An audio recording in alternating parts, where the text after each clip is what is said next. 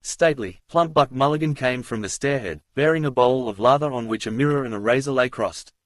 A yellow dressing gown, ungirdled, was sustained gently behind him on the mild morning air. He held the bowl aloft and intoned, "In troibo ad alter di." Halted, he peered down the dark winding stairs and called out coarsely, "Come up, Kinch. Come up, you fearful Jesuit." Solemnly he came forward and mounted the round gunrest. He faced about and blessed gravely thrice the tower, the surrounding land and the awaking mountains. Then, catching sight of Stephen Dedalus, he bent towards him and made rapid crosses in the air, gurgling in his throat and shaking his head. Stephen Dedalus, displeased and sleepy, leaned his arms on the top of the staircase and looked coldly at the shaking gurgling face that blessed him, equine in its length, and at the light untensed hair, grained and hued like pale oak. Buck Mulligan peeped an instant under the mirror and then covered the bowl smartly. "Back to barracks," he said sternly. He added in a preacher's tone, "For this, oh dearly beloved, is the genuine Christine, body and soul and blood and ounds." Slow music, please. Shut your eyes, gents. One moment. A little trouble about those white corpuscles. Silence, all. He peered sideways up and gave a long slow whistle of call, then paused a while in rapt attention, his even white teeth glistening here and there with gold points. Chrysostomos. Two strong shrill whistles answered through the calm. "Thanks, old chap," he cried briskly. "That will do nicely. Switch off the current, will you?" He skipped off the gunrest and looked gravely at his watcher, gathering about his legs the loose folds of his gown.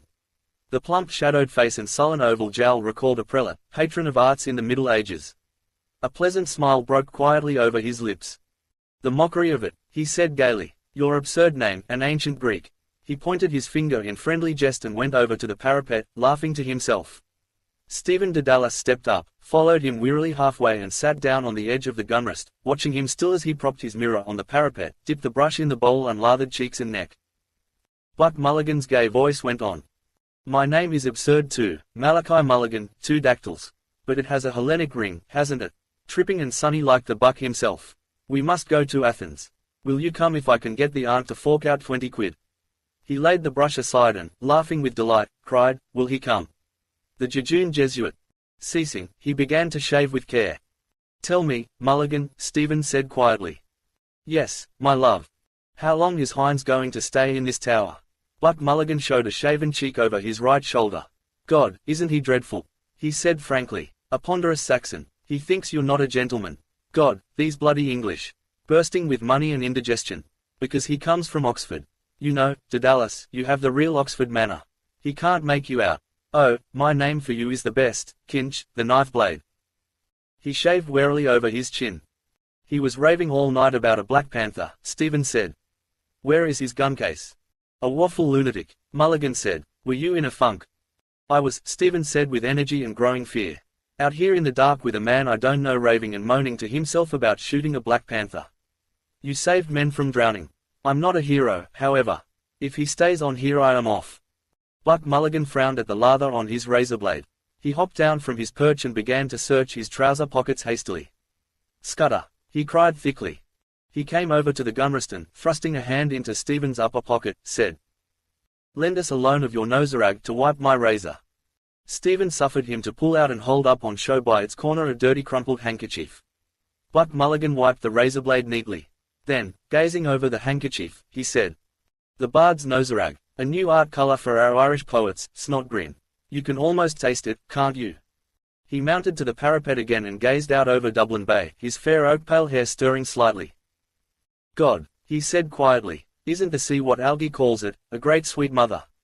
The snot-green sea, the scrotum-tightening sea, epi oinopoponton. Ah, Dedalus, the Greeks. I must teach you. You must read them in the original. Thalata, she is our great sweet mother. Come and look." Stephen stood up and went over to the parapet. Leaning on it he looked down on the water and on the mailboat clearing the harbour mouth of Kingstown. "Our mighty mother," Buck Mulligan said. He turned abruptly his grey searching eyes from the sea to Stephen's face. "The aunt thinks you killed your mother," he said. "That's why she won't let me have anything to do with you." "Someone killed her," Stephen said gloomily. "You could have knelt down, damn it, Kinch, when your dying mother asked you," Buck Mulligan said. "I'm Hyperborean as much as you. But to think of your mother begging you with her last breath to kneel down and pray for her. And you refused. There is something sinister in you." He broke off and lathered again lightly his farther cheek. A tolerant smile curled his lips. But a lovely mama, he murmured to himself. Kinch, the loveliest mama of them all. He shaved evenly and with care, in silence, seriously. Stephen, an elbow rested on the jagged granite, leaned his palm against his brow and gazed at the fraying edge of his shiny black coat sleeve. Pain, that was not yet the pain of love, fretted his heart.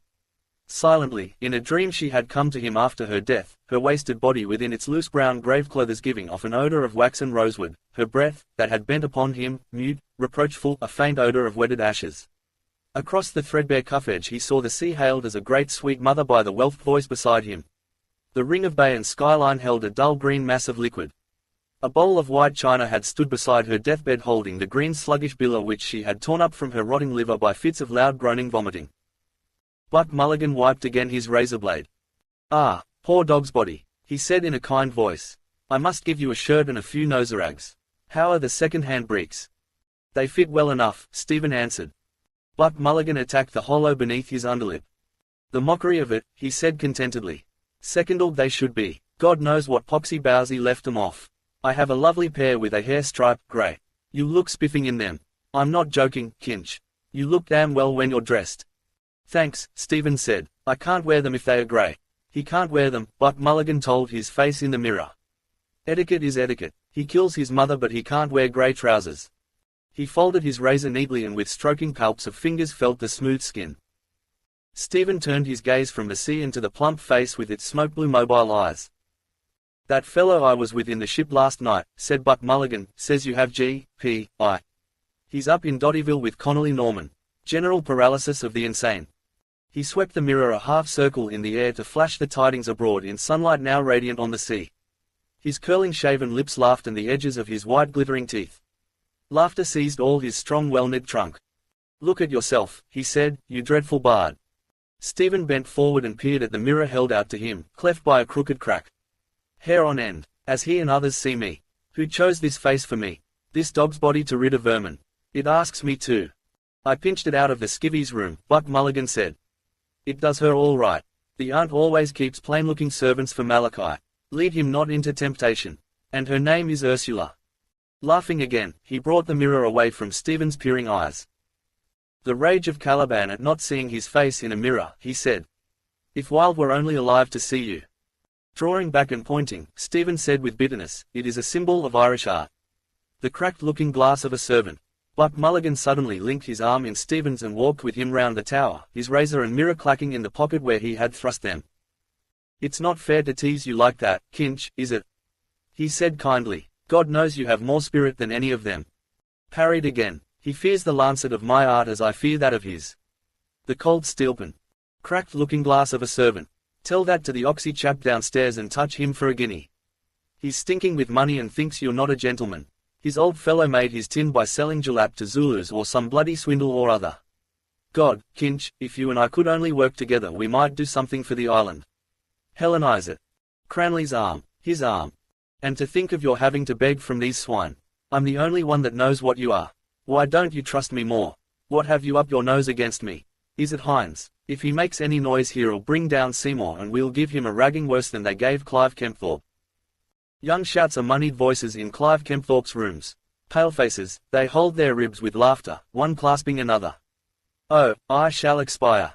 Break the news to her gently, Aubrey.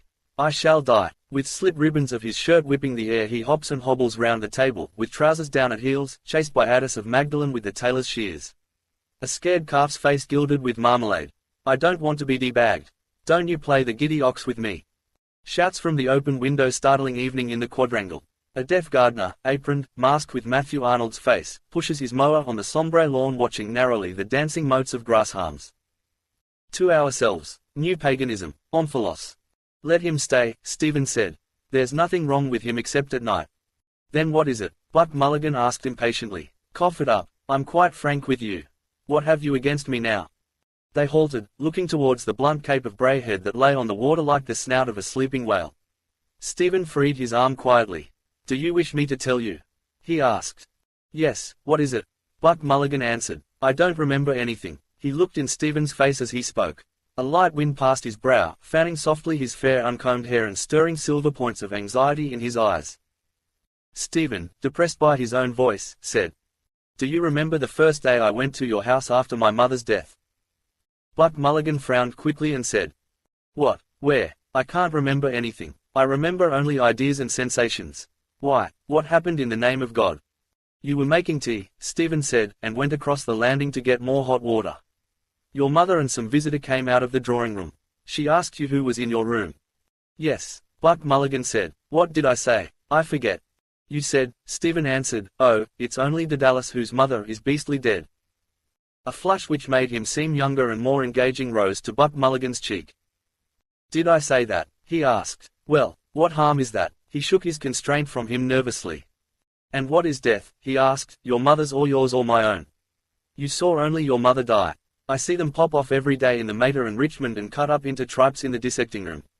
It's a beastly thing and nothing else. It simply doesn't matter. You wouldn't kneel down to pray for your mother on her deathbed when she asked you. Why? Because you have the cursed Jesuit strain in you, only it's injected the wrong way. To me it's all a mockery and beastly. Her cerebral lobes are not functioning. She calls the doctor Sir Peter Teasel and picks buttercups off the quilt. Humor her till it's over. You crossed her last wish in death and yet you sulk with me because I don't whinge like some hired mute from Lelouet's. Absurd. I suppose I did say it. I didn't mean to offend the memory of your mother." He had spoken himself into boldness. Stephen, shielding the gaping wounds which the words had left in his heart, said very coldly, "I am not thinking of the offense to my mother." "Of what then?" Buck Mulligan asked. "Of the offense to me," Stephen answered. Buck Mulligan swung round on his heel. "Oh, an impossible person!" he exclaimed. He walked off quickly round the parapet. Stephen stood at his post, gazing over the calm sea towards the headland. Sea and headland now grew dim. Pulses were beating in his eyes, veiling their sight, and he felt the fever of his cheeks. A voice within the tower called loudly. "Are you up there, Mulligan?" "I'm coming," Buck Mulligan answered. He turned towards Stephen and said, "Look at the sea. What does it care about offences? Chuck Loyola, Kinch, and come on down. The Sassenach wants his morning rashes." His head halted again for a moment at the top of the staircase, level with the roof. "Don't mope over it all day," he said. "I'm inconsequent. Give up the moody brooding." His head vanished but the drone of his descending voice boomed out of the stairhead. "And no more turn aside and brood upon love's bitter mystery. For Fergus rules the brazen cars." Wood shadows floated silently by through the morning peace from the stairhead seaward where he gazed.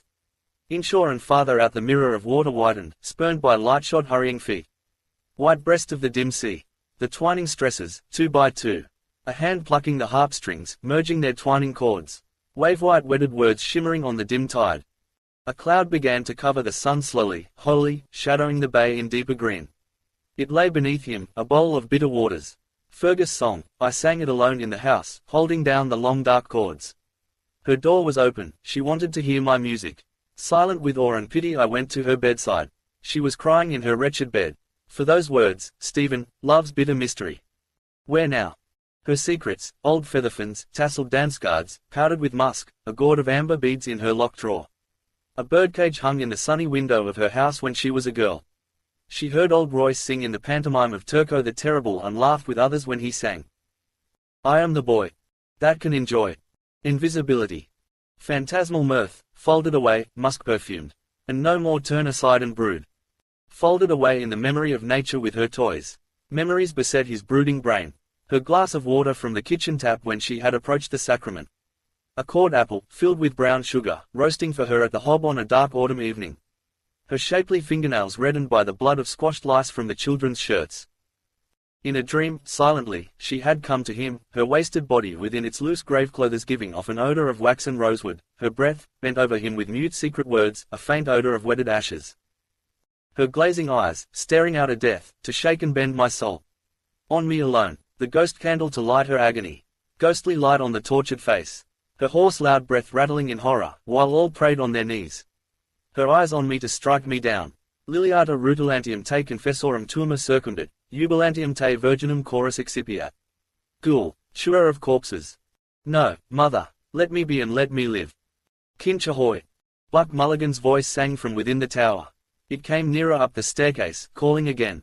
Stephen, still trembling at his soul's cry, heard warm running sunlight and in the air behind him friendly words. Daedalus, come down, like a good mosey. Breakfast is ready. Hines is apologizing for waking us last night. It's all right. I'm coming, Stephen said, turning. Do, for Jesus' sake, Buck Mulligan said. For my sake and for all our sakes. His head disappeared and reappeared. I told him your symbol of Irish art. He says it's very clever.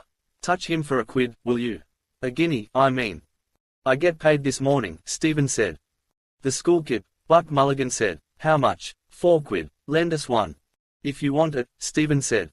4 shining sovereigns, Buck Mulligan cried with delight. We'll have a glorious drunk to astonish the druidy druids.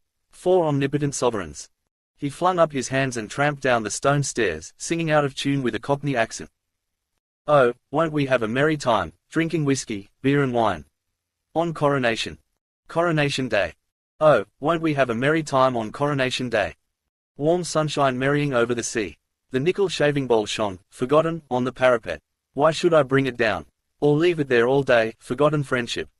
He went over to it, held it in his hands a while, feeling its coolness, smelling the clammy savour of the lather in which the brush was stuck. So I carried the boat of incense then at Clongowes. I am another now and yet the same. A servant too, a server of a servant. In the gloomy domed living room of the tower Buck Mulligan's gowned form moved briskly to and fro about the hearth, hiding and revealing its yellow glow. 2 shafts of soft daylight fell across the flagged floor from the high barbacans, and at the meeting of their rays a cloud of coal smoke and fumes of fried grease floated, turning.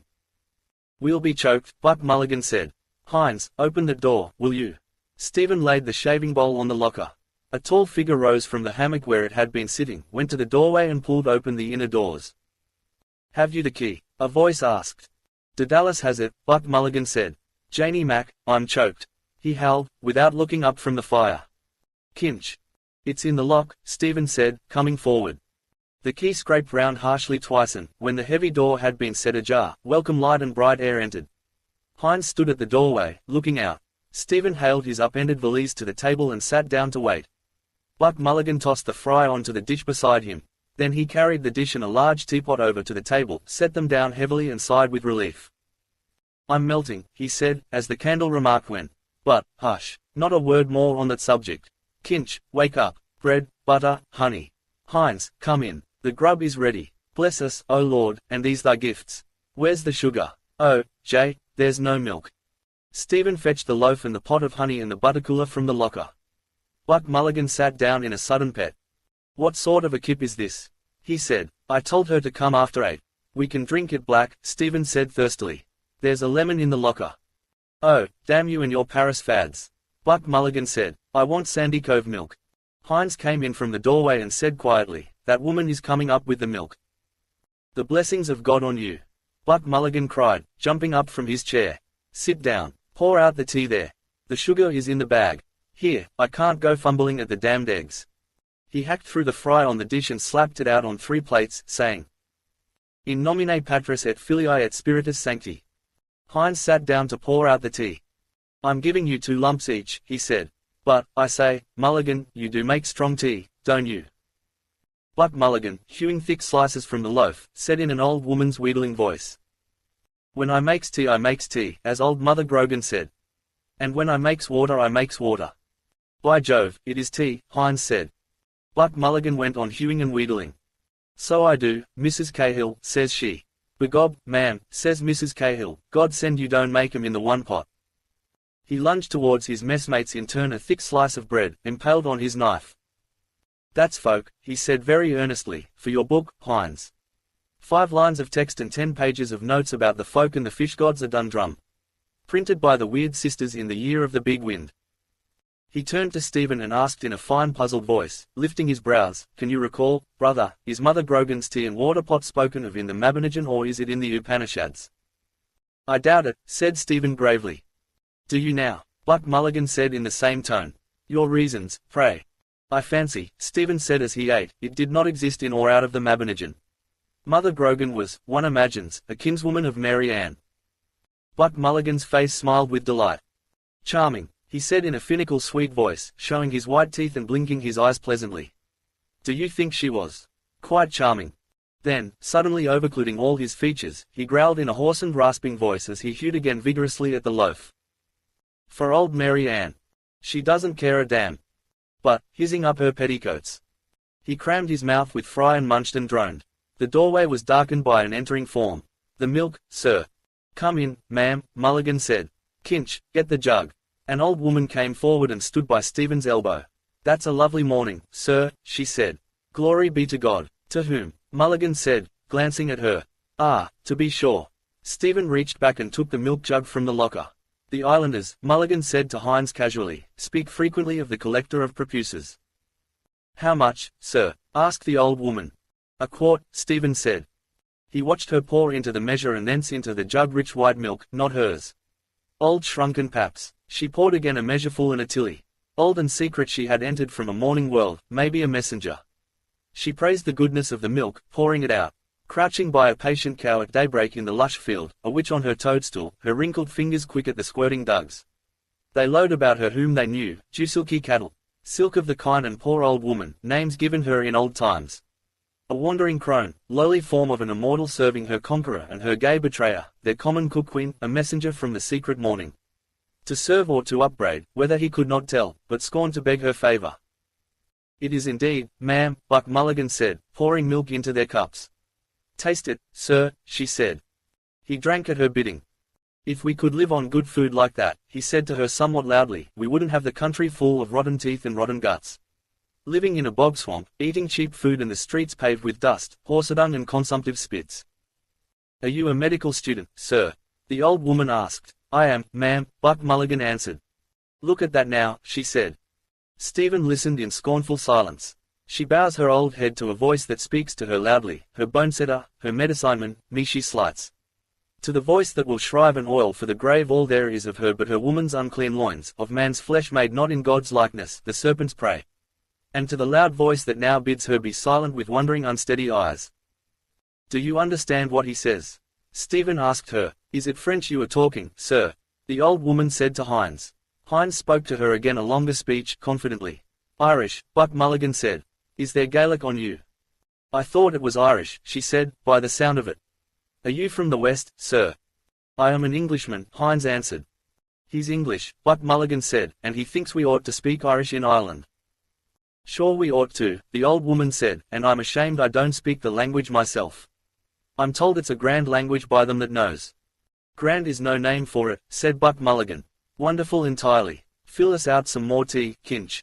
Would you like a cup, ma'am? No, thank you, sir, the old woman said, slipping the ring of the milk carn on her forearm and about to go. Hines said to her. Have you your bill? We had better pay her, Mulligan, hadn't we? Stephen filled again the 3 cups. Bill, sir, she said, halting. Well, it's 7 mornings a pint at 2pence is 7 twos is a shilling and 2pence over and these 3 mornings a quart at 4pence is 3 quarts is a shilling. That's a shilling and 1 and 2 is 2 and 2, sir. Buck Mulligan sighed and, having filled his mouth with a crust thickly buttered on both sides, stretched forth his legs and began to search his trouser pockets. Pay up and look pleasant, Hines said to him, smiling. Stephen filled a 3rd cup, a spoonful of tea colouring faintly the thick rich milk. Buck Mulligan brought up a florin, twisted it round in his fingers and cried. A miracle. He passed it along the table towards the old woman, saying, ask nothing more of me, sweet. All I can give you I give. Stephen laid the coin in her uneager hand. We'll owe 2pence, he said. Time enough, sir, she said, taking the coin. Time enough. Good morning, sir. She curtsied and went out, followed by Buck Mulligan's tender chant. Heart of my heart, were it more would be laid at your feet. He turned to Stephen and said. Seriously, Dallas, I'm stony. Hurry out to your school kip and bring us back some money. Today the bards must drink and junket. Ireland expects that every man this day will do his duty. That reminds me, Hines said, rising, that I have to visit your National Library today. Our swim first, Buck Mulligan said. He turned to Stephen and asked blandly. Is this the day for your monthly wash, Kinch? Then he said to Hines. The unclean bard makes a point of washing once a month. All Ireland is washed by the Gulf Stream, Stephen said as he let honey trickle over a slice of the loaf. Hines from the corner where he was knotting easily a scarf about the loose collar of his tennis shirt spoke. I intend to make a collection of your sayings if you will let me. Speaking to me, they wash and tub and scrub. Age and bite of inwit, conscience, yet here's a spot. That one about the cracked looking-glass of a servant being the symbol of Irish art is juiced good. Buck Mulligan kicked Stephen's foot under the table and said with warmth of tone. Wait till you hear him on Hamlet, Hines. Well, I mean it, Hines said, still speaking to Stephen. I was just thinking of it when that poor old creature came in. Would I make any money by it? Stephen asked. Hines laughed and, as he took his soft grey hat from the holdfast of the hammock, said, "I don't know, I'm sure." He strolled out to the doorway. Buck Mulligan bent across to Stephen and said with coarse vigor, "You put your hoof in it now. What did you say that for?" "Well," Stephen said, "the problem is to get money." "From whom? From the milkwoman or from him?" "It's a toss-up, I think." "I blow him out about you," Buck Mulligan said, "and then you come along with your lousy leer and your gloomy Jesuit jibes."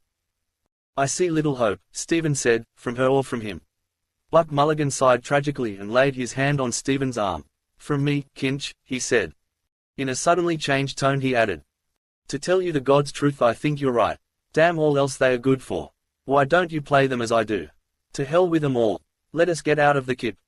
He stood up, gravely ungirdled and disrobed himself of his gown, saying resignedly, "Mulligan is stripped of his garments." He emptied his pockets onto the table. "There's your snowtrag," he said. And putting on his stiff collar and rebellious tie he spoke to them, chiding them, and to his dangling watch chain.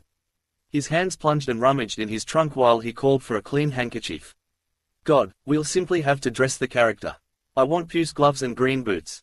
Contradiction. Do I contradict myself? Very well then, I contradict myself. Mercurial Malachi. A limp black missile flew out of his talking hands. "And there's your Latin quarter hat," he said. Stephen picked it up and put it on. Hines called to them from the doorway. "Are you coming, you fellows?" "I'm ready," Buck Mulligan answered, going towards the door.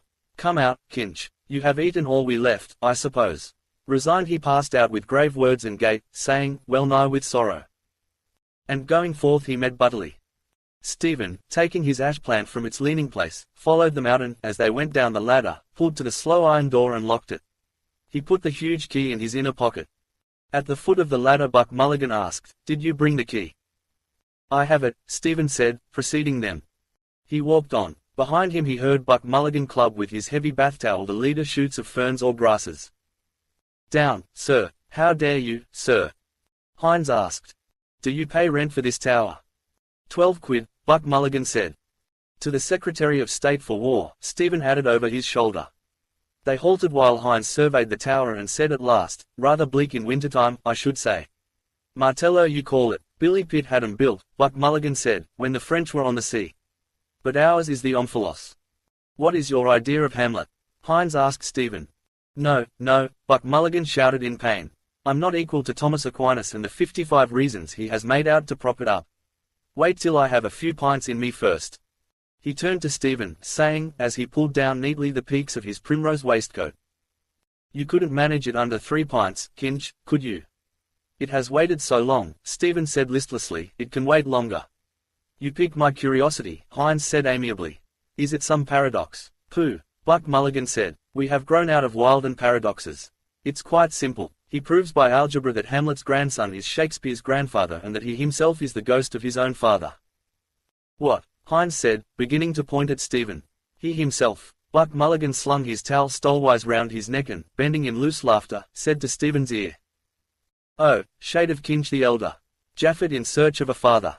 We're always tired in the morning," Stephen said to Hines. "And it is rather long to tell." Buck Mulligan, walking forward again, raised his hands. "The sacred pint alone can unbind the tongue of Daedalus," he said. "I mean to say," Hines explained to Stephen as they followed, "this tower and these cliffs here remind me somehow of Elsinore. That Beetle's oar his base into the sea, isn't it?" Buck Mulligan turned suddenly for an instant towards Stephen but did not speak. In the bright silent instant Stephen saw his own image in cheap dusty mourning between their gay attires. "It's a wonderful tale," Hines said, bringing them to halt again. Eyes, pale as the sea the wind had freshened, paler, firm and prudent.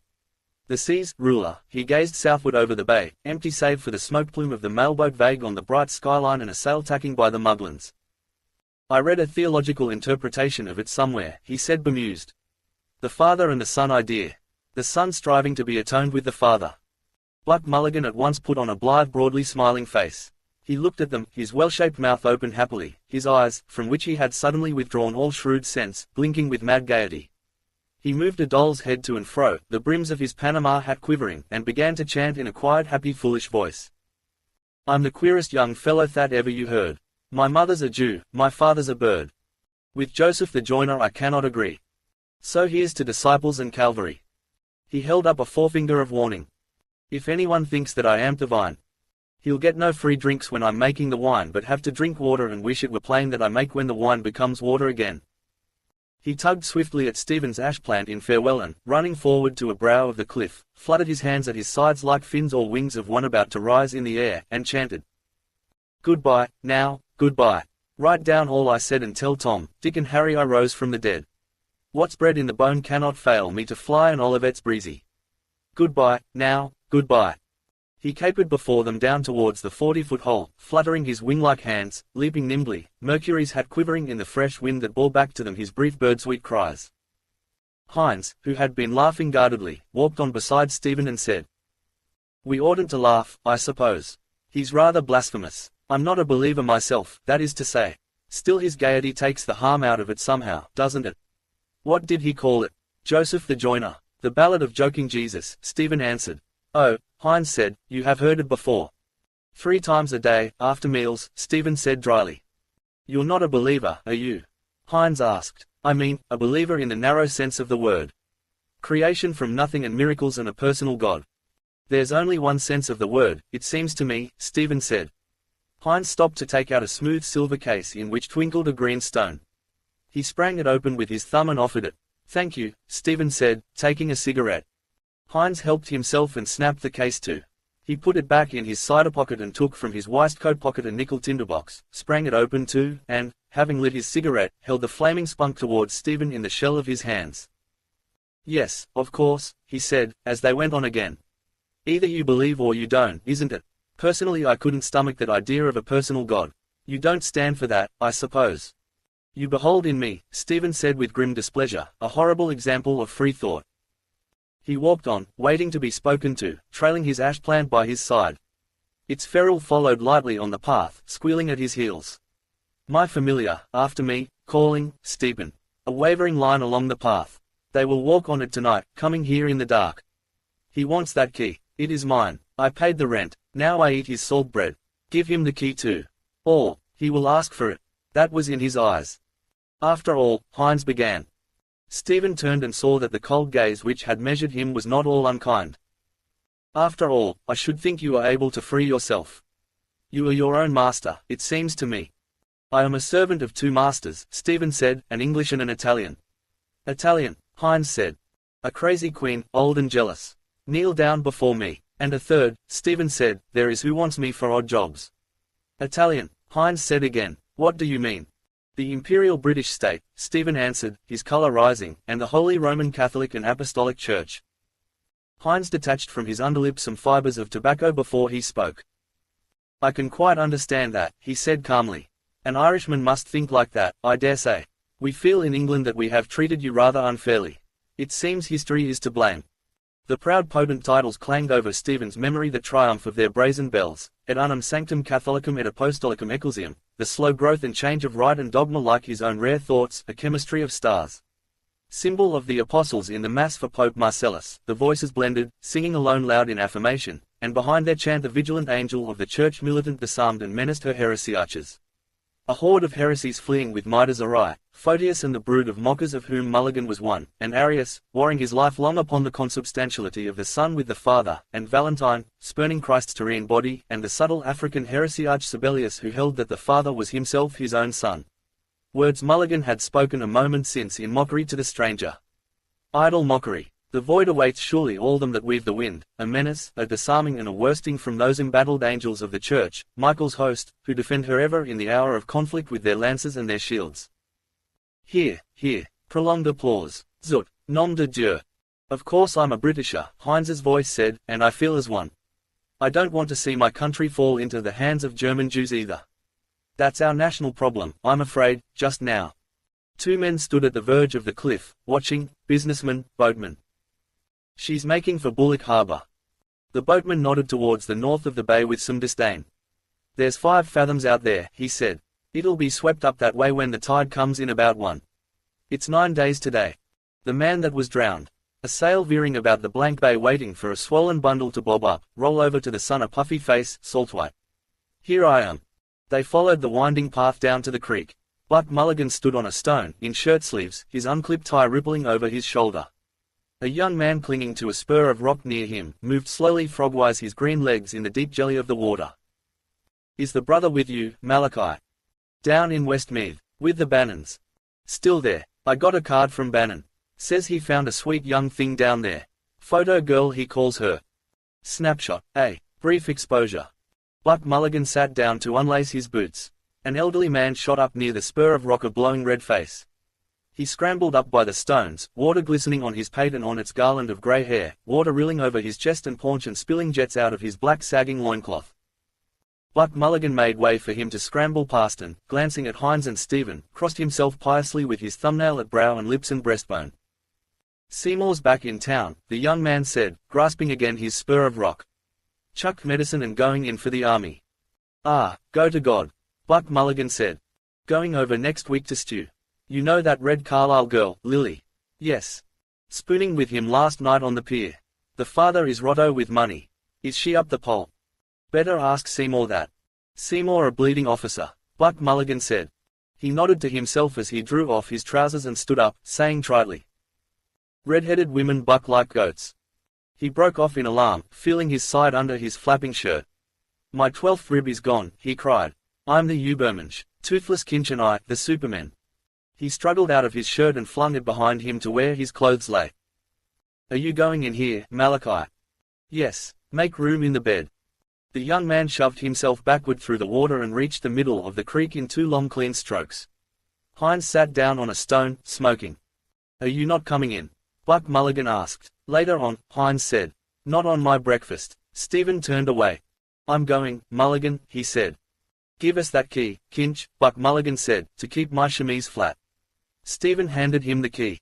Buck Mulligan laid it across his heaped clothes. And 2pence, he said, for a pint.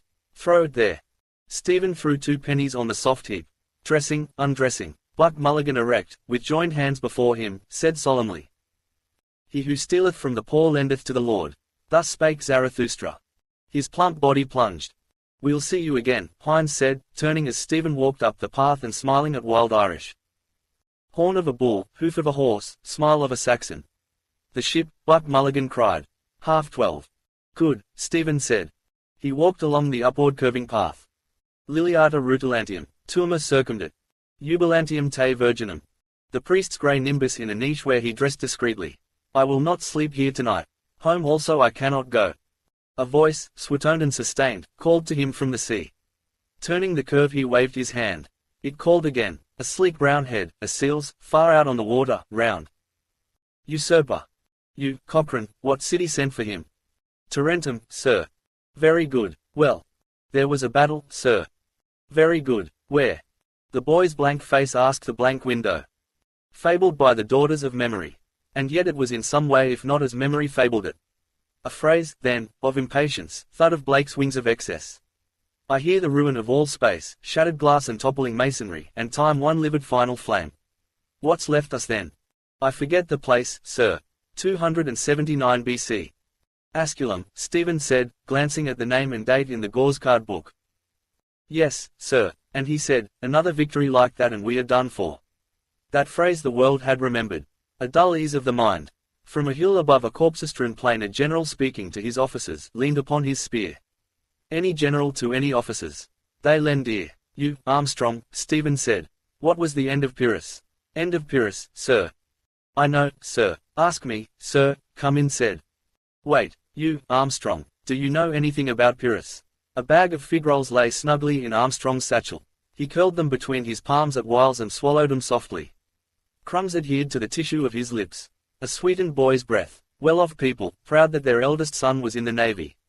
Vico Road, Dalkey. Pyrrhus, sir, Pyrrhus, a peer. All laughed. Mirthless high malicious laughter. Armstrong looked round at his classmates, silly glee in profile. In a moment they will laugh more loudly, aware of my lack of rule and of the fees their papas pay. Tell me now, Stephen said, poking the boy's shoulder with the book, what is a pier?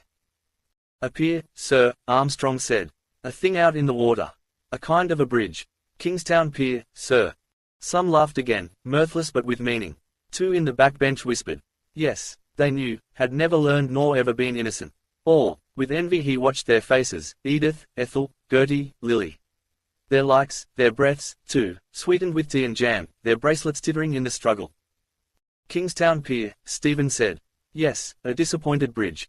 The words troubled their gaze. How, sir? Come in asked. A bridge is across a river. For Heinz's chapbook. No one here to hear. Tonight deftly amid wild drink and talk, to pierce the polished mail of his mind.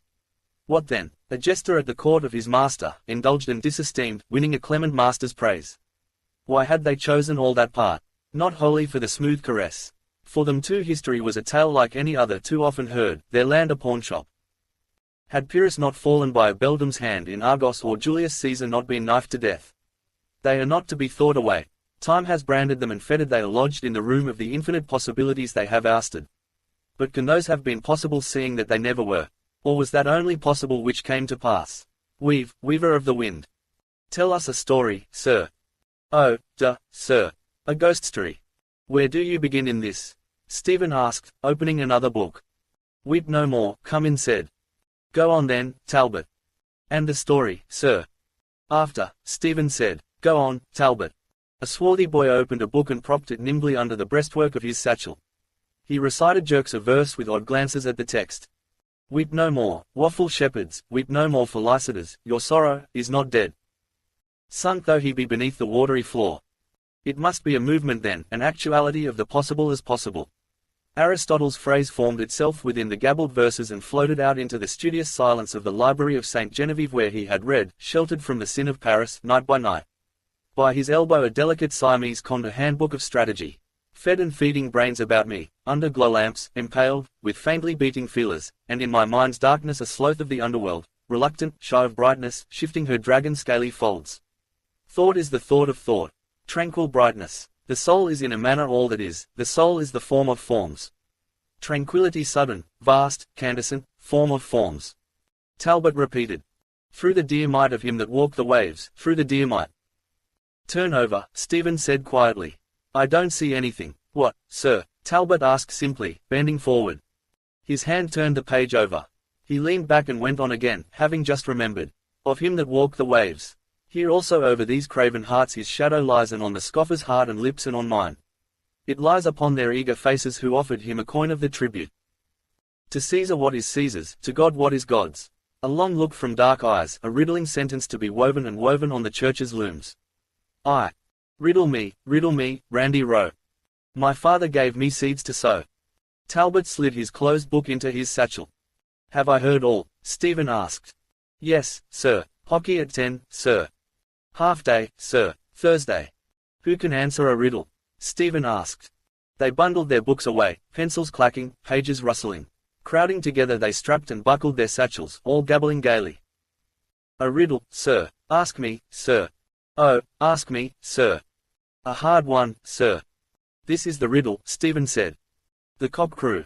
The sky was blue. The bells in heaven were striking 11. 'Tis time for this poor soul to go to heaven. What is that? What, sir? Again, sir, we didn't hear. Their eyes grew bigger as the lines were repeated. After a silence Cochrane said. What is it, sir? We give it up. Stephen, his throat itching, answered. The fox burying his grandmother under a hollybush. He stood up and gave a shout of nervous laughter to which their cries echoed dismay. A stick struck the door and a voice in the corridor called, Hockey. They broke asunder, sidling out of their benches, leaping them. Quickly they were gone, and from the lumber room came the rattle of sticks and clamour of their boots and tongues. Sergeant, who alone had lingered, came forward slowly, showing an open copybook. His thick hair and scraggy neck gave witness of unreadiness, and through his misty glasses weak eyes looked up pleading. On his cheek, dull and bloodless, a soft stain of ink lay, date-shaped, recent and damp as a snail's bed. He held out his copybook. The word sums was written on the headline. Beneath were sloping figures, and at the foot a crooked signature with blind loops and a blot. Cyril Sargent, his name and seal. Mr. Deasy told me to write 'em out all again, he said, and show them to you, sir. Stephen touched the edges of the book. Futility. Do you understand how to do them now? He asked. Numbers 11 to 15, Sargent answered. Mr. Deasy said I was to copy them off the board, sir. Can you do them yourself? Stephen asked. No, sir. Ugly and futile, lean neck and thick hair and a stain of ink, a snail's bed. Yet someone had loved him, borne him in her arms and in her heart. But for her the race of the world would have trampled him underfoot, a squashed boneless snail. She had loved his weak watery blood drained from her own. Was that then real, the only true thing in life? His mother's prostrate body the fiery Columbinus in holy zeal bestrode. She was no more, the trembling skeleton of a twig burnt in the fire, an odor of rosewood and wedded ashes. She had saved him from being trampled underfoot and had gone, scarcely having been. A poor soul gone to heaven, and on a heath beneath winking stars a fox, red reek of rapine in his fur, with merciless bright eyes scraped in the earth, listened, scraped up the earth, listened, scraped and scraped. Sitting at his side Stephen solved out the problem. He proves by algebra that Shakespeare's ghost is Hamlet's grandfather. Sergeant peered askance through his slanted glasses. Hockey sticks rattled in the lumber room, the hollow knock of a ball and calls from the field. Across the page the symbols moved in grave Morris, in the mummery of their letters, wearing quaint caps of squares and cubes. Give hands, traverse, bow to partner, so, imps of fancy of the Moors. Gone too from the world, Averroes and Moses Maimonides, dark men in mien and movement, flashing in their mocking mirrors the obscure soul of the world, a darkness shining in brightness which brightness could not comprehend. Do you understand now? Can you work the second for yourself? Yes, sir. In long shaky strokes Sergeant copied the data. Waiting always for a word of help his hand moved faithfully the unsteady symbols, a faint hue of shame flickering behind his dull skin. Ama matris, subjective and objective genitive. With her weak blood and whey-saw milk she had fed him and hid from sight of others his swaddling bands. Like him was I, these sloping shoulders, this gracelessness. My childhood bends beside me. Too far for me to lay a hand there once or lightly. Mine is far and his secret as our eyes. Secrets, silent, stony sit in the dark palaces of both our hearts, secrets weary of their tyranny, tyrants, willing to be dethroned. The sum was done. It is very simple, Stephen said as he stood up. Yes, sir. Thanks, Sergeant answered. He dried the page with a sheet of thin blotting paper and carried his copybook back to his bench. You had better get your stick and go out to the others, Stephen said as he followed towards the door the boy's graceless form. Yes, sir. In the corridor his name was heard, called from the playfield. Sergeant. Run on, Stephen said. Mr. Deasy is calling you. He stood in the porch and watched the laggard hurry towards the scrappy field where sharp voices were in strife. They were sorted in teams and Mr. Deasy came away stepping over wisps of grass with gaited feet. When he had reached the schoolhouse voices again contending called to him. He turned his angry white moustache. What is it now? He cried continually without listening. Cochrane and Halliday are on the same side, sir, Stephen said. Will you wait in my study for a moment, Mr. Deasy said, till I restore order here. And as he stepped fussily back across the field his old man's voice cried sternly. What is the matter? What is it now? Their sharp voices cried about him on all sides, their many forms closed round him, the garish sunshine bleaching the honey of his ill-deed head. Stale smoky air hung in the study with the smell of drab braided leather of its chairs. As on the first day he bargained with me here. As it was in the beginning, is now. On the sideboard the tray of Stuart coins, base treasure of a bog, and ever shall be. And snug in their spooncase of purple plush, faded, the 12 apostles having preached to all the Gentiles, world without end. A hasty step over the stone porch and in the corridor. Blowing out his rare moustache Mr. Deasy halted at the table. First, our little financial settlement, he said. He brought out of his coat a pocketbook bound by a leather thong. It slapped open and he took from it 2 notes, one of joined halves, and laid them carefully on the table. 2, he said, strapping and stowing his pocketbook away. And now his strong room for the gold. Stephen's embarrassed hand moved over the shells heaped in the cold stone mortar. Whelks and money cowries and leopard shells, and this, whirled as an emir's turban, and this, the scallop of St. James. An old pilgrim's hoard, dead treasure, hollow shells. A sovereign fell, bright and new, on the soft pile of the tablecloth. 3, Mr. Deasy said, turning his little savings box about in his hand. These are handy things to have. See, this is for sovereigns, this is for shillings, sixpences, half-crowns, and here crowns, see. He shot from it 2 crowns and 2 shillings. 3.12, he said. I think you'll find that's right. Thank you, sir, Stephen said, gathering the money together with shy haste and putting it all in a pocket of his trousers. No thanks at all, Mr. Deasy said. You have earned it. Stephen's hand, free again, went back to the hollow shells. Symbols too of beauty and of power. A lump in my pocket, symbols soiled by greed and misery. Don't carry it like that, Mr. Deasy said. You'll pull it out somewhere and lose it. You just buy one of these machines. You'll find 'em very handy. Answer something. Mine would be often empty, Stephen said. The same room an hour, the same wisdom, and I the same. 3 times now, 3 nooses round me here. Well, I can break them in this instant if I will. Because you don't save, Mr. Deasy said, pointing his finger. You don't know yet what money is. Money is power. When you have lived as long as I have. I know. If youth but knew. But what does Shakespeare say? Put but money in thy purse. Iago, Stephen murmured. He lifted his gaze from the idle shells to the old man's stare. He knew what money was, Mr. Deasy said. He made money. A poet, yes, but an Englishman too. Do you know what is the pride of the English? Do you know what is the proudest word you will ever hear from an Englishman's mouth? The sea's ruler. His sea-cold eyes looked on the empty bay. It seems history is to blame, on me and on my words, unhatting. That on his empire, Stephen said, the sun never sets. Bah! Mr. Deasy cried. That's not English. A French Celt said that. He tapped his savings box against his thumbnail. I will tell you, he said solemnly, what is his proudest boast. I paid my way. Good man, good man. I paid my way. I never borrowed a shilling in my life. Can you feel that? I owe nothing, can you? Mulligan, £9, 3 pairs of socks, 1 pair brogues, ties. Curran, 10 guineas. McCann, 1 guinea. Fred Ryan, 2 shillings. Temple, 2 lunches. Russell, 1 guinea. Cousins, 10 shillings. Bob Reynolds, half a guinea. Cooler, 3 guineas. Mrs. Mackinnon, 5 weeks' board. The lump I have is useless. For the moment, no, Stephen answered. Mr. Deasy laughed with rich delight, putting back his savings box. I knew you couldn't, he said joyously. But one day you must feel it. We are a generous people, but we must also be just. I fear those big words, Stephen said, which make us so unhappy. Mr. Deasy stared sternly for some moments over the mantelpiece at the shapely bulk of a man in tartan philibegs, Albert Edward, Prince of Wales. You think me an old fogey and an old Tory, his thoughtful voice said. I saw 3 generations since O'Connell's time. I remember the famine in '46. Do you know that the Orange Lodges agitated for repeal of the Union 20 years before O'Connell did, or before the prelates of your communion denounced him as a demagogue? You Fenians forget some things.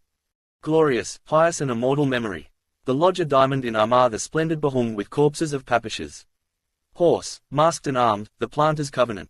The Black North and True Blue Bible. Croppies lie down. Stephen sketched a brief gesture. I have rebel blood in me too, Mr. Deasy said. On the spindle side, but I am descended from Sir John Blackwood, who voted for the Union. We are all Irish, all king's sons. Alas, Stephen said. Per vias rectors, Mr. Deasy said firmly, was his motto. He voted for it and put on his top boots to ride to Dublin from the Ards of Down to do so. Laltha raltha rah. The rocky road to Dublin. A gruff squire on horseback with shiny top boots. Soft day, Sir John. Soft day, your honour. Ellipsis, day, ellipsis, day, ellipsis. 2 top boots jogged dangling on to Dublin. Laltha raltha rah. Laltha raltha raddy. That reminds me, Mr. Deasy said. You can do me a favour, Mr. Dedalus, with some of your literary friends. I have a letter here for the press. Sit down a moment. I have just to copy the end. He went to the desk near the window, pulled in his chair twice and read off some words from the sheet on the drum of his typewriter. Sit down. Excuse me, he said over his shoulder, the dictates are common sense. Just a moment. He peered from under his shaggy brows at the manuscript by his elbow and, muttering, began to prod the stiff buttons of the keyboard slowly, sometimes blowing as he screwed up the drum to erase an error. Stephen seated himself noiselessly before the princely presence. Framed around the walls images of vanished horses stood in homage, their meek heads poised in air. Lord Hastings' repulse, the Duke of Westminster's shot over, the Duke of Beaufort's Salon, Prix de Paris, 1866. Elfin riders sat them, watchful of a sign. He saw their speeds, backing king's colours, and shouted with the shouts of vanished crowds. Full stop, Mr. Deasy bade his keys. But prompt ventilation of this all-important question. Where Cranley led me to get rich quick, hunting his winners among the mud-splashed breaks, amid the balls of bookies on their pitches and reek of the canteen, over the motley slush. Fair rebel, even money the favourite, 10 to 1 the field. Dices and thimble riggers we hurried by after the hoofs, the vying caps and jackets, and past the meat-faced woman, a butcher's dame, nuzzling thirstily her clove of orange. Shouts rang shrill from the boys' playfield and a whirring whistle. Again, a goal. I am among them, among their battling bodies in a medley, the joust of life. You mean that knock-kneed mother's darling who seems to be slightly crawsick? Jousts. Time-shocked rebounds, shock by shock. Jousts, slush and uproar of battles, the frozen deep spew of the slain, a shout of spear spikes baited with men's bloodied guts. Now then, Mr. Deasy said, rising. He came to the table, pinning together his sheets. Stephen stood up. I have put the matter into a nutshell, Mr. Deasy said. It's about the foot and mouth disease. Just look through it. There can be no 2 opinions on the matter. May I trespass on your valuable space? That doctrine of laissez-faire which so often in our history, our cattle trade, the way of all our old industries, Liverpool ring which jockeyed the Galway harbour scheme, European conflagration, grain supplies through the narrow waters of the Channel, the pluperfect imperturbability of the Department of Agriculture, pardoned a classical illusion, Cassandra, by a woman who was no better than she should be. To come to the point at issue. I don't mince words, do I? Mr. Deasy asked as Stephen read on. Foot and mouth disease, known as Koch's preparation, serum and virus, percentage of salted horses, Rindobst, Emperor's horses at Mersted, Lower Austria. Veterinary surgeons, Mr. Henry Blackwood Price, courteous offer a fair trial. Dictates of common sense, all-important question, in every sense of the word take the bull by the horns. Thanking you for the hospitality of your columns. I want it to be printed and read, Mr. Deasy said. You will see at the next outbreak they will put an embargo on Irish cattle. And it can be cured. It is cured. My cousin, Blackwood Price, writes to me it is regularly treated and cured in Austria by cattle doctors there. They offer to come over here. I am trying to work up influence with the department. Now I'm going to try publicity. I am surrounded by difficulties, by intrigues, by backstairs influence, by. He raised his forefinger and beat the air oddly before his voice spoke. Mark my words, Mr. Dedalus, he said. England is in the hands of the Jews. In all the highest places, her finance, her press. And they are the signs of a nation's decay. Wherever they gather they eat up the nation's vital strength. I have seen it coming these years. As sure as we are standing here the Jew merchants are already at their work of destruction. Old England is dying. He stepped swiftly off, his eyes coming to blue life as they passed a broad sunbeam. He faced about and back again. Dying, he said again, if not dead by now. The harlot's cry from street to street shall weave old England's winding sheet. His eyes open wide in vision stared sternly across the sunbeam in which he halted. A merchant, Stephen said, is one who buys cheap and sells dear, Jew or Gentile, is he not? They sinned against the light, Mr. Deasy said gravely. And you can see the darkness in their eyes. And that is why they are wanderers on the earth to this day. On the steps of the Paris Stock Exchange the gold-skinned men quoting prices on their gemmed fingers. Gabble of geese. They swarmed loud, uncouth about the temple, their heads thick-plotting under maladroit silk hats. Not theirs, these clothes, this speech, these gestures. Their full slow eyes belied the words, the gestures eager and unoffending, but knew the rankers massed about 'em and knew their zeal was vain.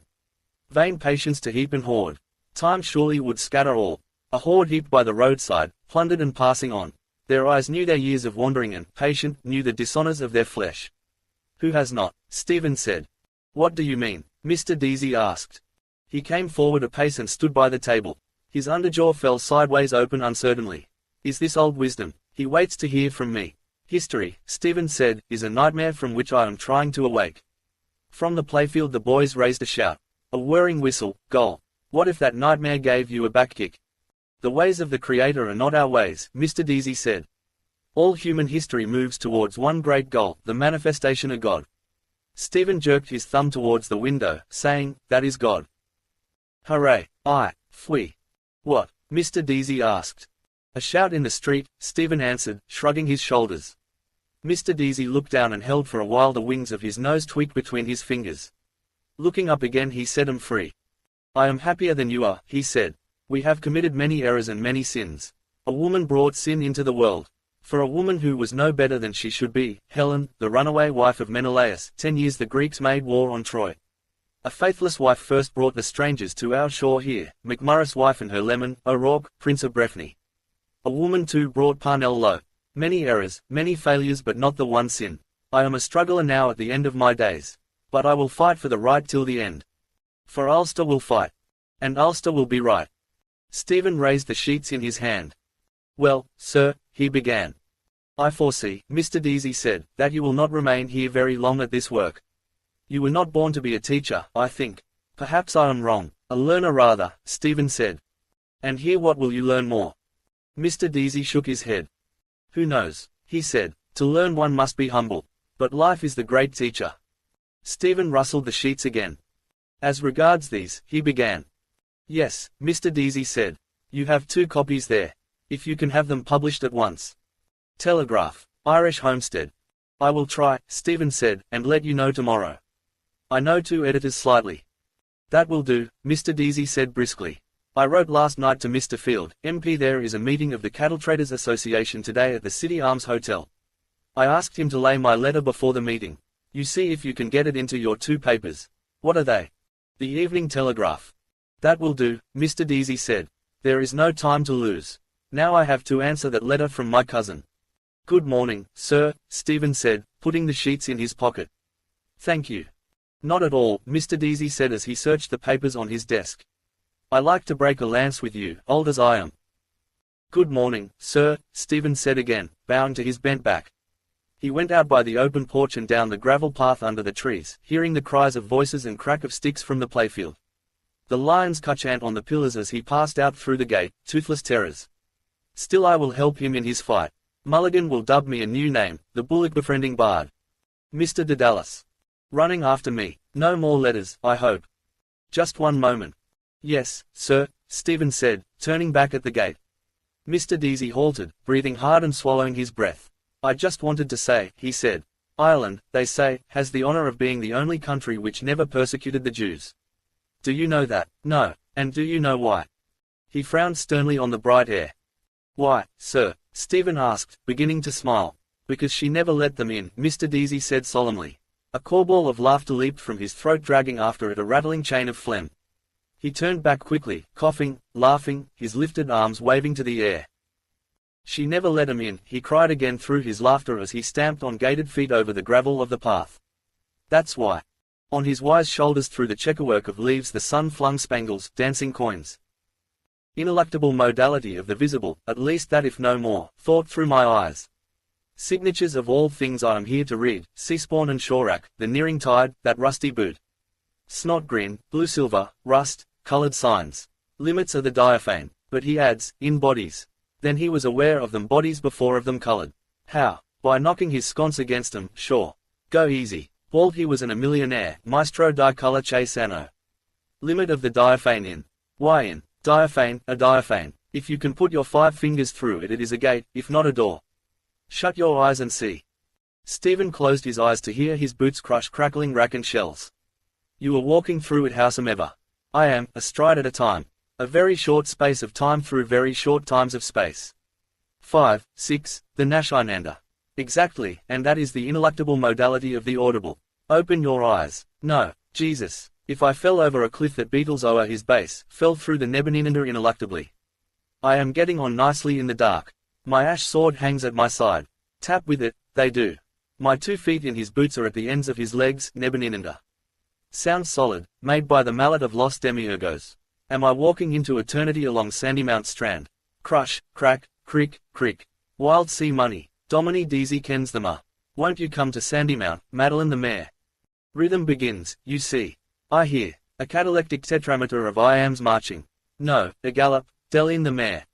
Open your eyes now. I will. One moment. Has all vanished since. If I open and am forever in the black diaphane. Basta. I will see if I can see. See now. There all the time without you, and ever shall be, world without end. They came down the steps from Leahy's terrace prudently, Frauenzimmer, and down the shelving shore flabbily, their splayed feet sinking in the silted sand. Like me, like algae, coming down to our mighty mother. Number 1 swung lordily her midwife's bag, the others gamp poked in the beach. From the Liberties, out for the day. Mrs. Florence Maccabee, relict of the late Pat Maccabee, deeply lamented, of Bride Street. One of her sisterhood lugged me squealing into life. Creation from nothing. What has she in the bag? A misbirth with a trailing navel cord, hushed in ruddy wool. The cords of all link back, strand entwining cable of all flesh.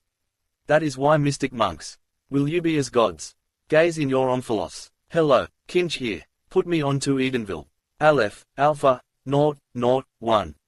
Spouse and helpmate of Adam Cadman, Heva, naked Eve.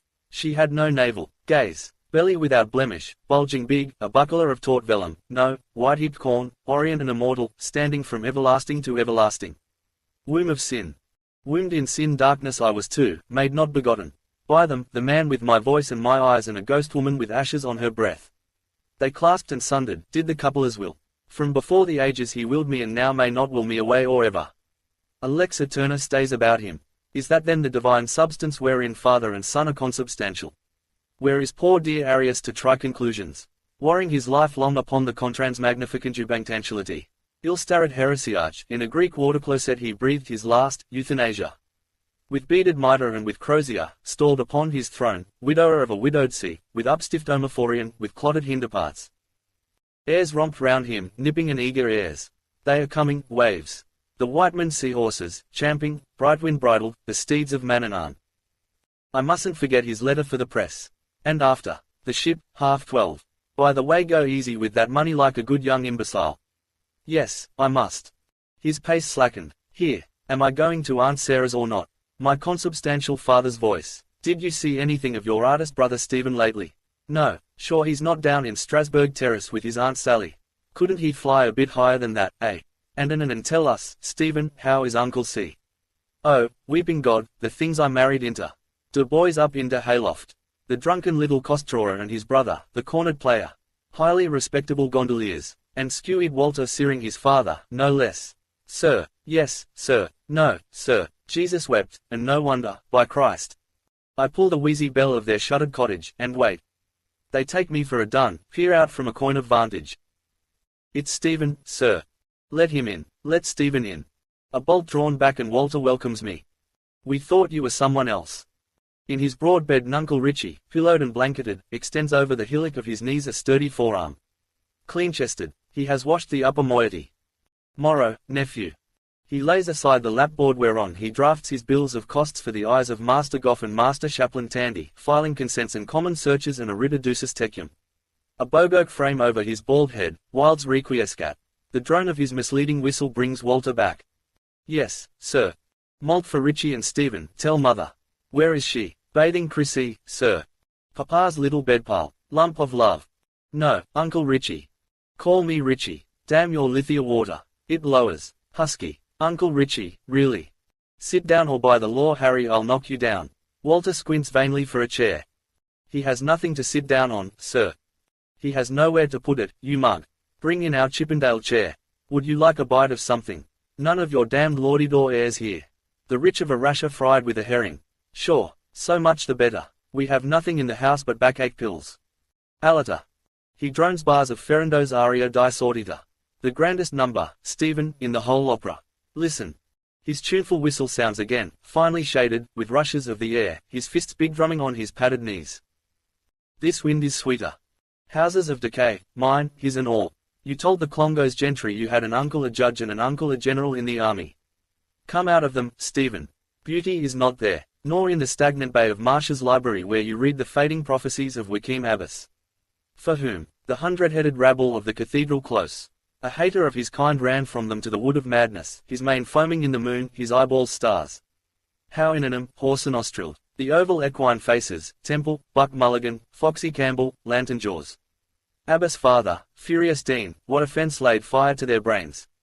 Paff, descend, carve, utne amplius decalvarus.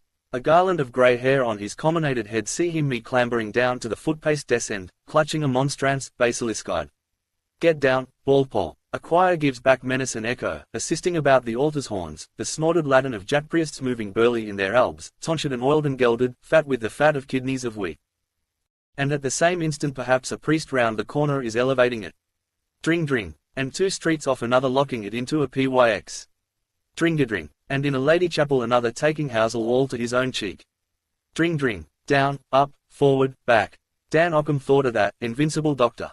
A misty English morning the imp hypostasis tickled his brain. Bringing his host down and kneeling he heard twine with his second bell the first bell in the transept he is lifting his and, rising, heard now I am lifting their 2 bells he is kneeling twang in diphthong. Cousin Stephen, you will never be a saint. Isle of Saints, you were awfully holy, weren't you? You prayed to the Blessed Virgin that you might not have a red nose. You prayed to the devil in Serpentine Avenue that the fubsy widow in front might lift her clothes still more from the wet street. Oh see, Sito. Sell your soul for that, dyed rags pinned round a squaw. More tell me, more still. On the top of the Howth tram alone crying to the rain, naked women. Naked women, what about that, eh? What about what? What else were they invented for? Reading 2 pages apiece of 7 books every night, eh? I was young, you bowed to yourself in the mirror, stepping forward to applause earnestly, striking face. Hooray for the goddamned idiot. Ray, no one saw, tell no one. Books you were going to write with letters for titles. Have you read his F? Oh yes, but I prefer Q yes, but W is wonderful.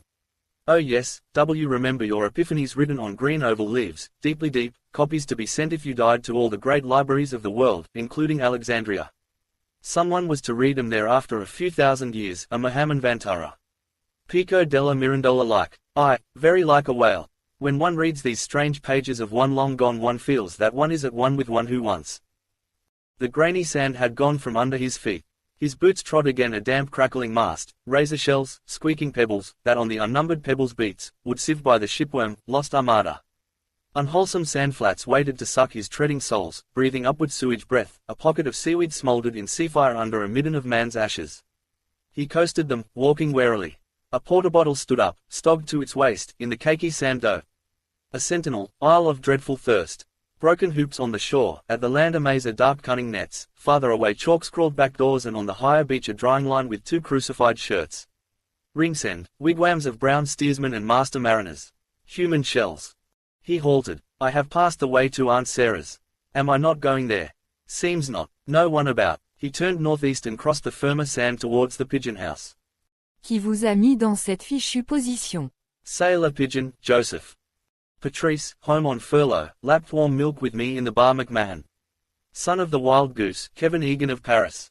My father's a bird, he lapped the sweet lay show with pink young tongue, plump bunny's face. Lappin', he hopes to win in the gross lots. About the nature of women he read in Michelet. But he must send me La Vie de Jesus by M. Leo Taxel. Lent it to his friend. Say Tordant, vous savez. Moi, je suis socialiste. Je ne crois pas en l'existence de Dieu. Faut pas le dire à mon péreux. Ilkreut. Mon Peri, oui. Schluss. He laps. My Latin quarter hat. God, we simply must dress the character. I want puce gloves. You were a student, weren't you? Of what in the other devil's name? Paysian, PCN, you know, physiques, chimiques et naturals. Aha, eating your groats with of mou and civet, fleshpots of Egypt, elbowed by belching cabmen. Just say in the most natural tone, when I was in Paris, Bull, Mitch, I used to. Yes, used to carry punch tickets to prove an alibi if they arrested you for murder somewhere. Justice. On the night of the 17th of February 1904 the prisoner was seen by 2 witnesses. Other fellow did it, other me. Hat, tie, overcoat, nose. Lee, c'est moi. You seem to have enjoyed yourself. Proudly walking. Whom were you trying to walk like? Forget, a dispossessed. With mother's money order, 8 shillings, the banging door of the post office slammed in your face by the usher. Hunger toothache. Encore 2 minutes. Look clock. Must get. Firm. Hired dog. Shoot him to bloody bits with a bang shotgun. Bits man spattered walls all brass buttons. Bits all Kirklick in place clack back. Not hurt. Oh, that's all right. Shake hands. See what I meant, see. Oh, that's all right. Shake a shake. Oh, that's only all right. You were going to do wonders, what? Missionary to Europe after fiery Columbinus. Fiacre and Scotus on their creepy stools in heaven spilt from their pinpots, loudlatin laughing, huge. Pretending to speak broken English as you dragged your valise, porter threepence, across the slimy pier at New Haven. Comment. Rich booty you brought back, le tutu, 5 tattered numbers of Pantalon Blanc et Culotte Rouge, a blue French telegram, curiosity to show. Mother dying come home father. The aunt thinks you killed your mother. That's why she won't. Then here's a health to Mulligan's aunt and I'll tell you the reason why. She always kept things decent in the Hannigan family. His feet marched in sudden proud rhythm over the sand furrows, along by the boulders of the south wall. He stared at them proudly, piled stone mammoth skulls. Gold light on sea, on sand, on boulders. The sun is there, the slender trees, the lemon houses. Paris rawly waking, crude sunlight on her lemon streets. Moist pith of files of bread, the frog-green wormwood, her matin incense, caught the air. Belluomo rises from the bed of his wife's lover's wife, the kerchiefed housewife is astir, a saucer of acetic acid in her hand. In Rodots Yvonne and Madeline New make their tumbled beauties, shattering with gold-teeth chaussons of pastry, their mouths yellowed with the pus of flan breadin. Faces of Paris men go by, their well-pleased pleasers, curled conquistadors. Noon slumbers. Kevin Egan rolls gunpowder cigarettes through fingers smeared with printer's ink, sipping his green fairy as Patrice his white. About us gobblers fork spiced beans down their gullets. Un demi-sedia. A jet of coffee steam from the burnished cauldron. She serves me at his beck. Il est Irlandais. Hollandais. Non fromage. De Irlandais. Nous, Irland, vous savez oui. She thought you wanted a cheese Hollandais. Your postprandial, do you know that word? Postprandial. There was a fellow I knew once in Barcelona, queer fellow, used to call it his postprandial. Well, slaint, around the slabbed tables the tangle of wine breaths and grumbling gorges. His breath hangs over our sore-stained plates, the green fairy's fang thrusting between his lips.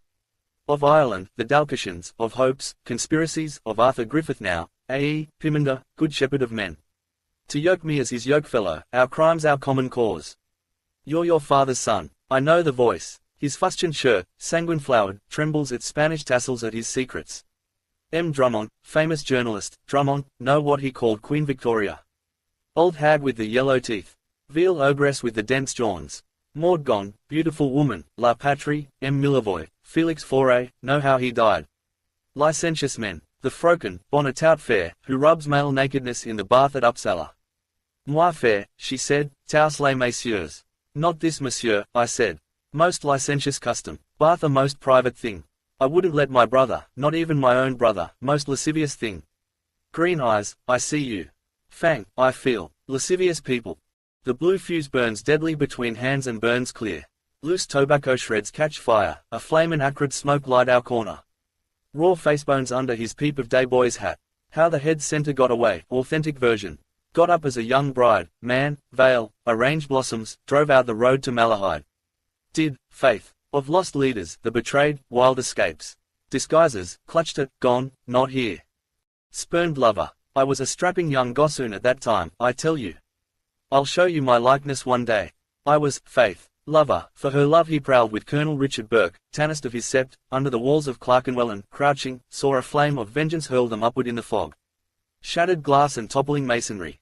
In gay Paris he hides, Egan of Paris, unsought by any save by me. Making his day's stations, the dingy printing case, his 3 taverns, the Montmartre lair he sleeps short night in, Rue de la Goutte d'Or, damascened with fly-blown faces of the gone. Loveless, landless, wifeless. She is quite nicey comfy without her outcast man, madam in Rue Git la Coeur, canary and 2 buck lodges. Peachy cheeks, a zebra skirt, frisky as a young thing's. Spurned and undespairing, tell Pat you saw me, won't you? I wanted to get poor Pat a job one time. Monfils, soldier of France.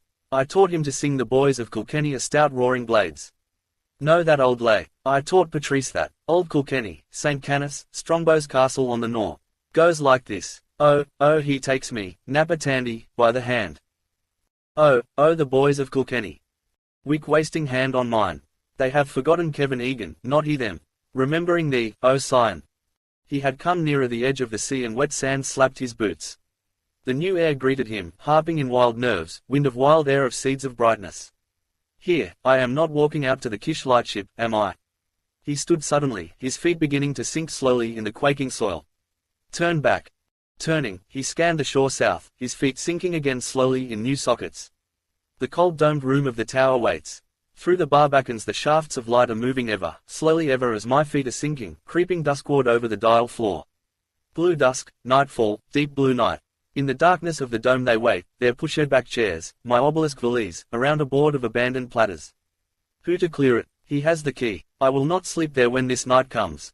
A shut door of a silent tower, entombing there, blind bodies, the panther Sahib and his pointer. Call, no answer. He lifted his feet up from the suck and turned back by the mole of boulders. Take all, keep all. My soul walks with me, form of forms. So in the moon's midwatches I pace the path above the rocks, in sable-silvered, hearing Elsinore's tempting flood. The flood is following me. I can watch it flow past from here. Get back then by the Poolbeg road to the strand there. He climbed over the sedge and ely orweeds and sat on a stool of rock, resting his ash plant in a grike. A bloated carcass of a dog lay lolled on bladderak. Before him the gunwale of a boat, sunk in sand. Un coche ensible Louis Vayot called Gaudier's prose. These heavy sands a language tide and wind have silted here. And these, the stone heaps are dead builders, a warren of weasel rats. Hide gold there, try it, you have some, sands and stones, heavy of the past, Sir Lout's toys, mind you don't get one bang on the ear. I'm the bloody well gigant rolls all them bloody well boulders, bones for my stepping stones. Fee forfum, I smells de blood's odds and iridsman. A point, live dog, grew into sight running across the sweep of sand. Lord, is he going to attack me? Respect his liberty, you will not be master of others or their slave. I have my stick, sit tight. From farther away, walking shoreward across from the crested tide, figures, 2. The 2 Maries, they have tucked it safe mong the bulrushes. Peekaboo, I see you. No, the dog, he is running back to them. Who?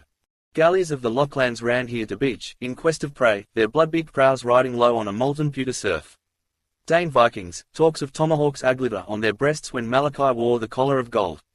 A school of turtle-hide whales stranded in hot noon, spouting, hobbling in the shallows. Then from the starving cagework city a horde of jerkin dwarfs, my people, with flayers' knives, running, scaling, hacking in green blubbery whale me. Famine, plague and slaughters. Their blood is in me, their lusts my waves. I moved among them on the frozen Liffey, that I, a changeling, among the spluttering resin fires. I spoke to no one, none to me. The dog's bark ran towards him, stopped, ran back. Dog of my enemy, I just simply stood pale, silent, bayed about. Terribilia meditans, a primrose doublet, fortune's knave, smiled on my fear. For that are you pining, the bark of their applause. Pretenders, live their lives. The Bruce's brother, Thomas Fitzgerald, silken knight, Perkin Warbeck, York's false scion, in breeches of silk of white rose ivory, wonder of a day, and Lambert Simnel, with a tale of Nans and Sutlers, a scullion crowned. All king's sons, paradise of pretenders then and now. He saved men from drowning and you shake at a cur's yelping. But the courtiers who mocked Guido in or San Michel were in their own house. House of, we don't want any of your medieval abstrusiosities. Would you do what he did? A boat would be near, a lifebuoy. Naturlich, put there for you. Would you or would you not? The man that was drowned 9 days ago off Maiden's Rock. They are waiting for him now. The truth, spit it out. I would want to. I would try. I am not a strong swimmer. Water cold soft. When I put my face into it in the basin at Clongowes. Can't see. Who's behind me? Out quickly, quickly. Do you see the tide flowing quickly in on all sides, shitting the lows of sand quickly, Shellcoco collared. If I had land under my feet. I want his life still to be his, mine to be mine. A drowning man, his human eyes screamed to me out of horror of his death. I, with him together down, I could not save her. Waters, bitter death, lost. A woman and a man. I see her skirties, pinned up, I bet. Their dog ambled about a bank of dwindling sand, trotting, sniffing on all sides. Looking for something lost in a past life. Suddenly he made off like a bounding hare, ears flung back, chasing the shadow of a low-skimming gull. The man's shriek whistle struck his limp ears. He turned, bounded back, came nearer, trotted on twinkling shanks. On a field tenny a buck, trippant, proper, unattired. At the lace fringe of the tide he halted with stiff forehoofs, seaward-pointed ears. His snout lifted barked at the wavernoise, herds of seamorse. They serpented towards his feet, curling, unfurling many crests, every ninth, breaking, flashing, from farther out, waves and waves. Cocklepickers. They waded a little way in the water and, stooping, soused their bags and, lifting 'em again, waded out. The dog yelped running to them, reared up and pawed them, dropping on all fours, again reared up at them with mute bearish fawning. Unheeded he kept by them as they came towards the drier sand, a rag of wolf's tongue red panting from his jaws. His speckled body ambled ahead of them and then loped off at a calf's gallop. The carcass lay on his path. He stopped, sniffed, stalked round it, brother, nosing closer, went round it, sniffling rapidly like a dog all over the dead dog's bedraggled felt. Dog skull, dog sniff, eyes on the ground, moves to one great gulp. Ah, poor dog's body. Here lies poor dog's body's body. Tatters, out of that, you mongrel. The cry brought him skulking back to his master and a blunt bootless kick sent him unscathed across a spit of sand, crouched in flight. He slunk back in a curve. Doesn't see me. Along by the edge of the mole he lolloped, dawdled, smelt a rock and from under a cocked hindle pissed against it. He trotted forward and, lifting again his hindle, pissed quick short at an unsmelt rock. The simple pleasures of the paw. His hindpaws then scattered the sand, then his forepaws dabbled and delved. Something he buried there, his grandmother. He rooted in the sand, dabbling, delving and stopped to listen to the air, scraped up the sand again with a fury of his claws, soon ceasing, a pard, a panther, got in spousebreach, vulturing the dead. After he woke me last night same dream or was it? Wait, open hallway, street of harlots, remember, Harun al-Rashid, I am almosting it, that man led me, spoke. I was not afraid, the melon he had he held against my face. Smiled, cream fruit smell, that was the rule, said. In, come, red carpet spread. You will see who. Shouldering their bags they trudged, the red Egyptians. His blued feet out of turned-up trousers slapped the clammy sand, a dull brick muffler strangling his unshaven neck. With woman's steps she followed, the ruffian and his strolling mort. Spoils slung at her back.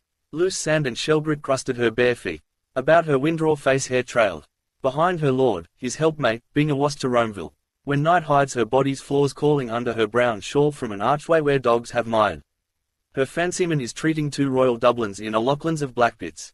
Bus her, whap in rogue's rum lingo, for, oh, my dimber whopping del. A fiend's whiteness under her rancid rags. Funbally's lane that night, the tan yard smells. White thy fambles, red thy gown and thy quarren's dainty is. Couch a hogshead with me then, in the dark man's clip and kiss. Morose delectation Aquinas Tunbelly calls this, freight porcospino. Unfallen Adam rode and not rutted. Call away let him, thy quarren's dainty is. Language no whit worse than his. Monkwards, merrybeads jabber on their girdles, roguewards, tough nuggets patter in their pockets. Passing now. A side eye at my hamlet hat. If I were suddenly naked here as I sit, I am not. Across the sands of all the world, followed by the sun's flaming sword, to the west, trekking to evening lands. She trudges, schleps, trains, drags, trashines her load. A tide westering, moon-drawn, in her wake.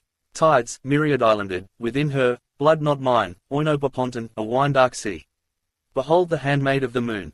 In sleep the wet sign calls her hour, bids her rise. Brid-ebbed, childbed, bed of death, ghost-candled. Omnis caro ad te veniet. He comes, pale vampire, through storm his eyes, his bat sails bloodying the sea, mouth to her mouth's kiss. Here, put a pin in that chap, will you? My tablets, mouth to her kiss. No, must be two of em. Glue em well, mouth to her mouth's kiss. His lips lipped and mouthed fleshless lips of air, mouth to her moon. Al wombing tomb, his mouth moulded issuing breath, unspeeched, ooey-ha, roar of cataractic planets, glob, blazing, roaring way away away away away. Paper, the banknotes, blast them. Old Deasy's letter, here, thanking you for the hospitality tear the blank end off. Turning his back to the sun he bent over far to a table of rock and scribbled words. That's twice I forgot to take slips from the library counter. His shadow lay over the rocks as he bent, ending. Why not endless till the farthest star? Darkly they are there behind this light, darkness shining in the brightness, delta of Cassiopeia, worlds. Me sits there with his augur's rod of ash, in borrowed sandals, by day beside a livid sea, unbeheld, in violet night walking beneath a rain of uncouth stars. I throw this ended shadow from me, man-shape ineluctable, call it back. Endless, would it be mine, form of my form. Who watches me here? Whoever anywhere will read these written words. Signs on a white field. Somewhere to someone in your flutiest voice. The good Bishop of Cloyne took the veil of the temple out of his shovel hat, veil of space with colored emblems hatched on its field. Hold hard, colored on a flat, yes, that's right. Flat I see, then think distance, near, far, flat I see, east, back. Ah, see now, falls back suddenly, frozen in stereoscope. Click does the trick, you find my words dark. Darkness is in our souls, do you not think? Flutia. Our souls, shame-wounded by our sins, cling to us yet more, a woman to her lover clinging, the more the more. She trusts me, her hand gentle, the long-lashed eyes. Now where the blue hell am I bringing her beyond the veil? Into the ineluctable modality of the ineluctable visuality. She. What she? The Virgin at Hodges Figgis, window on Monday looking in for one of the alphabet books you were going to write. Keen glance you gave her. Wrist through the braided jessie of her sunshade. She lives in Leeson Park with a grief and kickshaws, a lady of letters. Talk that to someone else, Stevie, a pick-me-up. Bet she wears those curse of God stays suspenders and yellow stockings, darned with lumpy wool. Talk about apple dumplings, piadosto. Where are your wits? Touch me, soft eyes, soft hand. I am lonely here. Oh, touch me soon, now. What is that word known to all men? I am quiet here alone. Sad too. Touch me. He lay back at full stretch over the sharp rocks, cramming the scribbled note and pencil into a pock his hat. His hat down on his eyes. That is Kevin Egan's movement I made, nodding for his nap, Sabbath sleep. Et vidit deus, et errant valde bona. Allo, bonjour, welcome as the flowers in May. Under its leaf he watched through peacock-twittering lashes the southing sun. I am caught in this burning scene. Pan's hour, the faunal noon. Among gum-heavy serpent plants, milk-oozing fruits, where on the tawny waters leaves lie wide. Pain is far. And no more turn aside and brood. His gaze brooded on his broad-toed boots, a buck's cast-offs, Nebeninanda. He counted the creases of rucked leather wherein another's foot had nested warm. The foot that beat the ground in tripudium, foot I dislove. But you were delighted when Esther Oswald's shoe went on you, girl I knew in Paris. Tiens, quel petit pied. Staunch friend, a brother soul, wild's love that dare not speak its name. His arm, Cranley's arm. He now will leave me. And the blame. As I am, all or not at all. In long lassos from the Cock Lake the water flowed full, covering green goldenly lagoons of sand, rising, flowing. My ash plant will float away. I shall wait. No, they will pass on, passing, chafing against the low rocks, swirling, passing. Better get this job over quick. Listen, a forwarded waiver speech, Sisu, HRSS, Resius, ooze. Vehement breath of waters amid sea snakes, rearing horses, rocks. In cups of rocks it slops, flop, slop, slap, bounded in barrels. And, spent, its speech ceases. It flows purling, widely flowing, floating foam pool, flower unfurling. Under the upswelling tide he saw the writhing weeds lift languidly and sway reluctant arms, hissing up their petticoats, in whispering water swaying and upturning coy silver fronds. Day by day, night by night, lifted, flooded and let fall. Lord, they are weary, and, whispered to, they sigh. St. Ambrose heard it, sigh of leaves and waves, waiting, awaiting the fullness of their times, debus ac noctibus iniurias patiens ingemissit. To no end gathered, vainly then released, forth flowing, wending back, loom of the moon. Weary too in sight of lovers, lascivious men, a naked woman shining in her courts, she draws a toil of waters. 5 fathoms out there, full fathom 5 thy father lies. At one, he said. Found drowned, high water at Dublin Bar. Driving before it a loose drift of rubble, fan shoals of fishes, silly shells. A corpse rising salt-white from the undertow, bobbing apace a porpoise landward. There he is, hook it quick, pull, sunk though he be beneath the watery floor. We have him, easy now. Bag of corpseggers sopping in foul brine. A quiver of minnows, fat of a spongy tidbit, flashed through the slits of his buttoned trouser fly. God becomes man becomes fish becomes barnacle goose becomes featherbed mountain. Dead breaths I living breathe, tread dead dust, devour a Uranus offal from all dead. Hauled stark over the gunwale he breathes upward the stench of his green grave, his leprous nosehole snoring to the sun. A sea change this, brown eyes salt blue. Seadeath, mildest of all deaths known to man. Old Father Ocean. Prix de Paris, beware of imitations. Just you give it a fair trial. We enjoyed ourselves immensely. Come, I thirst. Clouding over. No black clouds anywhere, are there? Thunderstorm. How bright he falls, proud lightning of the intellect, Lucifer, Deco, Ki Nesset Occasum. No, my cockle hat and staff and hisamy sandal shoon. Where? To evening lands. Evening will find itself. He took the hilt of his ash plant, lunging with it softly, dallying still. Yes, evening will find itself in me, without me. All days make their end. By the way, next when is it Tuesday will be the longest day. Of all the glad new year, mother, the rum-tum tiddledy-tum. Lorne Tennyson, gentleman poet. Gia, for the old hag with the yellow teeth. And Monsieur Drummond, gentleman journalist. Gia, my teeth are very bad. Why, I wonder. Feel, that one is going to. Shells. Ought I go to a dentist, I wonder, with that money? That one, this. Toothless Kinch, the Superman. Why is that, I wonder, or does it mean something perhaps? My handkerchief. He threw it, I remember. Did I not take it up? His hand groped vainly in his pockets. No, I didn't. Better buy one. He laid the dry snot picked from his nostril on a ledge of rock, carefully. For the rest let look who will. Behind. Perhaps there is someone. He turned his face over a shoulder, Riri regardant. Moving through the air high spars of a three-master, her sails brailed up on the crosstrees, homing, upstream, silently moving, a silent ship. Plus. Aye. Mr. Leopold Bloom ate with relish the inner organs of beasts and fowls. He liked thick giblet soup, nutty gizzards, a stuffed roast heart, liverslices fried with crust crumbs, fried hencods roes. Most of all he liked grilled mutton kidneys which gave to his palate a fine tang of faintly scented urine. Kidneys were in his mind as he moved about the kitchen softly, writing her breakfast things on the humpy tray. Gelid light and air were in the kitchen but out of doors gentle summer morning everywhere. Made him feel a bit peckish. The coals were reddening. Another slice of bread and butter, 3, 4, right. She didn't like her plate full. Right. He turned from the tray, lifted the kettle off the hob and set it sideways on the fire. It sat there, dull and squat, its spout stuck out. Cup of tea soon. Good. Mouth dry. The cat walked stiffly round a leg of the table with tail on high. Meow. Oh, there you are, Mr. Bloom said, turning from the fire. The cat mewed in answer and stalked again stiffly round a leg of the table, mewing. Just how she stalks over my writing table. PRR. Scratch my head. PRR. Mr. Bloom watched curiously, kindly the lithe black form. Clean to see, the gloss of her sleek hide, the white button under the butt of her tail, the green flashing eyes. He bent down to her, his hands on his knees. Milk for the pussins, he said. Meow. The cat cried.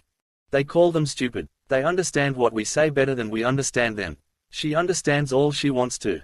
Vindictive too. Cruel. Her nature. Curious mice never squeal. Seem to like it. Wonder what I look like to her. Height of a tower. No, she can jump me. Afraid of the chickens she is, he said mockingly. Afraid of the chukooks. I never saw such a stupid pussins as the pussins. Cruel, her nature. Curious mice never squeal. Seem to like it. Meow. The cat said loudly. She blinked up out of her avid shame-closing eyes, mewing plaintively and long, showing him her milk-white teeth. He watched the dark eyeslets narrowing with greed till her eyes were green stones. Then he went to the dresser, took the jug Hanlon's milkman had just filled for him, poured warm-bubbled milk on a saucer and set it slowly on the floor. Gurra, she cried, running to lap. He watched the bristles shining wirily in the weak light as she tipped 3 times and licked lightly. Wonder is it true if you clip 'em they can't mouse after? Why, they shine in the dark, perhaps, the tips. Or kind of feelers in the dark, perhaps. He listened to her licking lap. Ham and eggs, no. No good eggs with this drought. Want pure fresh water. Thursday, not a good day either for a mutton kidney at Buckley's. Fried with butter, a shake of pepper. Better a pork kidney at Delugatch's. While the kettle is boiling. She lapped slower, then licking the saucer clean. Why are their tongues so rough? To lap better, all porous holes. Nothing she can eat. He glanced round him. No. On quietly creaky boots he went up the staircase to the hall, paused by the bedroom door. She might like something tasty. Thin bread and butter she likes in the morning. Still perhaps, once in a way. He said softly in the bare hall. I'm going round the corner. Be back in a minute. And when he had heard his voice say it he added, You don't want anything for breakfast? A sleepy soft grunt answered. Mn. No, she didn't want anything. He heard then a warm heavy sigh, softer, as she turned over and the loose brass quoits of the bedstead jingled. Must get those settled really. Pity. All the way from Gibraltar. Forgotten any little Spanish she knew. Wonder what her father gave for it. Old style. Ah yes, of course. Bought it at the governor's auction. Got a short knock. Hard as nails at a bargain, old Tweedy. Yes, sir, at Plevna that was. I rose from the ranks, sir, and I'm proud of it. Still he had brains enough to make that corner in stamps. Now that was farseeing. His hand took his hat from the peg over his initial heavy overcoat and his lost property office second-hand waterproof. Stamps, sticky back pictures. Dare say lots of officers are in the swim too. Course they do. The sweated legend in the crown of his hat told him mutely, Plasto's high-grade ha. He peeped quickly inside the leather headband. White slip of paper. Quite safe.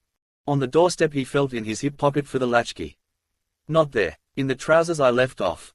Must get it. Potato I have. Creaky wardrobe. No use disturbing her. She turned over sleepily that time. He pulled the hall door to after him very quietly, more, till the footleaf dropped gently over the threshold, a limp lid. Looked shut. All right till I come back anyhow. He crossed to the bright side, avoiding the loose cellar flap of number 75. The sun was nearing the steeple of George's church. Be a warm day I fancy. Specially in these black clothes feel it more. Black conducts, reflects, refracts is it, the heat. But I couldn't go in that light suit. Make a picnic of it. His eyelids sank quietly often as he walked in happy warmth. Boland's bread van delivering with trays our daily but she prefers yesterday's loaves turnovers crisp crowns hot. Makes you feel young. Somewhere in the east, early morning, set off at dawn. Travel round in front of the sun, still a day's march on him. Keep it up forever never grow a day older technically. Walk along a strand, strange land, come to a city gate, sentry there, old ranker too, old Tweedy's big moustaches, leaning on a long kind of a spear. Wander through worn streets, turbaned faces going by, dark caves of carpet shops, big man, Turco the Terrible, seated cross-legged, smoking a coiled pipe. Cries of sellers in the streets. Drink water scented with fennel, sherbet. Dander along all day, might meet a robber or two.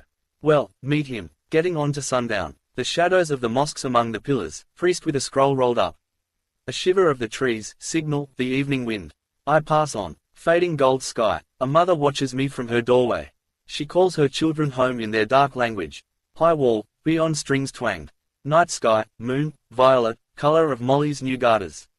Strings, listen, a girl playing one of those instruments, what do you call them, dulcimers? I pass. Probably not a bit like it really. Kind of stuff you read, in the track of the sun. Sunburst on the title page. He smiled, pleasing himself. What Arthur Griffith said about the headpiece over the Freeman leader, a homerule sun rising up in the northwest from the laneway behind the Bank of Ireland. He prolonged his pleased smile. Ike touched that, homerule sun rising up in the northwest. He approached Larry O'Rourke's. From the cellar grating floated up the flabby gush of porter. Through the open doorway the bar squirted out whiffs of ginger, tea dust, biscuit mush. Good house, however, just the end of the city traffic. For instance, Mally's down there, N.G. As position. Of course if they ran a tramline along the North Circular from the cattle market to the quays, value would go up like a shot. Bald head over the blind. Cute old codger. No use canvassing him for an ad. Still he knows his own business best. There he is, sure enough, my bold Larry, leaning against the sugar bin in his shirt sleeves watching the aproned curate swab up with mop and bucket. Simon de Dallas takes him off to a tea with his eyes screwed up. Do you know what I'm going to tell you? What's that, Mr. O'Rourke? Do you know what? The Russians, they'd only be an 8 o'clock breakfast for the Japanese. Stop and say a word, about the funeral perhaps. Sad thing about poor Dignam, Mr. O'Rourke. Turning into Dorset Street he said freshly in greeting through the doorway, Good day, Mr. O'Rourke. Good day to you. Lovely weather, sir. 'Tis all that. Where do they get the money? Coming up red-headed curates from the County Leitrim, rinsing empties an old man in the cellar. Then, lo and behold, they blossom out as Adam Findlaters or Dan Tallons. Then thin of the competition. General thirst. Good puzzle would be cross Dublin without passing a pub. Save it they can't. Off the drunks perhaps. Put down 3 and carry 5. What is that, a bob here and there, dribs and drabs. On the wholesale orders perhaps. Doing a double shuffle with the town travellers. Square at you with the boss and we'll split the job, see. How much would that tot to off the porter in the month? Say 10 barrels of stuff. Say he got 10% off. Oh more, 15. He passed St. Joseph's National School. Brats clamour. Windows open. Fresh air helps memory. Or a lilt. RBC Defigi Kellerman Opaq Rustuve W. Boys are they? Yes. Inishturk. Inishark. Inishboffen. At their geography. Mine. Sleeve bloom. He halted before Deluguch's window, staring at the hanks of sausages, polonies, black and white. 15 multiplied by. The figures widened in his mind, unsolved, displeased, he let 'em fade. The shiny links, packed with forcemeat, fed his gaze and he breathed in tranquilly the lukewarm breath of cooked spicy pig's blood. A kidney oozed bloodgouts on the willow-patterned dish, the last. He stood by the next-door girl at the counter. Would she buy it too, calling the items from a slip in her hand? Chapped, washing soda. And a pound and a half of Denny's sausages. His eyes rested on her vigorous hips. Woods his name is. Wonder what he does. Wife is oldish. New blood. No followers allowed. Strong pair of arms. Whacking a carpet on the clothesline. She does whack it, by George. The way her crooked skirt swings at each whack. The ferret-eyed pork butcher folded the sausages he had snipped off with blotchy fingers, sausage pink. Sound meat there, like a stolfed heifer. He took a page up from the pile of cut sheets. The model farm at Kinnereth on the lakeshore of Tiberias. Can become ideal winter sanatorium. Moses Montefiore. I thought he was. Farmhouse, wall round it, blurred cattle cropping. He held the page from him. Interesting, read it nearer. The title, the blurred cropping cattle, the page rustling. A young white heifer. Those mornings in the cattle market, the beasts lowing in their pens, branded sheep, flop and fall of dung, the breeders in hobnailed boots trudging through the litter, slapping a palm on a ripe-meated hindquarter. There's a prime one, unpeeled switches in their hands. He held the page aslant patiently, bending his senses and his will, his soft subject gaze at rest. The crooked skirt swinging, whack by whack by whack. The pork butcher snapped 2 sheets from the pile, wrapped up her prime sausages and made a red grimace. Now, my miss, he said. She tendered a coin, smiling boldly, holding her thick wrist out. Thank you, my miss. And 1 shilling 3pence change. For you, please. Mr. Bloom pointed quickly, to catch up and walk behind her if she went slowly, behind her moving hams. Pleasant to see first thing in the morning. Hurry up, damn it.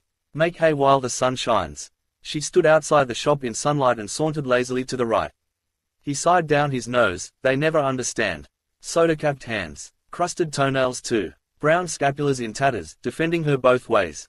The sting of disregard glowed to weak pleasure within his breast. For another, a constable off-duty cuddling her in Eccles Lane. They like 'em sizable. Prime sausage. Oh please, Mr. Policeman, I'm lost in the wood. 3pence, please. His hand accepted the moist tender gland and slid it into a cider pocket. Then it fetched up 3 coins from his trousers pocket and laid them on the rubber prickles. They were read quickly and quickly slid, disc by disc, into the till. Thank you, sir. Another time. A speck of eager fire from Fox Eyes thanked him. He withdrew his gaze after an instant. No, better not, another time. Good morning, he said, moving away. Good morning, sir. No sign. Gone. What matter? He walked back along Dorset Street, reading gravely. Agenteth Netime, Planters, Company. To purchase waste sandy tracts from Turkish government and plant with eucalyptus trees. Excellent for shade, fuel and construction. Orange groves and immense melon fields north of Jaffa. You pay 80 marks and they plant a dunham of land for you with olives, oranges, almonds or citrons. Olives cheaper, oranges need artificial irrigation. Every year you get a sending of the crop. Your name entered for life as owner in the Book of the Union. Can pay 10 down and the balance in yearly installments. Glebtreustrasse 34, Berlin, W15. Nothing doing. Still an idea behind it. He looked at the cattle, blurred in silver heat. Silver-powdered olive trees. Quiet long days, pruning, ripening. Olives are packed in jars, eh? I have a few left from Andrews. Molly spitting 'em out. Knows the taste of them now. Oranges in tissue paper packed in crates. Citrons too. Wonder is poor Citron still in St. Kevin's Parade. And Marschinski with the old cither. Pleasant evenings we had then. Molly in Citron's basket chair. Nice to hold, cool waxen fruit, hold in the hand, lift it to the nostrils and smell the perfume. Like that, heavy, sweet, wild perfume. Always the same, year after year. They fetched high prices too, Moisel told me. Arbutus Place, Pleasant Street, pleasant old times. Must be without a flaw, he said. Coming all that way, Spain, Gibraltar, Mediterranean, the Levant. Crates lined up on the quayside at Jaffa, chap ticking 'em off in a book, navvies handling them barefoot in soiled dungarees. There's what do you call him out of? How do you? Doesn't see. Chap you know just a salute bit of a bore. His back is like that Norwegian captain's. Wonder if I'll meet him today. Watering cart. To provoke the rain. On earth as it is in heaven. A cloud began to cover the sun slowly, wholly. Grey. Far. No, not like that. A barren land, bare waste. Volcanic lake, the Dead Sea, no fish, weedless, sunk deep in the earth. No wind could lift those waves, grey metal, poisonous foggy waters. Brimstone they called it raining down, the cities of the plain, Sodom, Gomorrah, Edom. All dead names, a dead sea in a dead land, grey and old. Old now, it bore the oldest, the first race. A bent hag crossed from Cassidy's, clutching a naggin bottle by the neck. The oldest people, wandered far away over all the earth, captivity to captivity, multiplying, dying, being born everywhere. It lay there now it could bear no more. Dead, an old woman's, the grey sunken cunt of the world. Desolation. Grey horror seared his flesh. Folding the page into his pocket he turned into Eccles Street, hurrying homeward. Cold oils slid along his veins, chilling his blood, age crusting him with a salt cloak. Well, I am here now. Yes, I am here now. Morning mouth bad images. Got up wrong side of the bed. Must begin again those Sandoz exercises. On the hands down. Blotchy brown brick houses. Number 80 still unlet. Why is that? Valuation is only 28. Towers, Battersby, North, MacArthur, parlour windows plastered with bills. Plasters on a sore eye. To smell the gentle smoke of tea, fume of the pan, sizzling butter. Be near her ample bed-warmed flesh. Yes, yes. Quick warm sunlight came running from Berkeley Road, swiftly, in slim sandals, along the brightening footpath. She runs to meet me, a girl with gold hair on the wind. 2 letters and a card lay on the hall floor. He stooped and gathered them. Mrs. Marion Bloom. His quickened heart slowed at once. Bold hand. Mrs. Marion. Poldy. Entering the bedroom he half closed his eyes and walked through warm yellow twilight towards her tousled head. Who are the letters for? He looked at them. Mullingar. Millie. A letter for me from Millie, he said carefully, and a card to you. And a letter for you. He laid her card and letter on the twill bedspread near the curve of her knees. Do you want the blind up? Letting the blind up by gentle tugs halfway his backward I saw her glance at the letter and tuck it under her pillow. That do? He asked, turning. She was reading the card, propped on her elbow. She got the things, she said. He waited till she had laid the card aside and curled herself back slowly with a snug sigh. Hurry up with that tea, she said. I'm parched. The kettle is boiling, he said. But he delayed to clear the chair, her striped petticoat, tossed soiled linen, and lifted all in an armful onto the foot of the bed. As he went down the kitchen stairs she called, Poldy. What? Scald the teapot. On the boil sure enough, a plume of steam from the spout. He scalded and rinsed out the teapot and put in 4 full spoons of tea, tilting the kettle then to let the water flow in. Having set it to draw he took off the kettle, crushed the pan flat on the live coals and watched the lump of butter slide and melt. While he unwrapped the kidney the cat mewed hungrily against him. Give her too much meat she won't mouse. Say they won't eat pork. Kosher. Here. He let the blood-smeared paper fall to her and dropped the kidney amid the sizzling butter sauce. Pepper. He sprinkled it through his fingers ringwise from the chipped egg cup. Then he slit open his letter, glancing down the page and over. Thanks, New Tam, Mr. Coughlin, Loch Old Picnic, Young Student, Blazers Boylan's Seaside Girls. The tea was drawn. He filled his own moustache cup, sham crown derby, smiling. Silly Millie's birthday gift. Only 5 she was then. No, wait, 4. I gave her the amberoid necklace she broke. Putting pieces of folded brown paper in the letterbox for her.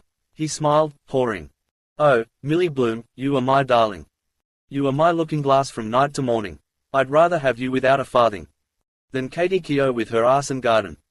Poor old Professor Goodwin. Dreadful old case. Still he was a courteous old chap.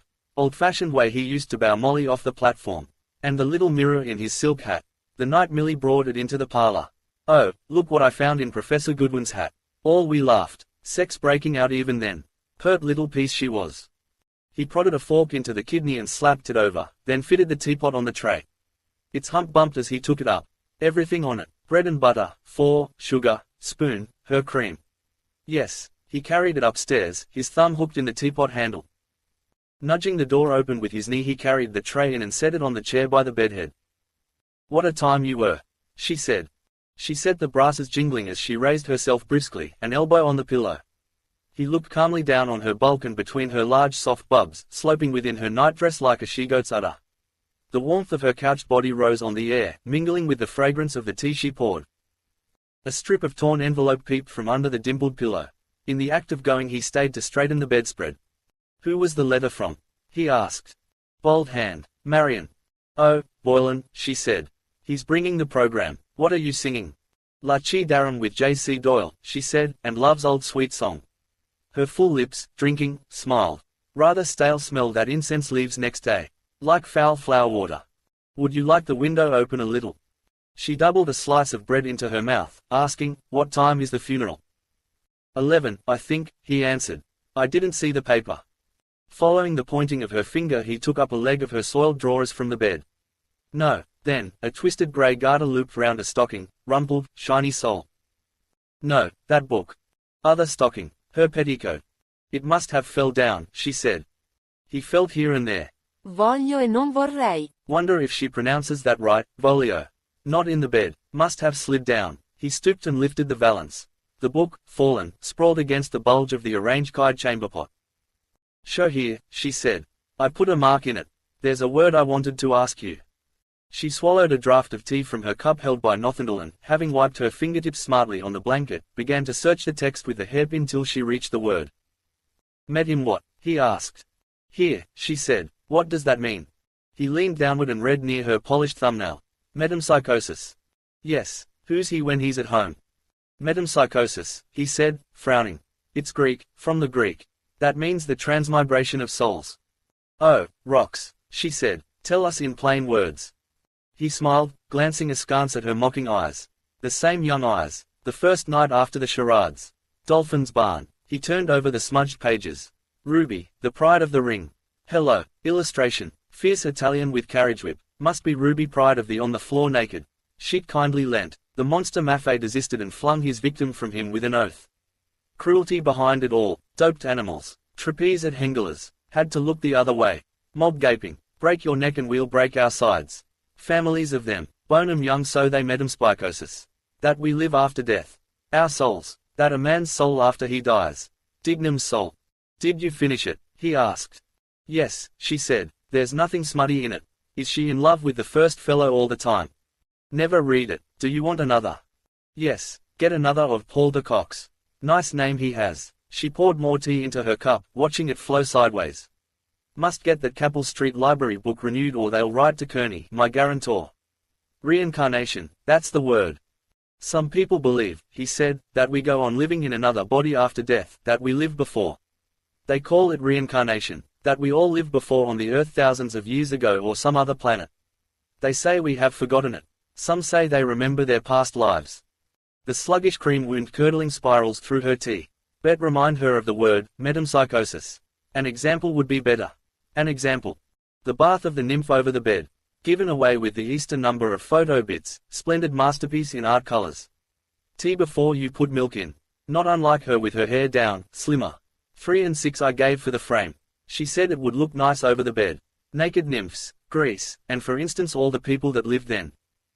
He turned the pages back. Metempsychosis, he said, is what the ancient Greeks called it. They used to believe you could be changed into an animal or a tree, for instance. What they called nymphs, for example. Her spoon ceased to stir up the sugar. She gazed straight before her, inhaling through her arched nostrils. There's a smell of burn, she said. Did you leave anything on the fire? The kidney, he cried suddenly. He fitted the book roughly into his inner pocket and, stubbing his toes against the broken commode, hurried out towards the smell, stepping hastily down the stairs with a flurried stork's legs. Pungent smoke shot up in an angry jet from a side of the pan. By prodding a prong of the fork under the kidney he detached it and turned it turtle on its back. Only a little burnt. He tossed it off the pan onto a plate and let the scanty brown gravy trickle over it. Cup of tea now. He sat down, cut and buttered a slice of the loaf. He shore away the burnt flesh and flung it to the cat. Then he put a forkful into his mouth, chewing with discernment the toothsome pliant meat. Done to a turn, a mouthful of tea. Then he cut away dies of bread, sopped one in the gravy and put it in his mouth. What was that about some young student and a picnic? He creased out the letter at his side, reading it slowly as he chewed, sopping another die of bread in the gravy and raising it to his mouth. Dearest Papley. Thanks ever so much for the lovely birthday present. It suits me splendid. Everyone says I am quite the belle in my new tam. I got Mummy's Iovely box of creams and am writing. They are lovely. I am getting on swimming in the photo business now.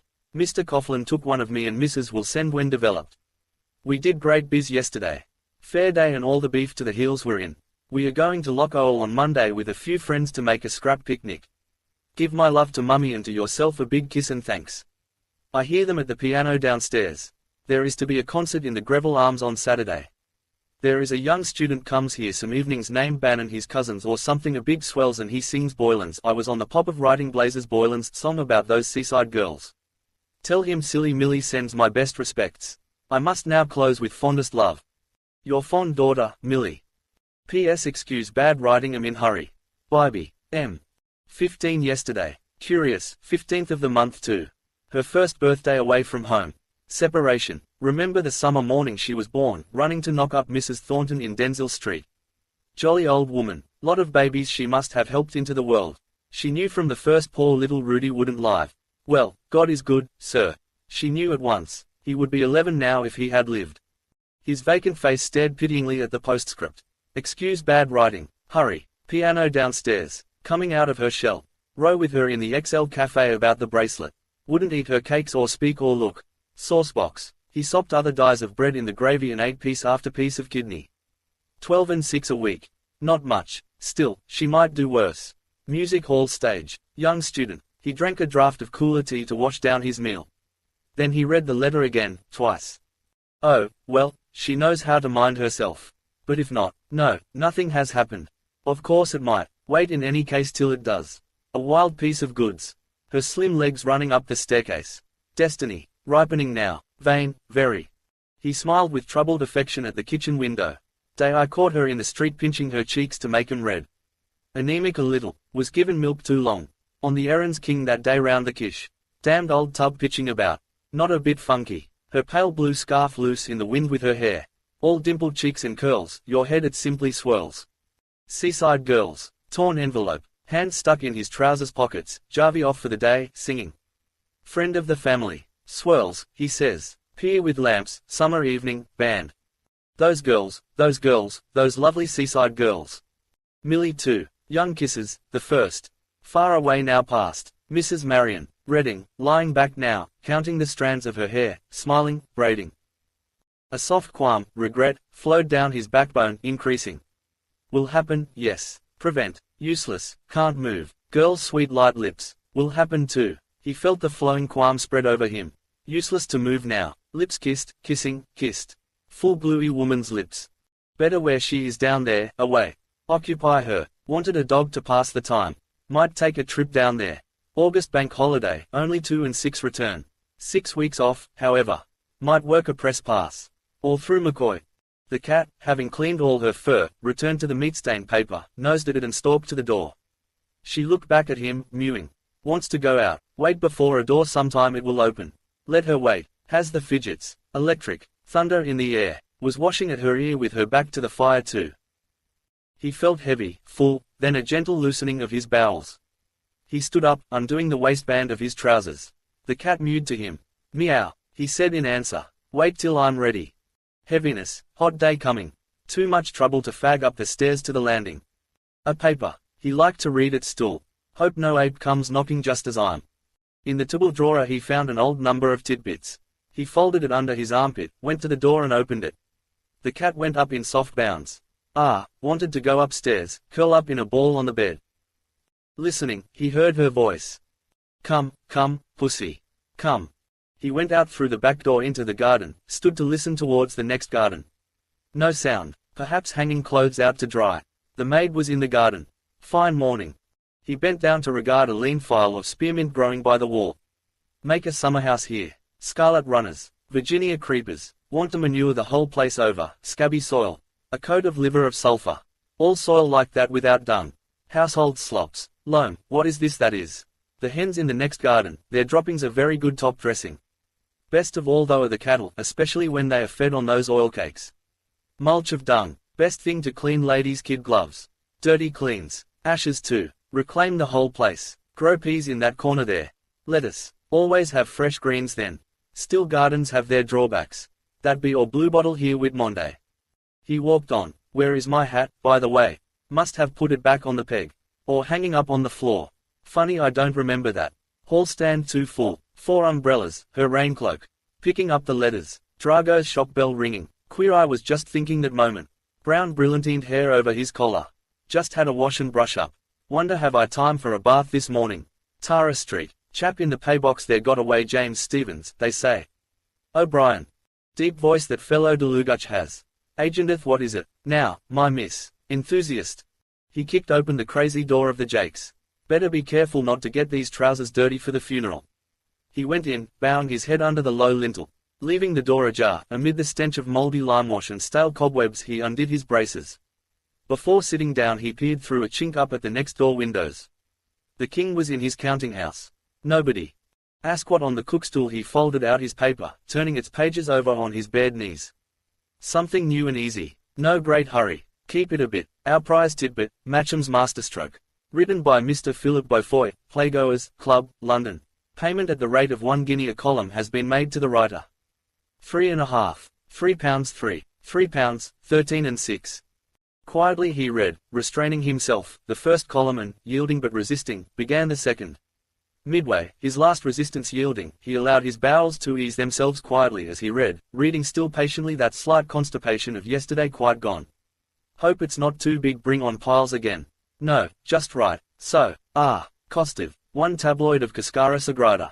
Life might be so. It did not move or touch him, but it was something quick and neat. Print anything now. Silly season. He read on, seated calm above his own rising smell. Neat certainly. Matcham often thinks of the masterstroke by which he won the laughing which who now begins and ends morally, hand in hand. Smart. He glanced back through what he had read and, while feeling his water flow quietly, he envied kindly Mr. Beaufoy who had written it and received payment of £3, 13 and 6. Might manage a sketch. By Mr. and Mrs. L. M. Bloom. Invent a story for some proverb. Which time I used to try jotting down on my cuff what she said dressing. Disliked dressing together. Nicked myself shaving. Biting her nether lip, hooking the placket of her skirt. Timing her. 9, L5. Did Roberts pay you yet? 9.20. What had Greta Conroy on? 9.23. What possessed me to buy this comb? 9.24. I'm swelled after that cabbage. A speck of dust on the patent leather of her boot. Rubbing smartly in turn each welt against her stockinged calf. Morning after the bazaar dance when May's band played Ponchielli's Dance of the Hours. Explain that. Morning hours, noon, then evening coming on, then night hours. Washing her teeth. That was the first night. Her head dancing. Her fansticks clicking. Is that Boylan well off? He has money. Why, I noticed he had a good rich smell off his breath dancing. No use humming then. Allude to it. Strange kind of music that last night. The mirror was in shadow. She rubbed her handglass briskly on her woolen vest against her full wagging bub. Peering into it, lines in her eyes. It wouldn't pan out somehow. Evening hours, girls in grey gauze. Night hours then, black with daggers and eye masks. Poetical idea, pink, then golden, then grey, then black. Still, true to life also. Day, then the night. He tore away half the prize story sharply and wiped himself with it. Then he girded up his trousers, braced and buttoned himself. He pulled back the jerky shaky door of the jakes and came forth from the gloom into the air. In the bright light, lightened and cooled in limb, he eyed carefully his black trousers, the ends, the knees, the halves of the knees. What time is the funeral? Better find out in the paper. A creak and a dark whir in the air high up. The bells of George's church. They told the hour, loud dark iron. Hey-o, hey-o, hey-o, hey-o, hey-o, hey-o. 1:45. There again, the overtone following through the air. 3rd. Poor Dignam. By lorries along Sir John Rogerson's quay Mr. Bloom walked soberly, past Windmill Lane, Liske's the linseed crusher, the postal telegraph office. Could have given that address too. And past the sailor's home. He turned from the morning noises of the quayside and walked through Lime Street. By Brady's cottages a boy for the skins lolled, his bucket of offal linked, smoking a chewed fag butt. A smaller girl with scars of eczema on her forehead eyed him, listlessly holding her battered cascoop. Tell him if he smokes he won't grow. Oh, let him. His life isn't such a bed of roses. Waiting outside pubs to bring Da home. Come home to Ma, Da. Slack hour, won't be many there. He crossed Townsend Street, past the frowning face of Bethel. Yes, house of L.F. Beth. And past Nichols the undertaker. At 11 it is. Time enough. Daresay Corny Callagher bagged the job for O'Neill's. Singing with his eyes shut. Corny. Met her once in the park. In the dark. What a lark. Police tout. Her name and address she then told with my tooraloom tay. Oh, surely he bagged it. Bury him cheap in a whatchamacle. With my tooraloom.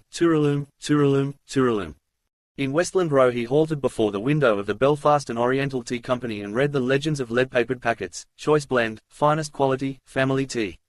Rather warm. Tea. Must get some from Tom Kernan. Couldn't ask him at a funeral, though.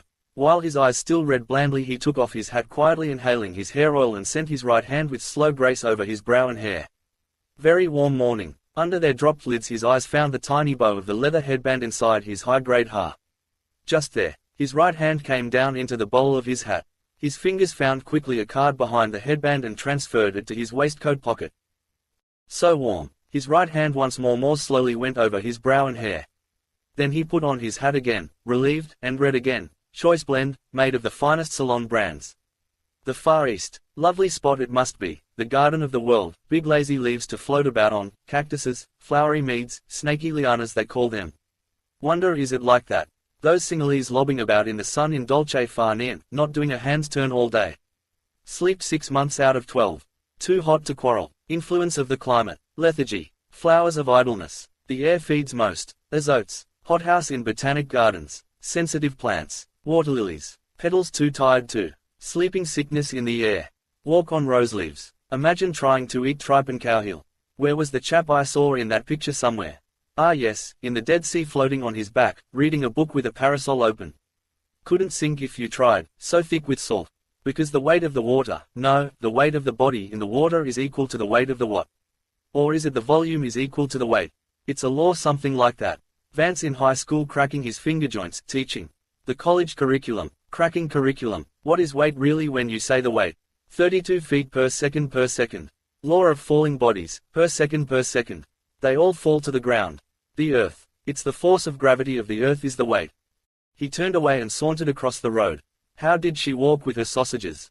Like that something. As he walked he took the folded Freeman from his cider pocket, unfolded it, rolled it lengthwise in a batten and tapped it at each sauntering step against his trouser leg. Careless air, just drop into sea. Per second per second. Per second for every second it means. From the curbstone he darted a keen glance through the door of the post office. Too late box. Post here. No one. In. He handed the card through the brass grill. Are there any letters for me? He asked. While the postmistress searched a pigeonhole he gazed at the recruiting poster with soldiers of all arms on parade, and held the tip of his baton against his nostrils, smelling fresh printed rag paper. No answer probably. Went too far last time. The postmistress handed him back through the grill his card with a letter. He thanked her and glanced rapidly at the typed envelope. Henry Flower Esq, COPO Westland Row, City. Answered anyhow. He slipped card and letter into his cider pocket, reviewing again the soldiers on parade. Where's old Tweedy's regiment? Cast-off soldier. There, bearskin cap and hackle plume. No, he's a grenadier. Pointed cuffs. There he is, Royal Dublin Fusiliers. Redcoats. Too showy. That must be why the women go after them. Uniform. Easier to enlist and drill. Maud Gonne's letter about taking them off O'Connell Street at night, disgrace to our Irish capital. Griffith's paper is on the same tack now, an army rotten with venereal disease, overseas or half-seas over empire. Half-baked they look, hypnotized like. Eyes front, mark time, table, able, bed, ed, the king's own. Never see him dressed up as a fireman or a bobby. A mason, yes. He strolled out of the post office and turned to the right. Talk, as if that would mend matters. His hand went into his pocket and a forefinger felt its way under the flap of the envelope, ripping it open in jerks. Women will pay a lot of heed, I don't think. His fingers drew forth the letter and crumpled the envelope in his pocket. Something pinned on, photo perhaps. Hair, no. McCoy, get rid of him quickly. Take me out of my way. Hate company when you. Hello, Bloom, where are you off to? Hello, McCoy, nowhere in particular. How's the body? Fine, how are you?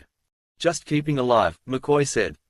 His eyes on the black tie and clothes he asked with low respect, is there any? No trouble I hope, I see you're. Oh, no, Mr. Bloom said. Poor Dignam, you know. The funeral is today, to be sure, poor fellow. So it is, what time? A photo it isn't, a badge maybe. 11, Mr. Bloom answered. I must try to get out there, McCoy said. 11, is it? I only heard it last night. Who was telling me? Holohan, you know Hoppy. I know. Mr. Bloom gazed across the road at the outsider drawn up before the door of the Grosvenor. The porter hoisted the valise up on the well. She stood still, waiting, while the man, husband, brother, like her, searched his pockets for change. Stylish kind of coat with that roll collar, warm for a day like this, looks like blanket cloth. Careless stand of her with her hands in those patched pockets. Like that haughty creature at the polo match. Women all for cast till you touch the spot. Handsome isn't handsome does. Reserved about to yield. The Honourable Mrs. and Brutus is an honourable man. Possess her once take the starch out of her. I was with Bob Doran, he's on one of his periodical bends, and what do you call him Bantam Lines? Just down there in Conway's we were. Doran Lyons in Conway's. She raised a gloved hand to her hair. In came Hoppy, having a wet. Drawing back his head and gazing far from beneath his veiled eyelids he saw the bright fawn skin shine in the glare, the braided drums. Clearly I can see today. Moisture about gives long sight perhaps. Talking of one thing or another. Lady's hand, which side will she get up? And he said, sad thing about our poor friend Paddy. What Paddy? I said, poor little Paddy Dignam, he said. Off to the country, Broadston probably. High brown boots with laces dangling. Well-turned foot, what is he foostering over that change for? Sees me looking, I out for other fellow always. Good fallback, 2 strings to her bow. Why, I said, what's wrong with him? I said, proud, rich, silk stockings. Yes, Mr. Bloom said. He moved a little to the side of McCoy's talking head. Getting up in a minute. What's wrong with him? He said. He's dead, he said. And, faith, he filled up. Is it Paddy Dignam? I said. I couldn't believe it when I heard it. I was with him no later than Friday last or Thursday was it in the Arch. Yes, he said. He's gone. He died on Monday, poor fellow. Watch, watch. Silk flash rich stockings white. Watch. A heavy tramcar honking its gong slewed between. Lost it. Curse your noisy pugnose. Feels locked out of it. Paradise and the Perry. Always happening like that. The very moment. Girl in Eustace Street hallway Monday was it settling her garter. Her friend covering the display of esprit de corps. Well, what are you gaping at? Yes, yes, Mr. Bloom said after a dull sigh. Another gone. One of the best, McCoy said. The tram passed. They drove off towards the Loop Line bridge, her rich gloved hand on the steel grip. Flicker, flicker, the lace flare of her hat in the sun, flicker, flick. Wife well, I suppose. McCoy's changed voice said. Oh, yes, Mr. Bloom said. Tip-top, thanks. He unrolled the newspaper idly and read idly. What is home without Plumtree's potted meat? Incomplete with it an abode of bliss. My missus has just got an engagement. At least it's not settled yet. Valise tack again. By the way no harm. I'm off that, thanks. Mr. Bloom turned his large-lidded eyes with unhasty friendliness. My wife too, he said. She's going to sing at a swagger affair in the Ulster Hall, Belfast, on the 25th. That's so, McCoy said. Glad to hear that, old man. Who's getting it up? Mrs. Marion Bloom. Not up yet. Queen was in her bedroom eating bread and no book. Blackened court cards laid along her thigh by sevens. Dark lady and fair man. Letter. Cat furry black ball. Torn strip of envelope. Love's old. Sweet. Song. Comes low over's old. It's a kind of a tour, don't you see, Mr. Bloom said thoughtfully.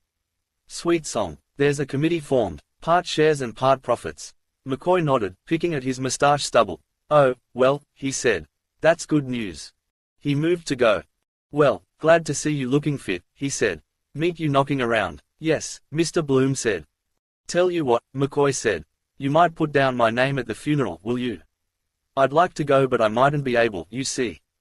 There's a drowning case at Sandy Cove may turn up and then the coroner and myself would have to go down if the body is found. You just shove in my name if I'm not there, will you? I'll do that, Mr. Bloom said, moving to get off. That'll be all right. Right, McCoy said brightly. Thanks, old man. I'd go if I possibly could. Well, toll, just CP McCoy will do. That will be done, Mr. Bloom answered firmly. Didn't catch me napping that wheeze.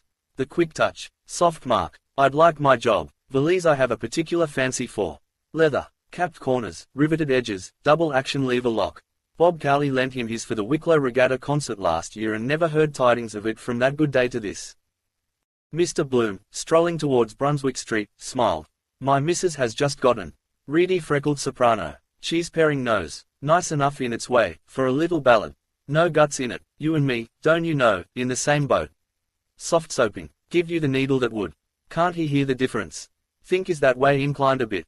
Against my grain somehow. Thought that Belfast would fetch him. I hope that smallpox up there doesn't get worse. Suppose she wouldn't let herself be vaccinated again. Your wife and my wife. Wonder is he pimping after me? Mr. Bloom stood at the corner, his eyes wandering over the multicolored hoardings. Cantrell and Cochrane's ginger ale, aromatic. Clary's summer sale. No, he's going on straight. Hello, Leah tonight. Mrs. Bandman Palmer. Like to see her again in that Hamlet she played last night. Male impersonator. Perhaps he was a woman. Why Ophelia committed suicide. Poor papa. How he used to talk of Kate Bateman in that. Outside the Adelphi in London waited all the afternoon to get in. Year before I was born that was, 65. And Ristori in Vienna. What is this the right name is? By Mosenthal it is. Rachel, is it? No. The scene he was always talking about where the old blind Abraham recognizes the voice and puts his fingers on his face. Nathan's voice. His son's voice. I hear the voice of Nathan who left his father to die of grief and misery in my arms, who left the house of his father and left the God of his father. Every word is so deep, Leopold. Poor papa, poor man, I'm glad I didn't go into the room to look at his face. That day, oh dear, phoo, well, perhaps it was best for him. Mr. Bloom went round the corner and past the drooping nags of the Hazard. No use thinking of it any more. Nosebag time, wish I hadn't met that McCoy fellow. He came nearer and heard a crunching of gilded oats, the gently champing teeth. Their full buck eyes regarded him as he went by, amid the sweet odor reek of horsepus. They're El Dorado. Poor jugginses. Damn all they know or care about anything with their long noses stuck in nosebags. Too full for words. Still they get their feed all right and their doss. Gelded too, a stump of black gutta-percha wagging limp between their haunches. Might be happy all the same that way. Good poor brutes they look. Still their neigh can be very irritating. He drew the letter from his pocket and folded it into the newspaper he carried. Might just walk into her here. The lane is safer. He passed the cabman's shelter. Curious the life of drifting cabbies. All weathers, all places, time or set down, no will of their own. Volio e non, like to give 'em an odd cigarette. Sociable, shout a few flying syllables as they pass. He hummed. La ci darum la mano la la la la la la. He turned into Cumberland Street and, going on some paces, halted in the lee of the station wall. No one. Meade's timberyard. Piled balks. Ruins and tenements. With careful tread he passed over a hopscotch court with its forgotten picky stone. Not a sinner. Near the timberyard a squatted child at marbles, alone, shooting the tarve with a cunny thumb. A wise tabby, a blinking sphinx, watched from her warm sill. Pity to disturb them. Muhammad cut a piece out of his mantle not to wake her. Open it. And once I played marbles when I went to that old dame's school. She liked mignonette, Mrs. Ellis's, and Mr. He opened the letter within the newspaper. A flower. I think it's a yellow flower with flattened petals. Not annoyed then. What does she say? Dear Henry. I got your last letter to me and thank you very much for it. I am sorry you did not like my last letter. Why did you enclose the stamps? I am awfully angry with you. I do wish I could punish you for that. I called you naughty boy because I do not like that other world. Please tell me what is the real meaning of that word. Are you not happy in your home, you poor little naughty boy? I do wish I could do something for you. Please tell me what you think of poor me. I often think of the beautiful name you have. Dear Henry, when will we meet? I think of you so often you have no idea. I have never felt myself so much drawn to a man as you. I feel so bad about. Please write me a long letter and tell me more. Remember, if you do not, I will punish you. So now you know what I will do to you, you naughty boy, if you do not wrote. Oh, how I long to meet you. Henry dear, do not deny my request before my patience are exhausted. Then I will tell you all. Goodbye now, naughty darling, I have such a bad headache. Today, and write by return to your longing. Martha. P.S. Do tell me what kind of perfume does your wife use?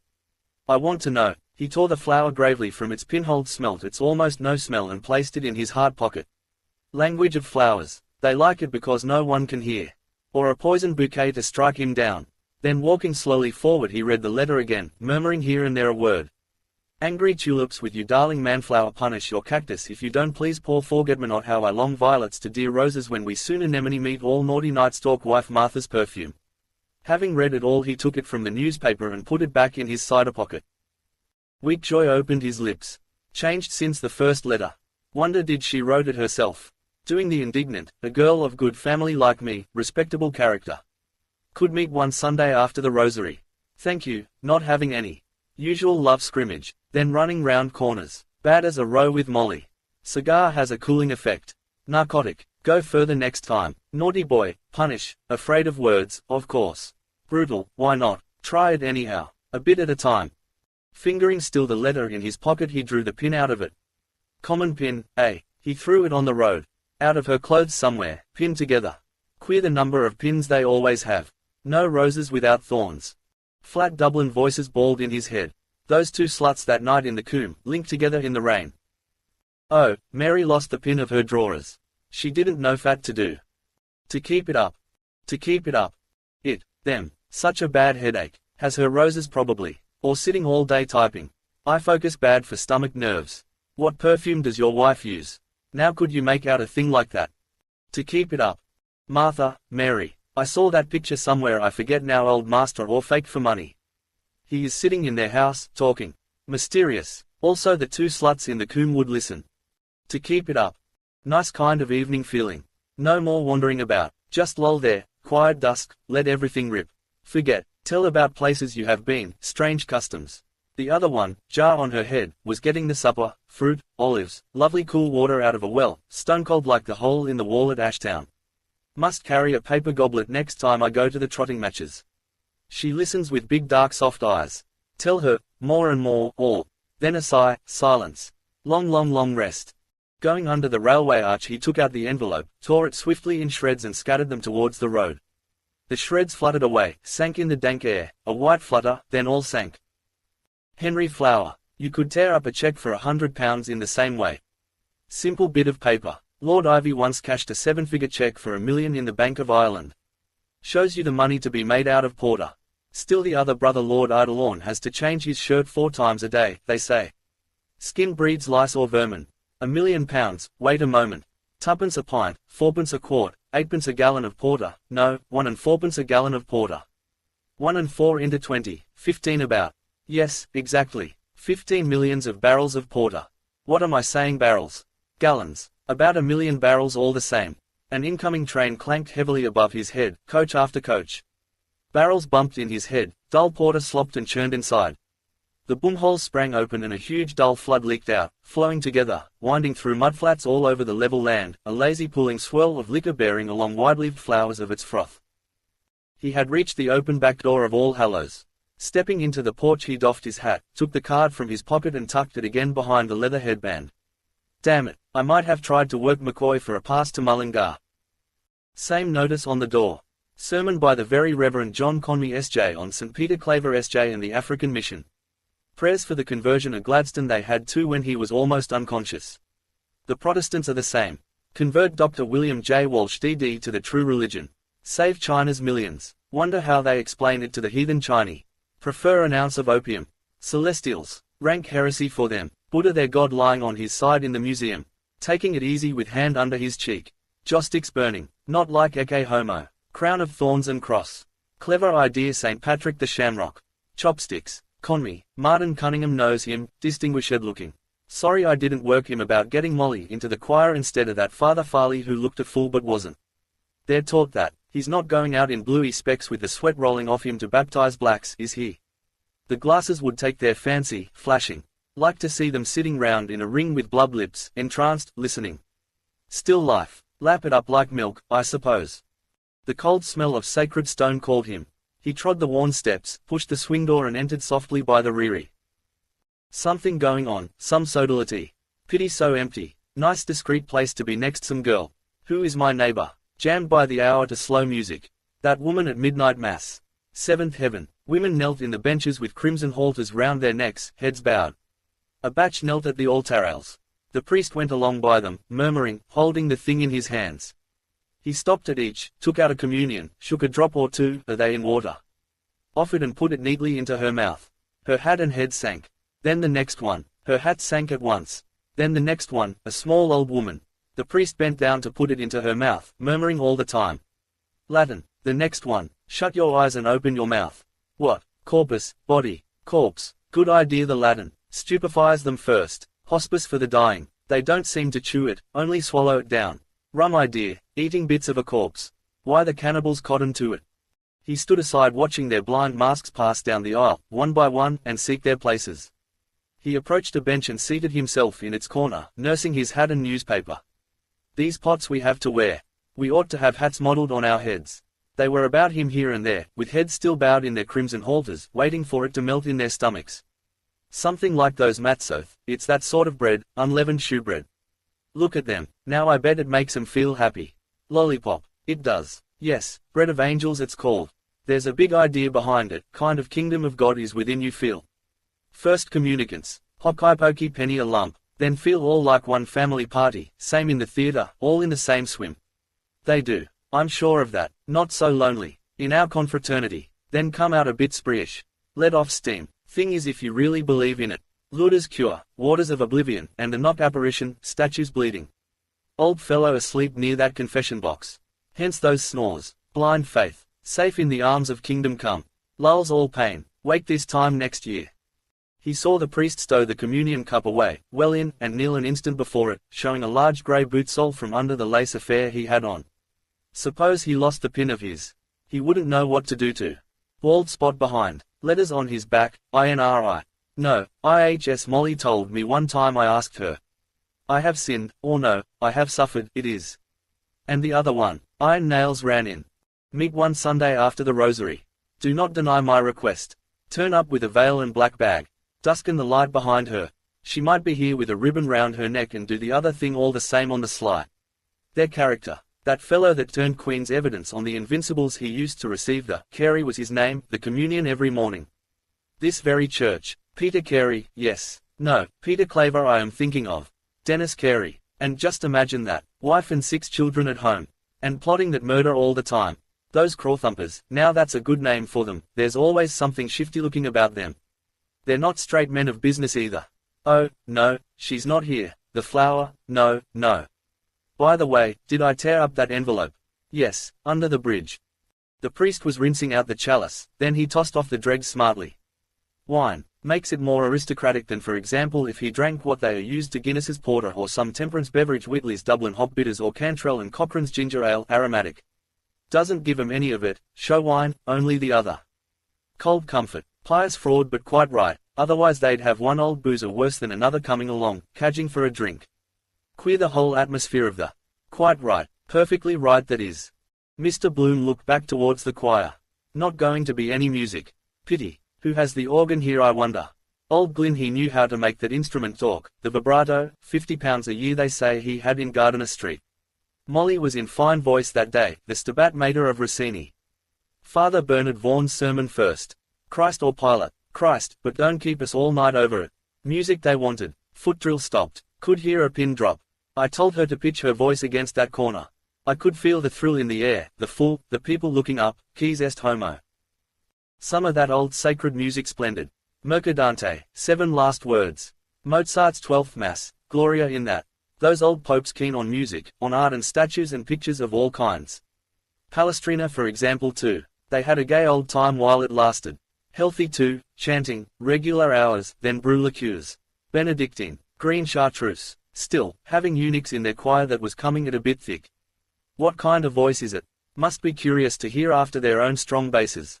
Connoisseurs. Suppose they wouldn't feel anything after. Kind of a placid, no worry. Fall into flesh, don't they? Gluttons, tall, long legs. Who knows? Eunuch. One way out of it. He saw the priest bend down and kiss the altar and then face about and bless all the people. All crossed themselves and stood up. Mr. Bloom glanced about him and then stood up, looking over the risen hats. Stand up at the gospel, of course. Then all settled down on their knees again and he sat back quietly in his bench. The priest came down from the altar, holding the thing out from him, and he and the massboy answered each other in Latin. Then the priest knelt down and began to read off a card, "O God, our refuge and our strength." Mr. Bloom put his face forward to catch the words.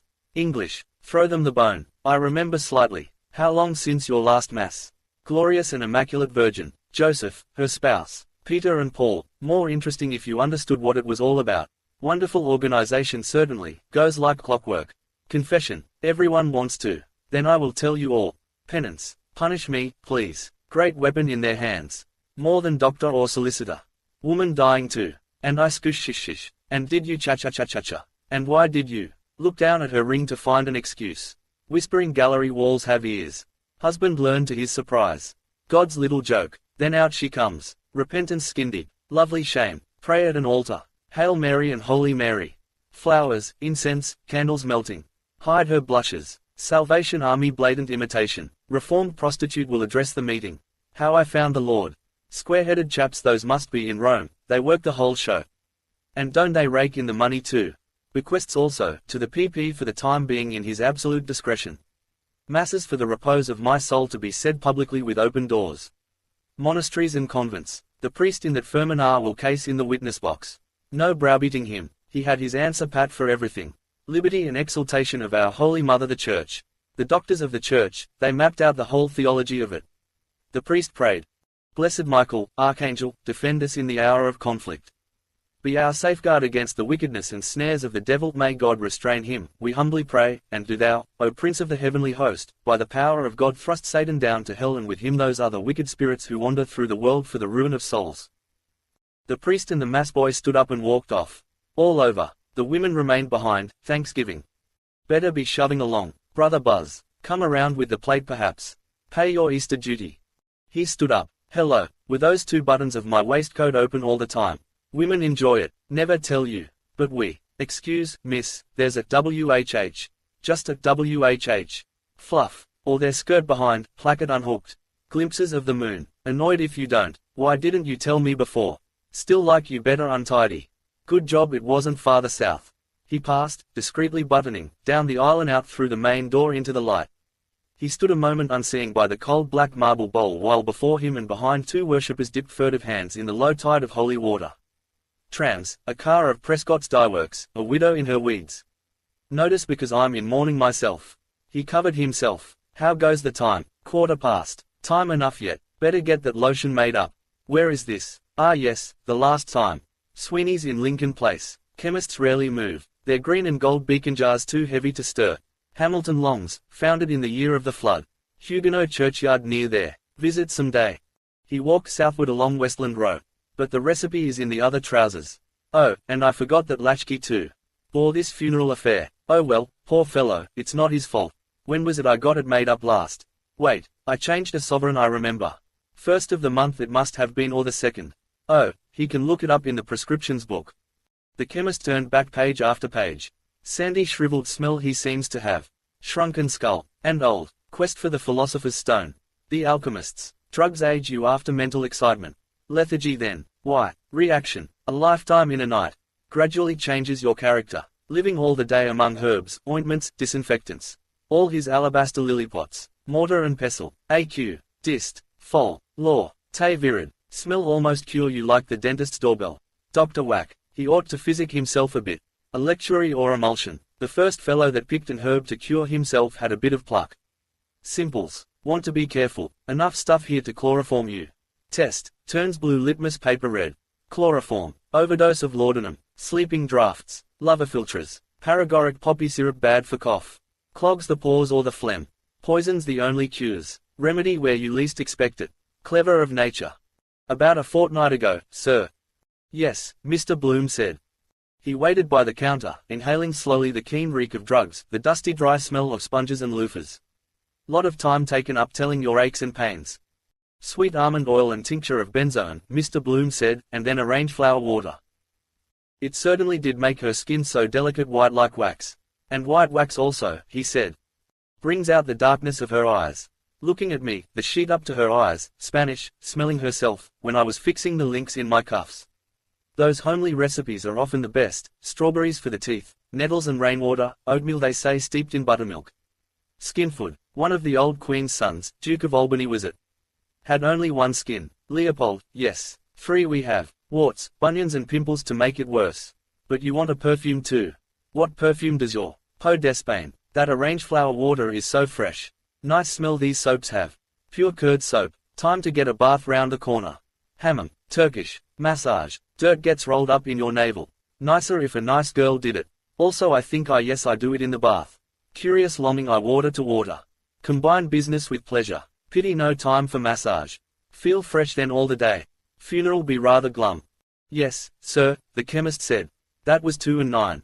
Have you brought a bottle? No, Mr. Bloom said. Make it up, please. I'll call later in the day and I'll take one of these soaps. How much are they? 4pence, sir. Mr. Bloom raised a cake to his nostrils. Sweet lemony wax. I'll take this one, he said. That makes 3 and a penny. Yes, sir, the chemist said. You can pay all together, sir, when you come back. Good, Mr. Bloom said. He strolled out of the shop, the newspaper baton under his armpit, the cool wrappered soap in his left hand. At his armpit Bantam Lion's voice and hand said. Hello, Bloom, what's the best news? Is that today's? Show us a minute. Shaved off his moustache again, by Jove. Long cold upper lip. To look younger. He does look balmy. Younger than I am. Bantam Lion's yellow black-nailed fingers unrolled the baton. Wants a wash too. Take off the rough dirt. Good morning, have you used Pear's soap? Dandruff on his shoulders. Scalp wants oiling. I want to see about that French horse that's running today, Bantam Lion said. Where the bugger is it? He rustled the pleated pages, jerking his chin on his high collar. Barber's itch. Tight collar he'll lose his hair. Better leave him the paper and get shut of him. You can keep it, Mr. Bloom said. Ascot. Gold cup. Wait, Bantam Lions muttered. Half a mo. Maximum the second. I was just going to throw it away, Mr. Bloom said. Bantam Lions raised his eyes suddenly and leered weakly. What's that? His sharp voice said. I say you can keep it, Mr. Bloom answered. I was going to throw it away that moment. Bantam Lions doubted an instant, leering, then thrust the outspread sheets back on Mr. Bloom's arms. I'll risk it, he said. Here, thanks. He sped off towards Conway's corner. Godspeed, Scut. Mr. Bloom folded the sheets again to a neat square and lodged the soap in it, smiling. Silly lips of that chap. Betting. Regular hotbed of it lately. Messenger boys stealing to put on 6pence. Raffle for large tender turkey. Your Christmas dinner for 3pence. Jack Fleming embezzling to gamble then smuggled off to America. Keeps a hotel now. They never come back. Flesh pots of Egypt. He walked cheerfully towards the Mosque of the Baths. Remind you of a mosque, red-baked bricks, the minarets. College sports today I see. He eyed the horseshoe poster over the gate of College Park, cyclist doubled up like a cod in a pot. Damn bad ad. Now if they had made it round like a wheel. Then the spokes, sports, sports, sports, and the hub big, college. Something to catch the eye. There's Hornblower standing at the porter's lodge. Keep him on hands, might take a turn in there on the nod. How do you do, Mr. Hornblower? How do you do, sir? Heavenly weather really. If life was always like that. Cricket weather. Sit around under sunshades. Over after over. Out. They can't play it here. Duck for 6 wickets. Still Captain Colour broke a window in the Kildare Street Club with a slog to square leg. Donnybrook fair more in their line. And the skulls we were at-cracking when McCarthy took the floor. Heatwave. Won't last. Always passing. The stream of life, which in the stream of life we trace is dearer than a more. Enjoy a bath now. Clean trough of water, cool enamel, the gentle tepid stream. This is my body. He foresaw his pale body reclined in it at full, naked, in a womb of warmth, oiled by scented melting soap, softly laved. He saw his trunk and limbs rippled over and sustained, buoyed lightly upward, lemon yellow, his navel, bud of flesh, and saw the dark tangled curls of his bush floating hair of the stream around the limp father of thousands, a languid floating flower. Martin Cunningham, first, poked his silk-hatted head into the creaking carriage and, entering deftly, seated himself. Mr. Power stepped in after him, curving his height with care. Come on, Simon. After you, Mr. Bloom said. Mr. Dedalus covered himself quickly and got in, saying, yes, yes. Are we all here now? Martin Cunningham asked. Come along, Bloom. Mr. Bloom entered and sat in the vacant place. He pulled the door to after him and slammed it twice till it shut tight. He passed an arm through the arm strap and looked seriously from the open carriage window at the lowered blinds of the avenue. One dragged aside, an old woman peeping. Nose white flattened against the pane. Thanking her stars she was passed over. Extraordinary the interest they take in a corpse. Glad to see us go, we give 'em such trouble coming. Job seems to suit them. Hugger-mugger in corners. Slop about in slippers-lappers for fear he'd wake. Then getting it ready. Laying it out. Molly and Mrs. Fleming making the bed. Pull it more to your side. Our winding sheet. Never know who will touch you dead. Wash and shampoo. I believe they clip the nails and the hair. Keep a bit in an envelope. Grows all the same after. Unclean job. All waited. Nothing was said. Stowing in the wreaths probably. I am sitting on something hard. Ah, that soap, in my hip pocket. Better shift it out of that. Wait for an opportunity. All waited. Then wheels were heard from in front, turning, then nearer, then horses' hoofs. A jolt. Their carriage began to move, creaking and swaying. Other hoofs and creaking wheels started behind. The blinds of the avenue passed and number 9 with its cramped knocker, door ajar. At walking pace. They waited still, their knees jogging, till they had turned and were passing along the tram tracks. Trittonville Road. Quicker. The wheels rattled rolling over the cobbled causeway and the crazy glasses shook rattling in the door frames. What way is he taking us? Mr. Power asked through both windows. Irishtown, Martin Cunningham said. Ringsend, Brunswick Street. Mr. Dedalus nodded, looking out. That's a fine old custom, he said. I am glad to see it has not died out. All watched a while through their windows, caps and hats lifted by passers. Respect. The carriage swerved from the tram track to the smoother road past Watery Lane. Mr. Bloom at gaze saw a lithe young man, clad in mourning, a wide hat. There's a friend of yours gone by, Dedalus, he said. Who is that? Your son and heir. Where is he? Mr. Dedalus said, stretching over across. The carriage, passing the open drains and mounds of rippered-up roadway before the tenement houses, lurched round the corner and, swerving back to the tram track, rolled on noisily with chattering wheels. Mr. Dedalus fell back, saying, Was that Mulligan cad with him? His fitus accates. No, Mr. Bloom said. He was alone. Down with his Aunt Sally, I suppose, Mr. Dedalus said, the Goulding faction, the drunken little cost-drawer and Chrissy, Papa's little lump of dung, the wise child that knows her own father. Mr. Bloom smiled joylessly on Ringsend Road. Wallace Bros, the Bottleworks, Dodder Bridge. Richie Goulding and the legal bag. Goulding, Collis and Ward he calls the firm. His jokes are getting a bit damp. Great card he was. Waltzing in Stamer Street with Ignatius Gallagher on a Sunday morning, the landlady's 2 hats pinned on his head. Out on the rampage all night. Beginning to tell on him now, that backache of his, I fear. Wife ironing his back. Thinks he'll cure it with pills. All breadcrumbs they are. About 600% profit. He's in with a low-down crowd, Mr. Dedalus snarled. That Mulligan is a contaminated bloody double-dyed ruffian by all accounts. His name stinks all over Dublin. But with the help of God and his blessed mother I'll make it my business to write a letter one of those days to his mother or his aunt or whatever she is that will open her eye as wide as a gate. I'll tickle his catastrophe, believe you me. He cried above the clatter of the wheels. I won't have her bastard of a nephew ruin my son. A counterjumper's son, selling tapes in my cousin, Peter Paul Maswiny's. Not likely. He ceased. Mr. Bloom glanced from his angry moustache to Mr. Power's mild face and Martin Cunningham's eyes and beard, gravely shaking. Noisy self-willed man, full of his son. He is right. Something to hand on. If little Rudy had lived. See him grow up. Hear his voice in the house. Walking beside Molly in an Eton suit. My son. Me in his eyes. Strange feeling it would be. From me. Just a chance. Must have been that morning in Raymond Terrace she was at the window watching the 2 dogs at it by the wall of the cease to do evil. And the sergeant grinning up. She had that cream gown on with the rip she never stitched. Give us a touch, Poldy. God, I'm dying for it. How life begins. Got big then. Had to refuse the Greystones concert. My son inside her. I could have helped him on in life. I could. Make him independent. Learn German too. Are we late? Mr. Power asked. 10 minutes, Martin Cunningham said, looking at his watch. Molly. Millie. Same thing watered down. Her tomboy oaths. Oh jumping Jupiter. Ye gods and little fishes. Still, she's a dear girl. Soon be a woman. Mullingar. Dearest Papley. Young student. Yes, yes, a woman too. Life, life. The carriage heeled over and back, their 4 trunks swaying. Corny might have given us a more commodious yoke, Mr. Power said. He might, Mr. Dedalus said, if he hadn't that squint troubling him. Do you follow me? He closed his left eye. Martin Cunningham began to brush away crust crumbs from under his thighs. What is this? He said, in the name of God. Crumbs. Someone seems to have been making a picnic party here lately, Mr. Power said. All raised their thighs and eyed with disfavor the mildewed buttonless leather of the seats. Mr. Dedalus, twisting his nose, frowned downward and said, Unless I'm greatly mistaken, what do you think, Martin? It struck me too, Martin Cunningham said. Mr. Bloom set his thigh down. Glad I took that bath. Feel my feet quite clean. But I wish Mrs. Fleming had darned these socks better. Mr. Dedalus sighed resignedly. After all, he said, it's the most natural thing in the world. Did Tom Kernan turn up? Martin Cunningham asked, twirling the peak of his beard gently. Yes, Mr. Bloom answered. He's behind with Ned Lambert and Hines. And Corny Callagher himself, Mr. Power asked. At the cemetery, Martin Cunningham said.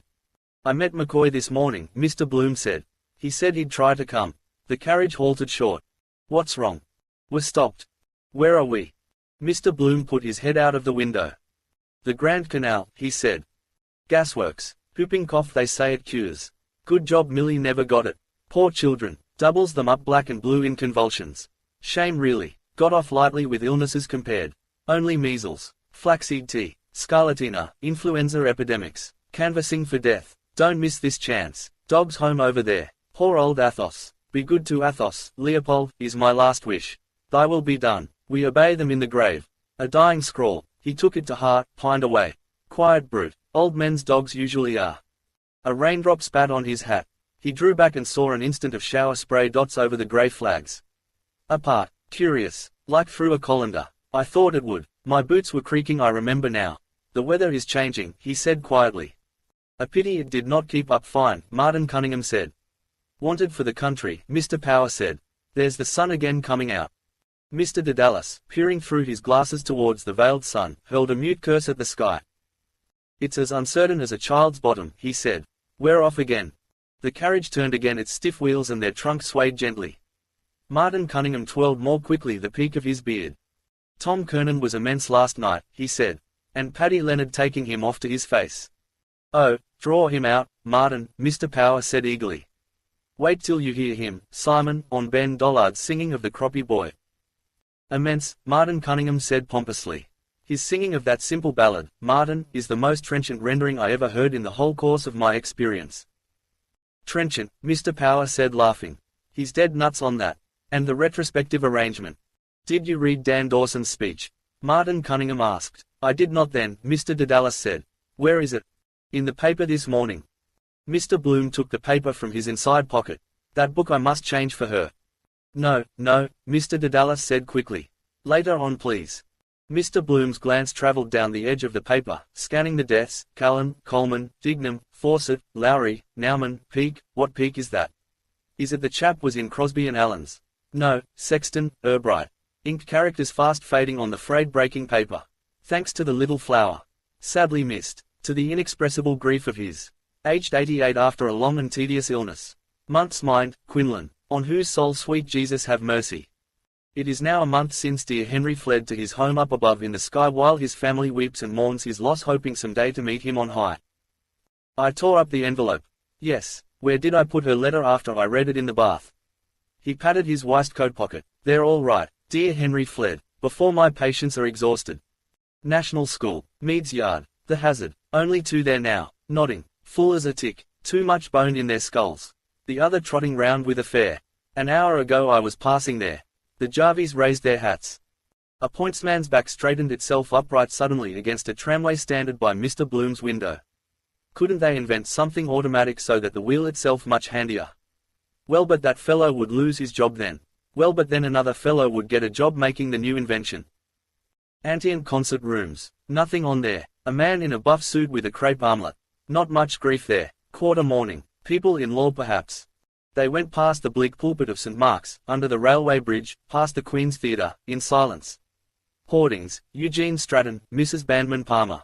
Could I go to see Lear tonight, I wonder? I said I or the Lily of Killarney. Elster Grimes Opera Company. Big powerful change. Wet bright bills for next week. Fun on the Bristol. Martin Cunningham could work a pass for the Gaiety. Have to stand a drink or two. As broad as it's long. He's coming in the afternoon. Her songs. Plastos. Sir Philip Crampton's memorial fountain bust. Who was he? How do you do? Martin Cunningham said, raising his palm to his brow in salute. He doesn't see us, Mr. Power said.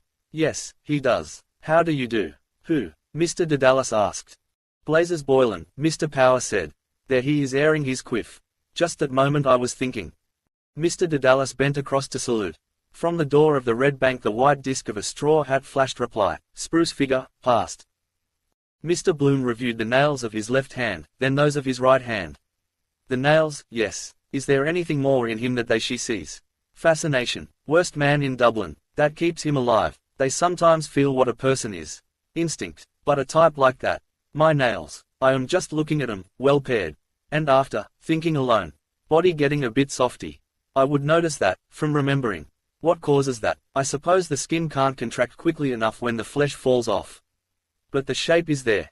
The shape is there still. Shoulders, hips, plump, night of the dance dressing. Shift stuck between the cheeks behind. He clasped his hands between his knees and, satisfied, sent his vacant glance over their faces. Mr. Power asked. How is the concert tour getting on, Bloom? Oh, very well, Mr. Bloom said. I hear great accounts of it. It's a good idea, you see. Are you going yourself? Well no, Mr. Bloom said. In point of fact I have to go down to the County Clare on some private business. You see the idea is to tour the chief towns. What you lose on one you can make up on the other. Quite so, Martin Cunningham said. Mary Anderson is up there now. Have you good artists? Louis Werner is touring her, Mr. Bloom said. Oh yes, we'll have all top nobbers. J.C. Doyle and John McCormick I hope and the best, in fact. And madam, Mr. Power said smiling. Last but not least, Mr. Bloom unclasped his hands in a gesture of soft politeness and clasped them. Smith O'Brien, someone has laid a bunch of flowers there. Woman, must be his death day. For many happy returns. The carriage wheeling by Farrell's statue united noiselessly their unresisting knees.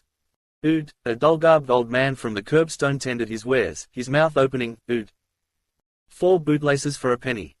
Wonder why he was struck off the rolls. Had his office in Hume Street. Same house as Molly's namesake, Tweedy, Crown Solicitor for Waterford. Has that silk hat ever since. Relics of old decency. Morning too. Terrible come down, poor wretch. Kicked about like snuff at a wake. O'Callaghan on his last legs. And madam, 11:20. Up. Mrs. Fleming is into clean. Doing her hair, humming. Voglio e non vorrei. No, vorrei non. Looking at the tips of her hairs to see if they are split. Mi trema un poco il. Beautiful on the tray her voice is, weeping tone. A thrush, a throstle, there is a word throstle that expresses that. His eyes passed lightly over Mr. Power's good-looking face. Greyish over the ears. Madam, smiling. I smiled back. A smile goes a long way. Only politeness perhaps. Nice fellow. Who knows is that true about the woman he keeps? Not pleasant for the wife. Yet they say, who was it told me, there is no carnal. You would imagine that would get played out pretty quick. Yes, it was Crofton met him one evening bringing her a pound of rumpsteak. What is this she was? Barmaid in Juries. Or the Moira, was it? They passed under the huge cloaked liberator's form.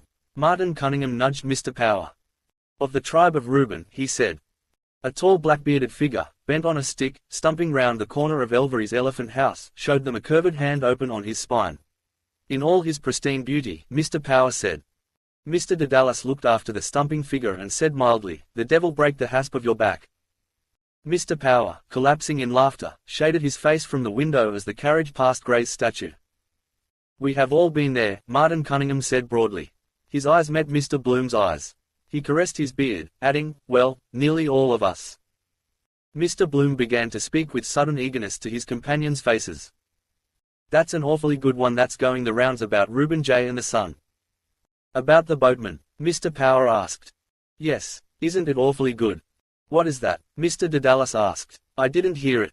There was a girl in the case, Mr. Bloom began, and he determined to send him to the Isle of Man out of harm's way but when they were both. What? Mr. Dedalus asked. That confirmed bloody hobbledehoy is it? Yes, Mr. Bloom said.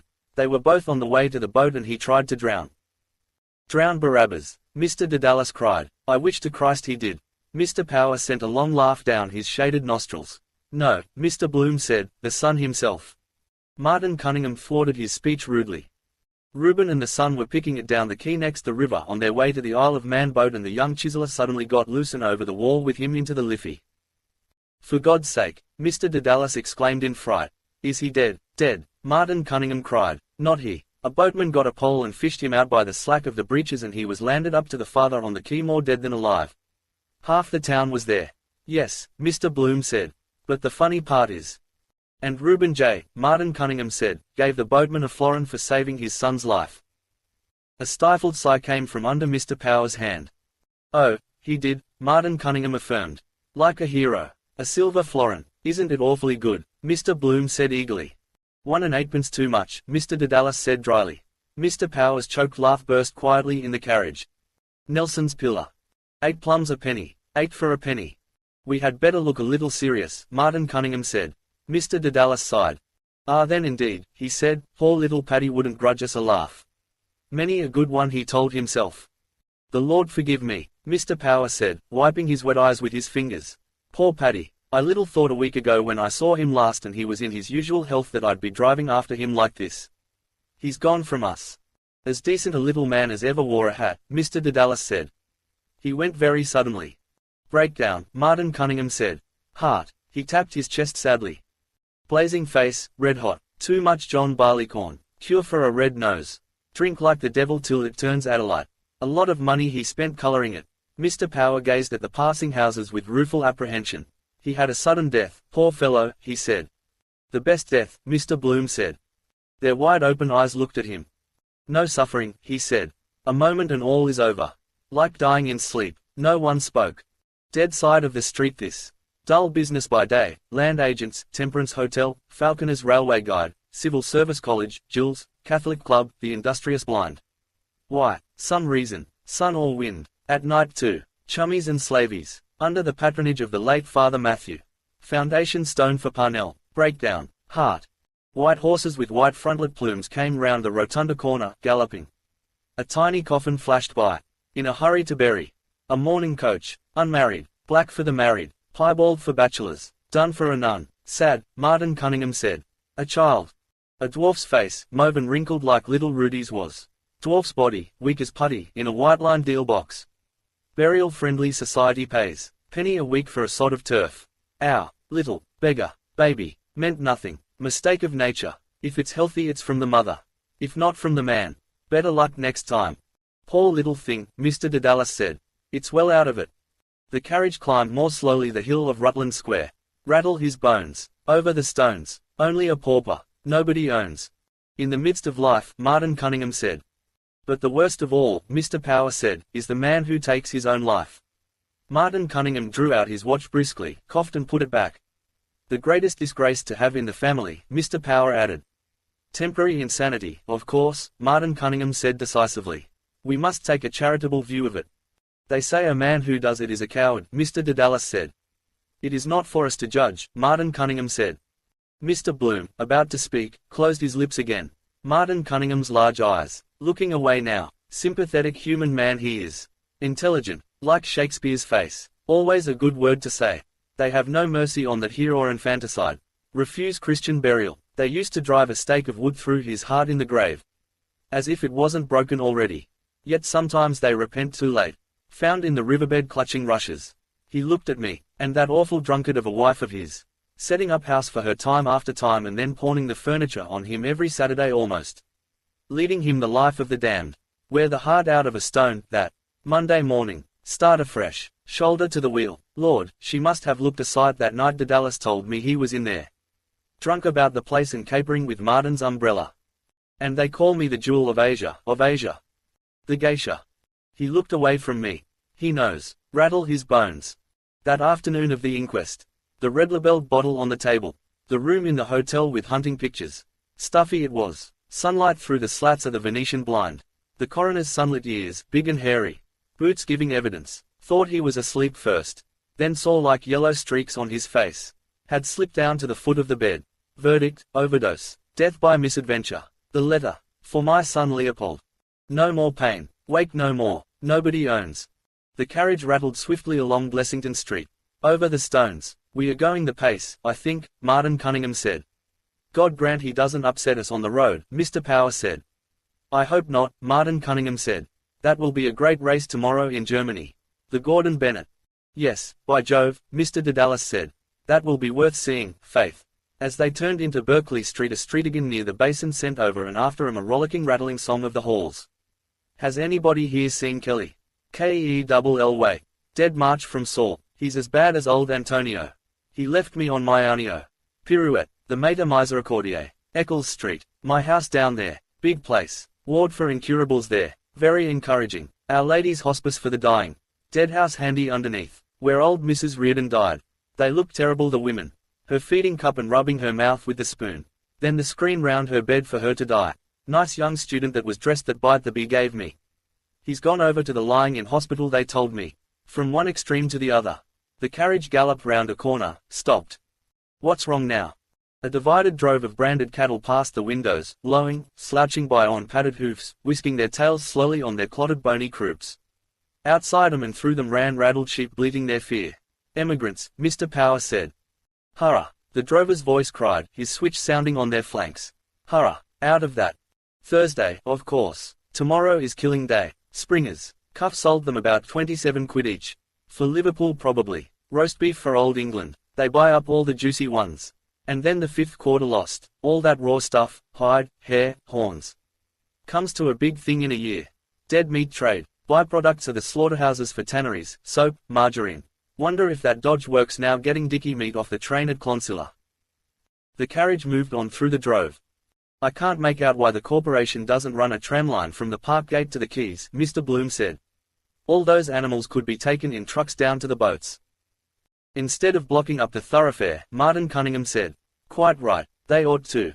Yes, Mr. Bloom said, and another thing I often thought, is to have municipal funeral trams like they have in Milan, you know.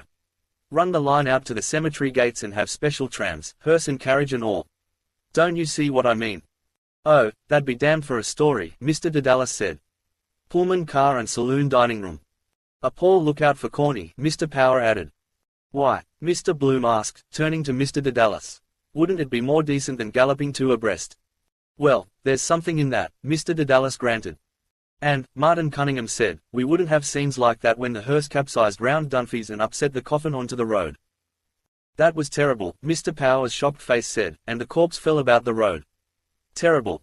First round Dunphy's, Mr. Dedalus said, nodding. Gordon Bennett Cup. Praises be to God, Martin Cunningham said piously. Bong. Upset. A coffin bumped out onto the road. Burst open. Paddy Dignam shot out and rolling over stiff in the dust in a brown habit too large for him. Red face, grey now. Mouth fallen open. Asking what's up now. Quite right to close it. Looks horrid open. Then the insides decompose quickly. Much better to close up all the orifices. Yes, also. With wax. The sphincter loose. Seal up all. Dunphy's, Mr. Power announced as the carriage turned right. Dunphy's corner. Mourning coaches drawn up, drowning their grief. A pause by the wayside. Tip-top position for a pub. Expect we'll pull up here on the way back to drink his health. Pass round the consolation. Elixir of life. But suppose now it did happen. Would he bleed if a nail say cut him in the knocking about? He wouldn't, I suppose. Depends on where. The circulation stops. Still some might ooze out of an artery. It would be better to bury them in red, a dark red. In silence they drove along Phibsborough Road. An empty hearse trotted by, coming from the cemetery, looks relieved. Crossguns Bridge, the Royal Canal. Water rushed roaring through the sluices. A man stood on his dropping barge, between clamps of turf. On the towpath by the lock a slack-tethered horse. Aboard of the Bugaboo. Their eyes watched him. On the slow weedy waterway he had floated on his raft coastward over Ireland, drawn by a haulage rope past beds of reeds, over slime, mud-choked bottles, carrion dogs. Athlone, Mullingar, Moy Valley, I could make a walking tour to see Millie by the canal. Or cycle down, hire some old crock, safety. Wren had one the other day at the auction, but a lady's. Developing waterways. James McCann's hobby to row me o'er the ferry. Cheaper transit. Buy easy stages. Houseboats. Camping out. Also hearses. To heaven by water. Perhaps I will without writing. Come as a surprise, Leshlip, Clonsilla. Dropping down lock by lock to Dublin. With turf from the Midland bogs. Salute. He lifted his brown straw hat, saluting Paddy Dignam. They drove on past Brian Baronhay House. Near it now. I wonder how is our friend Fogarty getting on, Mr. Power said. Better ask Tom Kernan, Mr. Dedalus said. How is that? Martin Cunningham said. Left him weeping, I suppose. Though lost to sight, Mr. Dedalus said, to memory dear. The carriage steered left for Finglas Road. The stonecutter's yard on the right. Last lap. Crowded on the spit of land silent shapes appeared, white, sorrowful, holding out calm hands, knelt in grief, pointing. Fragments of shapes, hewn. In white silence, appealing. The best obtainable. Thos. H. Denany, monumental builder and sculptor. Passed.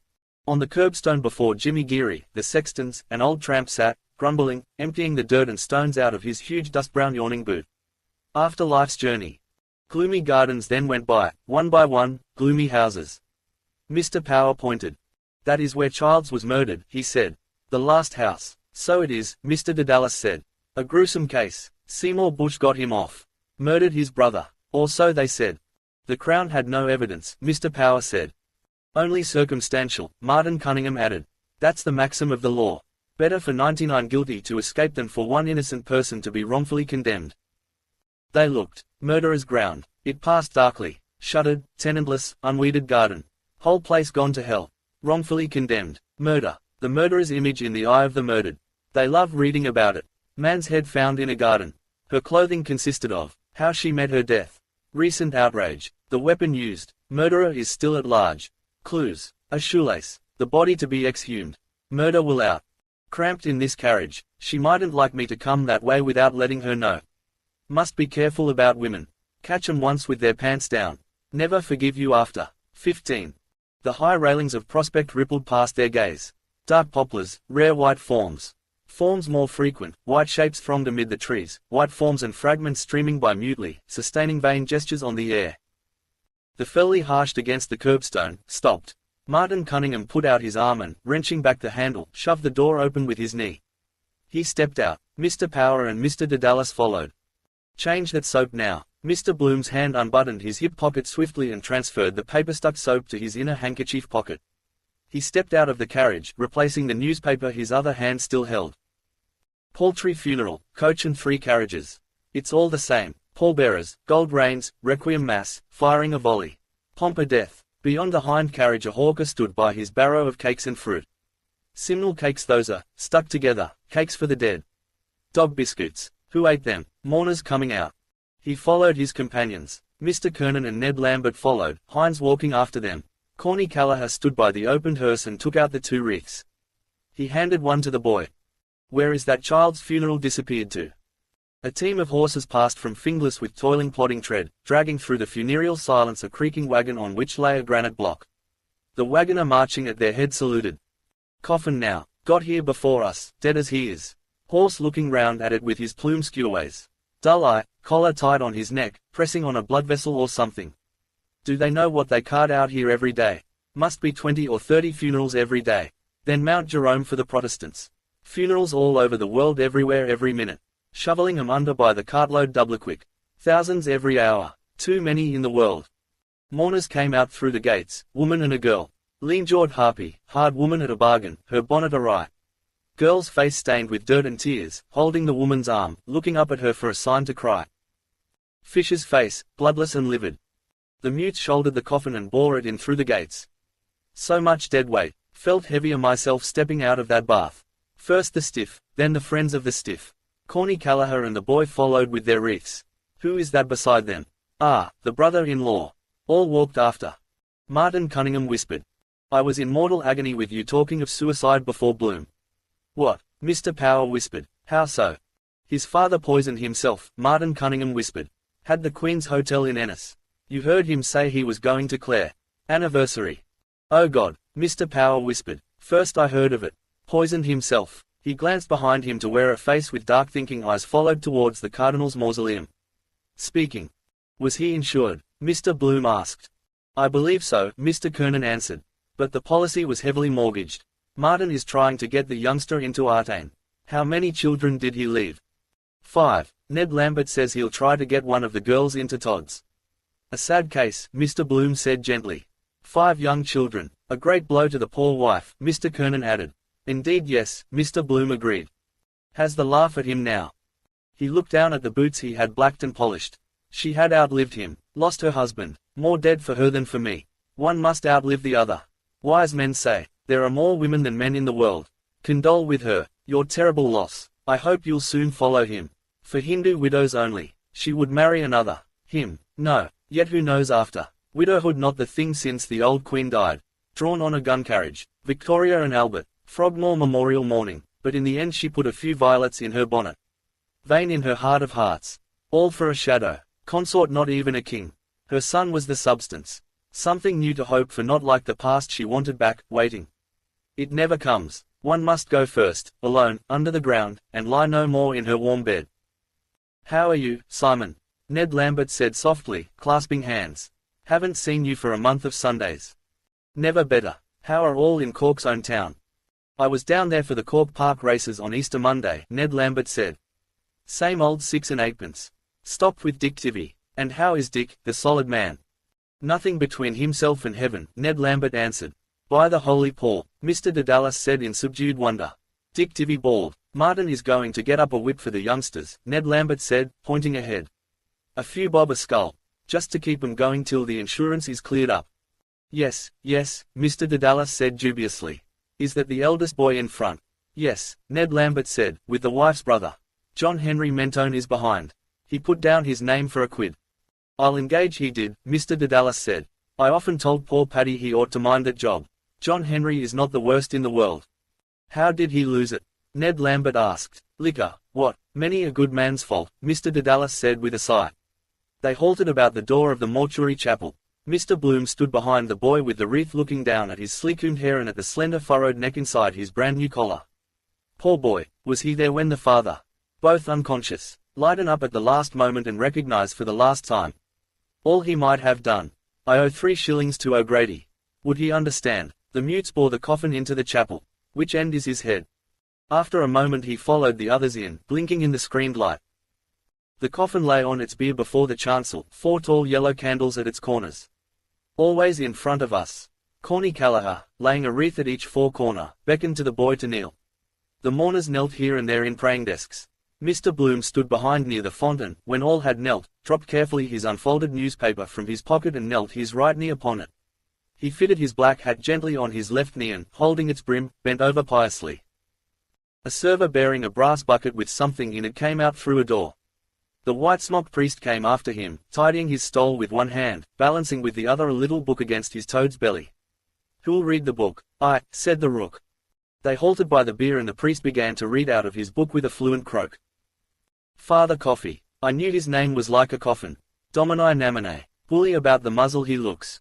Bosses the show. Muscular Christian. Woe betide anyone that looks crooked at him. Priest. Thou art Peter. Burst sideways like a sheep in clover. Dedalus says he will. With a belly on him like a poisoned pup. Most amusing expressions that man finds. HHHN. Burst sideways. Non enters in judicium cum servo tuo, Domini. Makes 'em feel more important to be prayed over in Latin. Requiem Mass. Crepe weepers. Blackage notepaper. Your name on the altar list. Chilly place this. Want to feed well, sitting in there all the morning in the gloom kicking his heels waiting for the next please. Eyes of a toad too. What swells him up that way? Molly gets swelled after cabbage. Air of the place maybe. Looks full up of bad gas. Must be an infernal lot of bad gas round the place. Butchers, for instance, they get like raw beefsteaks. Who was telling me? Mervyn Brown. Down in the vaults of St. Werburgh's lovely old organ 150 they have to bore a hole in the coffins sometimes to let out the bad gas and burn it. Out it rushes, blue. One whiff of that and you're a goner. My kneecap is hurting me. Ow, that's better. The priest took a stick with a knob at the end of it out of the boy's bucket and shook it over the coffin. Then he walked to the other end and shook it again. Then he came back and put it back in the bucket. As you were before you rested. It's all written down, he has to do it. Ed ne nos inducas in tentationem. The server piped the answers in the treble. I often thought it would be better to have boy servants. Up to 15 or so. After that, of course. Holy water that was, I expect. Shaking sleep out of it. He must be fed up with that job, shaking that thing over all the corpses they trot up. What harm if he could see what he was shaking it over? Every mortal day a fresh batch, middle-aged men, old women, children, women dead in childbirth, men with beards, bald-headed businessmen, consumptive girls with little sparrows' breasts. All the year round he prayed the same thing over them all and shook water on top of them, sleep. On dignum now. In paradisum. Said he was going to paradise or is in paradise. Says that over everybody. Tiresome kind of a job. But he has to say something. The priest closed his book and went off, followed by the server. Corny Callagher opened the cider doors and the gravediggers came in, hoisted the coffin again, carried it out and shoved it on their cart. Corny Callagher gave one wreath to the boy and one to the brother-in-law. All followed them out of the cider doors into the mild grey air. Mr. Bloom came last, folding his paper again into his pocket. He gazed gravely at the ground till the coffin cart wheeled off to the left. The metal wheels ground the gravel with a sharp grating cry and the pack of blunt boots followed the trundled barrow along a lane of sepulchres. The roo. Lord, I mustn't lilt here. The O'Connell circle, Mr. Dedalus said about him. Mr. Power's soft eyes went up to the apex of the lofty cone. He's at rest, he said, in the middle of his people, old Dano. But his heart is buried in Rome. How many broken hearts are buried here, Simon? Her grave is over there, Jack, Mr. Dedalus said. I'll soon be stretched beside her. Let him take me whenever he likes.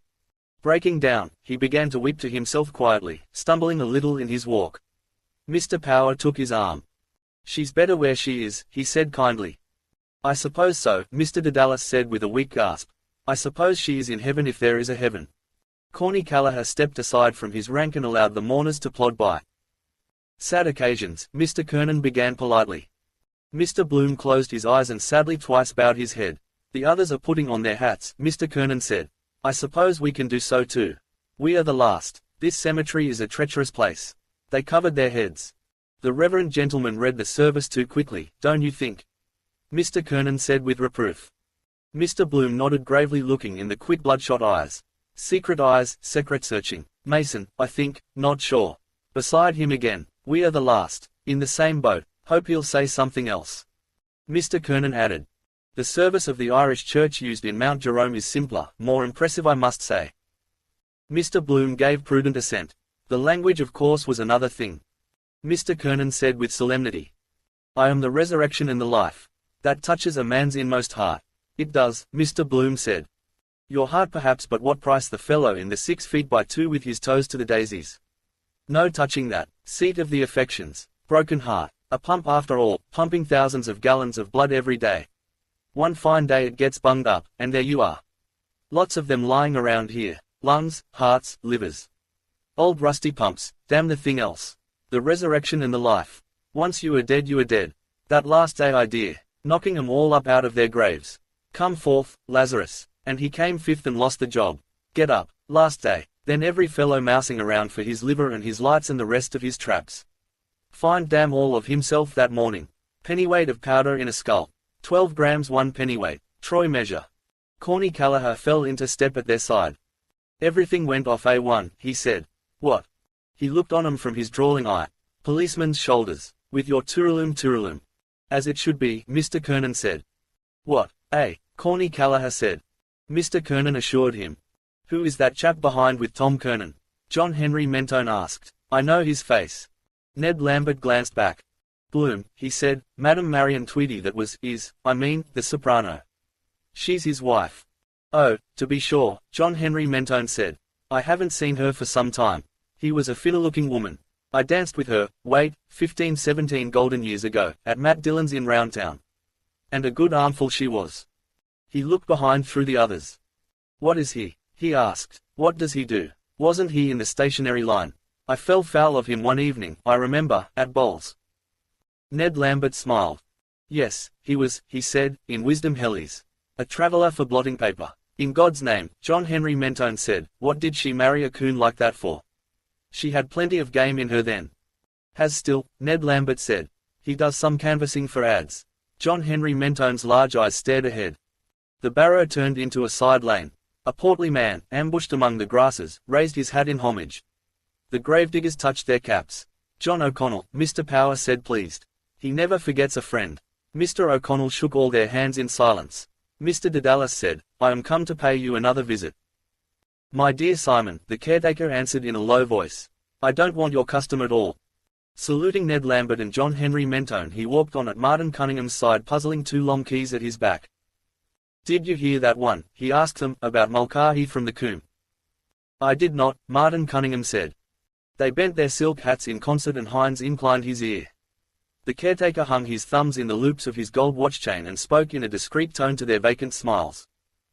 They tell the story, he said, that two drunks came out here one foggy evening to look for the grave of a friend of theirs. They asked for Mulcahy from the coombe and were told where he was buried.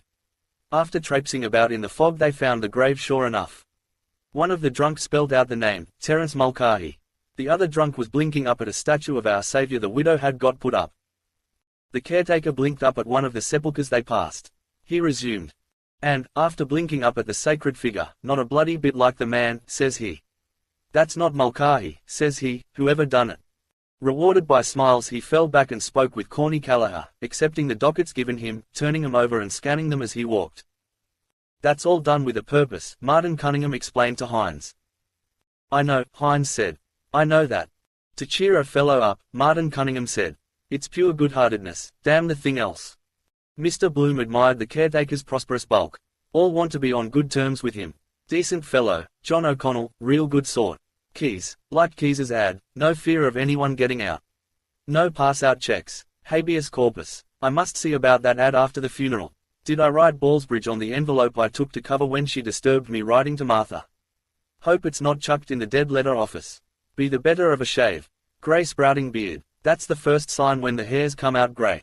And temper getting cross. Silver threads among the grey. Fancy being his wife. Wonder he had the gumption to propose to any girl.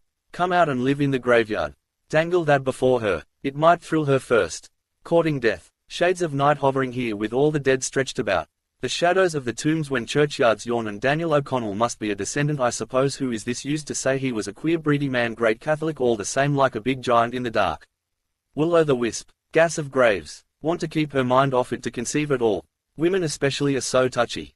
Tell her a ghost story in bed to make her sleep. Have you ever seen a ghost? Well, I have. It was a pitch dark night. The clock was on the stroke of 12. Still they'd kiss all right if properly keyed up. Whores in Turkish graveyards. Learn anything if taken young. You might pick up a young widow here. Men like that. Love among the tombstones. Romeo. Spice of pleasure. In the midst of death we are in life. Both ends meet. Tantalizing for the poor dead. Smell of grilled beefsteaks to the starving. Gnawing their vitals. Desire to greet people. Molly wanting to do it at the window. 8 children he has anyway. He has seen a fair share go under in his time, lying around him field after field. Holy fields. More room if they buried them standing. Sitting or kneeling you couldn't. Standing. His head might come up some day above ground in a landslip with his hand pointing. All honeycombed the ground must be, oblong cells. And very neat he keeps it too, trim grass and edgings. His garden Major Gamble calls Mount Jerome. Well, so it is. Ought to be flowers of sleep. Chinese cemeteries with giant poppies growing produce the best opium, Marchinsky told me. The botanic gardens are just over there. It's the blood sinking in the earth gives new life. Same idea those Jews they said killed the Christian boy. Every man his price. Well-preserved fat corpse, gentleman, epicure, invaluable for fruit garden. A bargain. By carcass of William Wilkinson, auditor and accountant, lately deceased, £3.13 and 6. With thanks. I dare say the soil would be quite fat with corpse manure, bones, flesh, nails. Charnel houses. Dreadful. Turning green and pink, decomposing. Rot quick in damp earth.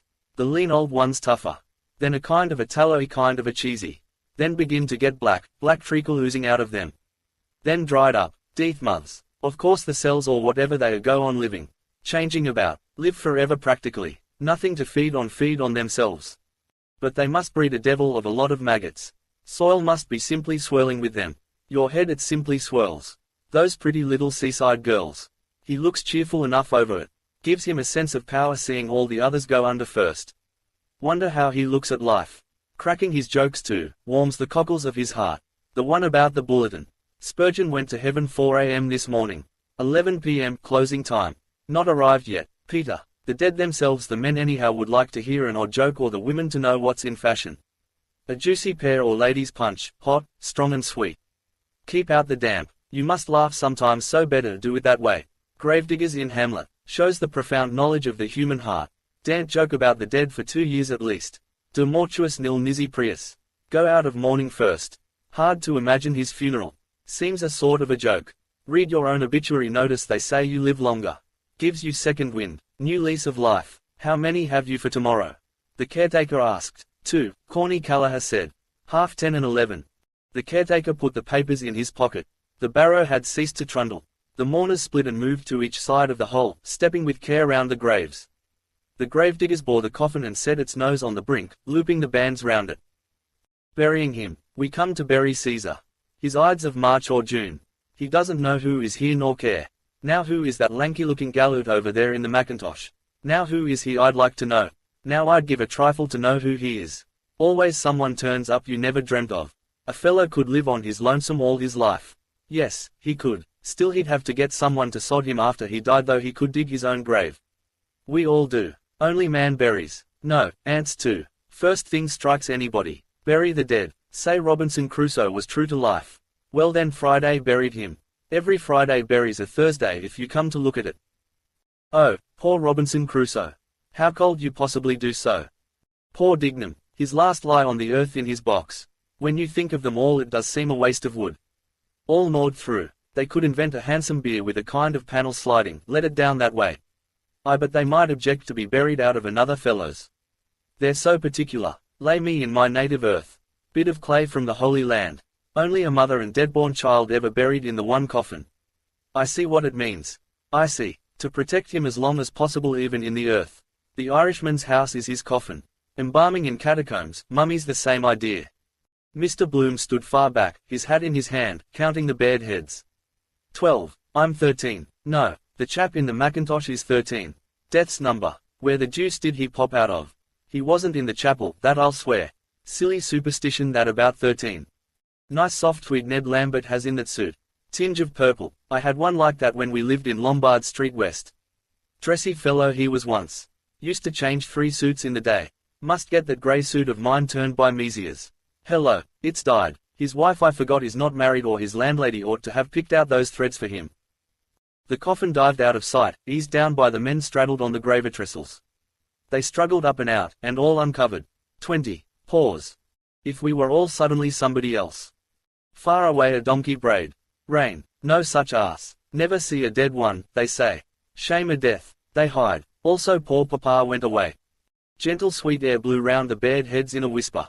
Whisper. The boy by the gravehead held his wreath with both hands, staring quietly in the black open space. Mr. Bloom moved behind the portly kindly caretaker. Well-cut frockcoat, weighing him up perhaps to see which will go next. Well, it is a long rest.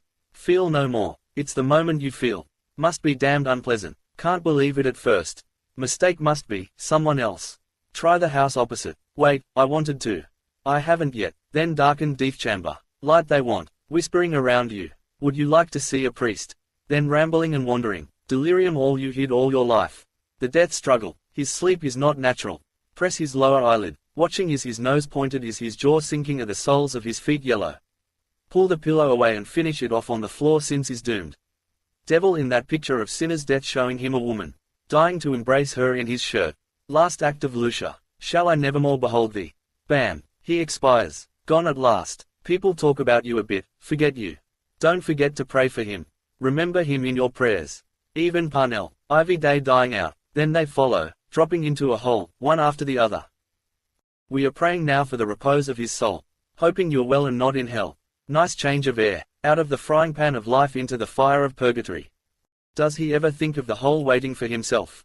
They say you do when you shiver in the sun. Someone walking over it. Callboy's warning. Near you. Mine over there towards Finglas, the plot I bought. Mama, poor Mama, and little Rudy.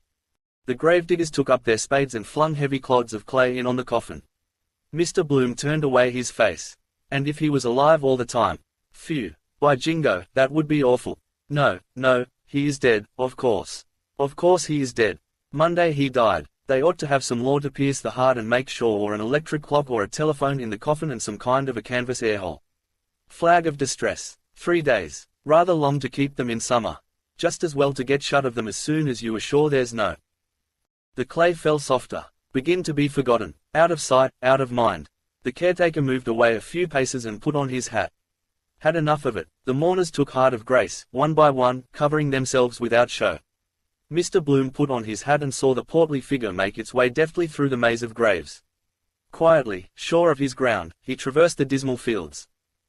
Hines jotting down something in his notebook. Ah, the names. But he knows them all. No, coming to me. I am just taking the names, Hines said below his breath. What is your Christian name? I'm not sure. Mr. Bloom said. Leopold. And you might put down McCoy's name too. He asked me to. Charlie, Hines said, writing. I know, he was on the Freeman once. So he was before he got the job in the morgue under Louis Byrne. Good idea, a post-mortem for doctors. Find out what they imagine they know. He died of a Tuesday. Got the run, levanted with the cash of a few ads. Charlie, you're my darling. That was why he asked me to. Oh well, does no harm. I saw to that, McCoy. Thanks, old chap, much obliged. Leave him under an obligation, costs nothing. And tell us, Hines said, do you know that fellow was over there in the... He looked around. McIntosh. Yes, I saw him, Mr. Bloom said. Where is he now? M'Intosh, Hines said, scribbling. I don't know who he is. Is that his name? He moved away, looking about him. No, Mr. Bloom began, turning and stopping. I say, Hines, didn't hear. What? Where has he disappeared to? Not a sign. Well, of all the... Has anybody here seen K-E-double-L? Become invisible. Good Lord, what became of him? A seventh gravedigger came beside Mr. Bloom to take up an idle spade. Oh, excuse me. He stepped aside nimbly. Clay, brown, damp, began to be seen in the hole. It rose, nearly over. A mound of damp clods rose, and the gravediggers rested their spades. All uncovered again for a few instants. The boy propped his wreath against a corner, the brother-in-law his on a lump. The gravediggers put on their caps and carried their earthy spades towards the barrow.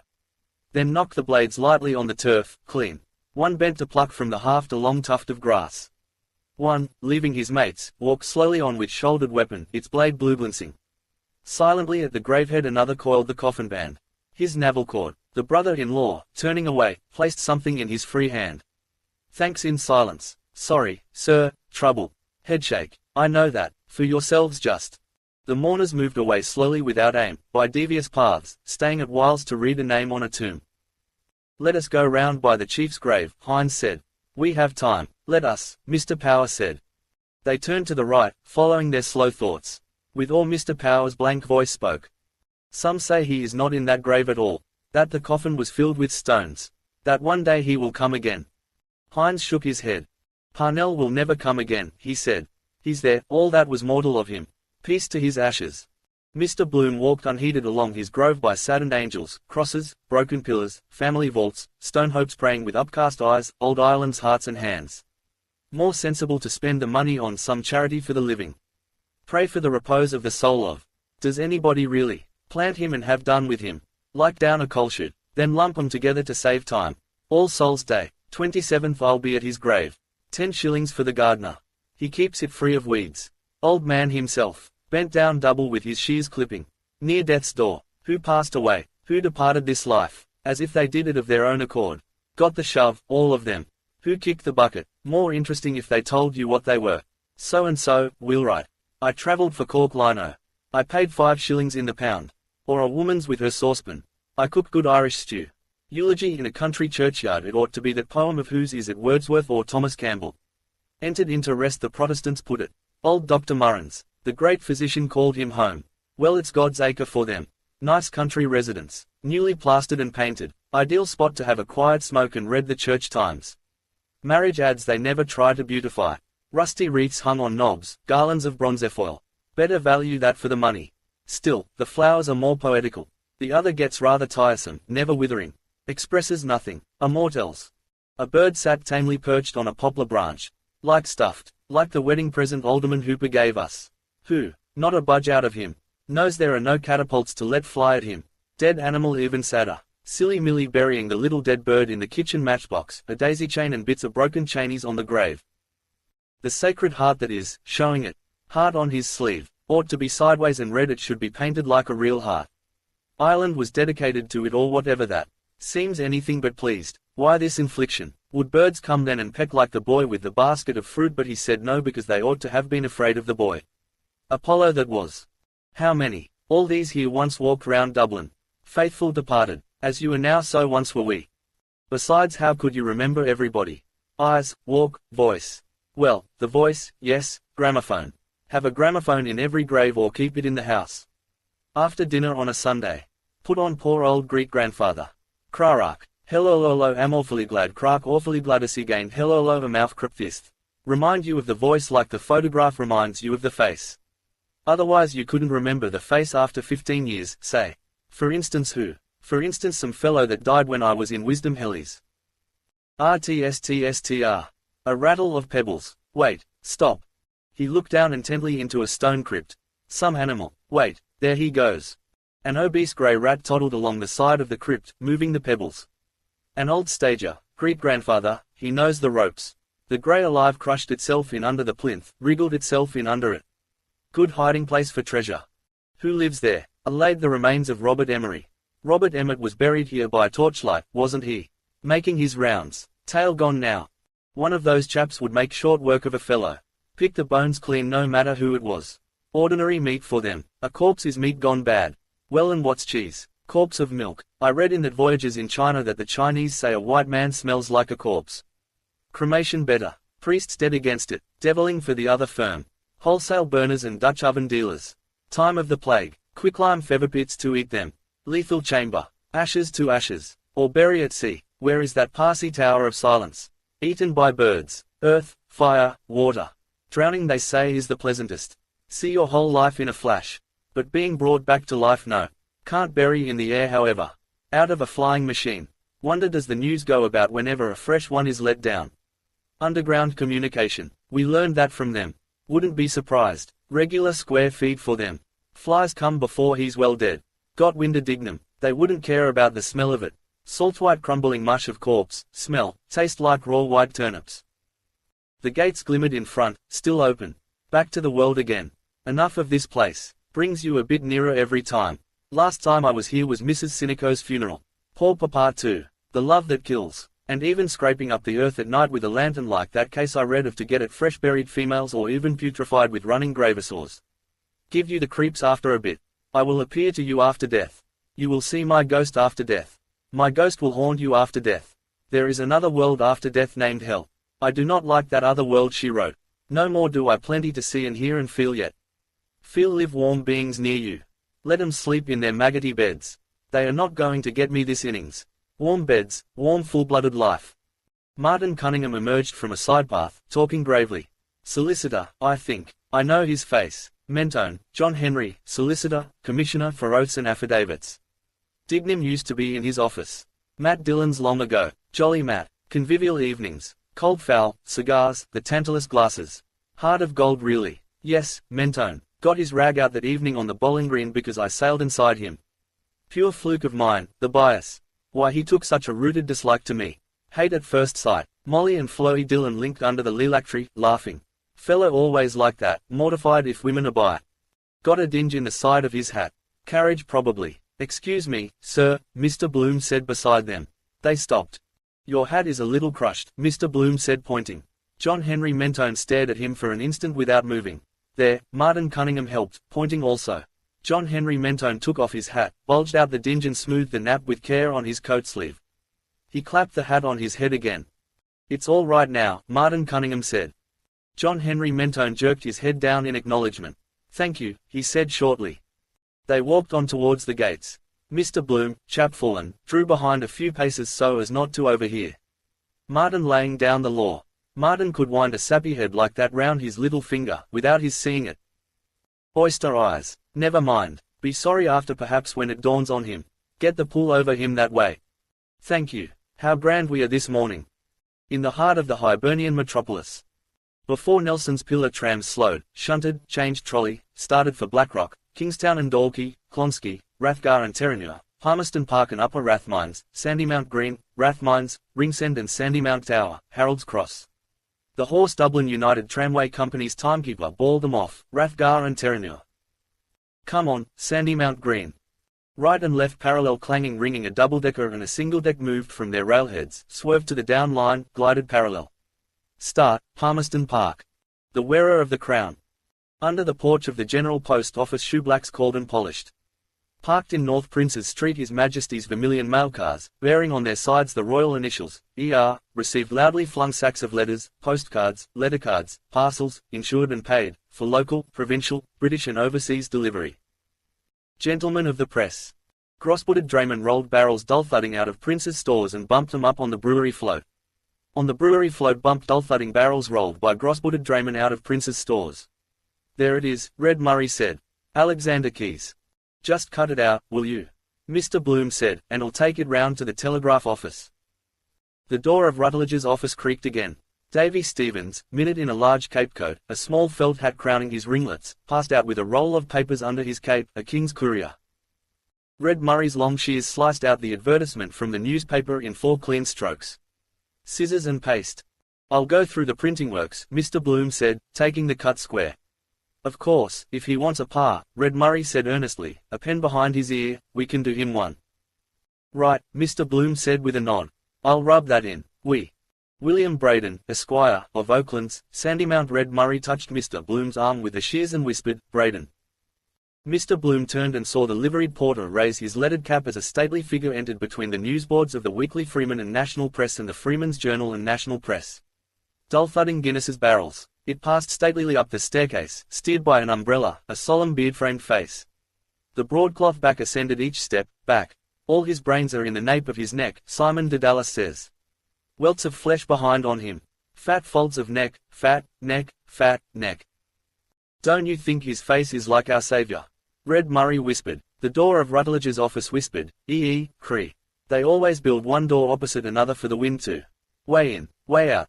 Our Saviour, beard-framed oval face, talking in the dusk.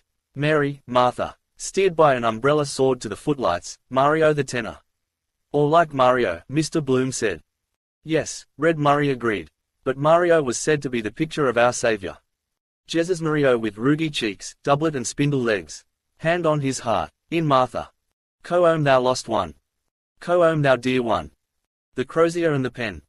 His Grace phoned down twice this morning, Red Murray said gravely. They watched the knees, legs, boots vanish. Neck. A telegram boy stepped in nimbly, threw an envelope on the counter and stepped off post-haste with a word. Freeman. Mr. Bloom said slowly. Well, he is one of our saviours also. A meek smile accompanied him as he lifted the counterflap, as he passed in through a side door and along the warm dark stairs and passage, along the now reverberating boards. But will he save the circulation? Thumping, thumping. He pushed in the glass swing door and entered, stepping over strewn packing paper. Through a lane of clanking drums he made his way towards Nanity's reading closet. With unfeigned regret it is we announce the dissolution of a most respected Dublin Burgess. Hines here too, account of the funeral probably. Thumping, thump, this morning the remains of the late Mr. Patrick Dignam. Machines, smash a man to atoms if they got him caught. Rule the world today. His machineries are pegging away too. Like these, got out of hand, fermenting. Working away, tearing away. And that old grey rat tearing to get in. How a great daily organ is turned out. Mr. Bloom halted behind the foreman's spare body, admiring a glossy crown. Strange he never saw his real country. Ireland my country. Member for College Green. He boomed that workaday work attack for all it was worth. It's the ads and side features sell a weekly, not the stale news in the official gazette. Queen Anne is dead. Published by authority in the year 1000 and domain situate in the townland of Rosenellis, barony of Tinnahinch. To all whom it may concern schedule pursuant to statute showing return of number of mules and jennets exported from Ballina. Nature notes. Cartoons. Phil Blake's weekly Pat and Bull story. Uncle Toby's page for tiny tots. Country bumpkins queries. Dear Mr. Editor, what is a good cure for flatulence? I'd like that part. Learn a lot teaching others. The personal note. MAP mainly all pictures. Shapely bathers on Golden Strand. World's biggest balloon. Double marriage of sisters celebrated. 2 bridegrooms laughing heartily at each other. Cuprainy 2, printer. More Irish than the Irish. The machines clanked in 3/4 time. Thump, thump, thump. Now if he got paralyzed there and no one knew how to stop 'em they'd clank on and on the same, printed over and over and up and back. Monkey doodle the whole thing. Want a cool head? Well, get it into the evening edition, Councillor, Hines said. Soon be calling him my Lord Mayor. Long John is backing him, they say. The foreman, without answering, scribbled press on a corner of the sheet and made a sign to a typesetter. He handed the sheet silently over the dirty glass screen. Right, thanks, Hines said moving off. Mr. Bloom stood in his way. If you want to draw the cashier is just going to lunch, he said, pointing backward with his thumb. Did you? Hines asked. Mr. Bloom said. Look sharp and you'll catch him. Thanks, old man, Hines said. I'll tap him too. He hurried on eagerly towards the Freeman's Journal. 3 bob I lent him in Mars. 3 weeks. 3rd hint, we see the canvasser at work. Mr. Bloom laid his cutting on Mr. Nanity's desk. Excuse me, Councillor, he said. This ad, you see. Keys, you remember. Mr. Nanity considered the cutting a while and nodded. He wants it in for July, Mr. Bloom said. The foreman moved his pencil towards it. But wait, Mr. Bloom said. He wants it changed. Keys, you see. He wants 2 keys at the top. Hell of a racket they make. He doesn't hear it, Nanan. Iron nerves. Maybe he understands what I... The foreman turned round to hear patiently and, lifting an elbow, began to scratch slowly in the armpit of his alpaca jacket. Like that, Mr. Bloom said, crossing his forefingers at the top. Let him take that in first. Mr. Bloom, glancing sideways up from the cross he had made, saw the foreman's sallow face, think he has a touch of jaundice, and beyond the obedient reels feeding in huge webs of paper. Clank it, miles of it unreeled. What becomes of it after? Oh, wrap up meat, parcels, various uses, 1001 things. Slipping his words deftly into the pauses of the clanking, he drew swiftly on the scarred woodwork. House of Key E.S. Like that, see. 2 crossed keys here. A circle, then here the name, Alexander Keys, tea, wine and spirit merchant. So on. Better not teach him his own business. You know yourself, counselor, just what he wants. Then round the top in leaded, the House of Keys. You see. Do you think that's a good idea? The foreman moved his scratching hand to his lower ribs and scratched there quietly. The idea, Mr. Bloom said, is the House of Keys. You know, counselor, the Manx Parliament. Innuendo of Home Rule. Tourists, you know, from the Isle of Man. Catches the eye, you see. Can you do that? I could ask him perhaps about how to pronounce that folio. But then if he didn't know, only make it awkward for him. Better not. We can do that, the foreman said. Have you the design? I can get it, Mr. Bloom said. It was in a Kilkenny paper. He has a house there too. I'll just run out and ask him. Well, you can do that in just a little par calling attention. You know the usual, high-class licensed premises. Longfelt want. So on. The foreman thought for an instant. We can do that, he said. Let him give us a 3 months renewal. A typesetter brought him a limp galley page. He began to check it silently. Mr. Bloom stood by, hearing the loud throbs of cranks, watching the silent typesetters at their cases. Orthographical. Want to be sure of his spelling. Proof fever. Martin Cunningham forgot to give us his spelling bee conundrum this morning. It is amusing to view the unpar 1R ald embara 2Rs is it. Double S meant of a harassed peddler while gauging the symmetry with a Y of a peeled pear under a cemetery wall. Silly, isn't it? Cemetery put in of course on account of the symmetry. I should have said when he clapped on his topper. Thank you. I ought to have said something about an old hat or something. No, I could have said, looks as good as new now. See his fits then. SLLT. The nethermost deck of the first machine jogged forward its flyboard with SLLT, the first batch of quire-folded papers. SLLT. Almost human the way it SLLT to call attention. Doing its level best to speak. That door to SLLT creaking, asking to be shut. Everything speaks in its own way. SLLT. Noted churchman and occasional contributor. The foreman handed back the galley page suddenly, saying, wait. Where's the Archbishop's letter? It's to be repeated in the Telegraph. Where's what's his name? He looked about him round his loud unanswering machines. Monks, sir, a voice asked from the casting box. Aye, where's Monks? Monks. Mr. Bloom took up his cutting. Time to get out. Then I'll get the design, Mr. Nanity, he said, and you'll give it a good place I know. Monks. Yes, sir. 3 months, renewal. Want to get some wind off my chest first. Try it anyhow. Rub in August. Good idea, horse show month. Ballsbridge. Tourists over for the show. ADAYFATHER. He walked on through the case room passing an old man, bowed, spectacled, aproned. Old Monks, the dayfather. Queer lot of stuff he must have put through his hands in his time, obituary notices, pubs, ads, speeches, divorce suits, found drowned. Nearing the end of his tether now. Sober serious man with a bit in the savings bank I'd say. Wife a good cook and washer. Daughter working the machine in the parlor. Plain Jane, no damn nonsense. And it was the feast of the Passover. He stayed in his walk to watch a typesetter neatly distributing type. Reads it backwards first. Quickly he does it. Must require some practice that. Manged Kaikurtap. Poor papa with his Haggadah book, reading backwards with his finger to me.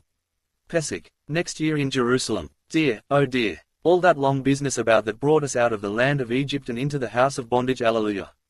Shema Israel Adonai Eloheinu. No, that's the other. Then the 12 brothers, Jacob's sons. And then the lamb and the cat and the dog and the stick in the water and the butcher. And then the angel of death kills the butcher and he kills the ox and the dog kills the cat. Sounds a bit silly till you come to look into it well. Justice it means, but it's everybody eating everyone else. That's what life is after all. How quickly he does that job. Practice makes perfect. Seems to see with his fingers. Mr. Bloom passed on out of the clanking noises through the gallery onto the landing. Now am I going to tram it out all the way and then catch him out perhaps? Better phone him up first. Number. Yes. Same as Citron's house. 28. 2844. Only once more that soap. He went down the house staircase. Who the deuce scrawled all over those walls with matches? Looks as if they did it for a bet. Heavy greasy smell there always is in those works. Lukewarm glue in Tom's next door when I was there. He took out his handkerchief to dab his nose. Citron lemon. Ah, the soap I put there. Lose it out of that pocket. Putting back his handkerchief, he took out the soap and stowed it away, buttoned, into the hip pocket of his trousers. What perfume does your wife use? I could go home still, tram, something I forgot. Just to see, before, dressing. No, here, no. A sudden screech of laughter came from the Evening Telegraph office. Know who that is? What's up? Pop in a minute to phone. Ned Lambert it is. He entered softly. Erin, green gem of the Silver Sea. The ghost walks, Professor Matchuff murmured softly, biscuitfully to the dusty windowpane. Mr. Dedalus, staring from the empty fireplace at Ned Lambert's quizzing face, asked of it sourly. Agonizing Christ, wouldn't it give you a heartburn on your ass? Ned Lambert, seated on the table, read on. Or again, note the meanderings of some purling rill as it babbles on its way, though, quarreling with the stony obstacles, to the tumbling waters of Neptune's blue domain, mid mossy banks, fanned by gentlest zephyrs, played on by the glorious sunlight or neath the shadows cast o'er its pensive bosom by the overarching leafage of the giants of the forest. What about that, Simon? He asked over the fringe of his newspaper. How's that for high? Changing his drink, Mr. Dedalus said. Ned Lambert, laughing, struck the newspaper on his knees, repeating, the pensive bosom and the overarching leafage.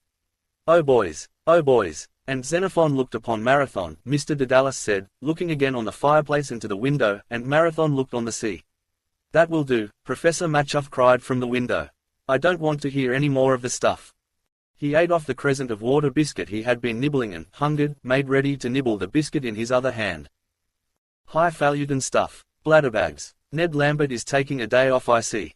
Rather upsets a man's day, a funeral does. He has influence they say. Old Chatterton, the Vice-Chancellor, is his granduncle or his great-granduncle. Close on 90 they say. Subleader for his death-ridden this long time perhaps. Living to spite them. Might go first himself. Johnny, make room for your uncle. The Right Honourable Hedges Eyre Chatterton. Dare say he writes him an odd shaky cheque or two on gale days. Windfall when he kicks out.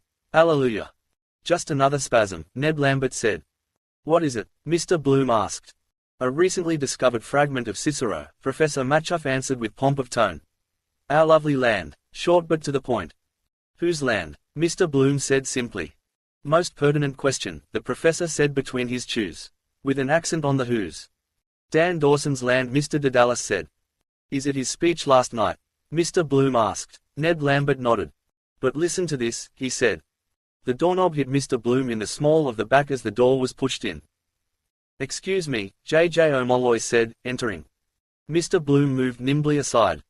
I beg yours, he said. Good day, Jack. Come in, come in. Good day. How are you, Dedalus? Well, and yourself? J.J. O'Molloy shook his head. Sad. Cleverest fellow at the junior bar he used to be.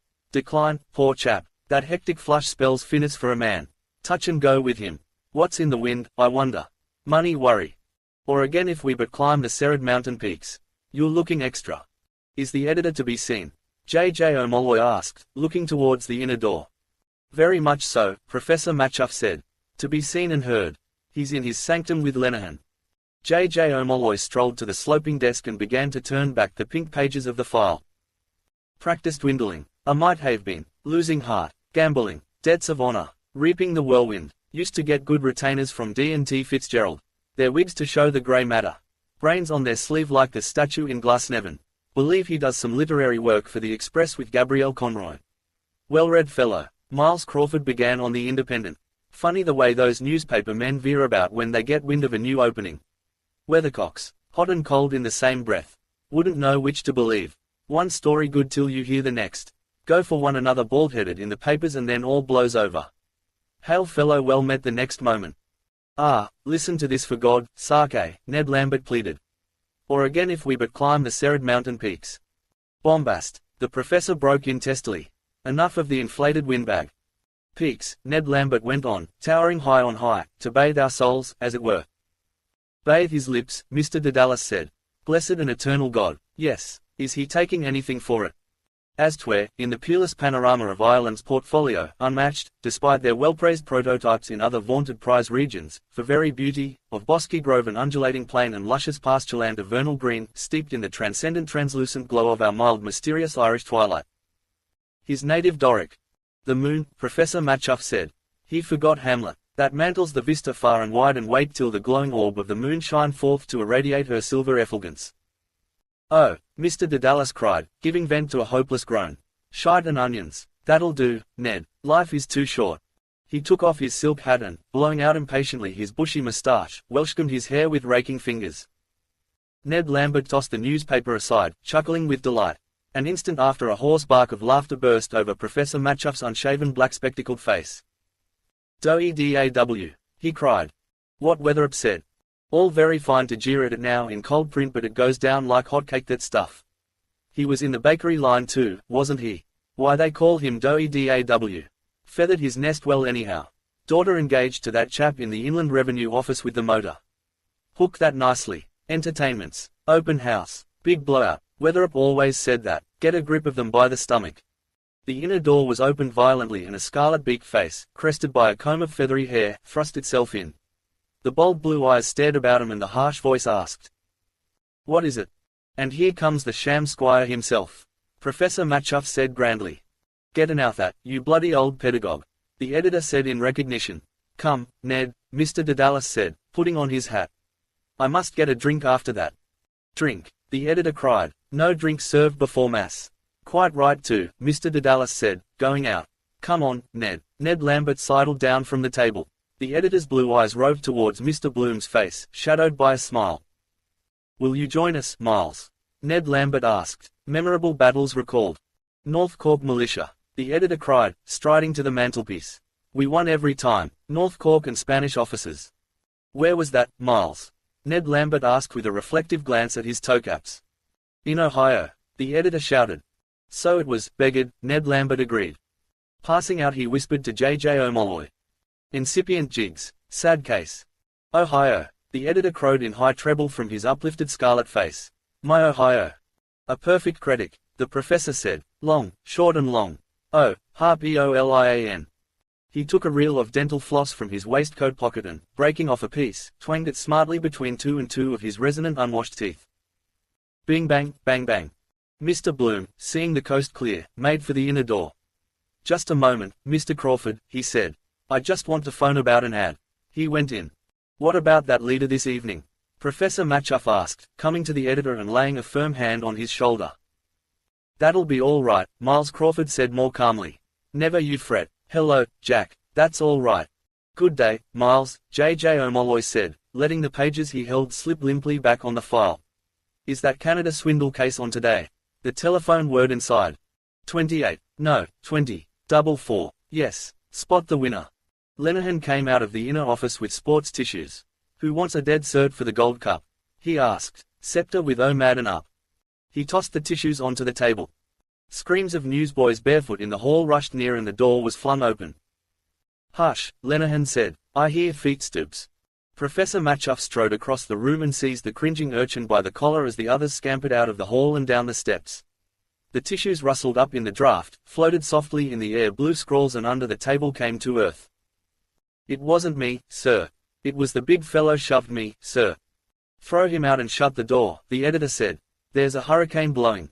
Lenihan began to pour the tissues up from the floor, grunting as he stooped twice. "Waiting for the racing special, sir," the newsboy said. "It was Pat Farrell shoved me, sir." He pointed to two faces peering in round the doorframe. "Him, sir." "Out of this with you," Professor Matchuff said gruffly. He hustled the boy out and banged the door to. J.J. O'Molloy turned the files crackingly over, murmuring, seeking, continued on page 6, column 4. "Yes, Evening Telegraph here," Mr. Bloom phoned from the inner office. "Is the boss?" "Yes, telegraph. To where?" "Aha. Which auction rooms?" "Aha. I see. Right. I'll catch him." A collision ensues. The bell whirred again as he rang off. He came in quickly and bumped against Lenehan, who was struggling up with the second tissue. "Pardon, monsieur," Lenehan said, clutching him for an instant and making a grimace. "My fault," Mr. Bloom said, suffering his grip. "Are you hurt? I'm in a hurry." "Knee," Lenehan said. He made a comic face and whined, rubbing his knee, the accumulation of the Anno Domini. "Sorry," Mr. Bloom said. He went to the door and, holding it ajar, paused. J.J. O'Molloy slapped the heavy pages over. The noise of two shrill voices, a mouth organ, echoed in the bare hallway from the newsboys squatted on the doorsteps. "We are the boys of Wexford who fought with heart and hand." Exit Bloom.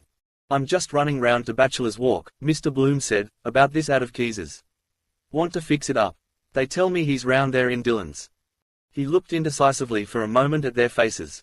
The editor who, leaning against the mantelshelf, had propped his head on his hand, suddenly stretched forth an arm amply.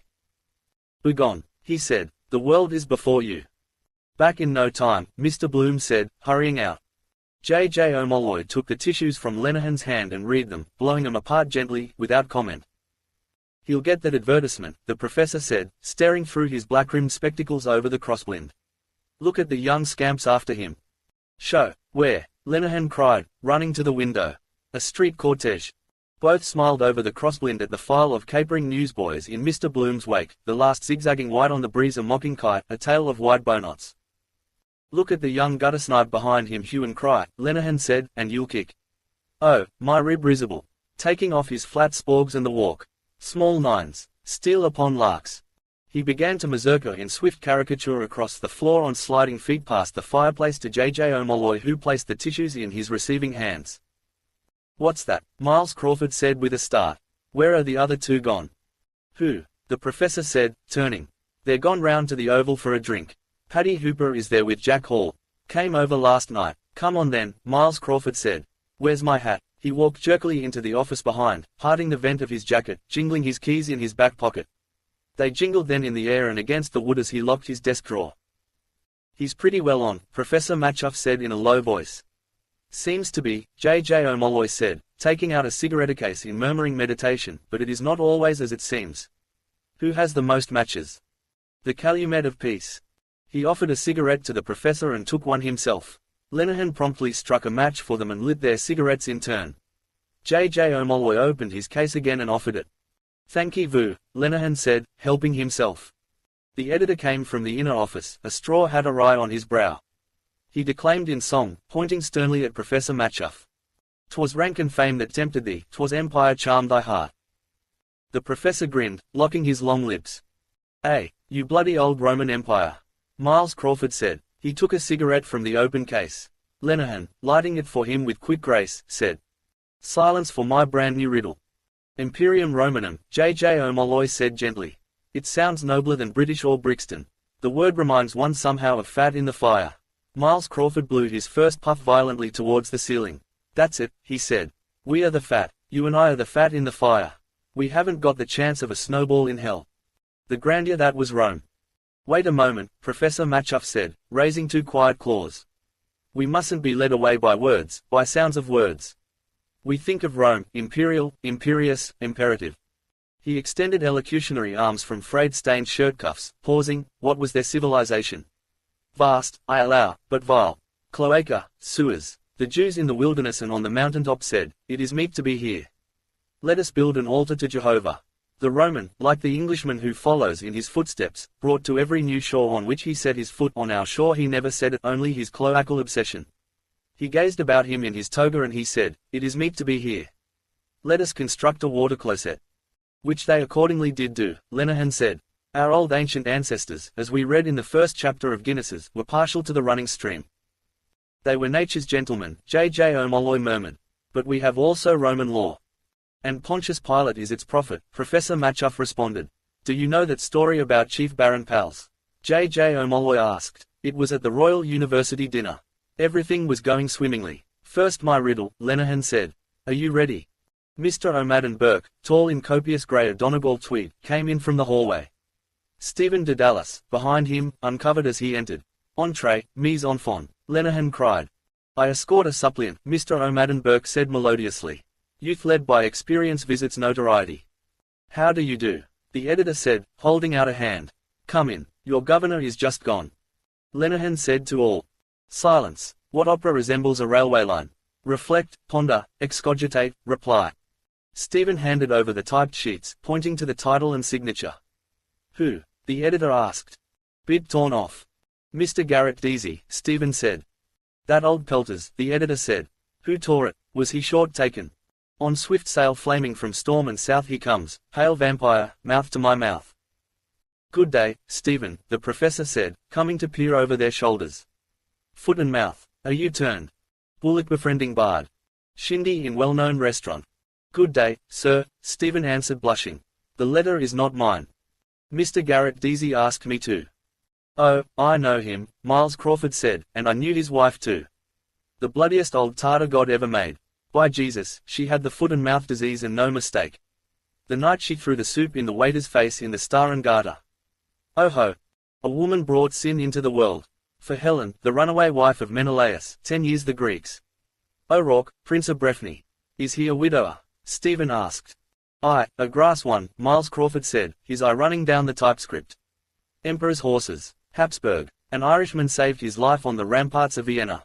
Don't you forget, Maximilian Karl O'Donnell, Graf von Tyrconnell in Ireland.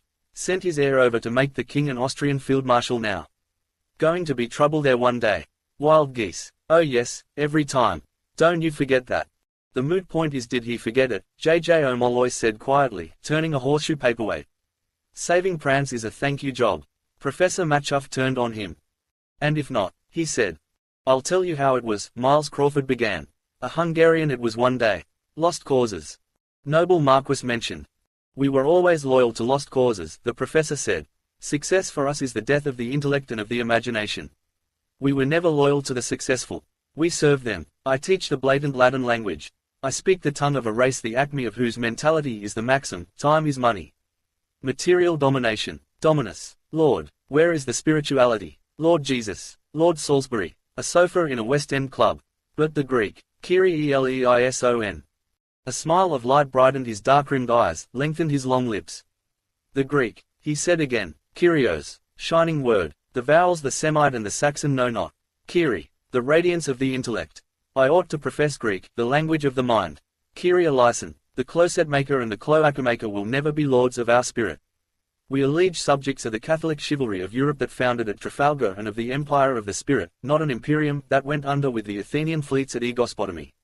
Yes, yes, they went under. Pyrrhus, misled by an oracle, made a last attempt to retrieve the fortunes of Greece. Loyal to a lost cause. He strode away from them towards the window. They went forth to battle, Mr. O'Madden Burke said greyly, but they always fell. Boo-hoo. Lenehan wept with a little noise, owing to a brick received in the latter half of the matinee. Poor Pyrrhus. He whispered then near Stephen's ear. Lenehan's limerick. There's a ponderous pundit Matchuff, who wears goggles of ebony hue, as he mostly sees double. To wear them why trouble? I can't see the Joe Miller. Can you? In mourning for Sawlust, Mulligan says. Whose mother is beastly dead. Miles Crawford crammed the sheets into a cider pocket. That'll be all right, he said. I'll read the rest after. That'll be all right. Lenehan extended his hands in protest. But my riddle, he said. What opera is like a railway line? Opera. Mr. O'Madden Burke's sphinx face riddled. Lenehan announced gladly. The Rose of Castile. See the wheeze. Rose of cast steel. Gee. He poked Mr. O'Madden Burke mildly in the spleen. Mr. O'Madden Burke fell back with grace on his umbrella, feigning a gasp. Help, he sighed. I feel a strong weakness. Lenehan, rising to tiptoe, fanned his face rapidly with the rustling tissues. The professor, returning by way of the files, swept his hand across Stephen's and Mr. O'Madden Burke's loose ties. Paris, past and present, he said. You look like communids, like fellows who had blown up the Bastille, J.J. O'Molloy said in quiet mockery. Or was it you shot the Lord Lieutenant of Finland between you? You look as though you had done the deed. General Bobrikov. Omnium Gatherum. We were only thinking about it, Stephen said. All the talents, Miles Crawford said. Law, the classics, the turf, Lenehan put in. Literature, the press. If Bloom were here, the professor said. The gentle art of advertisement. And Madame Bloom, Mr. O'Madden Burke added. The vocal muse, Dublin's prime favourite. Lenehan gave a loud cough. Ahem, he said very softly. Oh, for a fresh of breath air. I caught a cold in the park. The gate was open. You can do it. The editor laid a nervous hand on Stephen's shoulder. I want you to write something for me, he said. Something with a bite in it. You can do it. I see it in your face. In the lexicon of youth. See it in your face. See it in your eye. Lazy idle little schemer. Foot and mouth disease. The editor cried in scornful invective. Great nationalist meeting in Boris in Ossory. All balls. Bulldozing the public. Give them something with a bite in it. Put us all into it, damn its soul. Father, Son and Holy Ghost and Jakes McCarthy. We can all supply mental pabulum, Mr. O'Madden Burke said. Stephen raised his eyes to the bold unheeding stare. He wants you for the press gang, J.J. O'Molloy said. The great Gallagher. You can do it, Miles Crawford repeated, clenching his hand in emphasis. Wait a minute, we'll paralyze Europe as Ignatius Gallagher used to say when he was on the shore doing billiard marking in the Clarence. Gallagher, that was a pressman for you. That was a pen. You know how he made his mark. I'll tell you. That was the smartest piece of journalism ever known. That was in 81, 6th of May, time of the Invincibles, murder in the Phoenix Park, before you were born, I suppose. I'll show you. He pushed past them to the files. Look at here, he said turning. The New York World cabled for a special. Remember that time? Professor Matchuff nodded. New York World, the editor said, excitedly pushing back his straw hat. Where it took place. Tim Kelly, or Kavanagh I mean. Joe Brady and the rest of them. Where Skin the Goat drove the car. Whole route, see. Skin the Goat, Mr. O'Madden Burke said. Fitz Harris. He has that cabman's shelter, they say, down there at Buttbridge. Holohan told me. You know Holohan. Hop and carry one, is it? Miles Crawford said. And poor Gumley is down there too, so he told me, minding stones for the corporation. A night watchman. Stephen turned in surprise. Gumley, he said. You don't say so. A friend of my father's, is it? Never mind Gumley, Miles Crawford cried angrily. Let Gumley mind the stones, see they don't run away. Look at here. What did Ignatius Gallagher do? I'll tell you. Inspiration of genius. Cabled right away. Have you Weekly Freeman of the 17th of March? Right. Have you got that? He flung back pages of the files and stuck his finger on a point. Take page 4, advertisement for Bransom's coffee, let us say. Have you got that? Right. The telephone word. A distant voice. I'll answer it, the professor said, going. B is Parkgate. Good. His finger leaped and struck point after point, vibrating. T is Viceregal Lodge. C is where murder took place. K is Knockmaroon Gate. The loose flesh of his neck shook like a cock's wattles. An ill-starched dicky jutted up and with a rude gesture he thrust it back into his waistcoat. Hello, Evening Telegraph here. Hello, Ellipsis. Who's there? Ellipsis. Yes, yes, yes. F to P is the route. Skin the Goat drove the car for an alibi, Inchicore, Roundtown, Windy Arbor, Palmerston Park, Ranelagh. FABP got that. X is Davies Public House in Upper Leeson Street. The professor came to the inner door. Bloom is at the telephone, he said. Tell him go to hell, the editor said promptly. X is Davies Public House, see. Clever, very. Clever, Lenihan said, very. Gave it to them on a hot plate, Miles Crawford said, the whole bloody history. Nightmare from which you will never awake. I saw it, the editor said proudly.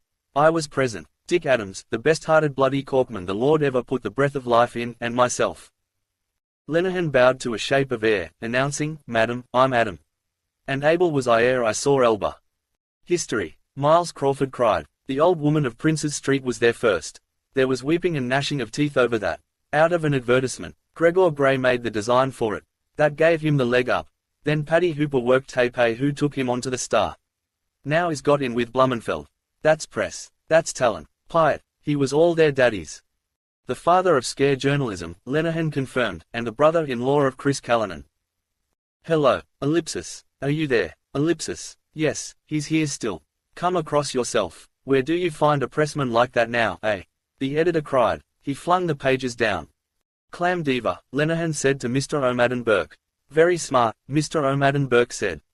Professor Matchuff came from the inner office. Talking about the Invincibles, he said, did you see that some hawkers were up before the recorder? Oh yes, J.J. O'Molloy said eagerly. Lady Dudley was walking home through the park to see all the trees that were blown down by that cyclone last year and thought she'd buy a view of Dublin. And it turned out to be a commemoration postcard of Joe Brady or Number 1 or Skin the Goat. Right outside the Viceregal Lodge, imagine. They're only in the hook and eye department, Miles Crawford said. PSHA, press in the bar. Where have you a man now at the bar like those fellows, like Whiteside, like Isaac Butt, like Silvertongo Hagen? Bloody nonsense. PSHA, only in the halfpenny place. His mouth continued to twitch unspeaking in nervous curls of disdain. Would anyone wish that mouth for her kiss? How do you know? Why did you write it then? Rhymes and reasons. Mouth, south. Is the mouth south somewhere? Or the south a mouth? Must be some. South, pout, out, shout, drouth. Rhymes, two men dressed the same, looking the same, 2 by 2. La tua pace. Che parla tpace. Mentre che il vento, come fa, si tace. He saw them 3 by 3, approaching girls, in green, in rose, in russet, entwining, per lara perso, in mauve, in purple, quella pacifica aurea fiamma, goldivora flamma, di rimora fe più ardenti. But I old men, penitent, leaden-footed, underneath the night, mouth south, tomb womb. Speak up for yourself, Mr. O'Madden Burke said. Sufficient for the day. J. O'Molloy, smiling palely, took up the gauge. My dear Miles, he said, flinging his cigarette aside, you put a false construction on my words. I hold no brief, as at present advised, for the third profession qua profession, but your cork legs are running away with you. Why not bring in Henry Grattan and Flood and Demosthenes and Edmund Burke? Ignatius Gallagher we all know, and his chapelized boss, Harmsworth of the Farthing Press, and his American cousin of the Bowery Guttersheet, not to mention Paddy Kelly's budget, whose occurrences and our watchful friend the Skibbereen Eagle. Why bring in a master of forensic eloquence like Whiteside? Sufficient for the day is the newspaper thereof. Links with bygone days of yore. Grattan and Flood wrote for this very paper, the editor cried in his face. Irish volunteers, where are you now? Established 1763. Dr. Lucas. Who have you now like John Philpott Curran? PSHA. Well, J. O'Molloy said, Bush KC, for example. Bush. The editor said, well, yes, Bush, yes. He has a strain of it in his blood. Kendall Bush, or I mean Seymour Bush. He would have been on the bench long ago, the professor said, only for. But no matter. J. O'Molloy turned to Stephen and said quietly and slowly, one of the most polished periods I think I ever listened to in my life fell from the lips of Seymour Bush. It was in that case of fratricide, the child's murder case. Bush defended him, and in the porches of mine ear did pour. By the way, how did he find that out? He died in his sleep. Or the other story, beast with 2 backs. What was that? The professor asked. Italia, Magistraartium. He spoke on the law of evidence, J. O'Molloy said, of Roman justice as contrasted with the earlier Mosaic code, the Lex Talionis.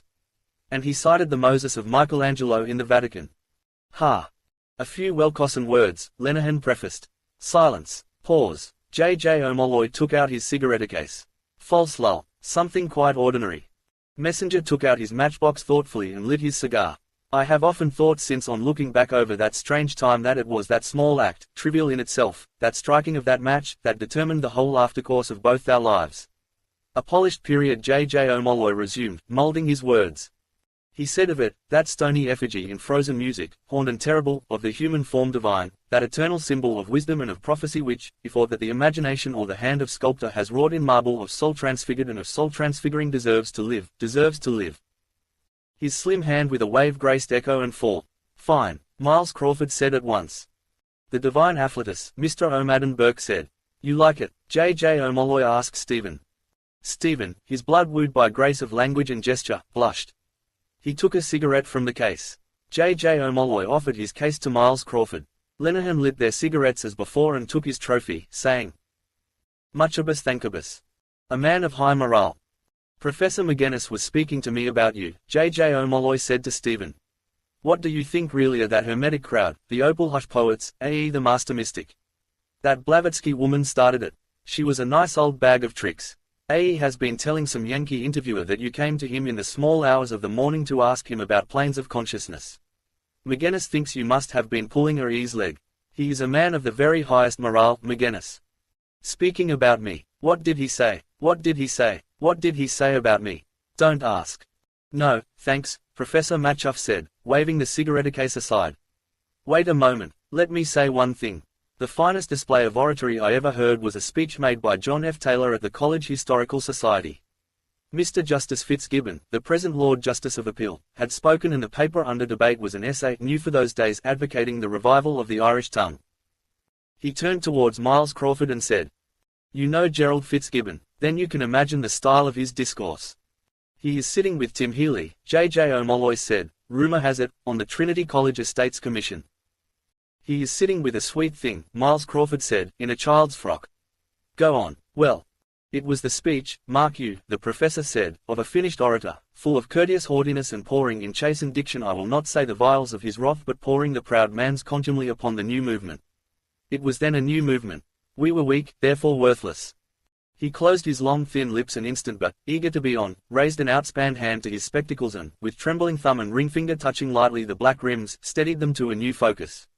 Impromptu. In ferial tone he addressed J.J. O'Molloy. Taylor had come there, you must know, from a sickbed. That he had prepared his speech I do not believe, for there was not even one Shorthandrider in the hall. His dark lean face had a growth of shaggy beard round it. He wore a loose white silk neckcloth and altogether he looked, though he was not, a dying man. His gaze turned at once but slowly from J.J. O'Molloy's towards Stephen's face and then bent at once to the ground, seeking. His unglazed linen collar appeared behind his bent head, soiled by his withering hair. Still seeking, he said. When Fitzgibbon's speech had ended John F. Taylor rose to reply. Briefly, as well as I can bring them to mind, his words were these. He raised his head firmly. His eyes bethought themselves once more. Witless shellfish swam in the gross lenses to and fro, seeking outlet. He began. Mr. Chairman, ladies and gentlemen, great was my admiration in listening to the remarks addressed to the youth of Ireland a moment since by my learned friend. It seemed to me that I had been transported into a country far away from this country, into an age remote from this age, that I stood in ancient Egypt and that I was listening to the speech of some high priest of that land addressed to the youthful Moses. His listeners held their cigarettes poised to hear, their smokes ascending in frail stalks that flowered with his speech. And led our crooked smokes. Noble words coming, look out, could you try your hand at it yourself? And it seemed to me that I heard the voice of that Egyptian high priest raised in a tone of like haughtiness and like pride. I heard his words and their meaning was revealed to me. From the fathers. It was revealed to me that those things are good which yet are corrupted which neither if they were supremely good nor unless they were good could be corrupted. Ah, curse you. That's St. Augustine. Why will you Jews not accept our culture, our religion and our language? You are a tribe of nomad herdsmen, we are a mighty people. You have no cities nor no wealth, our cities are hives of humanity and our galleys, trireme and quadrireme, laden with all manner merchandise furrow the waters of the known globe. You have but emerged from primitive conditions, we have a literature, a priesthood, an age-long history and a polity. Nile. Child, man, effigy. By the Nile bank the Babamurrays kneel, cradle of bulrushes, a man supple in combat, stone-horned, stone-bearded, heart of stone. You pray to a local and obscure idol, our temples, majestic and mysterious, are the abodes of Isis and Osiris, of Horus and Amun-Ra. Yours serfdom, awe and humbleness, ours thunder and the seas. Israel is weak and few are her children, Egypt is an host and terrible are her arms. Vagrants and day laborers are you called, the world trembles at our name. A dumb belch of hunger cleft his speech. He lifted his voice above it boldly. But, ladies and gentlemen, had the youthful Moses listened to and accepted that view of life, had he bowed his head and bowed his will and bowed his spirit before that arrogant admonition he would never have brought the chosen people out of their house of bondage, nor followed the pillar of the cloud by day. He would never have spoken with the eternal amid lightnings on Sinai's mountaintop nor ever have come down with the light of inspiration shining in his countenance and bearing in his arms the tables of the law, graven in the language of the outlaw. He ceased and looked at them, enjoying a silence. Ominous, for him. J.J. O'Molloy said not without regret. And yet he died without having entered the land of promise. A sudden, at the moment, though, from lingering illness, often, previously, expectorated, demise, Lenihan added. And with a great future behind him. The troop of bare feet was heard rushing along the hallway and pattering up the staircase. That is oratory, the professor said uncontradicted. Gone with the wind. Hosts at Mullamast and Tara of the kings. Miles of ears of porches. The tribune's words, howled and scattered to the four winds. A people sheltered within his voice. Dead noise. Akashic records of all that ever anywhere wherever was. Love and laud him, me no more. I have money. Gentlemen, Stephen said, as the next motion on the agenda paper may I suggest that the House do now adjourn. You take my breath away. It is not perchance a French compliment. Mr. O'Madden Burke asked. 'Tis the hour, methinks, when the winny jug, metaphorically speaking, is most grateful in ye ancient hostelry. That it be and hereby is resolutely resolved. All that are in favour say aye, Lenihan announced. The contrary no, I declare it carried, to which particular boozing shed. Ellipsis. My casting vote is, Mooney's. He led the way, admonishing. We will sternly refuse to partake of strong waters, will we not? Yes, we will not. By no manner of means. Mr. O'Madden Burke, following close, said with an ally's lunge of his umbrella. Lay on, Macduff. Chip of the old block. The editor cried, clapping Stephen on the shoulder. Let us go. Where are those blasted keys? He fumbled in his pocket, pulling out the crushed typesheets. Foot and mouth. I know. That'll be all right. That'll go in. Where are they? That's all right. He thrust the sheets back and went into the inner office. Let us hope J.J. O'Molloy, about to follow him in, said quietly to Stephen, I hope you will live to see it published. Miles, one moment. He went into the inner office, closing the door behind him. Come along, Stephen, the professor said. That is fine, isn't it? It has the prophetic vision. Fut Ilium, the sack of windy Troy. Kingdoms of this world, the masters of the Mediterranean are fellaheen today. The first newsboy came pattering down the stairs at their heels and rushed out into the street, yelling. Racing Special. Dublin. I have much to learn. They turned to the left along Abbey Street. I have a vision too, Stephen said. Yes, the professor said, skipping to get into step. Crawford will follow. Another newsboy shot past them, yelling as he ran. Racing Special. Dear dirty Dublin. Dubliners. 2 Dublin Vestals, Stephen said, elderly and pious, have lived 50 and 53 years in Funbally's Lane. Where is that? The professor asked. Off Blackpits, Stephen said. Damp night reeking of hungry dough. Against the wall, face glistering tallow under her fustian shawl. Frantic hearts. Akashic records. Quicker, darling. On now. Dare it. Let there be life. They want to see the views of Dublin from the top of Nelson's Pillar. They save up 3 and 10 pence in a red tin letterbox money box. They shake out the 3-penny bits and 6pences and coax out the pennies with the blade of a knife. 2 and 3 in silver and 1 and 7 in coppers. They put on their bonnets and best clothes and take their umbrellas for fear it may come on to rain. Wise virgins, Professor Matchuff said. Life on the raw. They buy 1 and 4pence worth of brawn and 4 slices of panloaf at the North City dining rooms in Marlborough Street from Miss Kate Collins, proprietress. They purchase 4 and 20 ripe plums from a girl at the foot of Nelson's Pillar to take off the thirst of the brawn. They give 2 3-penny bits to the gentleman at the turnstile and begin to waddle slowly up the winding staircase, grunting, encouraging each other, afraid of the dark, panting, one asking the other, have you the brawn, praising God and the Blessed Virgin, threatening to come down, peeping at the air slits. Glory be to God. They had no idea it was that high. Their names are Anne Kearns and Florence Maccabee. Anne Kearns has the lumbago for which she rubs on Lourdes water, given her by a lady who got a bottleful from a passionist father. Florence Maccabee takes a Crubian and a bottle of Double X for supper every Saturday. Antithesis, the professor said, nodding twice. Vestal virgins. I can see them. What's keeping our friend? He turned. A bevy of scampering newsboys rushed down the steps, scattering in all directions, yelling, their white papers fluttering. Hard after them Miles Crawford appeared on the steps, his hat aureoling his scarlet face, talking with J.J. O'Molloy. Come along, the professor cried, waving his arm. He set off again to walk by Stephen's side. Return of Bloom, yes, he said. I see them. Mr. Bloom, breathless, caught in a whirl of wild newsboys near the offices of the Irish Catholic and Dublin Penny Journal, called. Mr. Crawford, a moment. Telegraph. Racing Special. What is it? Miles Crawford said, falling back a pace. A newsboy cried in Mr. Bloom's face. Terrible tragedy in Rathmines. A child bit by a bellows.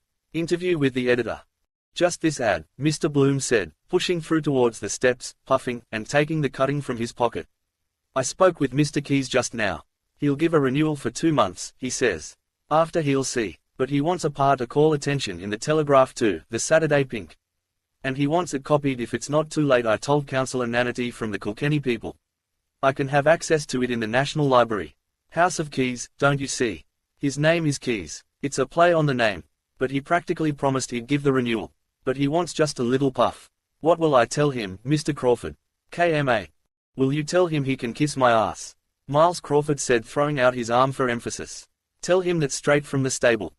A bit nervy. Look out for squalls. All off for a drink. Arm in arm. Lenihan's yachting cap on the cadge beyond. Usual blarney. Wonder is that young Daedalus the moving spirit. Has a good pair of boots on him today. Last time I saw him he had his heels on view. Been walking in muck somewhere.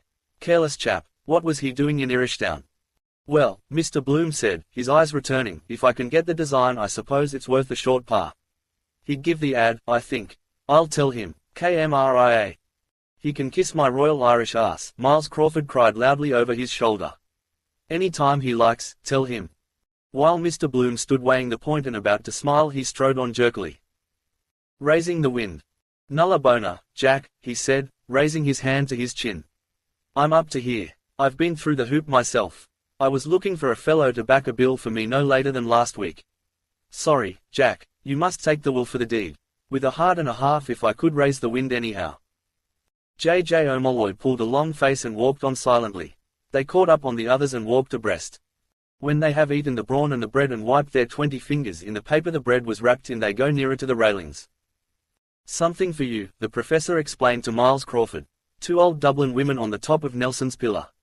Some column, that's what Waddler once said. That's new, Miles Crawford said. That's copy. Out for the waxies dargle. 2 old trickies, what? But they are afraid the pillar will fall, Stephen went on. They see the roofs and argue about where the different churches are, Rathmines, Blue Dome, Adam and Eve's, St. Lawrence O'Toole's. But it makes them giddy to look, so they pull up their skirts. Those slightly rambunctious females. Easy all, Miles Crawford said. No poetic license, we're in the archdiocese here. And settle down on their striped petticoats, peering up at the statue of the Onindled Adulterer. Onindled Adulterer, the professor cried. I like that, I see the idea, I see what you mean. Dames donate Dublin, SCITSSPEDPILLSVELOCITOUSAEROLITHS, belief. It gives them a crick in their necks, Stephen said, and they are too tired to look up or down or to speak. They put the bag of plums between them and eat the plums out of it, one after another, wiping off with their handkerchiefs the plum juice that dribbles out of their mouths and spitting the plumstones slowly out between the railings. He gave a sudden loud young laugh as a close. Lenihan and Mr. O'Madden Burke, hearing, turned, beckoned and led on across towards Mooney's. Finished, Miles Crawford said, so long as they do no worse. Sophist wallops haughty Helen square on proboscis. Spartans gnash molars. Ithacans vow pennies champ. You remind me of Antisthenes, the professor said, a disciple of Gorgias, the sophist. It is said of him that none could tell if he were bitterer against others or against himself. He was the son of a noble and a bondwoman. And he wrote a book in which he took away the palm of beauty from Argive Helen and handed it to poor Penelope. Poor Penelope. Penelope rich. They made ready to cross O'Connell Street. Hello there, Central. At various points along the 8 lines tramcars with motionless trolleys stood in their tracks, bound for or from Rathmines, Rathfarnham, Blackrock, Kingstown and Dalkey, Sandymount Green, Ringsend and Sandymount Tower, Donnybrook, Palmerston Park and Upper Rathmines, all still, becalmed in short circuit. Hackney cars, cabs, delivery wagons, mailvans, private broughams, aerated mineral water floats with rattling crates of bottles, rattled, rolled, horse-drawn, rapidly. What, and likewise, where? But what do you call it? Miles Crawford asked. Where did they get the plums? Virgilian, says pedagogue. Sophomore plumps for old man Moses. Call it, wait, the professor said, opening his long lips wide to reflect. Call it, let me see. Call it, Deus nobis hecotia facit. No, Stephen said, I call it Episcocide of Palestine or the parable of the plums. I see, the professor said. He laughed richly. I see, he said again with new pleasure. Moses and the Promised Land. We gave him that idea, he added to J.J. O'Molloy. Horatio is cynosure this fair June day. J.J. O'Molloy sent a weary sidelong glance towards the statue and held his peace. I see, the professor said. He halted on Sir John Gray's pavement island and peered aloft at Nelson through the meshes of his wry smile. Diminished digits proved too titillating for frisky frumps. And wimbles, flow wangles, yet can you blame them? Onindled adulterer, he said smiling grimly. That tickles me, I must say. Tickled the old ones too, Miles Crawford said, if the God Almighty's truth was known. Pineapple rock, lemon plat, butterscotch. A sugar-sticky girl shoveling scoopfuls of creams for a Christian brother. Some school treat, bad for their tummies. Lozenge and comfit manufacturer to His Majesty the King. God, save, our, sitting on his throne sucking red jujubes white. A sombre YMCA young man, watchful among the warm sweet fumes of Graham lemons, placed a throwaway in a hand of Mr. Bloom. Heart-to-heart talks. Blue, me, no. Blood of the Lamb. His slow feet walked him riverward, reading. Are you saved? All are washed in the blood of the Lamb. God wants blood victim. Birth, hymen, martyr, war, foundation of a building, sacrifice, kidney burnt offering, druids' altars. Elijah is coming. Dr. John Alexander Dowie, restorer of the church in Zion, is coming. Is coming, Is coming. All heartily welcome. Paying game. Torrey and Alexander last year. Polygamy. His wife will put the stopper on that. Where was that ad? Some Birmingham firm. The luminous crucifix. Our Savior. Wake up in the dead of night and see him on the wall, hanging. Pepper's ghost idea. Iron nails ran in. Phosphorus. It must be done with. If you leave a bit of codfish for instance. I could see the bluey silver over it. Night I went down to the pantry in the kitchen. Don't like all the smells in it waiting to rush out. What was it she wanted? The Malaga raisins. Thinking of Spain. Before Rudy was born. The phosphorescence, that bluey greeny. Very good for the brain. From Butler's Monument House corner he glanced along Bachelor's Walk. Dedalu's daughter there still outside Dylan's auction rooms. Must be selling off some old furniture. Knew her eyes at once from the father. Lobbing about waiting for him. Home always breaks up when the mother goes. 15 children he had. Birth every year almost. That's in their theology or the priest won't give the poor woman the confession, the absolution. Increase and multiply. Did you ever hear such an idea? Eat you out of house and home. No families themselves to feed. Living on the fat of the land.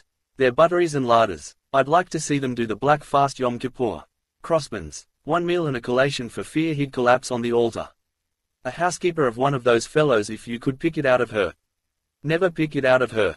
Like getting L.S.D.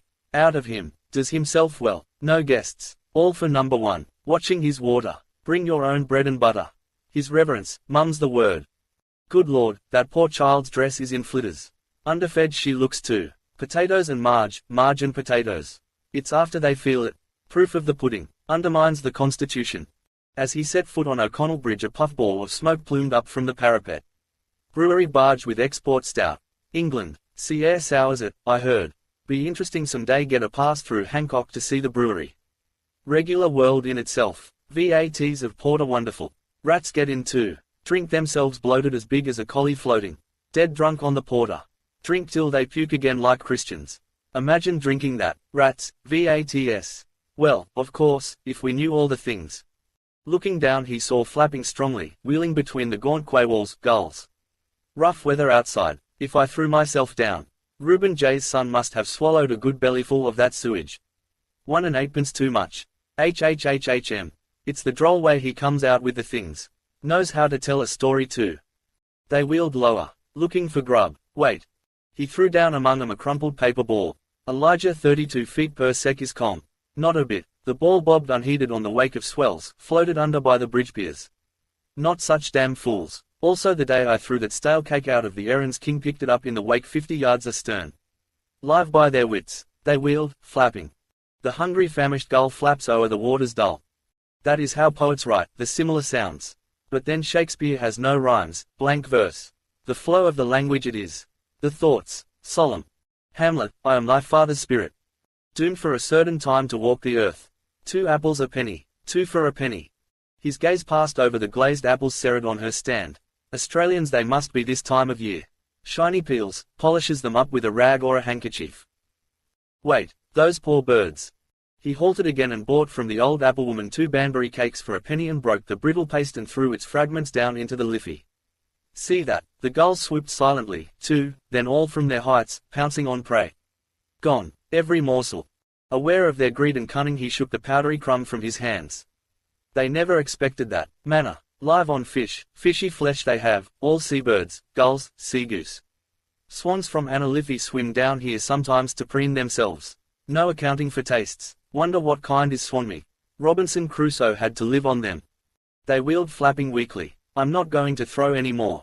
Penny quite enough. Lot of thanks I get. Not even a caw. They spread foot and mouth disease too. If you cram a turkey say on chestnut meal it tastes like that. Eat pig like pig. But then why is it that saltwater fish are not salty? How is that? His eyes sought answer from the river and saw a rowboat rock at anchor on the treacly swells lazily its plastered board. Keno's 11 trousers. Good idea that. Wonder if he pays rent to the corporation. How can you own water really?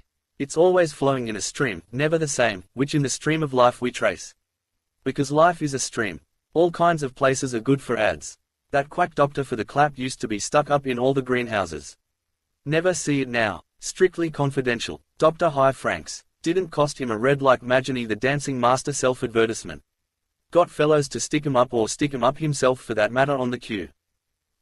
Running in to loosen a button. Fly-by-night. Just the place to. Post no bills. Post 110 pills. Some chap with a dose burning him. If he. Oh. No, no. No, no, I don't believe it, he wouldn't surely. No, no. Mr. Bloom moved forward, raising his troubled eyes. Think no more about that. After 1. Time bell on the ballast office is down.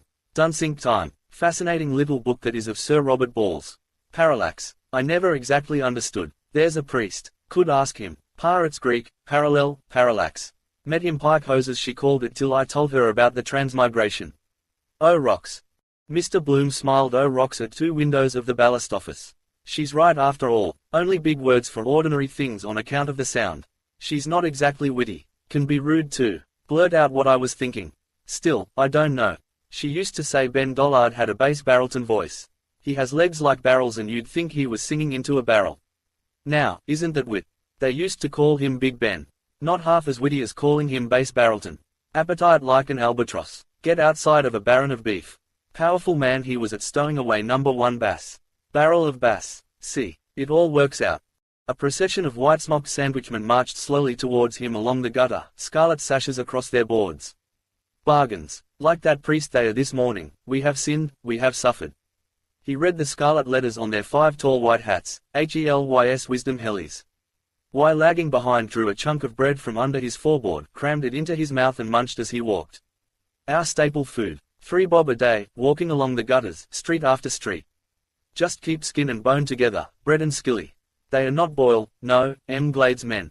Doesn't bring in any business either. I suggested to him about a transparent showcart with 2 smart girls sitting inside writing letters, copybooks, envelopes, blotting paper. I bet that would have caught on. Smart girls writing something catch the eye at once. Everyone dying to know what she's writing. Get 20 of them round you if you stare at nothing. Have a finger in the pie. Women too. Curiosity. Pillar of salt. Wouldn't have it of course because he didn't think of it himself first. Or the ink bottle I suggested with a false stain of black celluloid. His ideas for ads like plum trees potted under the obituaries, cold meat department. You can't lick em. What? Our envelopes. Hello, Jones, where are you going? Can't stop, Robinson, I am hastening to purchase the only reliable ink eraser cancel, sold by Hellies Limited, 85 Dame Street. Well out of that ruck I am. Devil of a job it was collecting accounts of those convents. Tranquilla Convent. That was a nice nun there, really sweet face. Wimple suited her small head. Sister, I am sure she was crossed in love by her eyes. Very hard to bargain with that sort of a woman. I disturbed her at her devotions that morning. But glad to communicate with the outside world. Our great day, she said. Feast of Our Lady of Mount Carmel. Sweet name too, Caramel. She knew I think she knew by the way she. If she had married she would have changed. I suppose they really were short of money. Fried everything in the best butter all the same. No lard for them. My heart's broke eating dripping. They like buttering themselves in and out. Molly tasting it, her veil up. Sister, Pat Claffey, the pawnbroker's daughter. It was a nun they say invented barbed wire. He crossed Westmoreland Street when ''S had plodded by. Rover Cycle Shop. Those races are on today. How long ago is that? Year Phil Gilligan died. We were in Lombard Street West. Wait, was in Tom's. Got the job in Wisdom Hellies year we married. 6 years. 10 years ago, 94 he died. Yes that's right, the big fire at Arnott's. Val Dillon was Lord Mayor. The Glencree dinner. Alderman Robert O'Reilly emptying the port into his soup before the flag fell. Bob lapping it for the inner alderman. Couldn't hear what the band played. For what we have already received may the Lord make us. Millie was a kiddie then. Molly had that elephantry dress with the braided frogs. Mantailored with self-covered buttons. She didn't like it because I sprained my ankle first day she wore choir picnic at the Sugarloaf. As if that. Old Goodwin's tall hat done up with some sticky stuff. Fly's picnic too. Never put a dress on her back like it. Fitted her like a glove, shoulders and hips. Just beginning to plump it out well. Rabbit pee we had that day. People looking after her. Happier then. Snug little room that was with the red wallpaper. Dockrells, 1 and 9pence a dozen. Millie's tubbing night. American soap I bought, elderflower. Cozy smell of her bathwater. Funny she looked soaped all over. Shapely too. Now photography. Paul Papa's daguerreotype atelier he told me of. Hereditary taste. He walked along the curbstone. Stream of life. What was the name of that prehistoric-looking chap was always squinting in when he passed? Weak eyes, woman. Stopped in Citron St. Kevin's Parade. Penn something. Penn Dennis. My memory is getting. Penn. Of course it's years ago. Noise of the trams probably. Well, if he couldn't remember the dayfather's name that he sees every day. Bartell Darcy was the tenor, just coming out then. Seeing her home after practice. Conceited fellow with his waxed-up moustache. Gave her that song Winds That Blow from the South. Windy night that was I went to fetch her there was that lodge meeting on about those lottery tickets after Goodwin's concert in the supper room or oak room of the mansion house. He and I behind. Sheet of her music blew out of my hand against the high school railings. Lucky it didn't. Thing like that spoils the effect of a night for her. Professor Goodwin linking her in front. Shaky on his pins, poor old sot. His farewell concerts. Positively last appearance on any stage. Maybe for months and maybe for never. Remember her laughing at the wind, her blizzard collar up. Corner of Harcourt Road, remember that gust. Brufoo. Blew up all her skirts and her BOA nearly smothered old Goodwin. She did get flushed in the wind. Remember when we got home raking up the fire and frying up those pieces of lap of mutton for her supper with the chutney sauce she liked. And the mulled rum. Could see her in the bedroom from the hearth unclamping the busk of her stays, white. Swish and soft flop her stays made on the bed. Always warm from her. Always liked to let herself out. Sitting there after till near 2 taking out her hairpins. Millie tucked up in Betty house. Happy, happy. That was the night. Oh, Mr. Bloom, how do you do? Oh, how do you do, Mrs. Breen? No use complaining. How is Molly those times? Haven't seen her for ages. In the pink, Mr. Bloom said gaily. Millie has a position down in Mullingar, you know. Go away. Isn't that grand for her? Yes, in a photographer's there, getting on like a house on fire. How are all your charges? All on the baker's list, Mrs. Breen said. How many has she? No other in sight. You're in black, I see. You have no. No, Mr. Bloom said.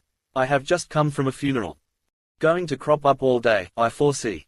Who's dead, when and what did he die of? Turn up like a bad penny. Oh, dear me, Mrs. Breen said. I hope it wasn't any near relation. May as well get her sympathy. Dignam, Mr. Bloom said. An old friend of mine. He died quite suddenly, poor fellow. Heart trouble, I believe. Funeral was this morning. Your funeral's tomorrow while you're coming through the rye. Diddle diddle dum dum diddle diddle. Sad to lose the old friends, Mrs. Breen's womanise said melancholily. Now that's quite enough about that. Just, quietly, husband. And your lord and master. Mrs. Breen turned up her 2 large eyes. Hasn't lost 'em anyhow. Oh, don't be talking. She said. He's a caution to rattlesnakes. He's in there now with his law books finding out the law of libel. He has me heart scalded. Wait till I show you. Hot mock turtle vapor and steam of new-baked jam puffs roller-poly poured out from Harrison's. The heavy noonreek tickled the top of Mr. Bloom's gullet. Want to make good pastry, butter, best flour, demerara sugar, or they'd taste it with the hot tea. Or is it from her? A barefoot Arab stood over the grating, breathing in the fumes. Deaden the gnaw of hunger that way. Pleasure or pain is it? Penny dinner. Knife and fork chained to the table. Opening her handbag, chipped leather. Hatpin, ought to have a guard on those things. Stick it in a chap's eye in the tram. Rummaging. Open. Money. Please take one. Devils if they lose 6pence. Raise cane. Husband barging. Where's the 10 shillings I gave you on Monday? Are you feeding your little brother's family? Soiled handkerchief, medicine bottle, pastil that was fell. What is she? Ellipsis. There must be a new moon out, she said. He's always bad then. Do you know what he did last night? Her hand ceased to rummage. Her eyes fixed themselves on him, wide in alarm, yet smiling. What? Mr. Bloom asked. Let her speak. Look straight in her eyes. I believe you. Trust me. Woke me up in the night, she said. Dream he had, a nightmare. Indigers. Said the ace of spades was walking up the stairs. The ace of spades, Mr. Bloom said. She took a folded postcard from her handbag. Read that, she said. He got it this morning. What is it? Mr. Bloom asked, taking the card. UP, up, she said. Someone taking a rise out of him. It's a great shame for them whoever he is. Indeed it is, Mr. Bloom said. She took back the card, sighing. And now he's going round to Mr. Mentone's office. He's going to take an action for £10,000, he says. She folded the card into her untidy bag and snapped the catch. Same blue serge dress she had 2 years ago, the nap bleaching. Seen its best days. Wispish hair over her ears. And that dowdy toque, 3 old grapes to take the harm out of it. Shabby genteel. She used to be a tasty dresser. Lines round her mouth. Only a year or so older than Molly. See the eye that woman gave her, passing. Cruel. The unfair sex. He looked still at her, holding back behind his look his discontent. Pungent mock turtle oxtail mulligatawny. I'm hungry too. Flakes of pastry on the gusset of her dress, daub of sugary flour stuck to her cheek. Rhubarb tart with liberal fillings, rich fruit interior. Josie Powell that was. In Luke Doyle's Long Ago. Dolphin's Barn, The Charades. Up. Change the subject. Do you ever see anything of Mrs. Beaufoy? Mr. Bloom asked. Mina Purefoy, she said. Philip Beaufoy, I was thinking. Playgoers Club. Matcham often thinks of the masterstroke. Did I pull the chain? Yes. The last act. Yes. I just called to ask on the way in, is she over it? She's in the lying in hospital in Holles Street. Dr. Horn got her in. She's 3 days bad now. Oh, Mr. Bloom said. I'm sorry to hear that. Yes, Mrs. Breen said. And a house full of kids at home. It's a very stiff berth, the nurse told me. Oh, Mr. Bloom said. His heavy pitying gaze absorbed her news. His tongue clacked in compassion. 500th. 500th. I'm sorry to hear that, he said. Poor thing, 3 days. That's terrible for her. Mrs. Breen nodded. She was taken bad on the Tuesday. Mr. Bloom touched her funny bone gently, warning her, mind. Let this man pass. A bony form strode along the curbstone from the river, staring with a rapt gaze into the sunlight through a heavy stringed glass. Tight as a skullpiece, a tiny hat gripped his head. From his arm a folded dustcoat, a stick and an umbrella dangled to his stride. Watch him, Mr. Bloom said. He always walks outside the lampposts. Watch. Who is he, if it's a fair question? Mrs. Breen asked. Is he Dotty? His name is Cashel Boyle O'Connor Fitzmaurice Tisdall Farrell, Mr. Bloom said, smiling. Watch. He has enough of them, she said. Dennis will be like that one of these days. She broke off suddenly. There he is, she said. I must go after him. Goodbye. Remember me to Molly, won't you? I will, Mr. Bloom said. He watched her dodge through passes towards the shop fronts. Dennis Breen in skimpy frockcoat and blue canvas shoes shuffled out of Harrison's, hugging 2 heavy tomes to his ribs. Blown in from the bay. Like old times. He suffered her to overtake him without surprise and thrust his dull grey beard towards her, his loose jaw wagging as he spoke earnestly. Meshuggah. Off his chump. Mr. Bloom walked on again easily, seeing ahead of him in sunlight the tight skullpiece, the dangling stick umbrella dustcoat. Going the 2 days. Watch him. Out he goes again. One way of getting on in the world. And that other old mosey lunatic in those duds. Hard time she must have with him. Up. I'll take my oath that's Alf Bergen or Richie Goulding. Wrote it for a lark in the Scotch house, I bet anything. Round to Mentone's office. His oyster eyes staring at the postcard. Be a feast for the gods. He passed the Irish Times. There might be other answers eyeing there. Like to answer them all. Good system for criminals. Code. At their lunch now. Clerk with the glasses there doesn't know me. Oh, leave them there to simmer. Enough bother wading through 44 of them. Wanted, smart lady typist to aid gentlemen in literary work. I called you naughty darling because I do not like that other world. Please tell me what is the meaning. Please tell me what perfume does your wife. Tell me who made the world. The way they spring those questions on you. And the other one, Lizzie Twigg. My literary efforts have had the good fortune to meet with the approval of the eminent poet A.E. Mr. Geo. Russell. No time to do her hair, drinking sloppy tea with a book of poetry. Best paper by long chalks for a small ad. Got the provinces now. Cook and General, EXC. Cuisine, housemaid kept. Wanted live man for spirit counter. Resp. Girl, RC. Wishes to hear of post in fruit or pork shop. James Carlyle made that. 6.5% dividend. Made a big deal on Coates's shares. CA, canny. Cunning old Scotch hunks. All the toady news. Our gracious and popular Viceroy. Bought the Irish field now. Lady Mountcashel has quite recovered after her confinement and rode out with the Ward Union staghounds at the enlargement yesterday at Rathoath.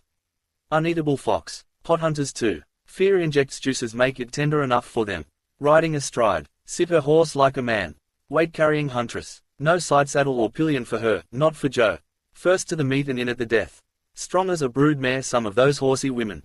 Swagger around livery stables. Toss off a glass of brandy neat while you'd say knife.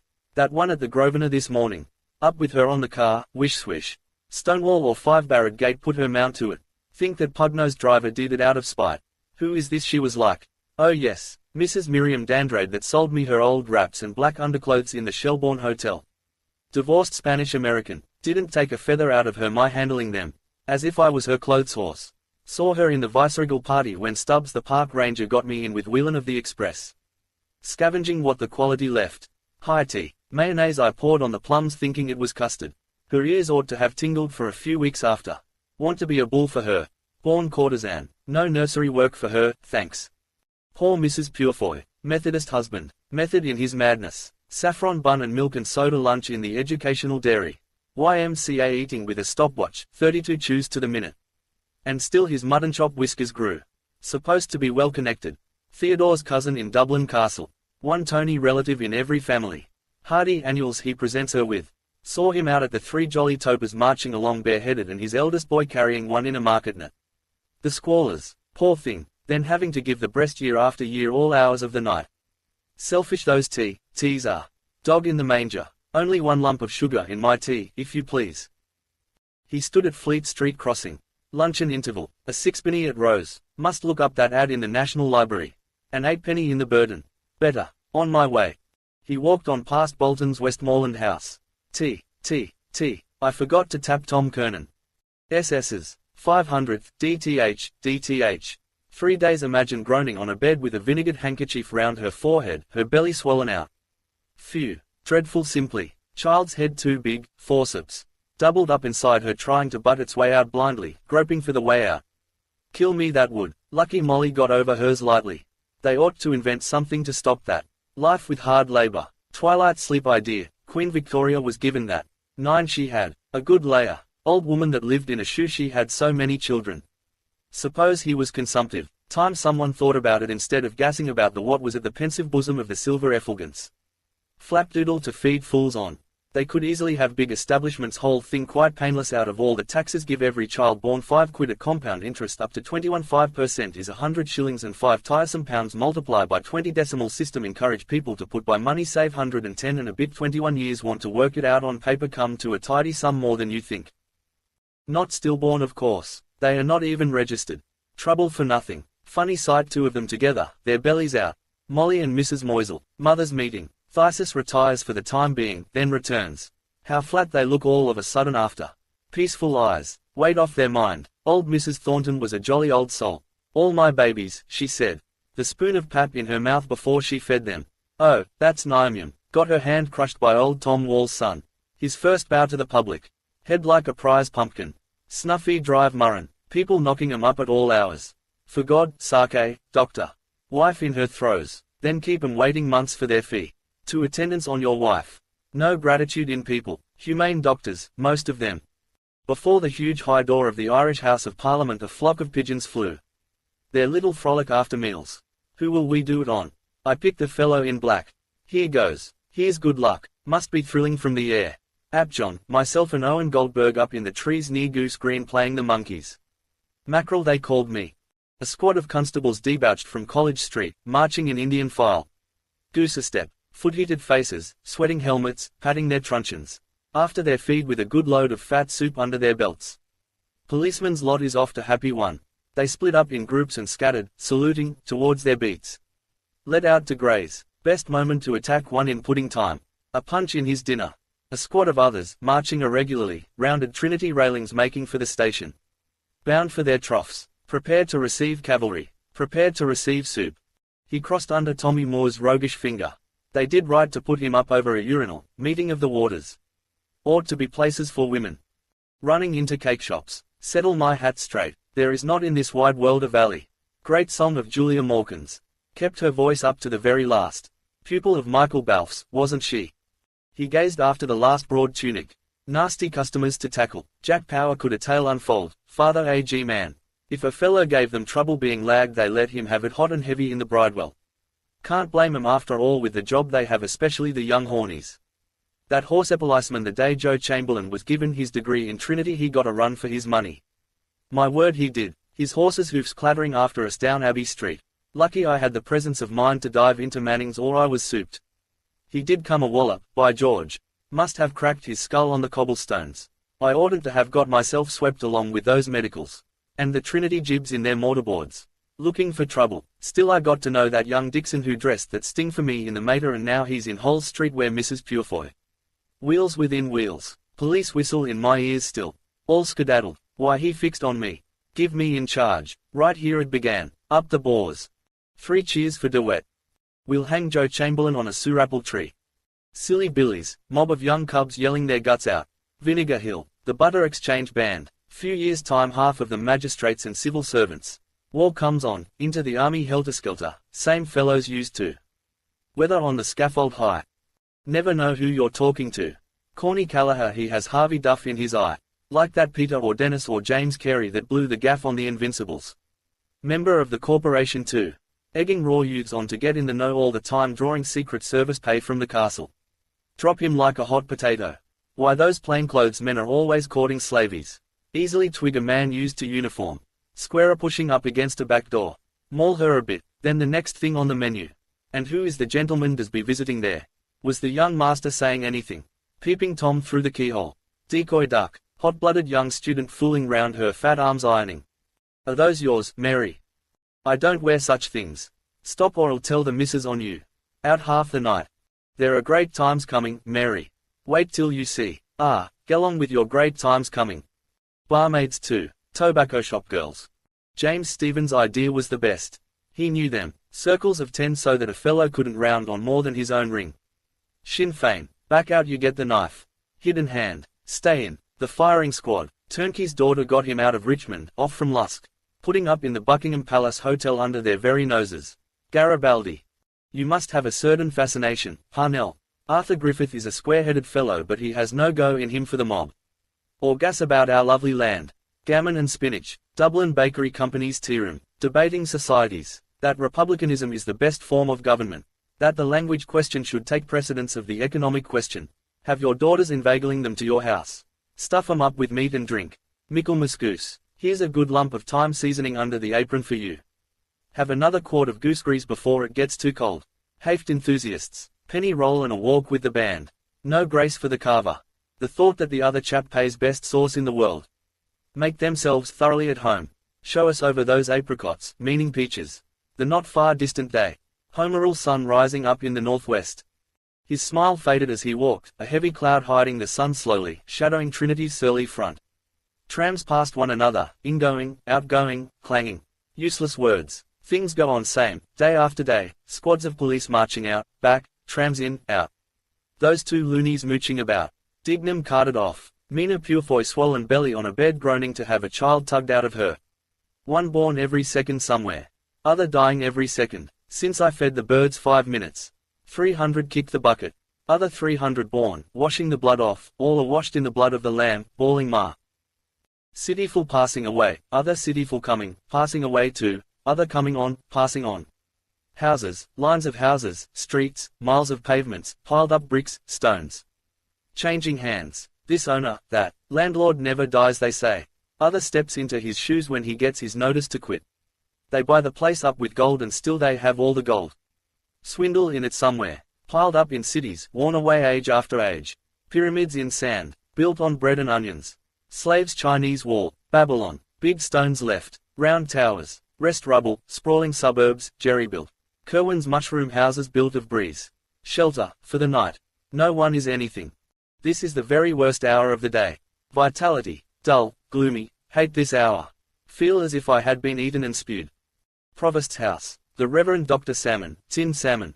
Well tinned in there, like a mortuary chapel. Wouldn't live in it if they paid me. Hope they have liver and bacon today. Nature abhors a vacuum. The sun freed itself slowly and lit glints of light among the silverware opposite in Walter Sexton's window by which John Howard Parnell passed, unseeing. There he is, the brother. Image of him, haunting face. Now that's a coincidence. Course hundreds of times you think of a person and don't meet him. Like a man walking in his sleep. No one knows him. Must be a corporation meeting today. They say he never put on the city marshal's uniform since he got the job. Charlie Kavanagh used to come out on his high horse, cocked hat, puffed, powdered and shaved. Look at the woebegone walk of him. Eaten a bad egg, poached eyes on ghost. I have a pain. Great man's brother, his brother's brother. He'd look nice on the city charger. Drop into the DBC probably for his coffee, play chess there. His brother used men as pawns. Let 'em all go to pot. Afraid to pass a remark on him. Freeze them up with that eye of his. That's the fascination, the name. All a bit touched. Mad Fanny and his other sister Mrs. Dickinson driving about with scarlet harness. Bolt upright lick Surgeon Mardle. Still David Sheehy beat him for Southmeath. Apply for the Chiltern Hundreds and retire into public life. The Patriots' banquet. Eating orange peels in the park. Simon de Dallas said when they put him in Parliament that Parnell would come back from the grave and led him out of the House of Commons by the arm. Of the two-headed octopus, one of whose heads is the head upon which the ends of the world have forgotten to come, while the other speaks with a Scotch accent. The tentacles. They passed from behind Mr. Bloom along the curbstone. Beard and bicycle, young woman. And there he is too. Now that's really a coincidence, second time. Coming events cast their shadows before. With the approval of the eminent poet, Mr. Geo. Russell, that might be Lizzie Twig with him. What does that mean? Initials perhaps. Albert Edward, Arthur Edmund, Alphonsus E. Flat Ed L. Esquire. What was he saying? The ends of the world with a Scotch accent. Tentacles, octopus, something occult, symbolism, holding forth. She's taking it all in. Not saying a word. To aid gentlemen in literary work. His eyes followed the high figure in homespun, beard and bicycle, a listening woman at his side. Coming from the vegetarian, only wegabobbles and fruit. Don't eat a beefsteak. If you do, the eyes of that cow will pursue you through all eternity. They say it's healthier. Wind and watery though. Tried it. Keep you on the run all day. Bad as a bloater. Dreams all night. Why do they call that thing they gave me nutstick? Nutarians. Fruitarians. To give you the idea you are eating rumpsteak. Absurd. Salty too. They cook in soda. Keep you sitting by the tap all night. Her stockings are loose over her ankles. I detest that, so tasteless. Those literary ethereal people, they are all dreamy, cloudy, symbolistic. Aesthetes they are. I wouldn't be surprised if it was that kind of food you see produces the light waves of the brain, the poetical. For example, one of those policemen sweating Irish stew into their shirts, you couldn't squeeze a line of poetry out of him. Don't know what poetry is even. Must be in a certain mood. The dreamy cloudy gull waves o'er the waters dull. He crossed at Nassau Street corner and stood before the window of Yates and Son, pricing the field glasses. Or will I drop into old Harris's and have a chat with young Sinclair? Well-mannered fellow. Probably at his lunch. Must get those old glasses of mine set right. Gertz lenses 6 guineas. Germans making their way everywhere. Sell on easy terms to capture trade. Undercutting. Might chance on a pair in the railway lost property office. Astonishing the things people leave behind them in trains and cloakrooms. What do they be thinking about? Women too. Incredible. Last year travelling to Ennis had to pick up that farmer's daughter's bar and hand it to her at Limerick Junction. Unclaimed money too. There's a little watch up there on the roof of the bank to test those glasses by. His lids came down on the lower rims of his arides. Can't see it. If you imagine it's there you can almost see it. Can't see it. He faced about and, standing between the awnings, held out his right hand at arm's length towards the sun. Wanted to try that often. Yes, completely. The tip of his little finger blotted out the sun's disk. Must be the focus where the rays cross.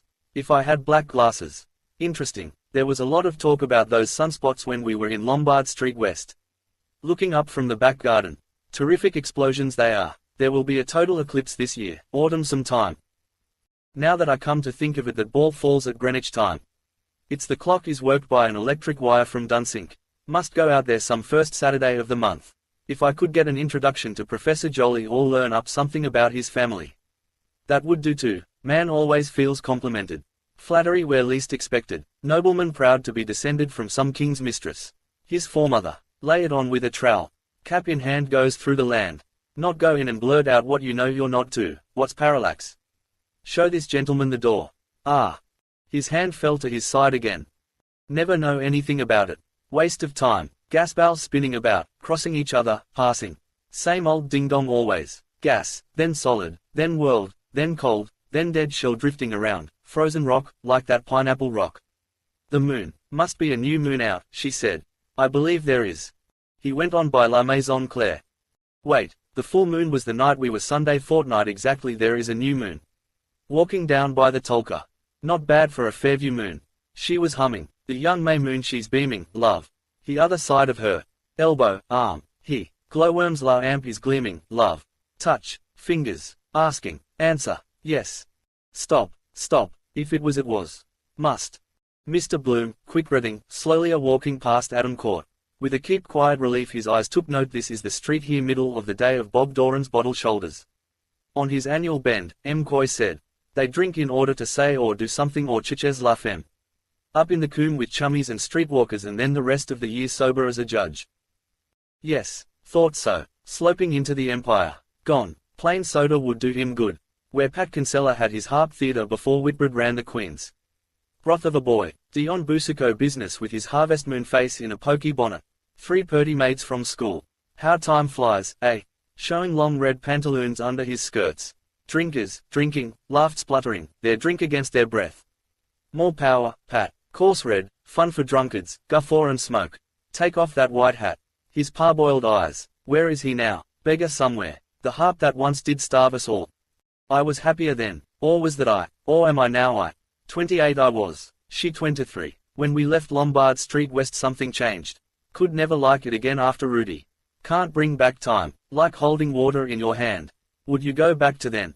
Just beginning then, would you? Are you not happy in your home, you poor little naughty boy? Wants to sew on buttons for me. I must answer. Write it in the library. Grafton Street gay with housed awnings lured his senses. Muslin prints, silk dames and dowagers, jingle of harnesses, hoofed huds lowering in the baking causeway. Thick feet that woman has in the white stockings. Hope the rain mucks 'em up on her. Country-bred chawbaccan. All the beef to the heels we're in. Always gives a woman clumsy feet. Molly looks out of plumb. He passed, dallying, the windows of Brown Thomas, silk mercers. Cascades of ribbons, flimsy china silks. A tilted urn poured from its mouth a flood of blood-hued poplin, lustrous blood. The Huguenots brought that here. La causa e santa. Tara tara. Great chorus that. Tari tara. Must be washed in rainwater. Meyerbeer. Tara. Bomb bomb bomb. Pincushions. I'm a long time threatening to buy one. Sticking 'em all over the place. Needles in window curtains. He bared slightly his left forearm. Scrape. Nearly gone. Not today anyhow. Must go back for that lotion. For her birthday perhaps. June July September 8th. Nearly 3 months off. Then she mightn't like it. Women won't pick up pins. Say it cuts low. Gleaming silks, petticoats on slim brass rails, rays of flat silk stockings. Useless to go back. Had to be. Tell me all. High voices. Sunwarm silk. Jingling harnesses. All for a woman. Home and houses. Silkwebs. Silver. Rich fruit spicy from Jaffa. Agendeth netime. Wealth of the world. A warm human plumpness settled down on his brain. His brain yielded. Perfume of embraces all him assailed. With hungered flesh obscurely, he mutely craved to adore. Duke Street. Here we are. Must eat. The Burton. Feel better then. He turned Combridge's corner, still pursued. Jingling, hoofed huds. Perfumed bodies, warm, full. All kissed, yielded, in deep summer fields, tangled pressed grass, in trickling hallways of tenements, along sofas, creaking beds. Jack, love. Darling. Kiss me, Reggie. My boy. Love. His heart astir he pushed in the door of the Burden restaurant. Stink gripped his trembling breath, pungent me-juice, slush of greens. See the animals feed. Men, men, men. Perched on high stools by the bar, hats shoved back, at the tables calling for more bread no charge, swilling, wolfing gobfuls of sloppy food, their eyes bulging, wiping wetted moustaches. A pallid suet-faced young man polished his tumbler knife fork and spoon with his napkin. New set of microbes. A man with an infant sore-stained napkin tucked round him shoveled gurgling soup down his gullet. A man spitting back on his plate, half-masticated gristle, gums, no teeth to chew it.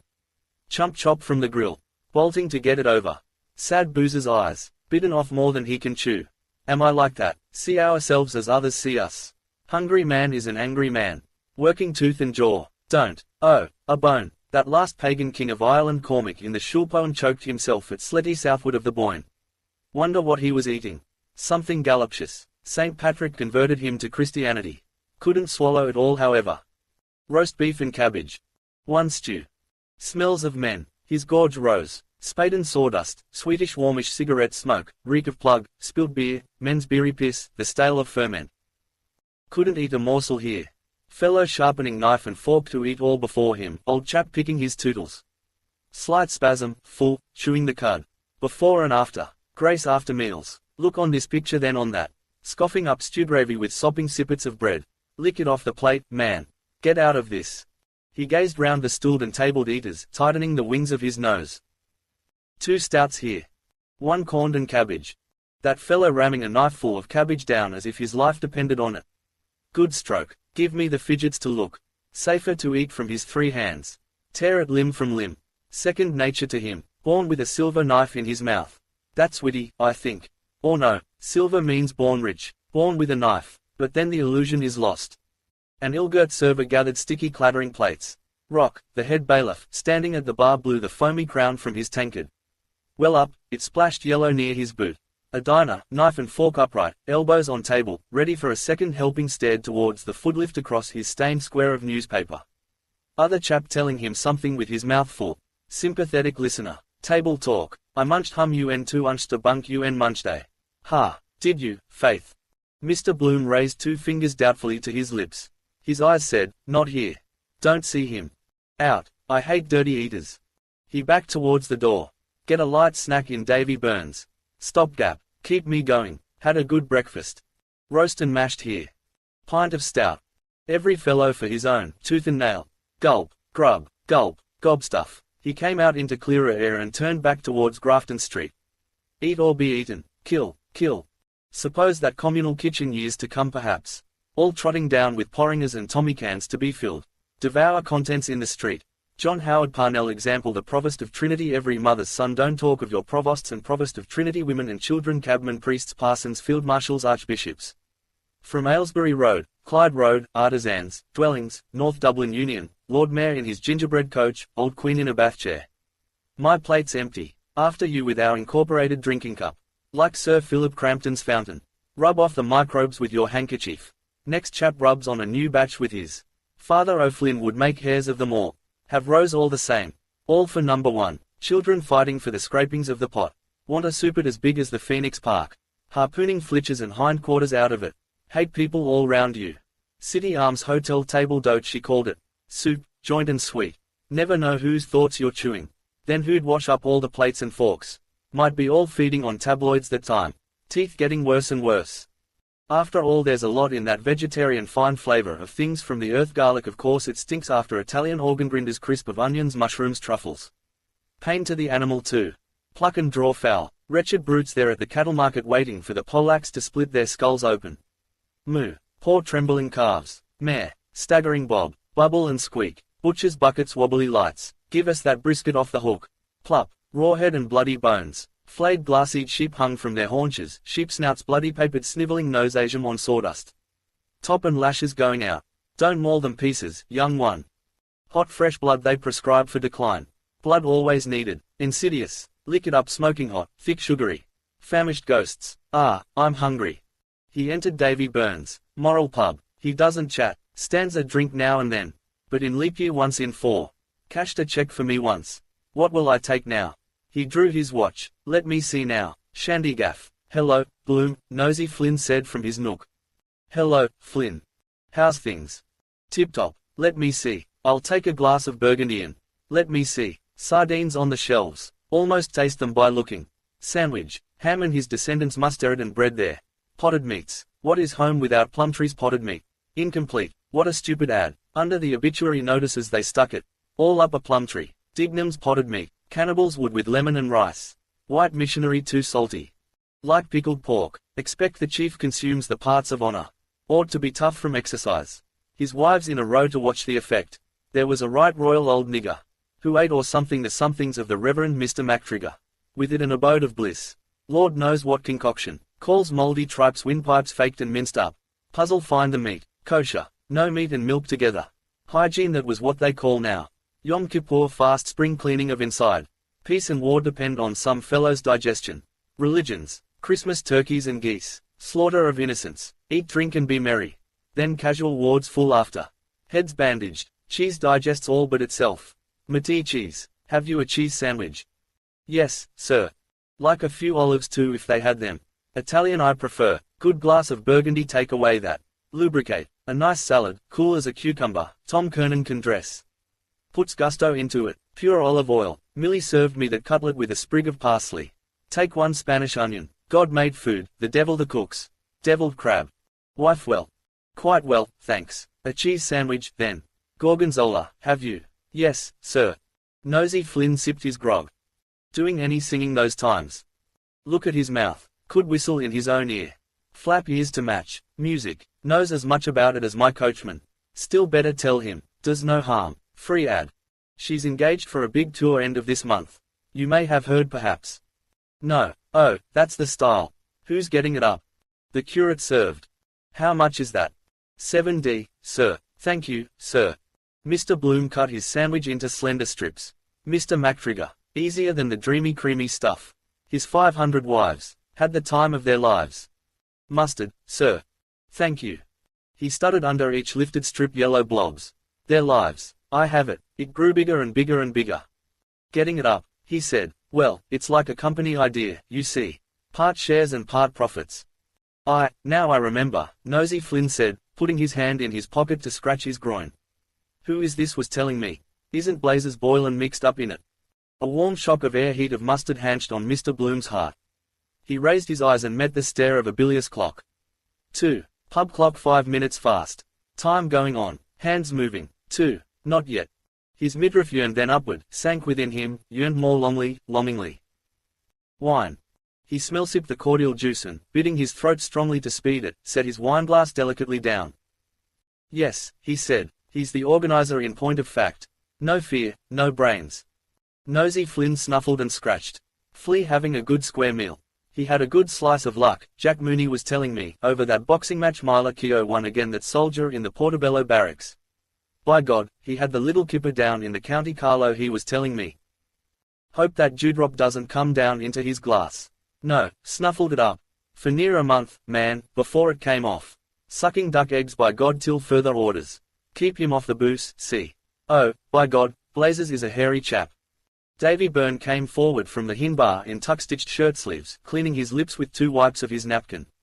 Herring's blush, whose smile upon each feature plays with such and such replete. Too much fat on the parsnips. And here's himself and pepper on him, Nosy Flynn said. Can you give us a good one for the Gold Cup? I'm off that, Mr. Flynn, Davy Byrne answered. I never put anything on a horse. You're right there, Nosy Flynn said. Mr. Bloom ate his strips of sandwich, fresh clean bread, with relish of disgust pungent mustard, the fitty savour of green cheese. Sips of his wine soothed his palate. Not logwood that, tastes fuller this weather with the chill off. Nice quiet bar, nice piece of wood in that counter. Nicely planed, like the way it curves there. I wouldn't do anything at all in that line, Davy Byrne said. It ruined many a man, the same horses. Vintner's sweepstake, licensed for the sale of beer, wine and spirits for consumption on the premises. Heads I win, tails you lose. True for you, Nosy Flynn said. Unless you're in the know. There's no straight sport going now. Lenihan gets some good ones. He's giving Scepter today. Zinfandel's the favourite, Lord Howard de Walden's, won at Epsom. Morney Cannon is riding him.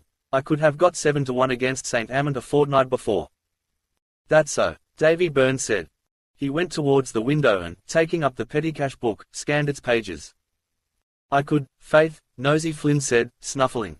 That was a rare bit of horseflesh. St. Frusquin was her sire. She won in a thunderstorm, Rothschild's filly, with wadding in her ears. Blue jacket and yellow cap. Bad luck to Big Ben Dollard and his John O'Gaunt. He put me off it. He drank resignedly from his tumbler, running his fingers down the flutes. He said, sighing. Mr. Bloom, champing, standing, looked upon his sigh. Nosy numbskull, will I tell him that horse Lenihan? He knows already. Better let him forget. Go and lose more. Fool and his money. Dewdrop coming down again. Cold nose he'd have kissing a woman.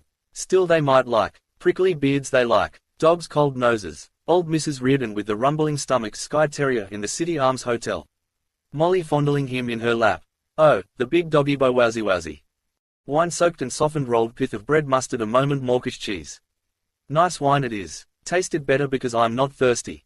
Bath of course does that. Just a bite or two. Then about 6 o'clock I can. 6. Time will be gone then. She. Mild fire of wine kindled his veins. I wanted that badly. Felt so off color. His eyes unhungrily saw shelves of tins, sardines, gaudy lobsters' claws. All the odd things people pick up for food. Out of shells, periwinkles with a pin, off trees, snails out of the ground the French eat, out of the sea with bait on a hook. Silly fish learn nothing in 1,000 years. If you didn't know risky putting anything into your mouth.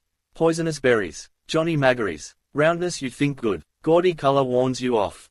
One fellow told another and so on. Try it on the dog first. Led on by the smell or the look. Tempting fruit, ice cones, cream, instinct, orange groves for instance, need artificial irrigation, Glebe-True-Strasser. Yes, but what about oysters? Unsightly like a clot of phlegm. Filthy shells, devil to open 'em too. Who found them out? Garbage, sewage they feed on. Fizz and Red Bank oysters. Effect on the sexual. Aphrodis. He was in the Red Bank this morning. Was he oysters old fish at table perhaps he young flesh in bed no June has no oysters. But there are people like things high. Tainted game, jugged hare, first catch your hare. Chinese eating eggs 50 years old, blue and green again. Dinner of 30 courses. Each dish harmless might mix inside. Idea for a poison mystery. That Archduke Leopold, was it no? Yes, or was it Otto, one of those Habsburgs? Or who was it used to eat the scruff off his own head? Cheapest lunch in town. Of course aristocrats, then the others copy to be in the fashion. Millie too, rock oil and flour. Raw pastry I like myself. Half the catch of oysters they throw back in the sea to keep up the price. Cheap no one would buy. Caviar. Do the grand. Hock in green glasses. Swell blowout. Lady this. Powdered bosom pearls. The elite. Crème de la crème. They want special dishes to pretend they're hermit with a platter of pulse, keep down the stings of the flesh. Know me, come eat with me. Royal sturgeon, high sheriff, coffee, the butcher, right to venisons of the forest from his ex. Send him back the half of a cow. Spread I saw down in the master of the rolls, kitchen area. White-hatted chef like a rabbi. Combustible duck, curly cabbage à la Duchesse de Parme. Just as well to write it on the bill of fare so you can know what you've eaten. Too many drugs spoil the broth. I know it myself, dosing it with Edward's desiccated soup. Geese stuffed silly for them. Lobsters boiled alive. Do take some ptarmigan. Wouldn't mind being a waiter in a swell hotel. Tips, evening dress, half-naked ladies. May I tempt you to a little more filleted lemon sole, Miss Dubedad? Yes, Dubedad, and she did bedad. Huguenot name, I expect that. A Miss Dubedad lived in Killiney, I remember. De la French. Still it's the same fish, perhaps old Mickey Hanlon of Moore Street ripped the guts out of making money hand over fist, finger in fish's gills, can't write his name on a check, think he was painting the landscape with his mouth twisted. Muikula HR ignorant as a kish of brogues, worth £50,000. Stuck on the pane, two flies buzzed, stuck. Glowing wine on his palate lingered, swallowed. Crushing in the winepress grapes of Burgundy. Sun's heat it is, seems to a secret touch telling me memory. Touched his sense, moistened, remembered. Hidden under wild ferns on heath below us, bay sleeping, sky. No sound, the sky, the bay purple by the lion's head. Green by Drumleck, yellow-green towards Sutton. Fields of undersea, the lines faint brown in grass, buried cities. Pillowed on my coat she had her hair, earwigs in the heather, scrubbed my hand under her nape, you'll toss me all. Oh wonder, cool soft with ointments her hand touched me, caressed, her eyes upon me did not turn away. Ravished over her I lay, full lips full open, kissed her mouth. Yum, softly she gave me in my mouth the seed cake warm and chewed. Mawkish pulp her mouth had mumbled, sweet sore of her spittle. Joy, I ate it, joy. Young life, her lips that gave me pouting. Soft warm sticky gumjily lips. Flowers her eyes were, take me, willing eyes. Pebbles fell, she lay still, a goat, no one. High on Ben Houth rhododendrons, a nanny goat walking sure-footed, dropping currants. Screened under ferns she laughed warm-folded. Wildly I lay on her, kissed her, eyes, her lips, her stretched neck beating, woman's breasts full in her blouse of nun's veiling, fat nipples upright. Hot I tongued her, she kissed me, I was kissed, all yielding she tossed my hair. Kissed, she kissed me. Me, and me now. Stuck, the flies buzzed. His downcast eyes followed the silent veining of the oaken slab. Beauty, it curves, curves a beauty. Shapely goddesses, Venus, Juno, curves the world admires. Can see them library museum standing in the round hall, naked goddesses. Aids to digestion, they don't care what man looks. All to see, never speaking. I mean to say to fellows like Flynn. Suppose she did Pygmalion and Galatea, what would she say first? Mortal, put you in your proper place. Quaffing nectar at mess with God's golden dishes, all ambrosial. Not like a Tanner lunch we have, boiled mutton, carrots and turnips, bottle of Allsop. Nectar, imagine it drinking electricity, God's food. Lovely forms of women sculpt Junonian. Immortal lovely, and we stuffing food in one hole and out behind. Food, child, blood, dung, earth, food, have to feed it like stoking an engine. They have never looked. I'll look today, keeper won't see. Bend down, let something drop, see if she. Dribbling a quiet message from his bladder came to go to do, not to do, there to do. A man and ready he drained his glass to the lees and walked, to men too they gave themselves, manly conscious, lay with men lovers, a youth enjoyed her, to the yard. When the sound of his boots had ceased, Davy Byrne said from his book, what is this he is? Isn't he in the insurance line? He's out of that long ago, Nosey Flynn said. He does canvassing for the Freeman. I know him well to see, Davy Byrne said. Is he in trouble? Trouble, Nosey Flynn said. Not that I heard of. Why, I noticed he was in mourning. Was he? Nosey Flynn said. So he was, faith. I asked him how was all at home. You're right, by God. So he was. I never broached the subject, Davy Byrne said humanely, if I see a gentleman is in trouble that way. It only brings it up fresh in their minds. It's not the wife anyhow, Nosey Flynn said. I met him the day before yesterday and he coming out of that Irish farm dairy John Wise Nolan's wife has in Henry Street with a jar of cream in his hand taking it home to his better half. She's well nourished, I tell you. Plovers on toast. And is he doing for the Freeman? Davy Byrne said. Nosey Flynn pursed his lips. He doesn't buy cream on the ads he picks up. You can make bacon of that. How so? Davy Byrne asked, coming from his book. Nosey Flynn made swift passes in the air with juggling fingers. He winked. He's in the craft, he said. Do you tell me so? Davy Byrne said. Very much so, Nosey Flynn said. Ancient free and accepted order. He's an excellent brother. Life and love, by God. They give him a leg up. I was told that by well, I won't say who. Is that a fact? Oh, it's a fine order, Nosey Flynn said. They stick to you when you're down. I know a fellow was trying to get into it, but they're as close as damn it. By God they did right to keep the women out of it. Davy Byrne smiled and nodded all in one. Aye shark. There was one woman, Nosey Flynn said, hid herself in a clock to find out what they do be doing. But be damned but they smelt her out and swore her in on the spot a master mason. That was one of the St. Ledgers of Doneraile. Davy Byrne, sated after his yawn, said with tear-washed eyes, and is that a fact? Decent quiet man he is. I often saw him in here and I never once saw him, you know, over the line. God Almighty couldn't make him drunk, Nosey Flynn said firmly. Slips off when the fun gets too hot. Didn't you see him look at his watch? Ah, you weren't there. If you ask him to have a drink first thing he does he outs with the watch to see what he ought to imbibe. Declare to God he does. There are some like that, Davy Byrne said. He's a safe man, I'd say. He's not too bad, Nosey Flynn said, snuffling it up. He's been known to put his hand down too to help a fellow. Give the devil his due. Oh, Bloom has his good points. But there's one thing he'll never do. His hand scrawled a dry pen signature beside his grog. I know, Davy Byrne said. Nothing in black and white, Nosey Flynn said. Paddy Leonard and Bantam Lyons came in. Tom Rockford followed frowning, a plaining hand on his claret waistcoat. Day, Mr. Byrne. Day, gentlemen. They paused at the counter. Who's standing? Paddy Leonard asked. I'm sitting anyhow, Nosey Flynn answered. Well, what'll it be? Paddy Leonard asked. I'll take a stone ginger, Bantam Lyons said. How much? Paddy Leonard cried. Since when, for God, sake? What's yours, Tom? How is the main drainage? Nosey Flynn asked, sipping. For answer Tom Rockford pressed his hand to his breastbone and hiccuped. Would I trouble you for a glass of fresh water, Mr. Byrne? He said. Certainly, sir. Paddy Leonard eyed his alamates. Lord love a duck, he said. Look at what I'm standing drinks to. Cold water and gingerpop. Two fellows that would suck whiskey off a sore leg. He has some bloody horse up his sleeve for the gold cup. A dead snip. Zinfandel is it? Nosey Flynn asked. Tom Rockford spilled powder from a twisted paper into the water set before him. That cursed dyspepsia, he said before drinking. Bread soda is very good, Davy Byrne said. Tom Rockford nodded and drank. Is it Zinfandel? Say nothing. Bantam Lyons winked. I'm going to plunge 5 bob on my own. Tell us if you're worth your salt and be damned to you, Paddy Leonard said. Who gave it to you? Mr. Bloom on his way out raised 3 fingers in greeting. So long, Nosey Flynn said. The others turned. That's the man now that gave it to me, Bantam Lyons whispered. Prat, Paddy Leonard said with scorn. Mr. Byrne, sir, we'll take 2 of your small Jamesons after that and a stone ginger, Davy Byrne added civilly. Aye, Paddy Leonard said. A sucking bottle for the baby. Mr. Bloom walked towards Dawson Street, his tongue brushing his teeth smooth. Something green it would have to be, spinach, say. Then with those Rontgen rays searchlight you could.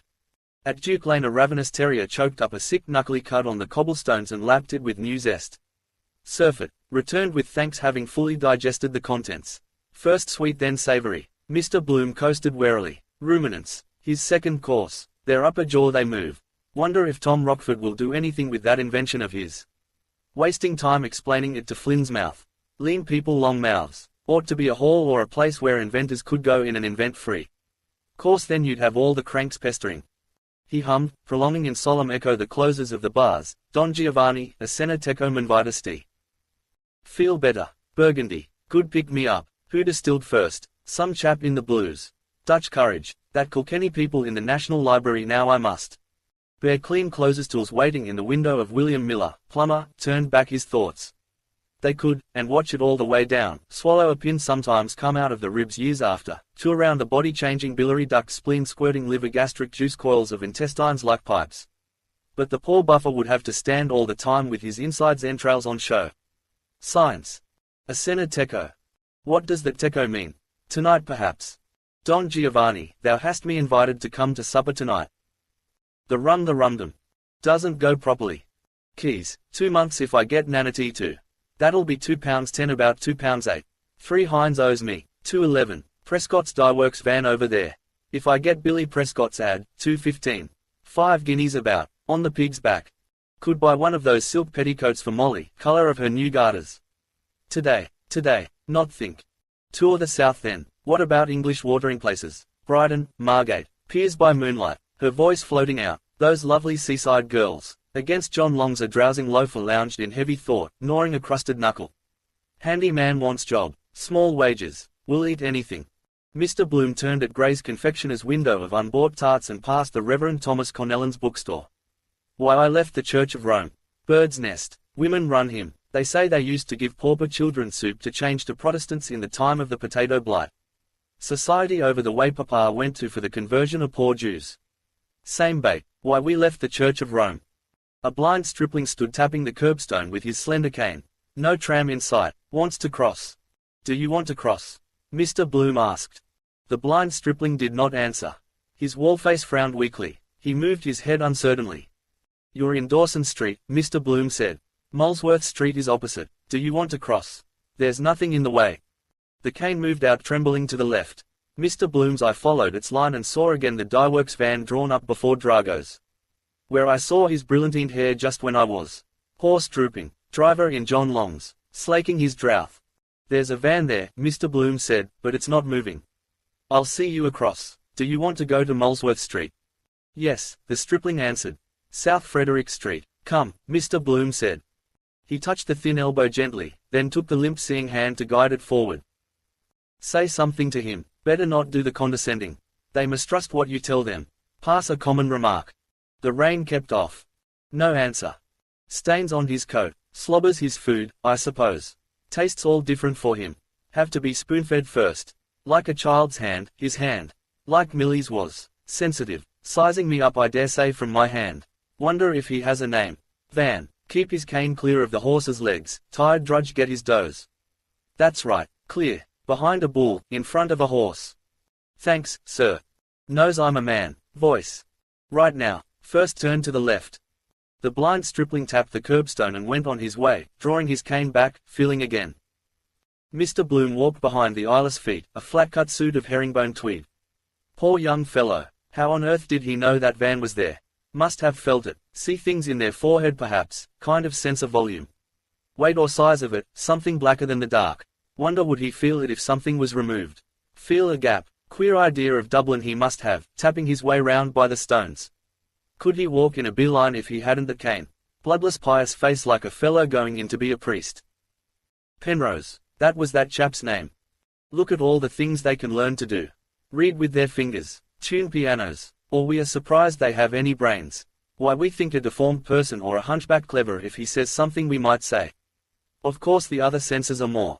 Embroider. Plait baskets. People ought to help. Workbasket I could buy for Molly's birthday. Hates sewing. Might take an objection. Dark men they call them. Sense of smell must be stronger too. Smells on all sides, bunched together. Each street different smell. Each person too. Then the spring, the summer, smells. Tastes. They say you can't taste wines with your eyes shut or a cold in the head. Also smoke in the dark they say get no pleasure. And with a woman, for instance. More shameless not seeing. That girl passing the Stewart Institution, head in the air. Look at me. I have them all on. Must be strange not to see her. Kind of a form in his mind's eye. The voice, temperatures, when he touches her with his fingers must almost see the lines, the curves. His hands on her hair, for instance. Say it was black, for instance. Good. We call it black. Then passing over her white skin. Different feel perhaps. Feeling of white. Post office. Must answer. Fag today. Send her a postal order 2 shillings, half a crown. Accept my little present. Stationer's just here too. Wait. Think over it. With a gentle finger he felt ever so slowly the hair combed back above his ears. Again. Fibers of fine straw. Then gently his finger felt the skin of his right cheek. Downy hair there too. Not smooth enough. The belly is the smoothest. No one about. There he goes into Frederick Street. Perhaps to Levinston's Dancing Academy piano. Might be settling my braces. Walking by Doran's public house, he slid his hand between his waistcoat and trousers and, pulling aside his shirt gently, felt a slack fold of his belly. But I know it's whitey yellow. Want to try in the dark to see. He withdrew his hand and pulled his dress to. Poor fellow. Quite a boy. Terrible. Really terrible. What dreams would he have, not seeing? Life a dream for him. Where is the justice being born that way? All those women and children excursion beanfeast burned and drowned in New York. Holocaust. Karma they called it, transmigration for sins you did in a past life. The reincarnation met him pike hoses. Dear, dear, dear. Pity, of course, but somehow you can't cotton onto them some way. Sir Frederick Falconer going into the Freemasons' Hall. Solemn as Troy, after his good lunch in Earlsfort Terrace. Old legal cronies cracking a magnum. Tales of the bench and assizes and annals of the Bluecoat School. I sentenced him to 10 years. I suppose he'd turn up his nose at that stuff I drank. Vintage wine for them, the year marked on a dusty bottle. Has his own ideas of justice in the recorder's court. Well-meaning old man. Police charge sheets crammed with cases get their percentage manufacturing crime. Sends them to the right about. The devil on moneylenders. Gave Reuben J.A. great strawkling. Now he's really what they call a dirty Jew. Power those judges have. Crusty old topers in wigs. Bear with a sore paw. And may the Lord have mercy on your soul. Hello, placard. Mirrors Bazaar. His Excellency the Lord Lieutenant. 16th. Today it is. In aid of funds for Mercer's Hospital. The Messiah was first given for that. Yes. Hundle. What about going out there, Ballsbridge? Drop in on keys. No use sticking to him like a leech. Wear out my welcome. Sure to know someone on the gate. Mr. Bloom came to Kildare Street. First I must. Library. Straw hat in sunlight. Tan shoes. Turned up trousers. It is. His heart quapped softly. To the right. Museum. Goddesses. He swerved to the right. Is it? Almost certain. Won't look. Wine in my face. Why did I? Too heady. Yes, it is. The walk. Not see. Get on. Making for the museum gate with long windy steps, he lifted his eyes. Handsome building. Sir Thomas Deane designed. Not following me. Didn't see me perhaps. Light in his eyes. The flutter of his breath came forth in short sighs. Quick. Cold statues. Quiet there. Safe in a minute. No. Didn't see me. After 2. Just at the gate. My heart. His eyes beating looked steadfastly at cream curves of stone. Sir Thomas Deane was the Greek architecture. Look for something I. His hasty hand went quick into a pocket, took out, read unfolded agenteth netime. Where did I? Busy looking. He thrust back quick agenteth. Afternoon she said. I am looking for that. Yes, that. Try all pockets. Hanker. Freeman. Where did I? Ah, yes. Trousers. Potato. Purse. Where? Hurry. Walk quietly. Moment more. My heart. His hand looking for the where did I put found in his hip pocket. Soap lotion have to call tepid paper stuck. Ah, soap there are yes. Gate. Safe. Urbane, to comfort them, the Quaker librarian purred. And we have we not, those priceless pages of Wilhelm Meister. A great poet on a great brother poet. A hesitating soul taking arms against a sea of troubles, torn by conflicting doubts, as one sees in real life. He came a step a syncopace forward on neat slither creaking and a step backward a syncopace on the solemn floor. A noiseless attendant setting open the door but slightly made him a noiseless beck. Directly, said he, creaking to go, albeit lingering. The beautiful ineffectual dreamer who comes to grief against hard facts. One always feels that Goethe's judgments are so true. True in the larger analysis. Twycrakingly analysis he carantoed off. Bald, most zealous by the door he gave his large ear all to the attendant's words, heard them, and was gone. 2 left. Monsieur de la Police, Stephen sneered, was alive 15 minutes before his death.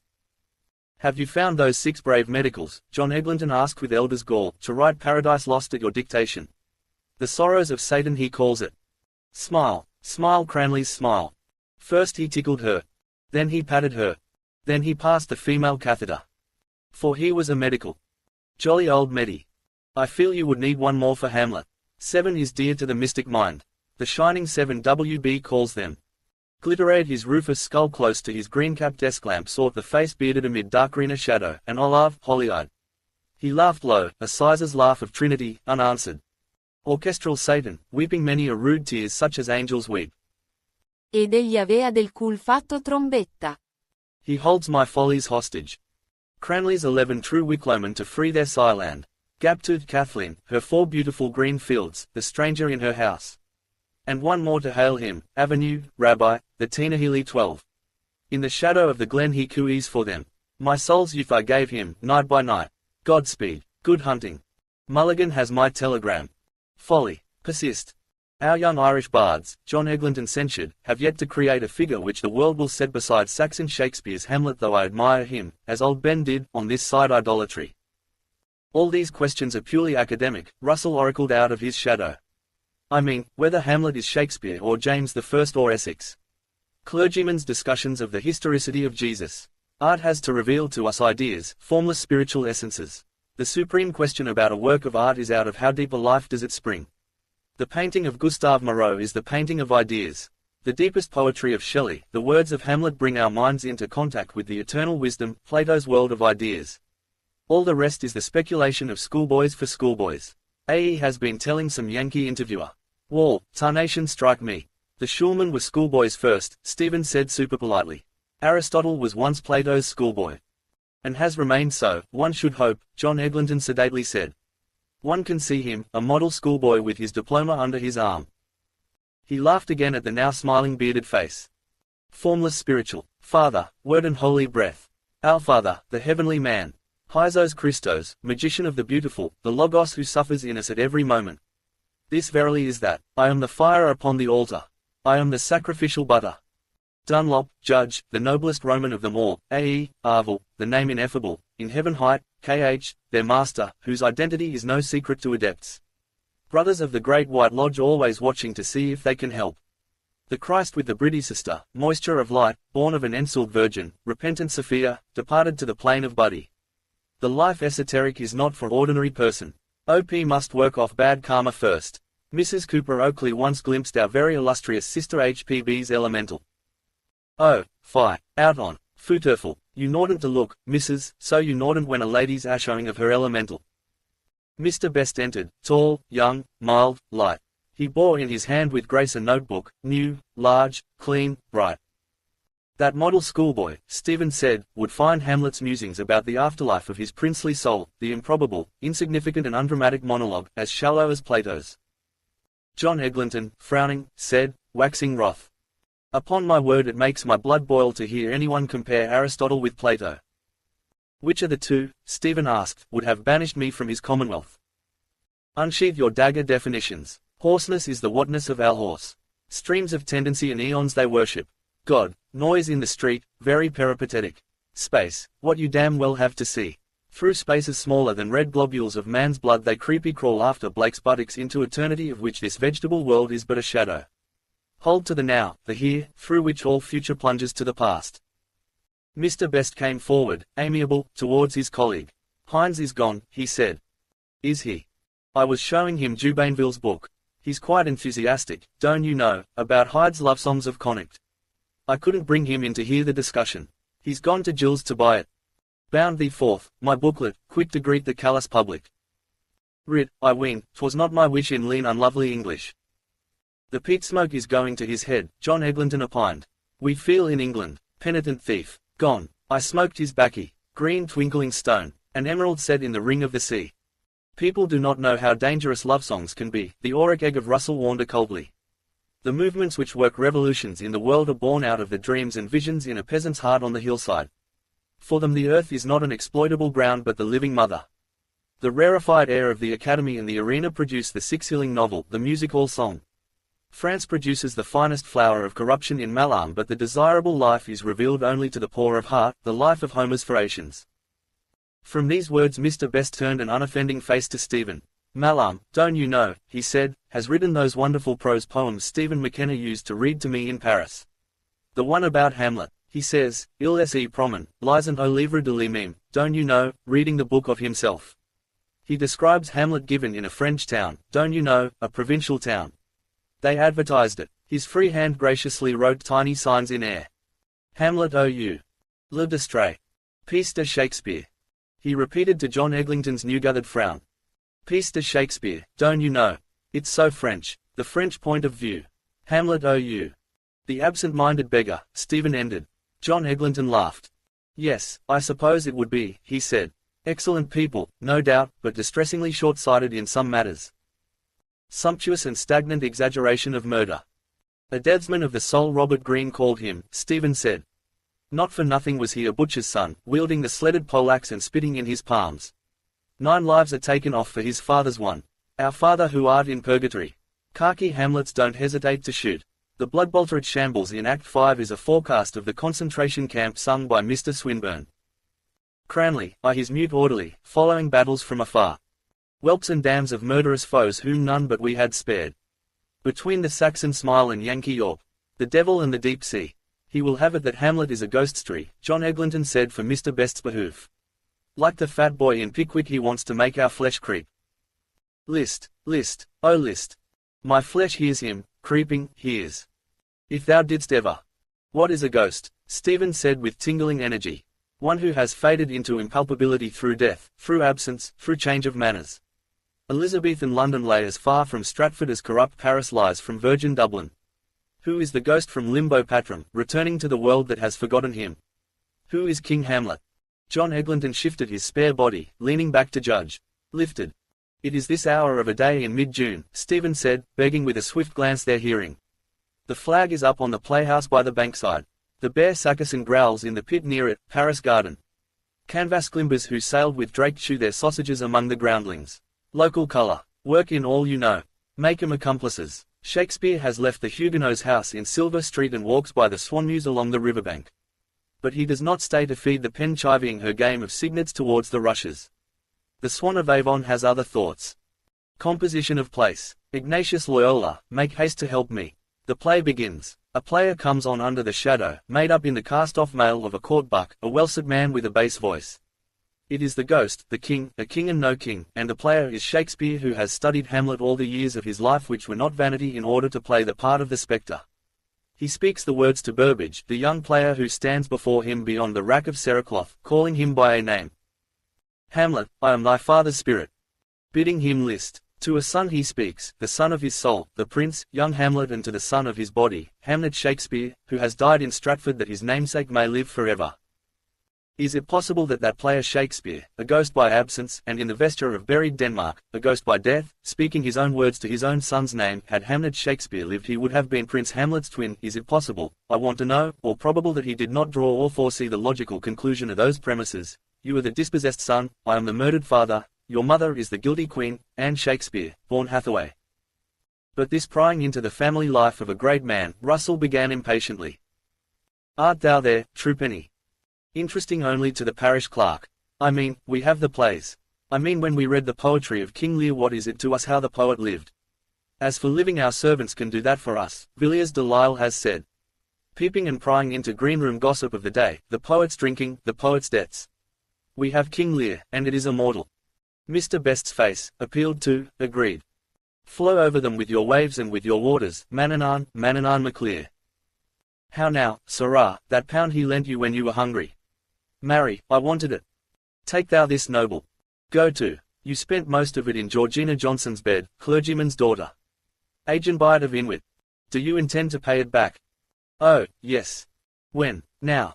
Well, no. When, then? I paid my way. Steady on. He's from Bayant Boyne Water. The northeast corner. You owe it.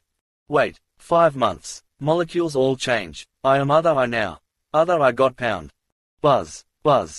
But I, entelechy, form of forms, am I by memory because under ever-changing forms. I that sinned and prayed and fasted. A child con me saved from pandies. I. A-E-I-O-U. Do you mean to fly in the face of the tradition of 3 centuries? John Eglinton's carping voice asked. Her ghost at least has been laid forever. She died, for literature at least, before she was born. She died, Stephen retorted, 67 years after she was born. She saw him into and out of the world. She took his first embraces. She bore his children and she laid pennies on his eyes to keep his eyelids closed when he lay on his deathbed. Mother's deathbed. Candle, the sheeted mirror. Who brought me into this world lies there, bronze-lidded, under few cheap flowers. Liliata rutilantium. I wept alone. John Eglinton looked in the tangled glowworm of his lamp. The world believes that Shakespeare made a mistake, he said, and got out of it as quickly and as best he could. Bosh. Stephen said rudely. A man of genius makes no mistakes. His errors are volitional and are the portals of discovery. Portals of discovery open to let in the Quaker librarian, soft creek-footed, bald, eared and assiduous. A shrew, John Eglinton said shrewdly, is not a useful portal of discovery, one should imagine. What useful discovery did Socrates learn from Xanthippe? Dialectic, Stephen answered, and from his mother how to bring thoughts into the world. What he learned from his other wife Myrto, absit nomen, Socratidians epipsychidion, no man, not a woman, will ever know. But neither the midwife's law nor the Corder lectures saved him from the archons of Sinn Fein and their naggin of hemlock. But Anne Hathaway, Mr. Best's quiet voice said forgetfully. Yes, we seem to be forgetting her as Shakespeare himself forgot her. His look went from Brutus' beard to Carper's skull, to remind, to chide him not unkindly, then to the bald pink Lollard costed, guiltless though maligned. He had a good groatsworth of wit, Stephen said, and no truant memory.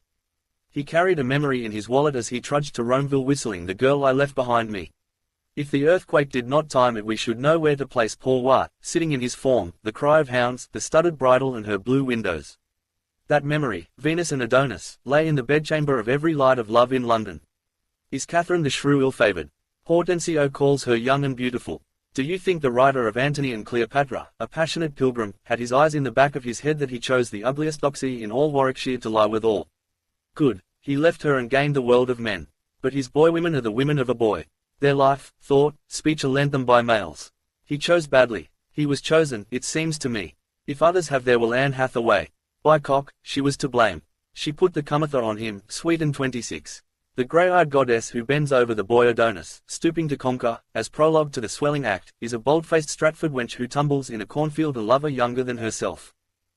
And my turn, when? Come. Ryefield, Mr. Best said brightly, gladly, raising his new book, gladly, brightly. He murmured then with blonde delight for all. Between the acres of the rye these pretty countryfolk would lie.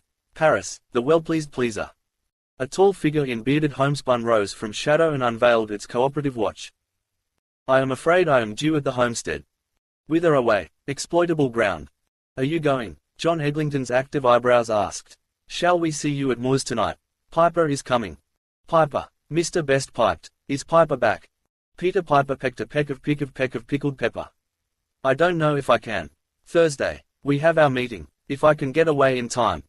Yogi Bogie box in Dawson Chambers. Isis unveiled. Their Pali book we tried to pawn. Cross-legged under an umbrella umbershoot he thrones an Aztec logos, functioning on astral levels, their oversoul, Mahamahatma. The faithful Hermetists await the light, ripe for chelaship, ring round about him. Louis H. Victory. T. Caulfield Irwin. Lotus ladies tender with eyes, their pineal glands aglow. Filled with his god, he thrones, bud under plantain. Gulfer of souls, engulfer. Hessols, Chazals, shoals of souls.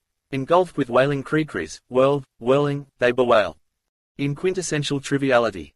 For years in this flesh case a Chazul dwelt. They say we are to have a literary surprise, the Quaker librarian said, friendly and earnest. Mr. Russell, rumor has it, is gathering together a sheaf of our younger poets' verses. We are all looking forward anxiously. Anxiously he glanced in the cone of lamplight where three faces, lighted, shone. See this. Remember. Stephen looked down on a wide headless corbin, hung on his ashplanthindle over his knee. My casque and sword, touched lightly with two index fingers. Aristotle's experiment. 1 or 2. Necessity is that in virtue of which it is impossible that one can be otherwise. Argle, one hat is one hat.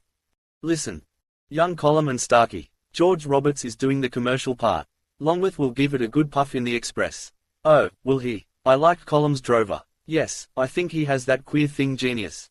Do you think he has genius really? Yeats admired his line, as in Wild Earth a Grecian vase. Did he? I hope you'll be able to come tonight. Malachi Mulligan is coming too.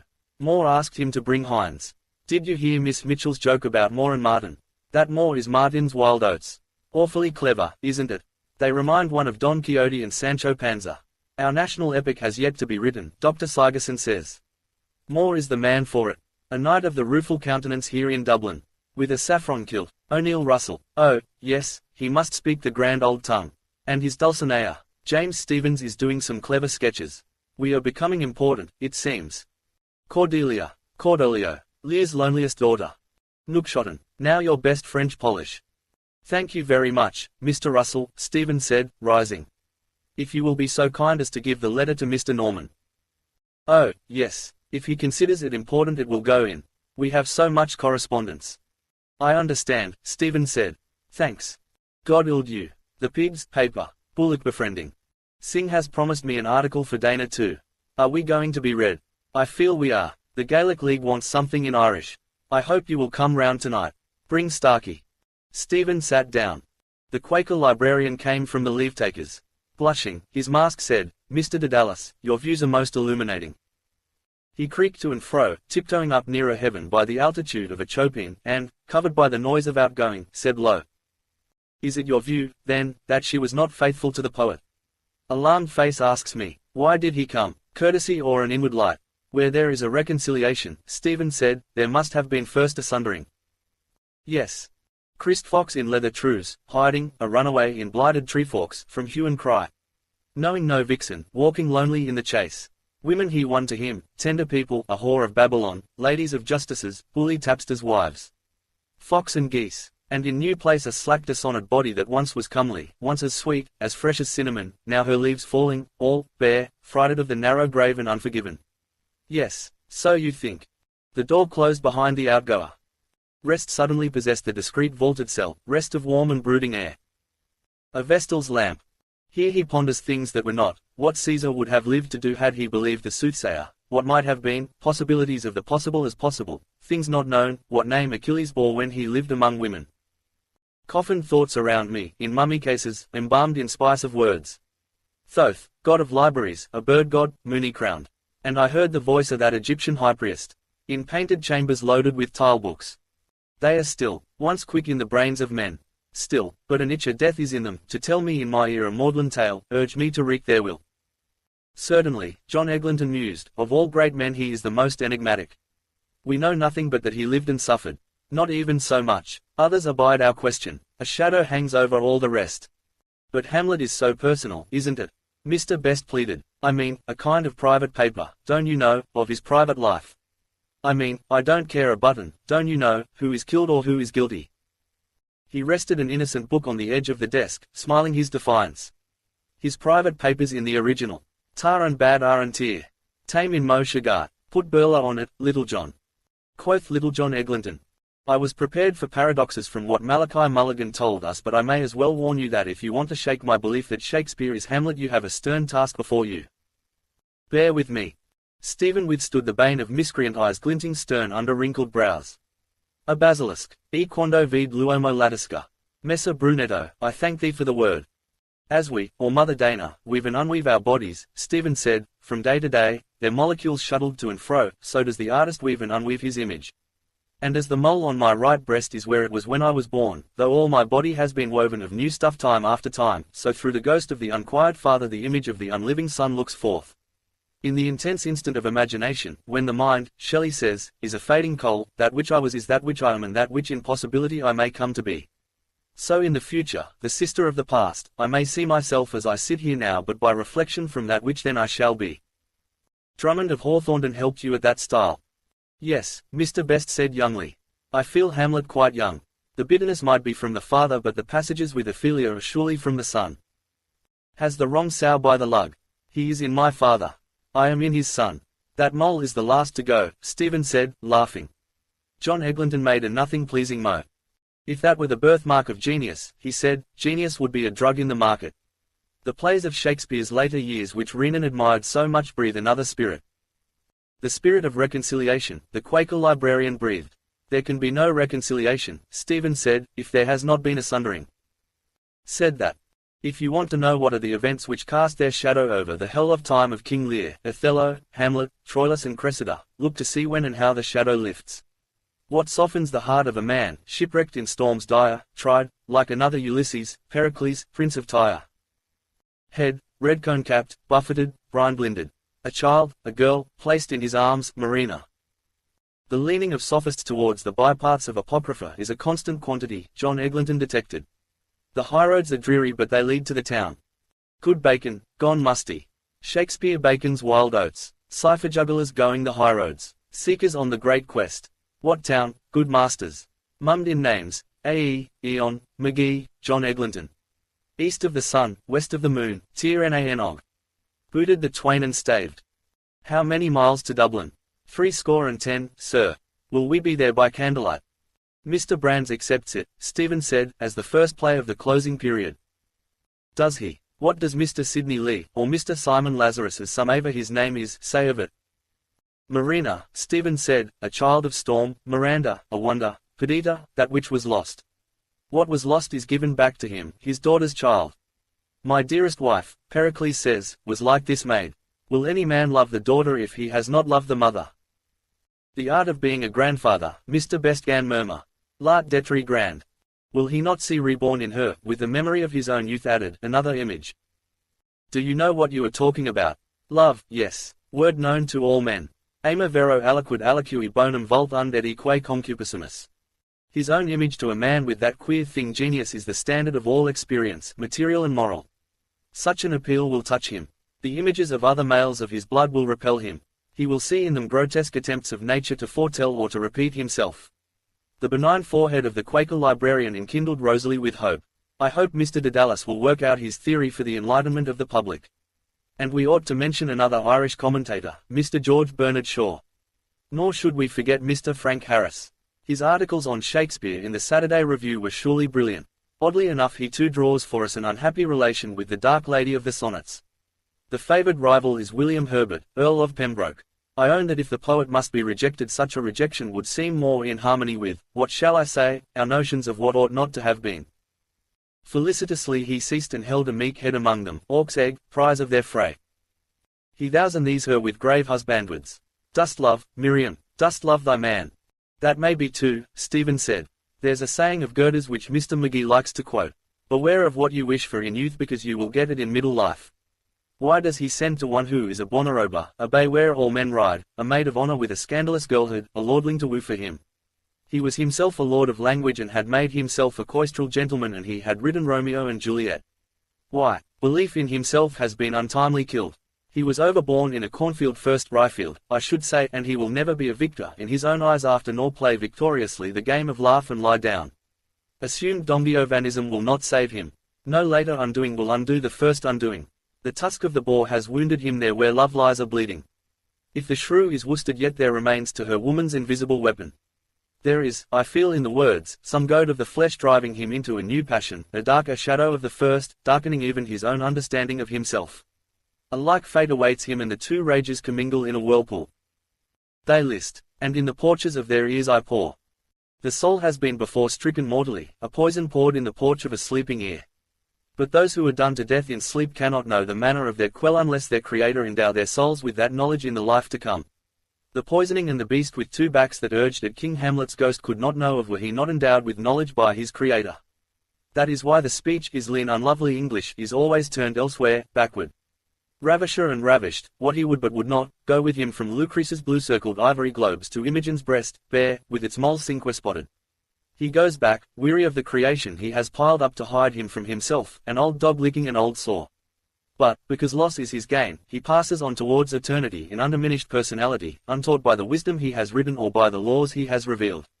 His beaver is up. He is a ghost, a shadow now, the wind by Elsinore's rocks or what you will, the sea's voice, a voice heard only in the heart of him who is the substance of his shadow, the Son consubstantial with the Father. Amen, was responded from the doorway. Hast thou found me, O mine enemy? Entract. A ribald face, sullen as a dean's, Buck Mulligan came forward, then blithe in motley, towards the greeting of their smiles. My telegram. You were speaking of the gaseous vertebrate, if I mistake not. He asked of Stephen. Primrose vested he greeted gaily with his doff Panama as with a bauble. They make him welcome, was du verlaxt worst du noch dienen. Brood of mockers, Photius, Pseudo-Malachi, Johann Most. He who himself begot Middler the Holy Ghost and himself sent himself, Agenbier, between himself and others, who, put upon by his fiends, stripped and whipped, was nailed like bat to barn door, starved on cross-tree, who let him bury, stood up, harrowed hell, fared into heaven, and there these 1900 years sitteth on the right hand of his own self, but yet shall come in the latter day to doom the quick and dead when all the quick shall be dead already. Glow, o, re, inex, cell, sister, o. He lifts his hands. Veils fall, oh, flowers, bells with bells acquiring. Yes, indeed, the Quaker librarian said. A most instructive discussion. Mr. Mulligan, I'll be bound, has his theory too of the play and of Shakespeare. All sides of life should be represented. He smiled on all sides equally. Buck Mulligan thought, puzzled. Shakespeare, he said. I seem to know the name. A flying sunny smile rayed in his loose features. To be sure, he said, remembering brightly. The chap that writes like Sing. Mr. Best turned to him. Hines missed you, he said. Did you meet him? He'll see you after at the DBC. He's gone to Jill's to buy Hyde's Love Songs of Connacht. I came through the museum, Buck Mulligan said. Was he here? The Bard's fellow countryman, John Eglinton answered, rather tired perhaps of our brilliancies of theorizing. I hear that an actress played Hamlet for the 400th time last night in Dublin. Vining held that the prince was a woman. Has no one made him out to be an Irishman? Judge Barton, I believe, is searching for some clues. He swears His Highness not His Lordship by St. Patrick. The most brilliant of all is that story of Wilde's, Mr. Best said, lifting his brilliant notebook. That portrait of Mr. W.H. where he proves that the sonnets were written by a Willie Hughes, a man all Hughes. For Willie Hughes, is it not? The Quaker librarian asked. Or Hughie Wills, Mr. William himself. W.H., who am I? I mean, for Willie Hughes, Mr. Best said, amending his gloss easily. Of course it's all paradox, don't you know, Hughes and Hughes and Hughes, the colour, but it's so typical the way he works it out. It's the very essence of Wilde, don't you know? The light touch. His glance touched their faces lightly as he smiled, a blonde ephebe. Tame essence of Wilde. You're darned witty. 3 drams of Usquibor you drank with Dan Deasy's ducats. How much did I spend? Oh, a few shillings. For a plump of pressmen. Humour wet and dry. Wit, you would give your 5 wits for youth's proud livery he pranks in. Lineaments a gratified desire. There be many mo, take her for me, in pairing time, Jove, a cool rut I'm send them. Yea, turtle dove her. Eve, naked weak-bellied sin, a snake coils her, fang in's kiss. Do you think it is only a paradox? The Quaker librarian was asking. The mocker is never taken seriously when he is most serious. They talked seriously of Mocker's seriousness. Buck Mulligan's again heavy face eyed Stephen a while. Then, his head wagging, he came near, drew a folded telegram from his pocket. His mobile lips read, smiling with new delight. Telegram, he said. Wonderful inspiration. Telegram. A papal bull. He sat on a corner of the unlit desk, reading aloud joyfully. The sentimentalist is he who would enjoy without incurring the immense debtorship for a thing done. Signed, Daedalus. Where did you launch it from? The Kips. No, College Green. Have you drunk the 4 quid? The aunt is going to call on your unsubstantial father. Telegram. Malachi Mulligan, The Ship, Lower Abbey Street. Oh, you peerless mummer. Oh, you preestified kinchite. Joyfully he thrust message and envelope into a pocket but keened in a querulous brogue. It's what I'm telling you, Mr. Honey, it's queer and sick we were, Hines and myself, the time himself brought it in. 'Twas murmur we did for a gallus potion would rouse a friar, I'm thinking, and he limp with leching. And we 1 hour and 2 hours and 3 hours in Connery's sitting civil waiting for pints apiece. He wailed. And we to be there, Mavrone, and you to be unbeknownst sending us your conglomerations the way we to have our tongues out a yard long like the druddy clerics do be fainting for a pussful. Stephen laughed. Quickly, warningfully Buck Mulligan bent down. The tramper Singh is looking for you, he said, to murder you. He heard you pissed on his Haldor in Glassathul. He's out in Pampooties to murder you. Me, Stephen exclaimed, that was your contribution to literature. Buck Mulligan gleefully bent back, laughing to the dark eavesdropping ceiling. Murder you, he laughed. Harsh gargoyle face that warred against me over our mess of hash of lights in Rue Saint-André des Arts. In words of words for words, palabras. Sheen with Patrick. Faunman he met in Clamet Woods, brandishing a wine bottle. Say Vendridecent, murthering Irish. His image, wandering, he met. I met a fool at Forest. Mr. Lister, an attendant said from the door ajar. Ellipsis, in which everyone can find his own. So Mr. Justice Madden in his diary of Master William Silence has found the hunting terms. Yes, what is it? There's a gentleman here, sir, the attendant said, coming forward and offering a card. From the Freeman. He wants to see the files of the Kilkenny people for last year. Certainly, certainly, certainly. Is the gentleman, ellipsis. He took the eager card, glanced, not saw, laid down unglanced, looked, asked, creaked, asked. Is he, ellipsis, oh, there. Brisk in a galliot he was off, out. In the daylit corridor he talked with voluble pains of zeal, in duty bound, most fair, most kind, most honest Broadbrim. This gentleman, Freeman's Journal, Kilkenny people, to be sure. Good day, sir, Kilkenny, we have certainly. A patient silhouette waited, listening. All the Leading Provincial, Northern Whig, Cork Examiner, Enniscorthy Guardian, 1903. Will you please, ellipsis, Evans, conduct this gentleman. If you just follow the Addon. Or, please allow me. This way, please, sir. Voluble, dutiful, he led the way to all the provincial papers, a bowing dark figure following his hasty heels. The door closed. The shinny, Buck Mulligan cried. He jumped up and snatched the card. What's his name? Ike Moses, Bloom. He rattled on. Jehovah, collector of prepuces, is no more. I found him over in the museum where I went to hail the foam-born Aphrodite. The Greek mouth that has never been twisted in prayer. Every day we must do homage to her. Life of life, thy lips enkindle. Suddenly he turned to Stephen. He knows you. He knows your old fellow. Oh, I fear me, he is Greeker than the Greeks. His pale Galilean eyes were upon her mesial groove. Venus Callipyge. Oh, the thunder of those loins. The god pursuing the maiden hid. We want to hear more, John Eglinton decided with Mr. Best's approval. We begin to be interested in Mrs. S. Till now we had thought of her, if at all, as a patient Griselda, a Penelope Stithome. Antisthenes, pupil of Gorgias, Stephen said, took the palm of beauty from Curios Menelaus Brutum, Argive Helen, the wooden mare of Troy in whom a score of heroes slept, and handed it to poor Penelope. 20 years he lived in London and, during part of that time, he drew a salary equal to that of the Lord Chancellor of Ireland. His life was rich. His art, more than the art of feudalism as Walt Whitman called it, is the art of surfeit. Hot herring peas, green mugs of sack, honey sauces, sugar of roses, marchpane, gooseberried pigeons, ringo candies. Sir Walter Raleigh, when they arrested him, had £500,000 on his back including a pair of fancy stays. The Gombian woman Eliza Tudor had underlinen enough to vie with her of Sheba. 20 years he dallied there between conjugal love and its chaste delights and scortatory love and its foul pleasures. You know Manningham's story of the burgher's wife who bade Dick Burbage to her bed after she had seen him in Richard III, and how Shakespeare, overhearing, without more ado about nothing, took the cow by the horns and, when Burbage came knocking at the gate, answered from the captain's blankets, William the Conqueror came before Richard III. And the gay Lacon, Mistress Fitton, Mountain Cryo, and his dainty birdsnies, Lady Penelope Rich, a clean quality woman is suited for a player, and the punks of the bankside, a penny a time. Cause la reine, encore vingt sous. Nous ferons de petites cochonneries. Manette, Tuvo. The height of fine society. And Sir William Davenant of Oxford's mother with her cup of canary for any cockainery. Buck Mulligan, his pious eyes upturned, prayed, Blessed Margaret Mary Anycock. And Harry of Six Wives' daughter. And other lady friends from neighbour seats as Lorne Tennyson, gentleman poet, sings. But all those 20 years what do you suppose poor Penelope in Stratford was doing behind the diamond panes? Do and do. Thing done. In a rosary of Fetter Lane of Gerard, herbalist, he walks, Great Auburn. An azured harebell like her veins. Lids of Juno's eyes, violets. He walks. One life is all, one body. Do, but do. Afar, in a reek of lust and squalor, hands are laid on whiteness. Buck Mulligan rapped John Eglinton's desk sharply. Whom do you suspect? He challenged. Say that he is the spurned lover in the sonnets.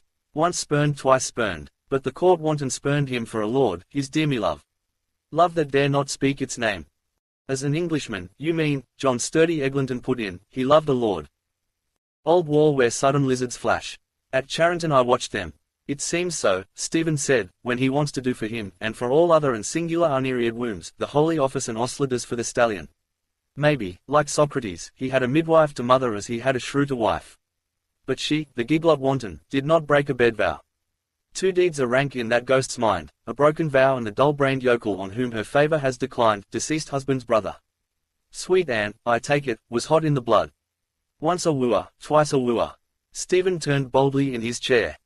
The burden of proof is with you not with me, he said frowning. If you deny that in the 5th scene of Hamlet he has branded her with infamy, tell me why there is no mention of her during the 34 years between the day she married him and the day she buried him.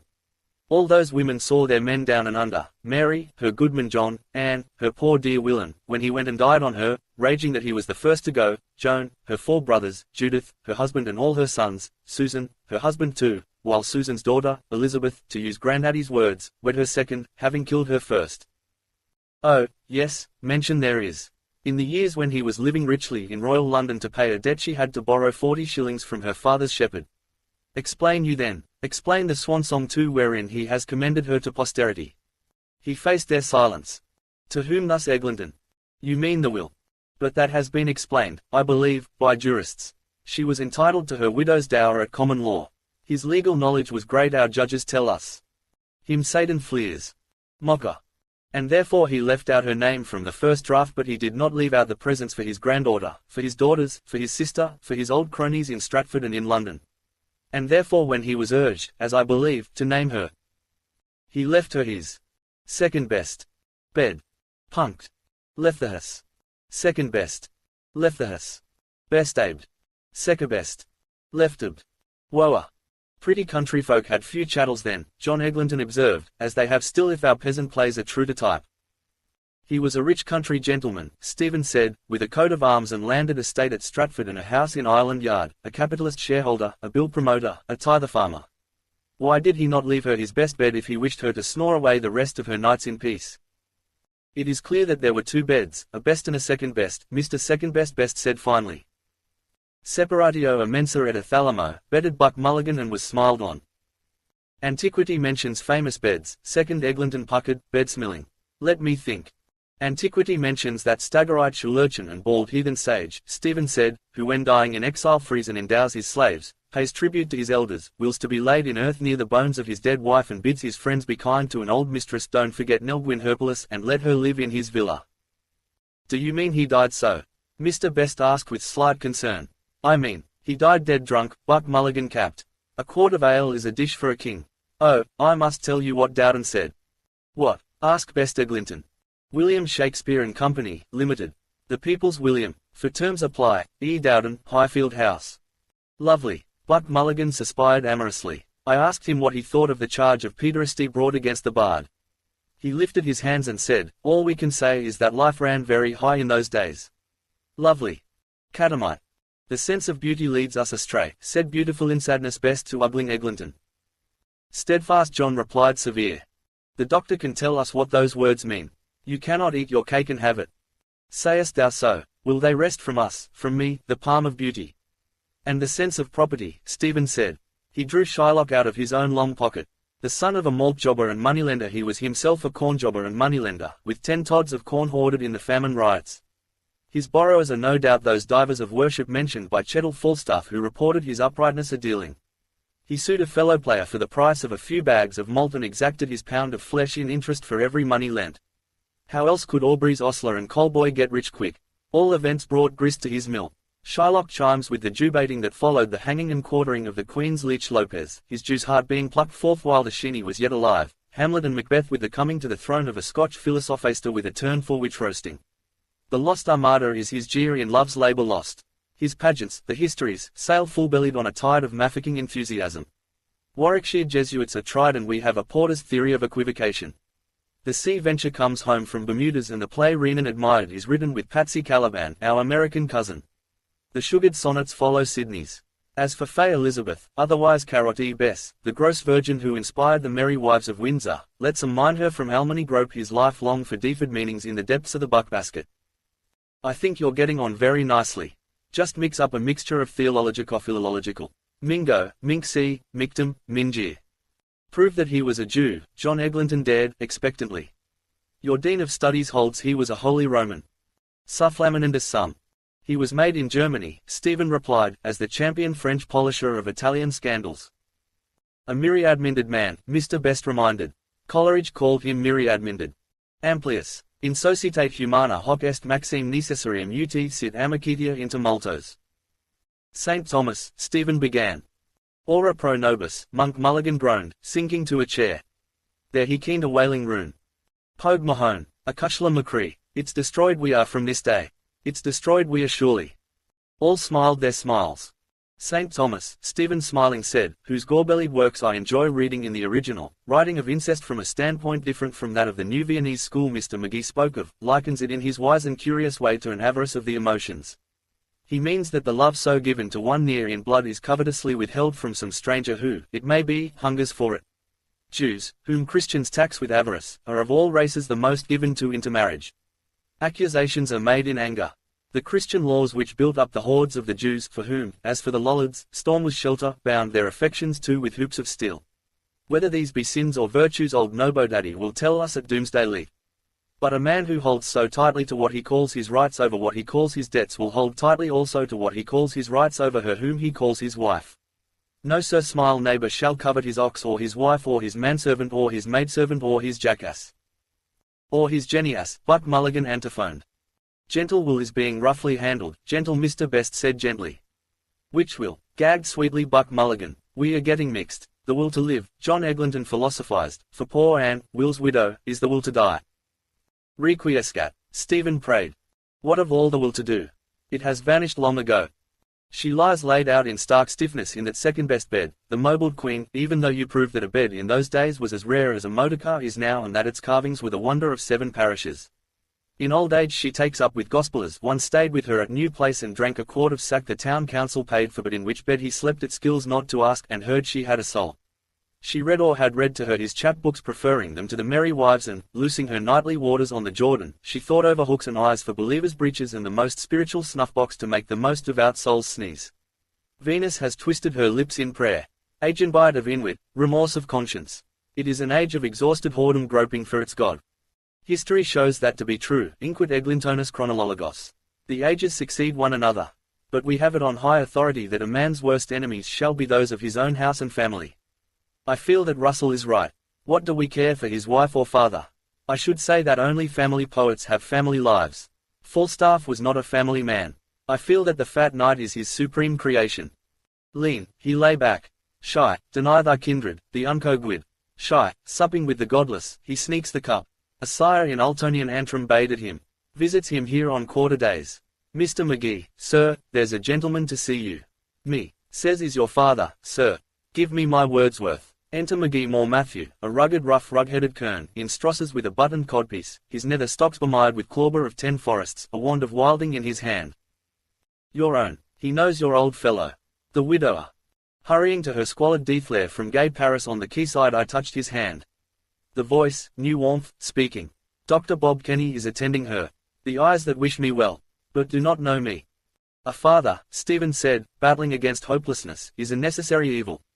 He wrote the play in the months that followed his father's death. If you hold that he, a greying man with 2 marriageable daughters, with 35 years of life, nel mezzo del camen di nostra vita, with 50 of experience, is the beardless undergraduate from Wittenberg, then you must hold that his 70-year-old mother is the lustful queen. No, the corpse of John Shakespeare does not walk the night. From hour to hour it rots and rots. He rests, disarmed of fatherhood, having devised that mystical estate upon his son. Boccaccio's Calandrino was the first and last man who felt himself with child. Fatherhood, in the sense of conscious begetting, is unknown to man. It is a mystical estate, an apostolic succession, from only begetter to only begotten. On that mystery and not on the Madonna which the cunning Italian intellect flung to the mob of Europe, the Church is founded, and founded irremovably because founded, like the world, macro and microcosm, upon the void. Upon incertitude, upon unlikelihood. Ama matris, subjective and objective genitive, may be the only true thing in life. Paternity may be a legal fiction.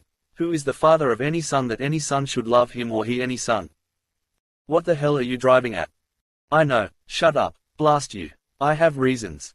Amplius, adduc, iterum, posti. Are you condemned to do this?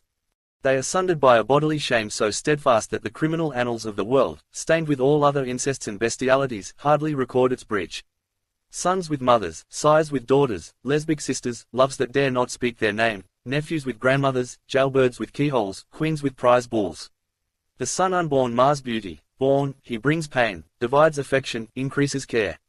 He is a new male, his growth is his father's decline, his youth his father's envy, his friend his father's enemy. In Rue Monsieur le Prince I thought it. What links them in nature? An instant of blind rut. Am I a father? If I were. Shrunken uncertain hand. Sibelius, the African, subtlest heresiarch of all the beasts of the field, held that the father was himself his own son. The bulldog of Aquin, with whom no word shall be impossible, refutes him. Well, if the father who has not a son be not a father, can the son who has not a father be a son? When Rutland back in Southampton Shakespeare or another poet of the same name in the Comedy of Errors wrote Hamlet, he was not the father of his own son merely, but, being no more a son, he was and felt himself the father of all his race, the father of his own grandfather, the father of his unborn grandson who, by the same token, never was born, for nature, as Mr. McGee understands her, abhors perfection. Eglintones, quick with pleasure, looked up she brightly. gladly glancing, a merry Puritan, through the twisted eglantine. Flatter, rarely, but flatter. Himself his own father, Son Mulligan told himself. Wait, I am big with child. I have an unborn child in my brain. Pallas Athena. A play, the play's the thing, let me parturiate. He clasped his paunch bro with both birth-aiding hands. As for his family, Stephen said, his mother's name lives in the forest of Arden. Her death brought from him the scene with Volumnia in Coriolanus. His boyson's death is the death scene of young Arthur in King John. Hamlet, the Black Prince, is Hamnet Shakespeare. Who the girls in The Tempest, in Pericles, in Winter's Tale are we know. Who Cleopatra, Fleshpot of Egypt, and Cressid and Venus are we may guess. But there is another member of his family who is recorded. The plot thickens, John Eglinton said. The Quaker librarian, quaking, tiptoed in, quake, his mask, quake, with haste, quake, quack. Door closed, cell, day. They list, 3, they. Are you he they? Come, mess. Stephen, he had 3 brothers, Gilbert, Edmund, Richard. Gilbert in his old age told some cavaliers he got a pass for nout from Meister Gatherer one time mass he did and he seen his brood Meister while the playwriter up in London in a wrestling play would a man on's back. The playhouse sausage filled Gilbert's soul. He is nowhere, but an Edmund and a Richard are recorded in the works of Sweet William. Majaglin John, names, what's in a name? Best, that is my name, Richard, don't you know? I hope you are going to say a good word for Richard, don't you know, for my sake. Laughter Buck Mulligan, piano, diminuendo. Then outspoke Medical Dick. To his comrade Medical Davy. Stephen, in his trinity of black wills, the villain Shakebags, Iago, Richard Crookback, Edmund in King Lear, to bear the wicked uncle's names. Nay, that last play was written or being written while his brother Edmund lay dying in Southwark. Best, I hope Edmund is going to catch it. I don't want Richard, my name. Laughter. Quakerlister, at tempo, but he that filches from me my good name. Stephen, stringendo, he has hidden his own name, a fair name, William, in the plays, a super here, a clown there, as a painter of old Italy set his face in a dark corner of his canvas. He has revealed it in the sonnets where there is will in overplus. Like John O'Gaunt his name is dear to him, as dear as the coat and crest he toadied for, on a bend sable a spear or steeled argent, honorificabilitudinitibus, dearer than his glory a greatest shakescene in the country. What's in a name? That is what we ask ourselves in childhood when we write the name that we are told is ours. A star, a daystar, a firedrake, rose at his birth. It shone by day in the heavens alone, brighter than Venus in the night, and by night it shone over Delta in Cassiopeia, the recumbent constellation which is the signature of his initial among the stars. His eyes watched it, lolling on the horizon, eastward of the Bear, as he walked by the slumberous summer fields at midnight returning from Shottery and from her arms. Both satisfied, I too. Don't tell them he was 9 years old when it was quenched. And from her arms. Wait to be wooed and won. I, meacock, who will woo you? Read the skies. Autantamorumenos. Bose Stephanumenos. Where's your configuration? Stephen, cut the bread even. Esti, sua donna. Gia, die li. Gelindo risolve di non amare SD. What is that, Mr. Dedalus? The Quaker librarian asked. Was it a celestial phenomenon? A star by night, Stephen said. A pillar of the cloud by day. What more's to speak? Stephen looked on his hat, his stick, his boots. Stephanos, my crown, my sword, his boots are spoiling the shape of my feet. Buy a pair, holes in my socks, handkerchief too. You make good use of the name, John Eglinton aloud. Your own name is strange enough. I suppose it explains your fantastical humor. Me, McGee and Mulligan. Fabulous artificer, the hawk-like man, you flew. Where to? New Haven Dieppe, steerage passenger. Paris and back, Lapwing, Icarus, Pater, AIT. Seabedabbled, fallen, weltering. Lapwing you are, Lapwing B. Mr. Best eager quietly lifted his book to say. That's very interesting because that brother motive, don't you know, we find also in the old Irish myths. Just what you say, the 3 brothers Shakespeare. In Grimm too, don't you know, the fairy tales. The 3rd brother that always marries the sleeping beauty and wins the best prize. Best of best brothers. Good, better, best. The Quaker librarian spring-halted near. I should like to know, he said, which brother you. I understand you to suggest there was misconduct with one of the brothers. But perhaps I am anticipating. He caught himself in the act, looked at all, refrained. An attendant from the doorway called. Mr. Lister, Father Deneen wants. Oh, Father Deneen, directly. Swiftly creaking he was gone. John Eglinton touched the foil. Come, he said, let us hear what you have to say of Richard and Edmund. You kept 'em for the last, didn't you? In asking you to remember those two noble kinsmen Nuncle Richie and Nuncle Edmund, Stephen answered, I feel I am asking too much perhaps. A brother is as easily forgotten as an umbrella. Lapwing. Where is your brother? Apothecary's Hall, my whetstone, him, then Cranley, Mulligan, now these. Speech, speech, but act, speech, they mock to try you. Act, be acted on. Lapwing. I am tired of my voice, the voice of Esau. My kingdom for a drink. On. You will say those names were already in the chronicles from which he took the stuff of his plays. Why did he take them rather than others? Richard, a whoreson crookback, misbegotten, makes love to a widowed Anne, what's in a name? Woos and wins her, a whoreson merry widow. Richard the Conqueror, third brother, came after William the Conquered. The other four acts of that play hang limply from that first. Of all his kings Richard is the only king unshielded by Shakespeare's reverence, the angel of the world. Why is the underplot of King Lear in which Edmund figures lifted out of Sydney's Arcadia and spatchcocked onto a Celtic legend older than history? That was Will's way, John Eglinton defended. We should not now combine a Norse saga with an excerpt from a novel by George Meredith. Q voulez vous, Moore would say. He puts Bohemia on the seacoast and makes Ulysses quote Aristotle. Why? Stephen answered himself. Because the theme of the false or the usurping or the adulterous brother or all three in one is to Shakespeare, what the poor are not, always with him. The note of banishment, banishment from the heart, banishment from home, sounds uninterruptedly from the two gentlemen of Verona onward till Prospero breaks his staff, buries it certain fathoms in the earth and drowns his book. It doubles itself in the middle of his life, reflects itself in another, repeats itself, protasis, epitasis, catastasis, catastrophe. It repeats itself again when he is near the grave, when his married daughter Susan, chip of the old block, is accused of adultery. But it was the original sin that darkened his understanding, weakened his will and left in him a strong inclination to evil. The words are those of my lords bishops of Maynooth. An original sin and, like original sin, committed by another in whose sin he too has sinned.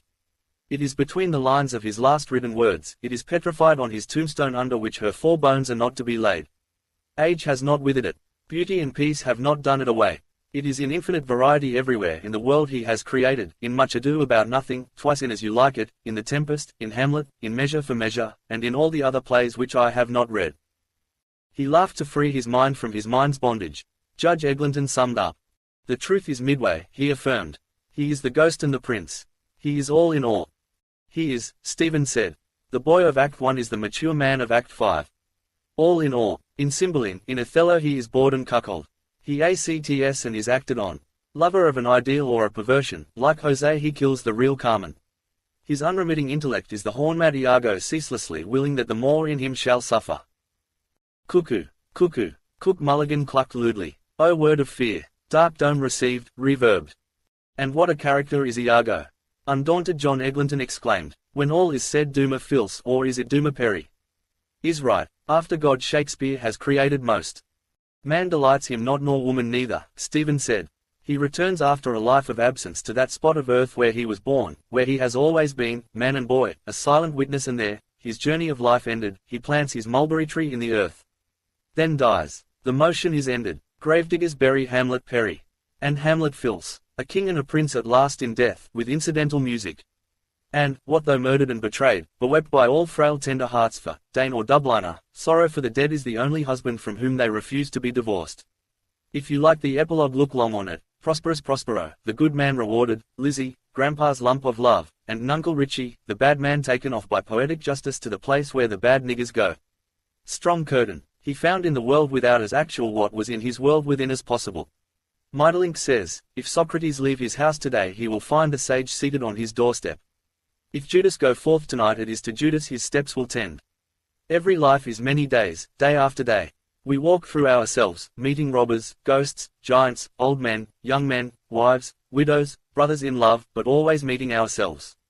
The playwright who wrote the folio of this world and wrote it badly, he gave us light first and the sun 2 days later, the Lord of things as they are whom the most Roman of Catholics call Dio Boia, hangman God, is doubtless all in all of us, ostler and butcher, and would be bored and cuckold too but that in the economy of heaven, foretold by Hamlet, there are no more marriages, glorified man, an androgynous angel, being a wife unto himself. Eureka! Buck Mulligan cried, Eureka! Suddenly happy he jumped up and reached in astride John Eglinton's desk. May I? He said, the Lord has spoken to Malachi. He began to scribble on a slip of paper. Take some slips from the counter going out. Those who are married, Mr. Best, Deuce Herald, said, all save one, shall live. The rest shall keep as they are. He laughed, unmarried, at Eglinton Johannes, of arts a bachelor. Unwed, unfancied, ware of wiles, they finger ponder nightly each his variorum edition of the Taming of the Shrew. You are a delusion, said roundly John Eglinton to Stephen. You have brought us all this way to show us a French triangle. Do you believe your own theory? No, Stephen said promptly. Are you going to write it? Mr. Best asked. You ought to make it a dialogue, don't you know, like the Platonic dialogues Wilde wrote. John Eclecticon doubly smiled. Well, in that case, he said, I don't see why you should expect payment for it since you don't believe it yourself. Dowden believes there is some mystery in Hamlet but will say no more. Herr Bleibtreu, the man Piper met in Berlin, who is working up that Rutland theory, believes that the secret is hidden in the Stratford monument. He is going to visit the present Duke, Piper says, and prove to him that his ancestor wrote the plays.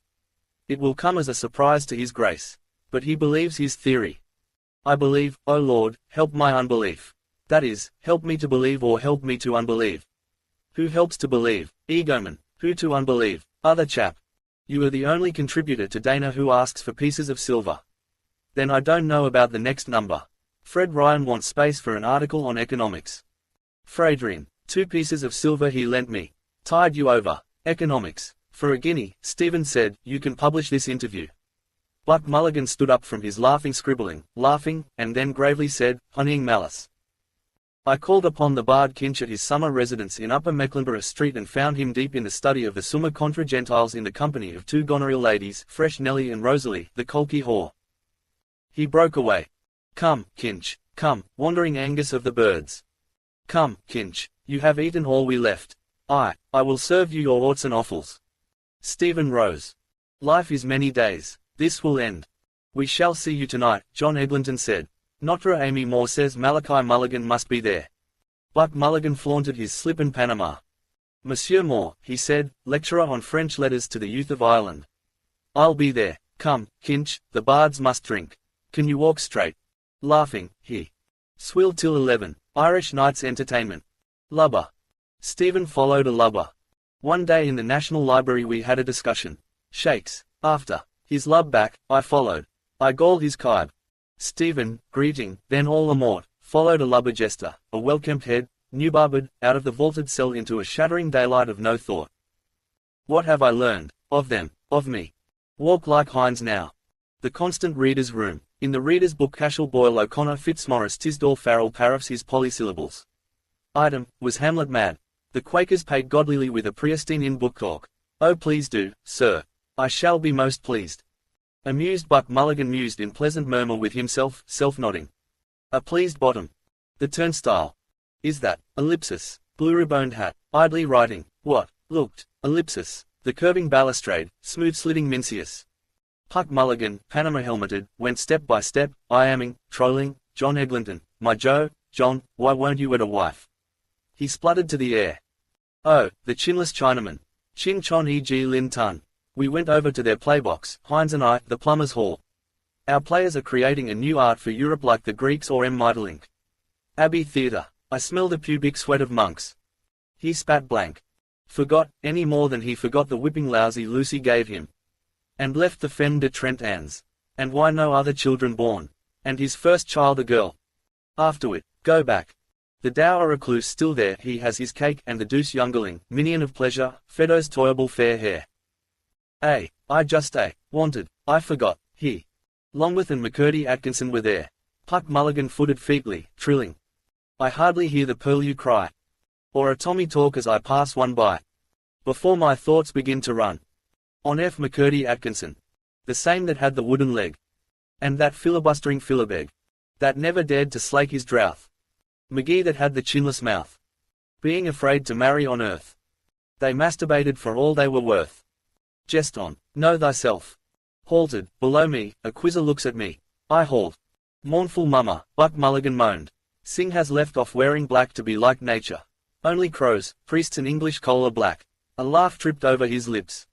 Longworth is awfully sick, he said, after what you wrote about that old hake Gregory. Oh you inquisitional drunken Jesuit. She gets you a job on the paper and then you go and slate her drivel to Jesus. Couldn't you do the Yeats touch? He went on and down, mopping, chanting with waving graceful arms, "The most beautiful book that has come out of our country in my time. One thinks of Homer." He stopped at the stairfoot. "I have conceived a play for the mummers," he said solemnly.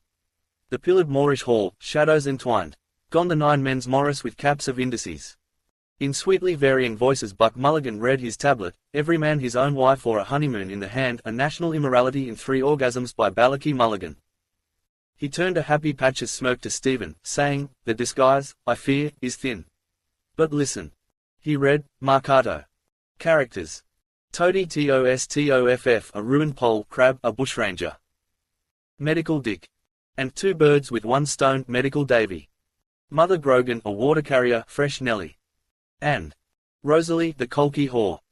He laughed, lolling a to and fro head, walking on, followed by Stephen, and mirthfully he told the shadows, souls of men. Oh, the night in the Camden Hall when the daughters of Erin had to lift their skirts to step over you as you lay in your mulberry-collared, multicolored, multitudinous vomit. The most innocent son of Erin, Stephen said, for whom they ever lifted them. About to pass through the doorway, feeling one behind, he stood aside. Part. The moment is now. Where then? If Socrates leave his house today, if Judas go forth tonight? Why, that lies in space which I in time must come to, ineluctably. My will, his will that fronts me, sees between. A man passed out between them, bowing, greeting. Good day again, Buck Mulligan said. The portico. Here I watch the birds for augury. Angus of the birds. They go, they come. Last night I flew, easily flew. Men wondered. Street of harlots after. A creamfruit melon he held to me. In, you will see. The wandering Jew, Buck Mulligan whispered with clown's awe. Did you see his eye? He looked upon you to lust after you. I fear thee, ancient mariner. Oh, Kinch, thou art in peril. Get thee a breechpad. Manor of Oxenford. Day. Wheelbarrow son over arch of bridge. A dark back went before them, step of a pard, down, out by the gateway, under portcullis barbs. They followed. Offend me still, speak on. Kind ere to find the coins of houses in Kildare Street. No birds. Frail from the housetops 2 plumes of smoke ascended, pluming, and in a floor of softness softly were blown. Cease to strive. Peace of the druid priests of Cymbeline, hierophantic, from wide earthen altar. Lord we the gods. And let our crooked smokes climb to their nostrils from our blessed altars. The superior, the very Reverend John Conmee S.J. reset his smooth watch in his interior pocket as he came down the presbytery steps. 5 to 3. Just nice time to walk to Artane. What was that boy's name again? Dignam. Yes. Via Dignam etiustum est. Brother Swan was the person to see. Mr. Cunningham's letter. Yes. Oblige him, if possible. Good practical Catholic, useful at mission time. A on-a-legged sailor, swinging himself onward by lazy jerks of his crutches, growled some notes. He jerked short before the convent of the Sisters of Charity and held out a peaked cap for alms towards the very Reverend John Conmee S.J. Father Conmee blessed him in the sun for his purse held, he knew, 1 silver crown. Father Conmee crossed to Mountjoy Square. He thought, but not for long, of soldiers and sailors, whose legs had been shot off by cannonballs, ending their days in some pauper ward, and of Cardinal Wolsey's words, "If I had served my God as I have served my King he would not have abandoned me in my old days." He walked by the tree-shade of sunny winking leaves, and towards him came the wife of Mr. David Sheehy MP. "Very well, indeed, father. And you, father?" Father Conmee was wonderfully well indeed. He would go to Buxton probably for the waters. And her boys, were they getting on well at Belvedere? Was that so? Father Conmee was very glad indeed to hear that. And Mr. Sheehy himself, still in London. The house was still sitting, to be sure it was. Beautiful weather it was, delightful indeed. Yes, it was very probable that Father Bernard Vaughan would come again to preach. Oh, yes, a very great success. A wonderful man really. Father Conmee was very glad to see the wife of Mr. David Sheehy MP looking so well, and he begged to be remembered to Mr. David Sheehy MP. Yes, he would certainly call. Good afternoon, Mrs. Sheehy. Father Conmee doffed his silk hat and smiled, as he took leave, at the jet beads of her mantilla hinning in the sun. And smiled yet again, in going. He had cleaned his teeth, he knew, with arecanut paste. Father Conmee walked and, walking, smiled, for he thought on Father Bernard Vaughan's droll eyes and cockney voice. Pilot, way don't you hold back that Allen mob. A zealous man, however. Really he was, and really did great good in his way. Beyond a doubt, he loved Ireland, he said, and he loved the Irish. Of good family too would one think it. Welsh, were they not? Oh, lest he forget. That letter to Father Provincial. Father Conmee stopped 3 little schoolboys at the corner of Mountjoy Square. Yes, they were from Belvedere. The little house. Aha, and were they good boys at school? Oh, that was very good now. And what was his name? Jack Sohan. And his name? Gallagher. And the other little man? His name was Brunny Lynham. Oh, that was a very nice name to have. Father Conmee gave a letter from his breast to Master Brunny Lynham and pointed to the red pillar box at the corner of Fitzgibbon Street. But mind you don't post yourself into the box, little man, he said. The boys six-eyed Father Conmee and laughed. Oh, sir. Well, let me see if you can post a letter, Father Conmee said. Master Brunny Lynham ran across the road and put Father Conmee's letter to Father Provincial into the mouth of the bright red letterbox. Father Conmee smiled and walked along Mountjoy Square East.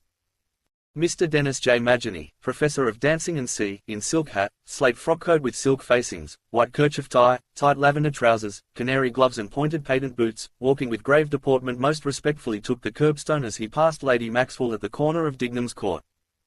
Was that not Mrs. McGuinness? Mrs. McGuinness, stately, silver-haired, bowed to Father Conmee from the farther footpath along which she sailed. And Father Conmee smiled and saluted. How did she do? A fine carriage she had. Like Mary, Queen of Scots, something. And to think that she was a pawnbroker. Well, now, what should he say? Such a queenly mien. Father Conmee walked down Great Charles Street and glanced at the Shootup Free Church on his left. The Reverend T.R. Green B.A. will D.V. speak. The incumbent they called him. He felt it incumbent on him to say a few words. But one should be charitable. Invincible ignorance. They acted according to their lights. Father Conmee turned the corner and walked along the North Circular Road. It was a wonder that there was not a tramline in such an important thoroughfare. Surely, there ought to be. A band of satcheled schoolboys crossed from Richmond Street. All raised untidy caps. Father Conmee greeted them more than once benignly. Christian brother boys. Father Conmee smelt incense on his right hand as he walked. St. Joseph's Church, Portland Row. For aged and virtuous females. Father Conmee raised his hat to the Blessed Sacrament. Virtuous, but occasionally they were also bad-tempered. Near Aldborough House Father Conmee thought of that spendthrift nobleman. And now it was an office or something. Father Conmee began to walk along the North Strand Road and was saluted by Mr. William Gallagher who stood in the doorway of his shop. Father Conmee saluted Mr. William Gallagher and perceived the odours that came from bacon-flitches and ample cools of butter. He passed Grogan's the tobacconist against which newsboards leaned and told of a dreadful catastrophe in New York. In America those things were continually happening. Unfortunate people to die like that, unprepared. Still, an act of perfect contrition. Father Conmee went by Daniel Bergen's public house against the window of which 2 unlaboring men lounged. They saluted him and were saluted. Father Conmee passed H. J. O'Neill's funeral establishment where Corny Callagher totted figures in the daybook while he chewed a blade of hay.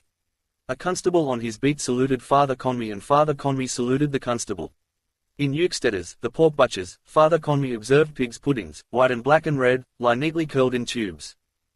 Moored under the trees of Charleville Mall Father Conmee saw a turf barge, a tow horse with pendant head, a bargeman with a hat of dirty straw seated amidships, smoking and staring at a branch of poplar above him. It was idyllic, and Father Conmee reflected on the providence of the Creator who had made turf to be in bogs whence men might dig it out and bring it to town and hamlet to make fires in the houses of poor people.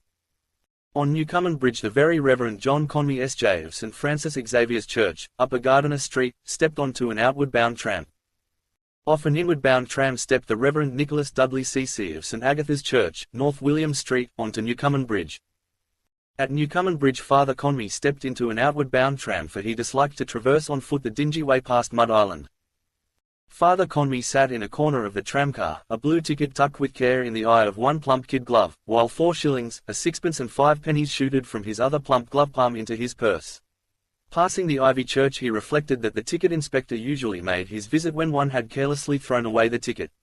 The solemnity of the occupants of the car seemed to Father Conmee excessive for a journey so short and cheap. Father Conmee liked cheerful decorum. It was a peaceful day. The gentleman with the glasses opposite Father Conmee had finished explaining and looked down. His wife, Father Conmee supposed.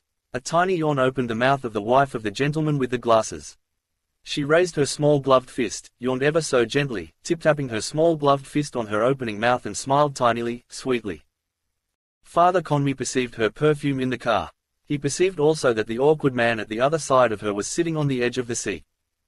Father Conmee at the altar rails placed the host with difficulty in the mouth of the awkward old man who had the shaky head. At Annesley Bridge the tram halted and, when it was about to go, an old woman rose suddenly from her place to alight. The conductor pulled the bell strap to stay the car for her. She passed out with her basket and a market net, and Father Conmee saw the conductor help her and net and basket down, and Father Conmee thought that, as she had nearly passed the end of the penny fare, she was one of those good souls who had always to be told twice, "Bless you, my child, that they have been absolved, pray for me." But they had so many worries in life, so many cares, poor creatures. From the hoardings Mr. Eugene Stratton grimaced with thick nigger lips at Father Conmee. Father Conmee thought of the souls of black and brown and yellow men and of his sermon on St. Peter Claver S.J. and the African mission and of the propagation of the faith and of the millions of black and brown and yellow souls that had not received the baptism of water when their last hour came like a thief in the night. That book by the Belgian Jesuit, Le Nombre des Élus, seemed to Father Conmee a reasonable plea. Those were millions of human souls created by God in his own likeness to whom the faith had not been brought, but they were God's souls, created by God.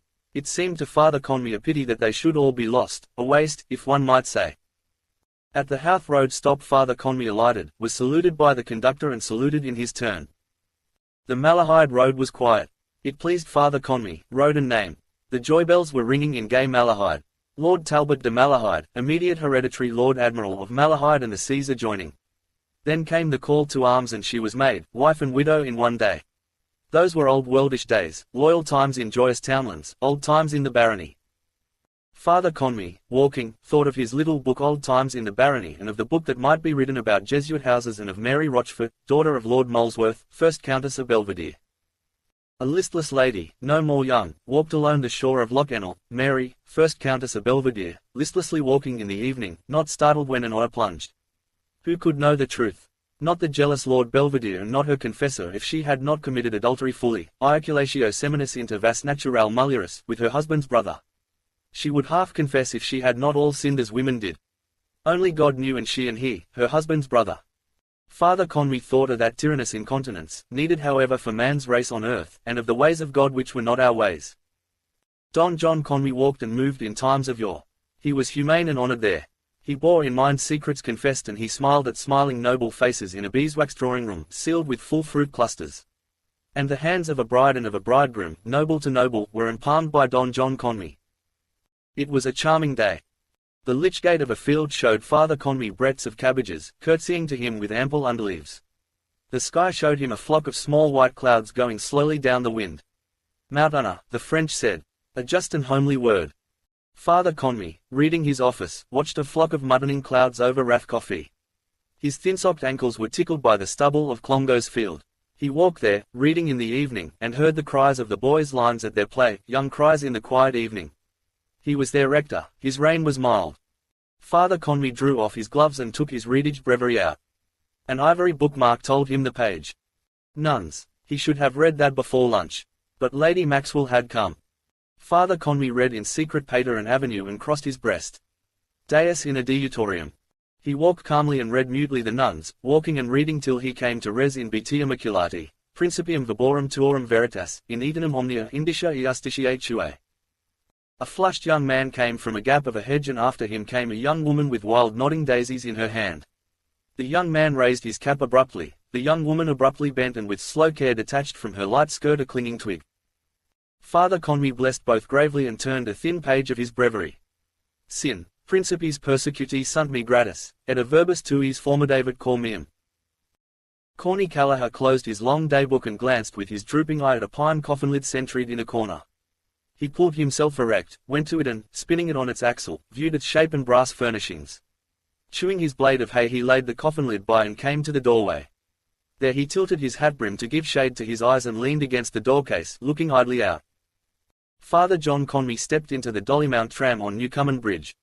Corny Callagher locked his large-footed boots and gazed, his hat down-tilted, chewing his blade of hay. Constable 57C, on his beat, stood to pass the time of day. "That's a fine day, Mr. Callagher." "Aye," Corny Callagher said. "It's very close," the constable said. Corny Callagher sped a silent jet of hay juice arching from his mouth while a generous white arm from a window in Eccles Street flung forth a coin. "What's the best news?" he asked. "I seen that particular party last evening," the constable said with bated breath. A on-a-legged sailor crutched himself round McAnell's corner, skirting Rabaotti's ice cream car, and jerked himself up Eccles Street. Towards Larry O'Rourke, in shirtsleeves in his doorway, he growled unamiably, "For England." He swung himself violently forward past Katie and Booty de Dallas, halted and growled, "Home and beauty." J.J. O'Molloy's white careworn face was told that Mr. Lambert was in the warehouse with a visitor. A stout lady stopped, took a copper coin from her purse and dropped it into the cap held out to her. The sailor grumbled thanks, glanced sourly at the unheeding windows, sank his head and swung himself forward 4 strides. He halted and growled angrily, "For England." 2 barefoot urchins, sucking long licorice laces, halted near him, gaping at his stump with their yellow-slobbered mouths. He swung himself forward in vigorous jerks, halted, lifted his head towards a window and bayed deeply. "Home and beauty." The gay sweet chirping whistling within went on. A bar or two ceased. The blind of the window was drawn aside. A card unfurnished apartment slipped from the sash and fell. A plump bare generous arm shone, was seen, held forth from a white petticoat bodice and taut shift straps. A woman's hand flung forth a coin over the area railings. It fell on the path. One of the urchins ran to it, picked it up and dropped it into the minstrel's cap, saying, "There, sir." Katie and Booty de Dallas shoved in the door of the closer steaming kitchen. "Did you put in the books?" Booty asked. Maggie at the range rammed down a greyish mass beneath bubbling suds twice with her potstick and wiped her brow. "They wouldn't give anything on them," she said. Father Conmee walked through Clongo's fields, his thin-socked ankles tickled by stubble.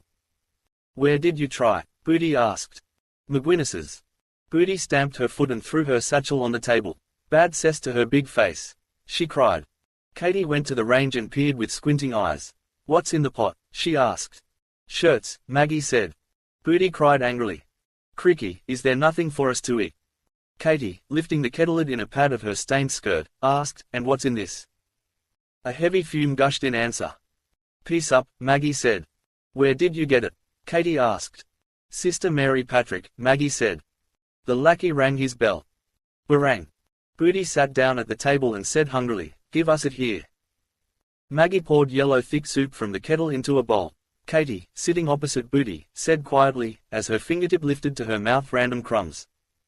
"A good job we have that much. Where's Dilly?" "Gone to meet father," Maggie said. Booty, breaking big chunks of bread into the yellow soup, added, "Our Father who art not in heaven." Maggie, pouring yellow soup in Katie's bowl, exclaimed, "Booty. For shame." A skiff, a crumpled throwaway, Elijah is coming, rode lightly down the Liffey, under Loop Line Bridge, shooting the rapids where water chafed around the bridge piers, sailing eastward past hulls and anchor chains, between the Custom House Old Dock and George's Quay. The blonde girl in Thornton's bedded the wicker basket with rustling fibre. Blazes Boylan handed her the bottle swathed in pink tissue paper and a small jar. "Put these in first, will you?" he said. "Yes, sir," the blonde girl said. "And the fruit on top." "That'll do, game ball," Blazes Boylan said. She bestowed fat pears neatly, head by tail, and among them ripe shamefaced peaches. Blazes Boylan walked here and there in new tan shoes about the fruit-smelling shop, lifting fruits, young juicy crinkled and plump red tomatoes, sniffing smells. HELYS filed before him, tail-white-hatted, past Tangier Lane, plodding towards their goal. He turned suddenly from a chip of strawberries, drew a gold watch from his fob and held it at its chain's length. "Can you send 'em by tram? Now?" A dark-backed figure under Merchant's Arch scanned books on the hawker's cart. "Certainly, sir. Is it in the city?" "Oh, yes," Blazes Boylan said. 10 minutes. The blonde girl handed him a docket and pencil. "Will you write the address, sir?" Blazes Boylan at the counter wrote and pushed the docket to her. "Send it at once, will you?" he said. "It's for an invalid." "Yes, sir, I will, sir." Blazes Boylan rattled merry money in his trousers pocket. "What's the damage?" he asked. The blonde girl's slim fingers reckoned the fruits. Blazes Boylan looked into the cut of her blouse. A young pullet. He took a red carnation from the tall stem glass. "This for me?" he asked gallantly. The blonde girl glanced sideways at him, got up regardless, with his tie a bit crooked, blushing. "Yes, sir," she said. Bending archly she reckoned again fat pears and blushing peaches. Blazes Boylan looked in her blouse with more favor, the stalk of the red flower between his smiling teeth.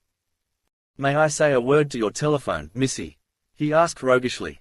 "Ma, Almudeno Artifoni said." He gazed over Stephen's shoulder at Goldsmith's knobby pole.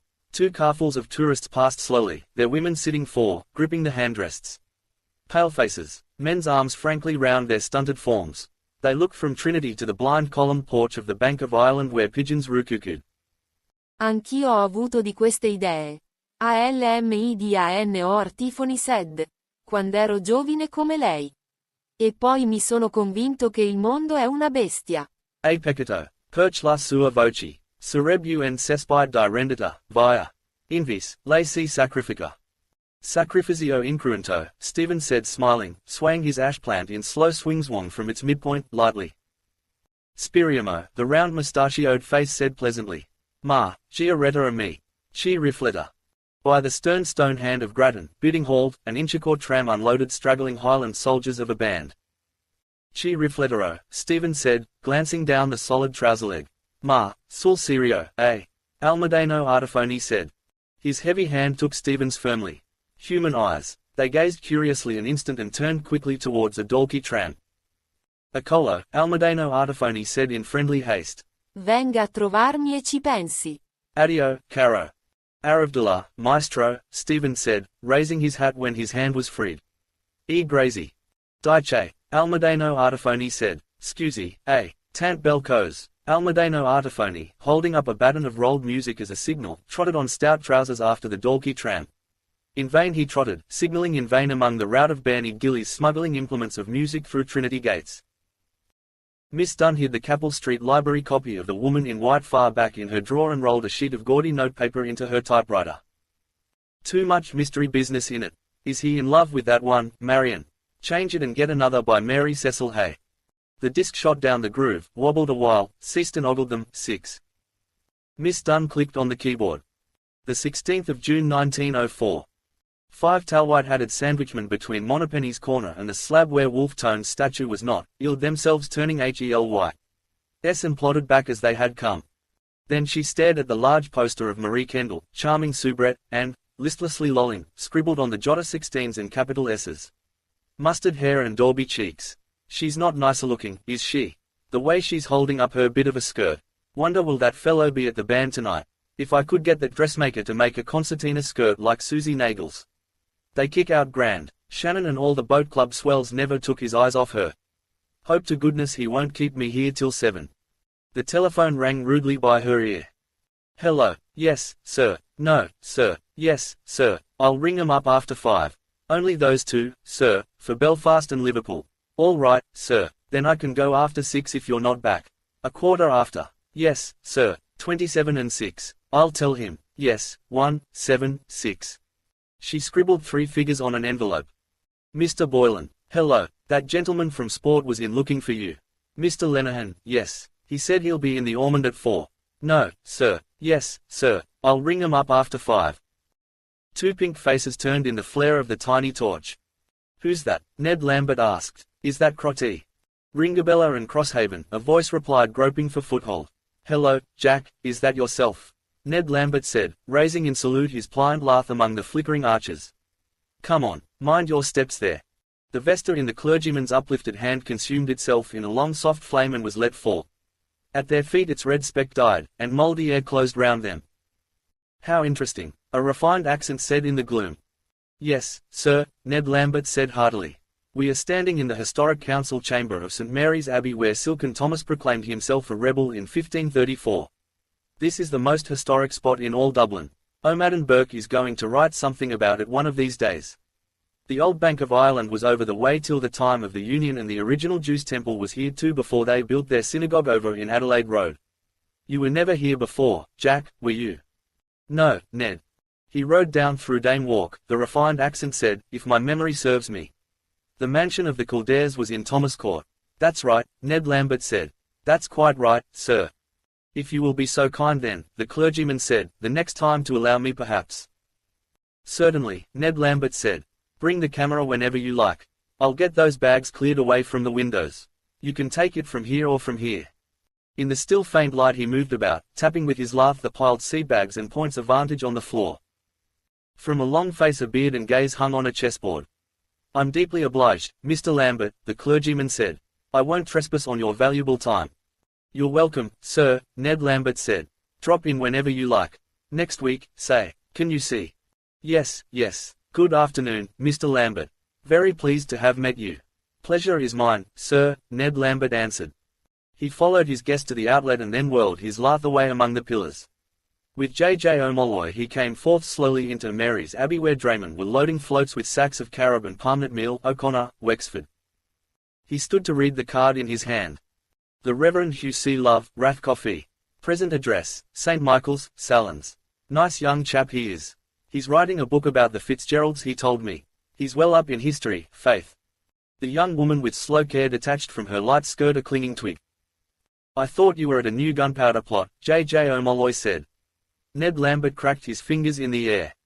God, he cried, I forgot to tell him that one about the Earl of Kildare after he set fire to Cashel Cathedral.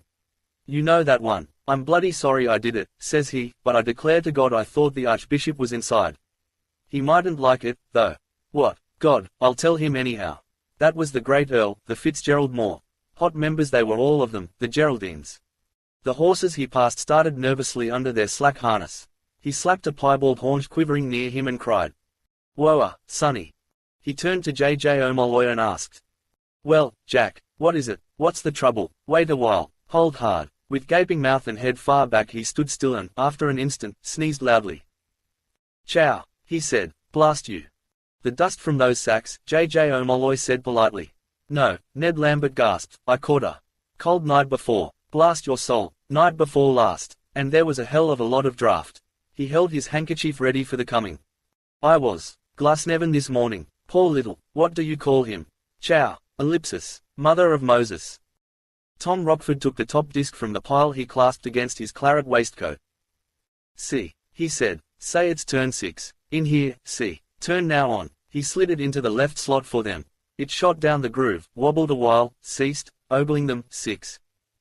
Lawyers of the past, haughty, pleading, beheld pass from the Consolidated Taxing Office to Nizzy Prius Court Richie Goulding carrying the cost-bag of Goulding, Collis and Ward and heard rustling from the Admiralty Division of King's Bench to the Court of Appeal an elderly female with false teeth smiling incredulously in a black silk skirt of great amplitude. See, he said, see now the last one I put in is over here, turns over. The impact, leverage, see. He showed them the rising column of discs on the right. Smart idea, Nosy Flynn said, snuffling. So a fellow coming in late can see what turn is on and what turns are over. See, Tom Rockford said. He slid in a disc for himself, and watched it shoot, wobble, ogle, stop, 4. Turn now on. I'll see him now in the Ormond, Lenihan said, and sound him. One good turn deserves another. Duh, Tom Rockford said. Tell him I'm boiling with impatience.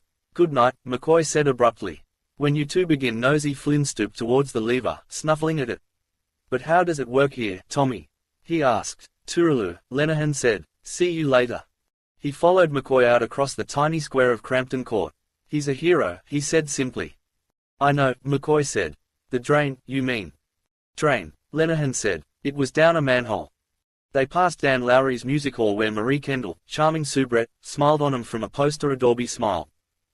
Going down the path of Sycamore Street beside the Empire Music Hall Lenihan showed McCoy how the whole thing was. One of those manholes like a bloody gaspipe and there was the poor devil stuck down in it, half choked with sewer gas. Down went Tom Rockford anyhow, bookie's vest and all, with the rope round him. And be damned but he got the rope round the poor devil and the two were hauled up. The act of a hero, he said. At the Dolphin they halted to allow the ambulance car to gallop past them for Jarvis Street. This way, he said, walking to the right. I want to pop into Lynham's to see Scepter's starting price. What's the time by your gold watch and chain? McCoy peered into Marcus Tertius Moses' sombre office, then at O'Neill's clock. After 3, he said. Who's riding her? Oh, Madden, Lenihan said, and a game filly she is.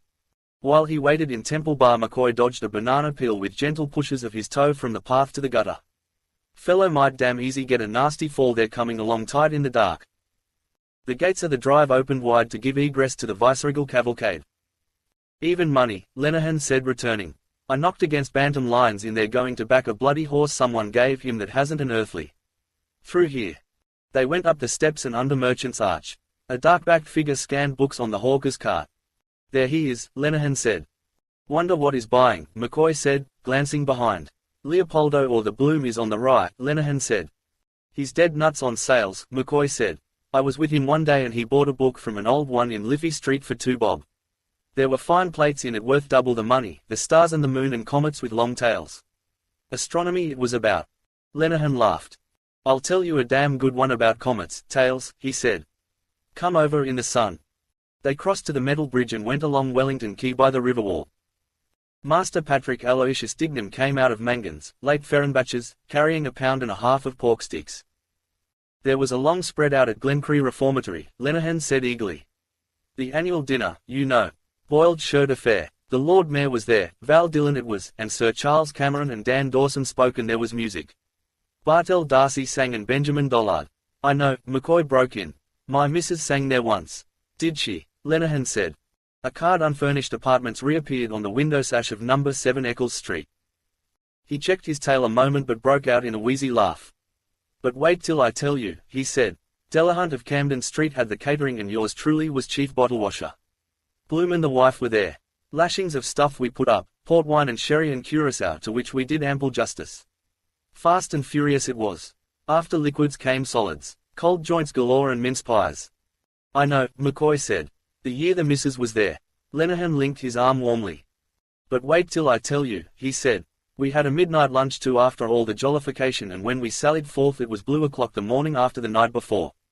Coming home it was a gorgeous winter's night on the Featherbed Mountain. Bloom and Chris Callanan were on one side of the car and I was with the wife on the other. We started singing glees and duets, lo, the early beam of morning. She was well primed with a good load of Delahunt's port under her belly band. Every jolt the bloody car gave I had her bumping up against me. Hell's delights, she has a fine pair, God bless her. Like that. He held his caved hands a cubit from him, frowning. I was tucking the rug under her and settling her BOA all the time. Know what I mean? His hands molded ample curves of air. He shut his eyes tight in delight, his body shrinking, and blew a sweet chirp from his lips. The lad stood to attention anyhow, he said with a sigh. She's a gamey mare and no mistake. Bloom was pointing out all the stars and the comets in the heavens to Chris Callanan and the Jarvey, the Great Bear and Hercules and the Dragon and the whole jingbang lot. But, by God, I was lost, so to speak, in the Milky Way. He knows them all, faith. At last she spotted a weeny wishy 1 mile away.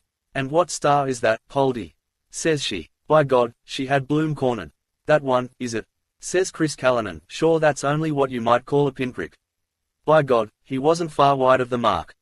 Lenihan stopped and leaned on the river wall, panting with soft laughter. I'm weak, he gasped. McCoy's white face smiled about it at instants and grew grave. Lenihan walked on again. He lifted his yachting cap and scratched his hind head rapidly. He glanced sideways in the sunlight at McCoy. He's a cultured allroundman, Bloom is, he said seriously. He's not one of your common or garden. You know, there's a touch of the artist about old Bloom. Mr. Bloom turned over idly pages of the awful disclosures of Maria Monk, then of Aristotle's masterpiece. Crooked botched print, plates, infants cuddled in a ball in blooded wombs like livers of slaughtered cows. Lots of them like that at this moment all over the world. All butting with their skulls to get out of it. Child born every minute somewhere. Mrs. Purefoy. He laid both books aside and glanced at the third, Tales of the Ghetto by Leopold von Sacher-Masoch. That I had, he said, pushing it by. The shopman let 2 volumes fall on the counter. "'Are 2 good ones,' he said. Onions of his breath came across the counter out of his ruined mouth. He bent to make a bundle of the other books, hugged them against his unbuttoned waistcoat and bore them off behind the dingy curtain. On O'Connell Bridge many persons observed the grave deportment and gay apparel of Mr. Dennis J. Magini, Professor of Dancing and C. Mr. Bloom, alone, looked at the titles. Fair Tyrants by James Lovebirch. Know the kind that is. Had it, yes. He opened it, thought so. A woman's voice behind the dingy curtain. Listen, the man. No, she wouldn't like that much. Got her at once. He read the other title, Sweets of Sin. More in her line. Let us see. He read where his finger opened. All the dollar bills her husband gave her were spent in the stores on wondrous gowns and costliest frillies. For him. For Raoul. Yes, this. Here, try. Her mouth glued on his in a luscious voluptuous kiss while his hands felt for the opulent curves inside her deshabille. Yes, take this. The end. You are late, he spoke hoarsely, eyeing her with a suspicious glare. The beautiful woman threw off her sable-trimmed wrap, displaying her queenly shoulders and heaving embonpoint. An imperceptible smile played round her perfect lips as she turned to him calmly. Mr. Bloom read again, The Beautiful Woman. Warmth showered gently over him, cowing his flesh.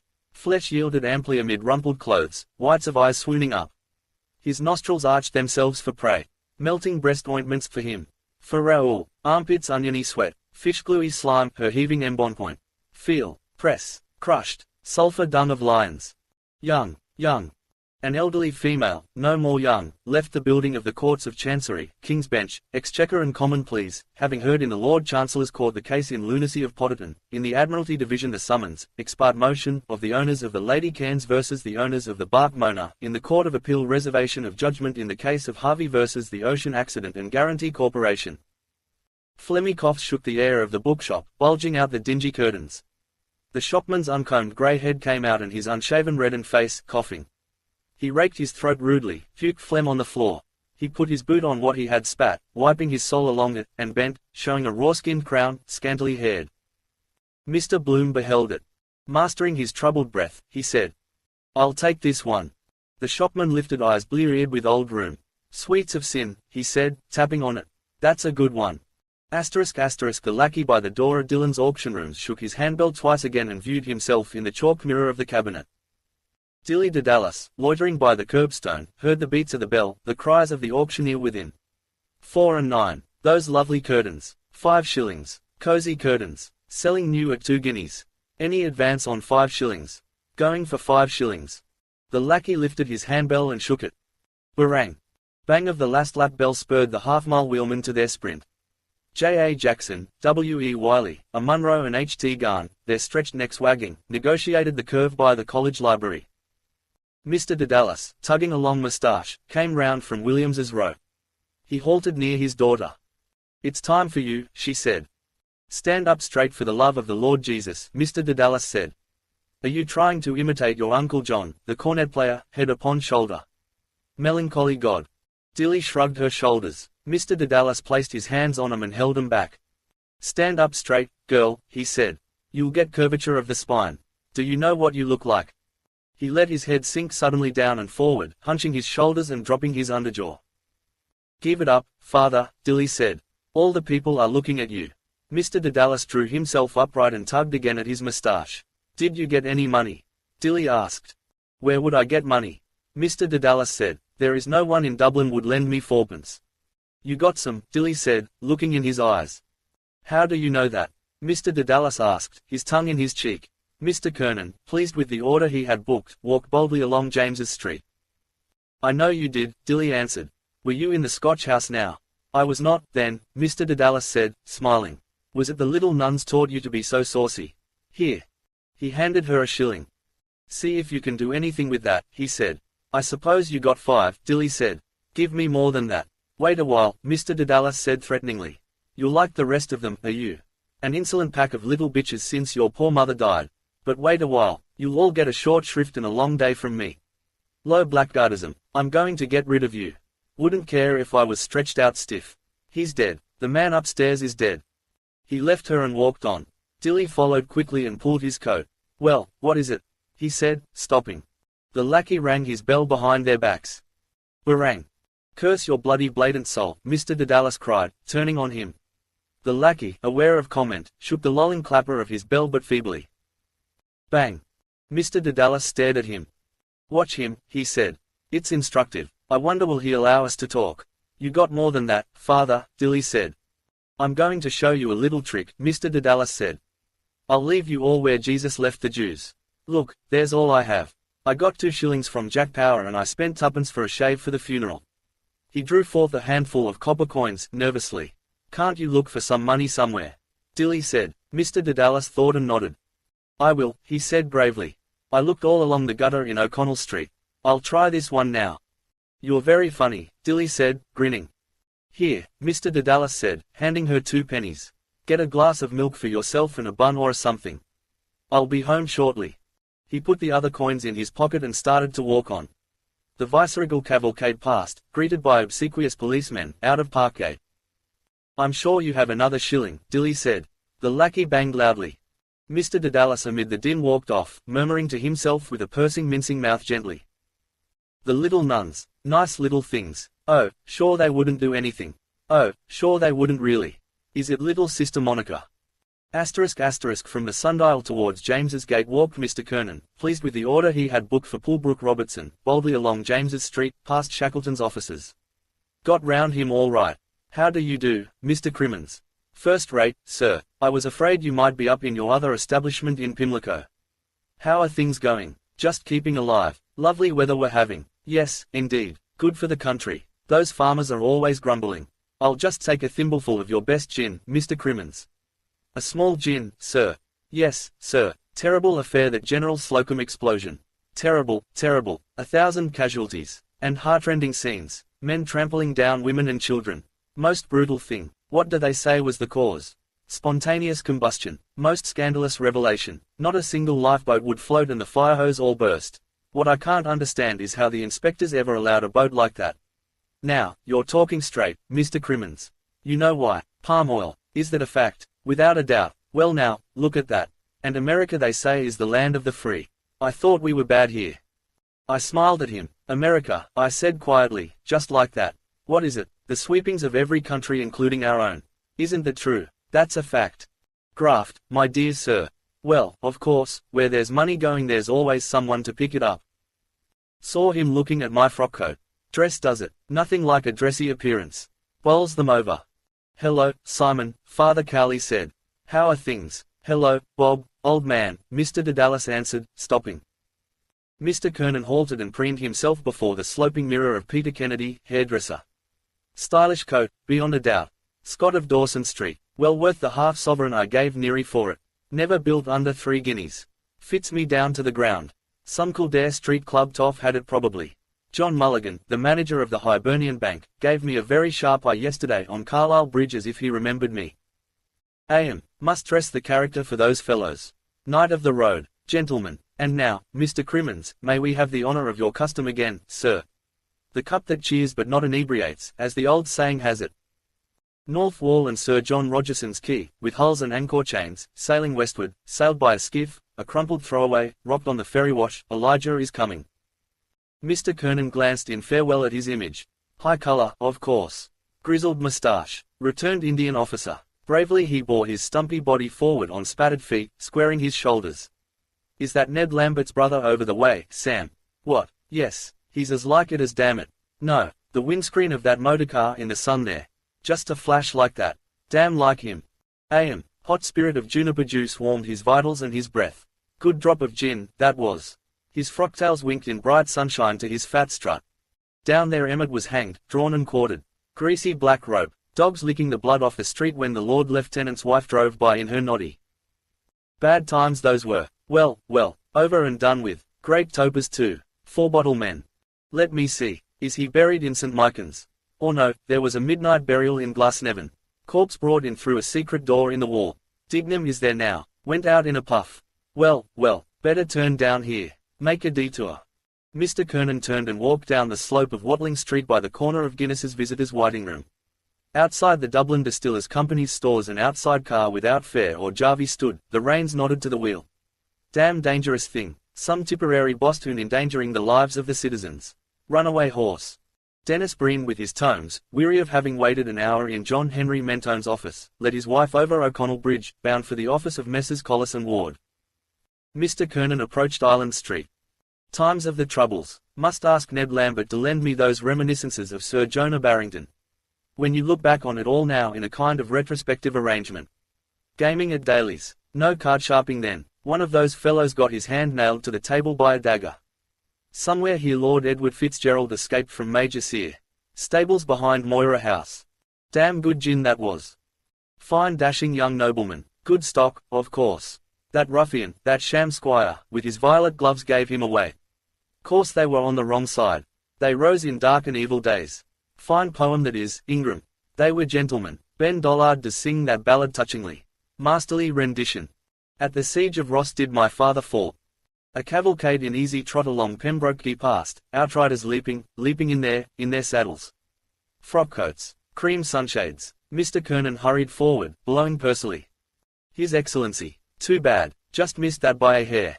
Damn it, what a pity. Stephen Dedalus watched through the webbed window the lapidary's fingers prove a time-dulled chain. Dust webbed the window and the showtrays. Dust darkened the toiling fingers with their vulture nails.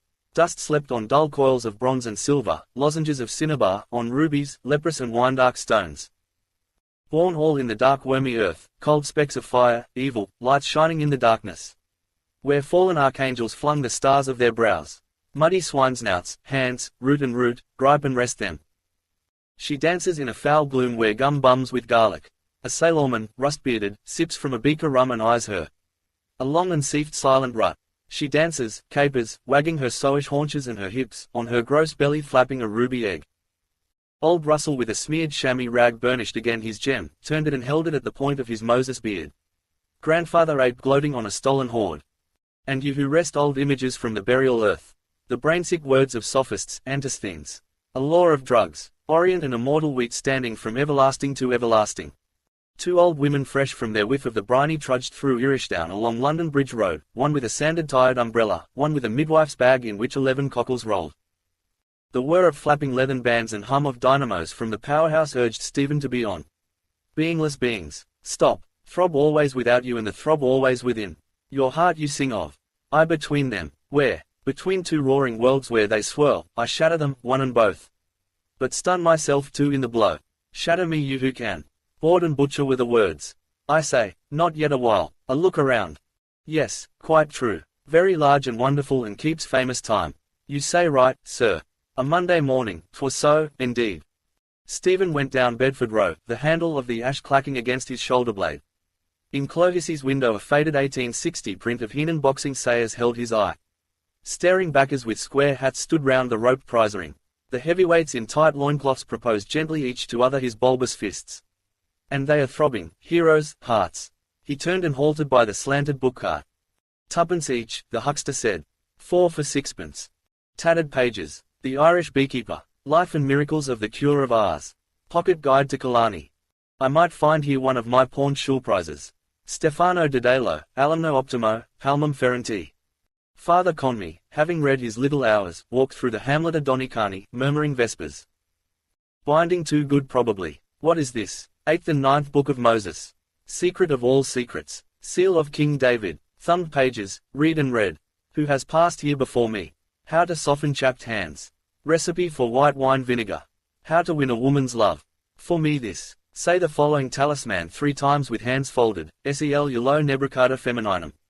Ama me solo. Sanctus. Amen. Who wrote this? Charms and invocations of the most blessed Abbot Peter Solanka to all true believers divulged. As good as any other abbot's charms, as mumbling Wikims. Down, baldinoddle, or will wool your wool. What are you doing here, Stephen? Dilly's high shoulders and shabby dress. Shut the book quick, don't let see. What are you doing? Stephen said. A steward face of none such Charles, lank locks falling at its sides. It glowed as she crouched feeding the fire with broken boots. I told her of Paris. Late liabed under a quilt of old overcoats, fingering a pinchbeck bracelet, Dan Kelly's token. Nebricata Femininum. What have you there? Stephen asked. I bought it from the other cart for a penny, Dilly said, laughing nervously. Is it any good? My eyes they say she has. Do others see me so? Quick, far and daring. Shadow of my mind. He took the coverless book from her hand. Chardinal's French primer. What did you buy that for? He asked. To learn French. She nodded, reddening and closing tight her lips. Show no surprise. Quite natural. Here, Stephen said. It's all right, mind Maggie doesn't pawn it on you. I suppose all my books are gone. Some, Dilly said. We had to. She is drowning. Agentbite, save her. Agentbite, all against us. She will drown me with her eyes and hair. Lank coils of seaweed hair around me, my heart, my soul. Salt green death. We. Agentbite of Inwit. Inwit's Agentbite. Misery, misery. Hello, Simon, Father Cowley said. How are things? Hello, Bob, old man, Mr. Dedalus answered, stopping. They clasped hands loudly outside Reddy and Daughters. Father Cowley brushed his moustache off and downward with a scooping hand. What's the best news? Mr. Dedalus said. Why then not much, Father Cowley said. I'm barricaded up, Simon, with 2 men prowling around the house trying to effect an entrance. Jolly, Mr. Dedalus said. Who is it? Oh, Father Cowley said. A certain Gombian man of our acquaintance. With a broken back, is it? Mr. Dedalus asked. The same, Simon, Father Cowley answered. Reuben of that ilk. I'm just waiting for Ben Dollard. He's going to say a word to Long John to get him to take those 2 men off. All I want is a little time. He looked with vague hope up and down the quay, a big apple bulging in his neck. I know, Mr. Dedalus said, nodding. Poor old Bockety Ben. He's always doing a good turn for someone. Hold hard. He put on his glasses and gazed towards the metal bridge an instant. There he is, by God, he said, arse and pockets. Ben Dollard's loose blue cutaway and square hat above large slops crossed the quay in full gait from the metal bridge. He came towards them at an amble, scratching actively behind his coattails. As he came near, Mr. Dedalus greeted. "Hold that fellow with the bad trousers." "Hold him now," Ben Dollard said. Mr. Dedalus eyed with cold wandering scorn various points of Ben Dollard's figure. Then, turning to Father Cowley with a nod, he muttered sneeringly. "That's a pretty garment, isn't it, for a summer's day?" "Why, God eternally curse your soul," Ben Dollard growled furiously, "I threw out more clothes in my time than you ever saw." He stood beside him beaming on him first and on his roomy clothes from points of which Mr. Dedalus flicked fluff, saying, "They were made for a man in his health, Ben, anyhow." "Bad luck to the Jewman that made them," Ben Dollard said. "Thanks be to God is not paid yet." "And how is that basso profondo, Benjamin?" Father Cowley asked. Cashel Boyle O'Connor Fitzmaurice Tisdall Farrell, murmuring, glassy-eyed, strode past the Kildare Street Club. Ben Dollard frowned and, making suddenly a chanter's mouth, gave forth a deep note. "Oh," he said. "That's the style," Mr. Dedalus said, nodding to its drone. "What about that?" Ben Dollard said. "Not too dusty." "What?" He turned to both. "That'll do," Father Cowley said, nodding also. The Reverend Hugh C. Love walked from the old chapter house of St. Mary's Abbey past James and Charles Kennedy's, rectifiers, attended by Geraldine's tall and personable, towards the throstle beyond the ford of hurdles. Ben Dollard with a heavy list towards the shop fronts led him forward, his joyful fingers in the air. "Come along with me to the sub-sheriff's office," he said. "I want to show you the new beauty Rock has for a bailiff. He's a cross between Lobengula and Lynchhorn. He's well worth seeing, mind you. Come along. I saw John Henry Mentone casually in the bodega just now and it will cost me a fall if I don't." "Wait a while, we're on the right lay, Bob, believe you me. For a few days tell him," Father Cowley said anxiously. Ben Dollard halted and stared, his loud orifice open, a dangling button of his coat wagging bright-back from its thread as he wiped away the heavy shrouds that clogged his eyes to hear aright. "What few days?" he boomed. "Hasn't your landlord distrained for rent?" "He has," Father Cowley said. "Then our friend's writ is not worth the paper it's printed on," Ben Dollard said. "The landlord has the prior claim. I gave him all the particulars. 29 Windsor Avenue. Love is the name." "That's right," Father Cowley said. "The Reverend Mr. Love. He's a minister in the country somewhere. But are you sure of that?" "You can tell Barabbas from me," Ben Dollard said, "that he can put that writ where Jacko put the nuts." He led Father Cowley boldly forward, linked to his bulk. "Filberts I believe they were," Mr. Dedalus said, as he dropped his glasses on his coat front, following them. *****, the youngster will be all right," Martin Cunningham said, as they passed out of the castleyard gate. The policeman touched his forehead. "God bless you," Martin Cunningham said, cheerily.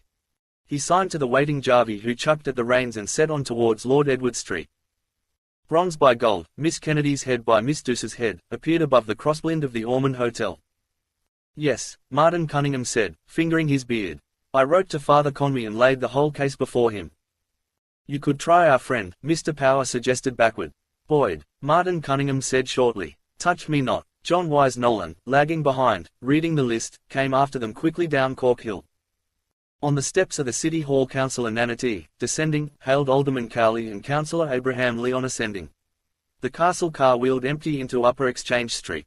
"Look here, Martin," John Wise Nolan said, overtaking them at the mail office. "I see Bloom put his name down for 5 shillings. "Quite right," Martin Cunningham said, taking the list. "And put down the 5 shillings too." Without a second word either, Mr. Power said. "Strange but true," Martin Cunningham added. John Wise Nolan opened wide eyes. "I'll say there is much kindness in the Jew," he quoted, elegantly. They went down Parliament Street. "There's Jimmy Henry," Mr. Power said, "just heading for Kavanagh's." "Righto," Martin Cunningham said.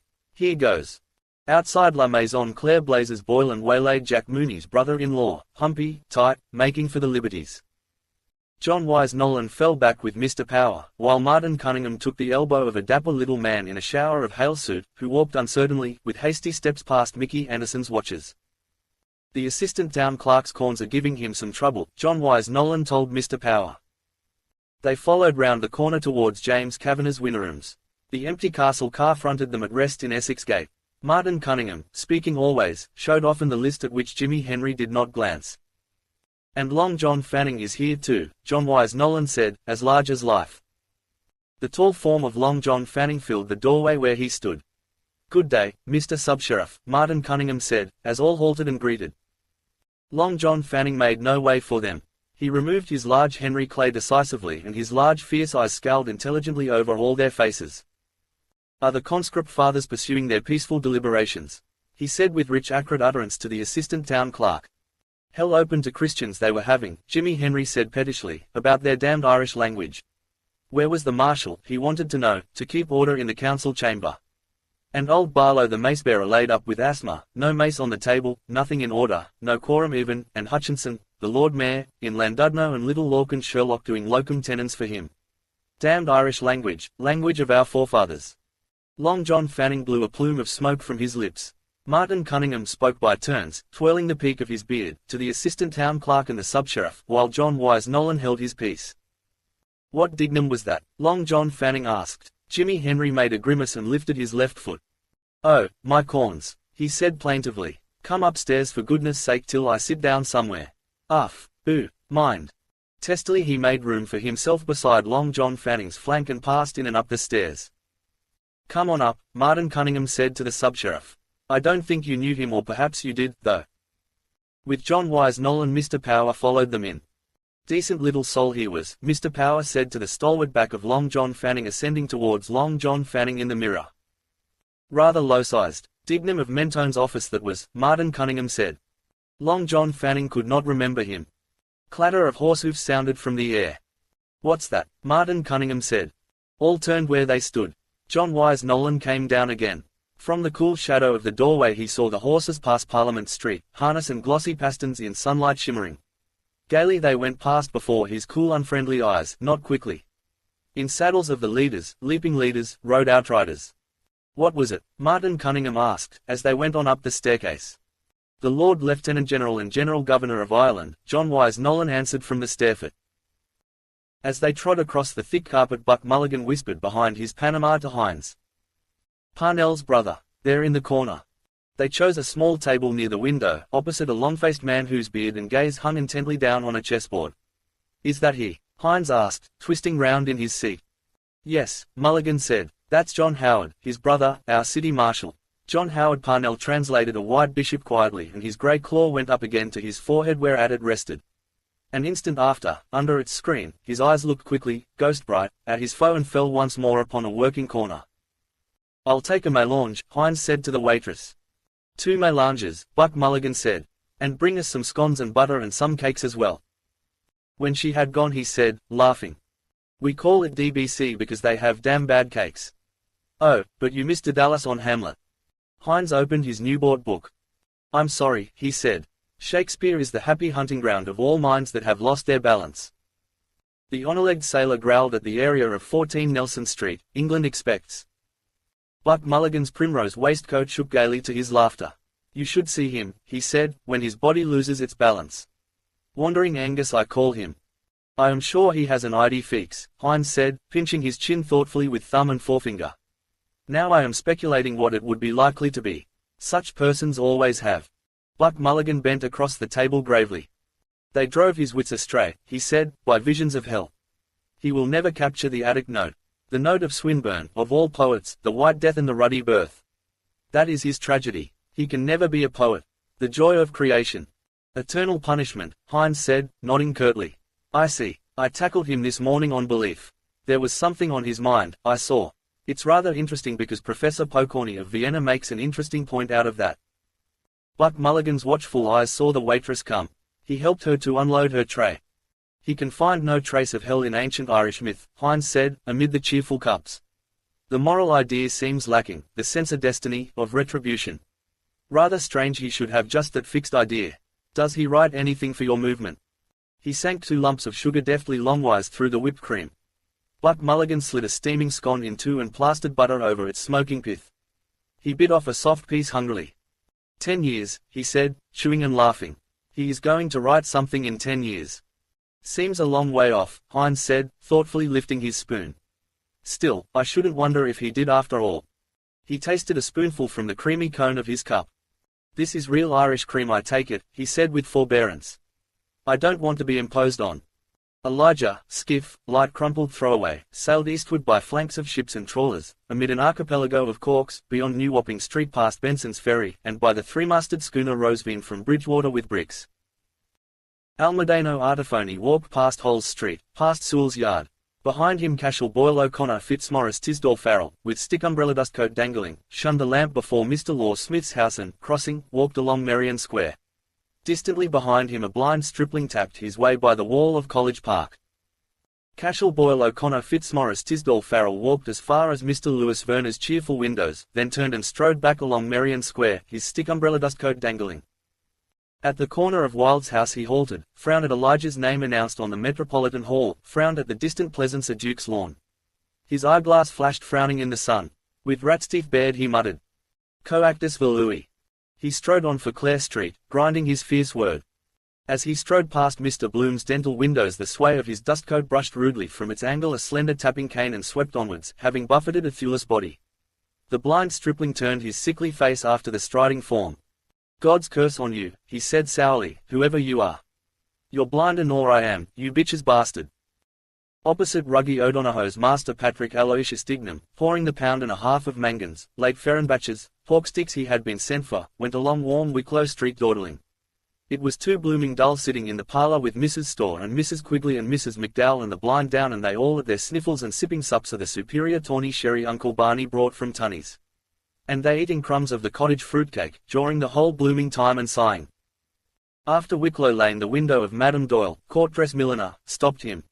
He stood looking in at the two puckers stripped to their pelts and putting up their props. From the side mirrors two morning masters Dignam gaped silently.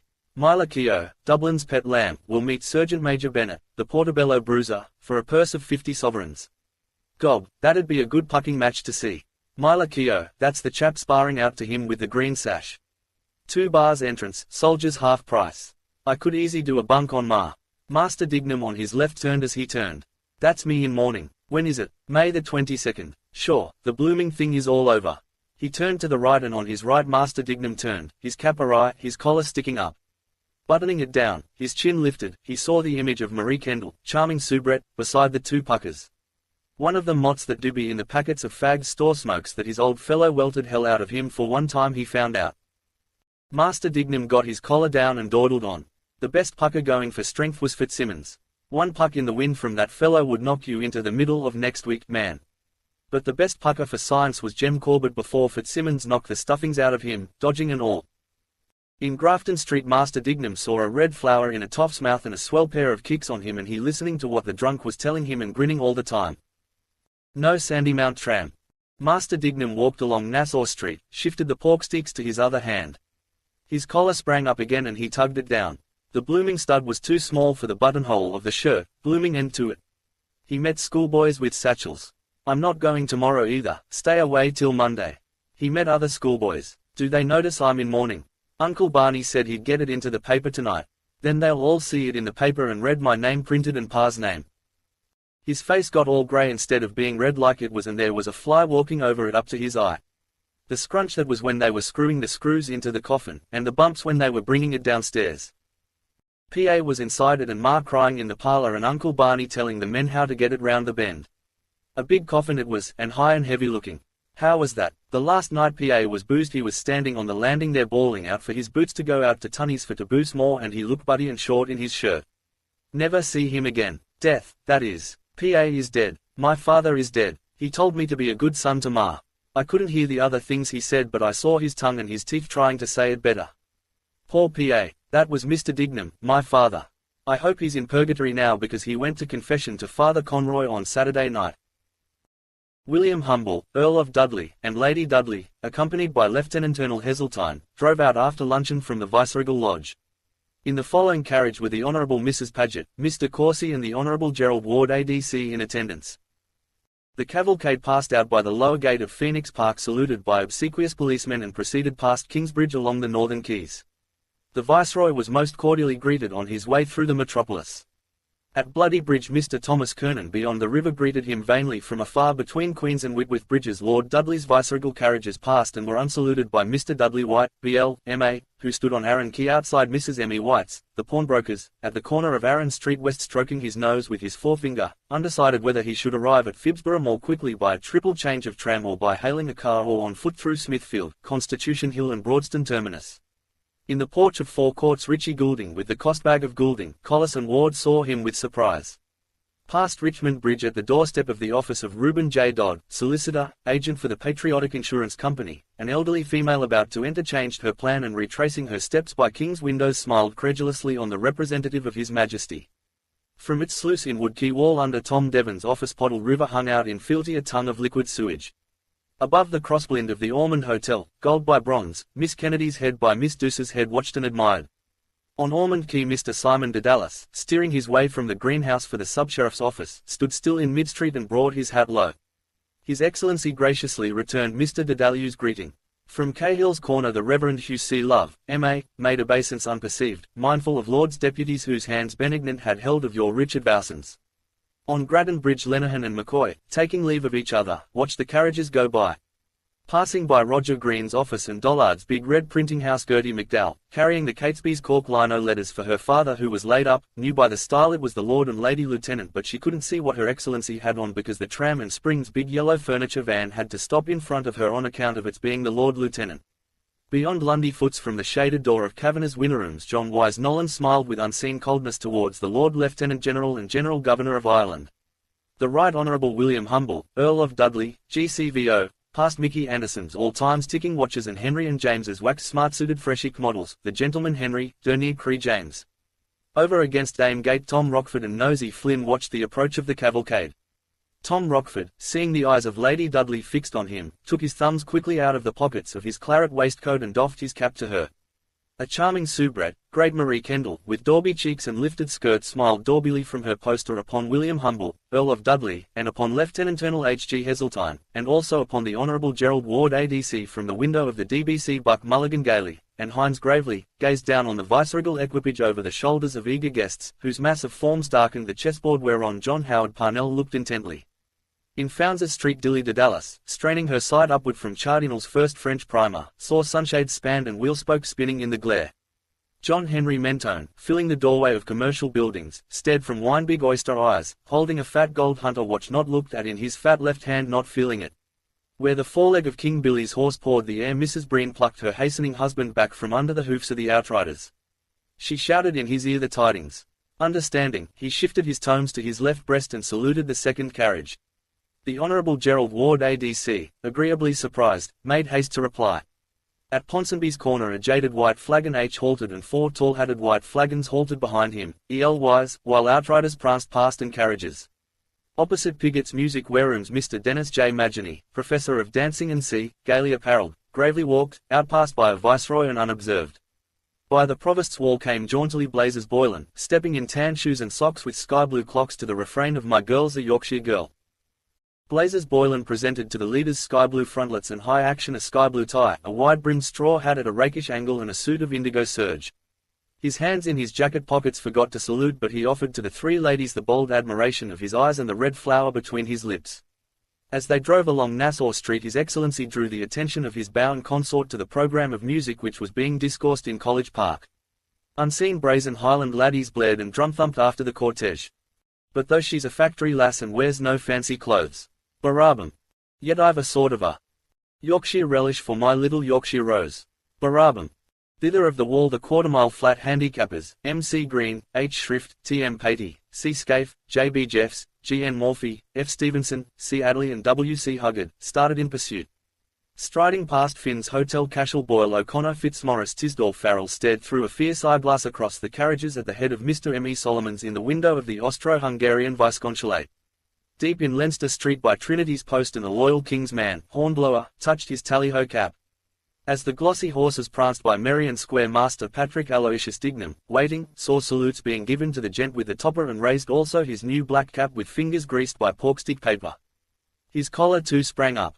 The Viceroy, on his way to inaugurate the Mirrors Bazaar in aid of funds for Mercer's Hospital, drove with his following towards Lower Mount Street. He passed a blind stripling opposite Broadbent's. In Lower Mount Street a pedestrian in a brown mackintosh, eating dry bread, passed swiftly and unscathed across the Viceroy's path. At the Royal Canal Bridge, from his hoarding, Mr. Eugene Stratton, his blood lips agron, bade all comers welcome to Pembroke Township. At Haddington Road corner 2 sanded women halted themselves, an umbrella and a bag in which 11 cockles rolled to view with wonder the Lord Mayor and Lady Mayoress without his golden chain. On Northumberland and Lansdowne roads His Excellency acknowledged punctually salutes from rare male walkers, the salute of 2 small schoolboys at the garden gate of the house said to have been admired by the late Queen when visiting the Irish capital with her husband, the Prince Consort, in 1849 and the salute of Almudena Artefoni's sturdy trousers swallowed by a closing door. Bronze by gold heard the hoofines, still ringing Impeth North Thankthangton. Chips, picking chips off rocky thumbnail, chips. Horrid, and gold flushed more. A husky fiffinode blue. Blue. Blue bloom is on the gold-pinnacled hair. A jumping rose on satiny breast of Saturn, Rose of Castile. Trilling, trilling, idle oars. Peep, who's in the peep of gold? Tink cried to bronze in pity. And a call, pure, long and throbbing. Longandying call. Decoy, soft word, but look, the bright stars fade. Notes chirruping answer. Oh Rose, Castile, the morn is breaking. Jingle jingle jaunted jingling. Coin rang, clock clacked. Avowal, sonnes, I could, rebound of garter, not leave thee, smack, la cloche, thigh smack, avowal, warm, sweetheart, goodbye, jingle, blue. Boomed crashing chords, when love absorbs, war, the tympanum. A sail, a veil a wave upon the waves. Lost, throstle fluted, all is lost now. Horn, horn. When first he saw, alas. Full tup, full throb. Warbling, lure, alluring. Martha, come. Clap clap, clip clap, clappy clap. Good God he never heard in'll. Death bald pat brought pad knife took up. A moonlit night call, far, far. I feel so sad, P.S. so lonely blooming. Listen. The spiked and winding cold sea horn. Have you the, each, and for other, plash and silent roar. Pearls, when she, lists rhapsodies, hiss, you don't. Did not, no, believe, lid. With a cock with a cara. Black, deep sounding, ben, do. Wait while you wait, he, wait while you he, but wait. Low in dark middle earth. Embedded ore. Namanedamine, preacher is he. All gone, all fallen. Tiny, her tremulous fernfoils of maidenhair. Amen, he gnashed in fury. Fro, a baton cool protruding. Bronzolidia by Menargold. By bronze, by gold, in ocean green of shadow. Bloom, old bloom, one wrapped, one tapped, with a cara, with a cock. Pray for him, pray, good people. His gouty fingers knackering. Big Ben. Last rose Castile of summer left bloom I feel so sad alone. Pui, little windpipe pui. True men, lid Kirkowder and Dole. I, like you men, will lift your chink with chunk. Ooh. Wear bronze from anear, wear gold from afar, wear hoofs, rrrpr. Crandle. Then not till then, my epriptif, be frit. Done. Begin. Bronze by gold, Miss Douce's head by Miss Kennedy's head, over the crossblind of the Ormond bar heard the viceregal hoofs go by, ringing steel. Is that her? Asked Miss Kennedy. Miss Douce said yes, sitting with his ex, Pearl Grey and eau de nil. Exquisite contrast, Miss Kennedy said. When all agog Miss Douce said eagerly. Look at the fellow in the tall silk. Who? Where? Gold asked more eagerly. In the second carriage, Miss Douce's wet lips said, laughing in the sun. He's looking, mind till I see. She darted, bronze, to the backmost corner, flattening her face against the pane in a halo of hurried breath. Her wet lips tittered. He's killed looking back. She laughed. Oh wept, aren't men frightful idiots? With sadness. Miss Kennedy sauntered sadly from bright light, twining a loose hair behind an ear. Sauntering sadly, gold no more, she twined her hair. Sadly she twined in sauntering gold hair behind a curving ear. Itsum has the fine times, sadly then she said. A man. Bluo went by Moulang's pipes bearing in his breast the sweets of sin, by wine's antiques, in memory bearing sweet sinful words, by Carol's dusky battered plate, for Raoul. The boots to them in the bar, them barmaids came. For them unheeding him he banged on the counter his tray of chattering china. And, there's your teas, he said. Miss Kennedy with manners transposed the tea tray down to an upturned lithia crate, safe from eyes, low. What is it? Loud Boots unmannily asked. Find out, Miss Douce retorted, leaving her spying point. Your beau, is it? A haughty bronze replied. I'll complain to Mrs. de Massey on you if I hear any more of your impertinent insolence. Impeth North Thankthanthan, Bootsnout sniffed rudely, as he retreated as she threatened as he had come. Bloom. On her flower frowning Miss Douce said. Most aggravating that young brat is. If he doesn't conduct himself I'll wring his ear for him a yard long. Ladylike in exquisite contrast. Take no notice, Miss Kennedy rejoined. She poured in a teacup tea, then back in the teapot tea. They cowered under their reef of counter, waiting on footstools, crates upturned, waiting for their teas to draw. They poured their blouses, both of black satin, 2 and 9 a yard, waiting for their teas to draw, and 2 and 7. Yes, bronze from anear, by gold from afar, heard steel from anear, hoofs ring from afar, and heard steel hoofs ring hoof ring steel. Am I awfully sunburned? Miss Bronze unbloused her neck. No, said Miss Kennedy. It gets brown after. Did you try the borax with the cherry laurel water? Miss Douce half stood to see her skin askance in the bar mirror gilded lidded where hock and claret glasses shimmered and in their midst a shell. And leave it to my hands, she said. Try it with the glycerine, Miss Kennedy advised. Bidding her neck and hands adieu Miss Douce.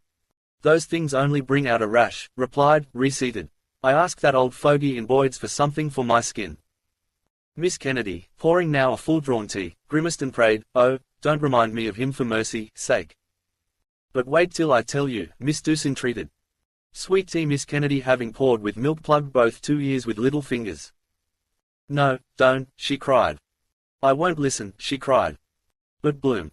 Miss Douce grunted in snuffy fogey's tone. For your what, says he. Miss Kennedy unplugged her ears to hear, to speak, but said, but prayed again. Don't let me think of him or I'll expire. The hideous old wretch, that night in the Antian concert rooms. She sipped distastefully her brew, hot tea, a sip, sipped, sweet tea. Here he was, Miss Douce said, cocking her bronze head 3/4, ruffling her nose-sewings. Hufa, hufa. Shrill shriek of laughter sprang from Miss Kennedy's throat. Miss Douce huffed and snorted down her nostrils that quivered Impeth North like a snout in quest. Oh, shrieking, Miss Kennedy cried. Will you ever forget his goggle eye? Miss Douce chimed in deep bronze laughter, shouting, and your other eye. Below whose dark eye read Aaron Figotner's name. Why do I always think Figother? Gathering figs, I think. And Prosper Law's Huguenot name. By Bassie's blessed virgin's Bloom's dark eyes went by. Blue-robed, white under, come to me. God they believe she is, or goddess. Those today, I could not see. That fellow spoke, a student, after with Dedalus' son. He might be Mulligan, all comely virgins. That brings those rakes of fellows in, her white. By went his eyes, the sweets of sin, sweet are the sweets, of sin. In a giggling peal young gold bronze voices blended, Douce with Kennedy your other eye. They threw young heads back, bronze giggle gold, to let free fly their laughter, screaming, your other, signals to each other, high piercing notes. Ah, panting, sighing, Forden, their mirth died down. Miss Kennedy lipped her cup again, raised, drank a sip and giggled. Miss Douce, bending over the tea tray, ruffled again her nose and rolled droll fattened eyes. Again Kenny giggles, stooping, her fair pinnacles of hair, stooping, her tortoise napecum showed, spluttered out of her mouth her tea, choking in tea and laughter, coughing with choking, crying. Oh greasy eyes, imagine being married to a man like that, she cried, with his bit of beard. Douce gave full vent to a splendid yell, a full yell of full woman, delight, joy, indignation. Married to the greasy nose, she yelled. Shrill, with deep laughter, after, gold after bronze, they urged each to peal after peal, ringing in changes, bronzy gold, gold bronze, shrill deep, to laughter after laughter. And then laughed more, greasy eye nose, exhausted, breathless, their shaken heads they laid, braided and pinnacled by glossicum, against the counterledge. All flushed, oh, panting, sweating, oh, all breathless. Married to Bloom, to Bloom. Oh saints above, Miss Douce said, sighed above her jumping rose. I wished I hadn't laughed so much. I feel all wet. Oh, Miss Douce, Miss Kennedy protested. You horrid thing. And flushed yet more, you horrid, more goldenly. By Cantwell's officers roved Bloom, by Seppi's virgins, bride of their oils. Nanity's father hawked those things about, wheedling at doors as our religion pays. Must see him for that pa. Eat first. I want, not yet, at 4, she said. Time ever passing, clock hands turning, on, where eat, the Clarence, Dolphin, on. For Raoul, eat, if I net 5 guineas with those ads. The violet silk petticoats, not yet, the sweets of sin. Flushed less, still less, goldenly paled. Into their bar strolled Mr. Dedalus. Chips, picking chips off one of his rocky thumbnails. Chips, He strolled. Oh, welcome back, Miss Deuce. He held her hand. Enjoyed her holidays. Tip-top. He hoped she had nice weather in Rostreva. Gorgeous, she said. Look at the holy show I am. Lying out on the strand all day. Bronze whiteness. That was exceedingly naughty of you, Mr. Dedalus told her and pressed her hand indulgently. Tempting poor simple males. Miss Deuce of Saturn deuced her arm away. Oh, go away, she said. You're very simple, I don't think. He was. Well, now I am, he mused. I look so simple in the cradle they christened me Simple Simon. You must have been a doty, Miss Deuce made answer. And what did the doctor order today? Well now, he mused, whatever you say yourself. I think I'll trouble you for some fresh water and a half glass of whiskey. Jingle. With the greatest alacrity, Miss Deuce agreed.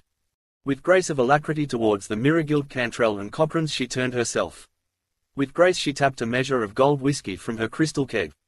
Forth from the skirt of his coat Mr. Dedalus brought pouch and pipe. Alacrity she served. He blew through the flue 2 husky fiffinotes. By Jove, he mused, I often wanted to see the Morn Mountains. Must be a great tonic in the air down there.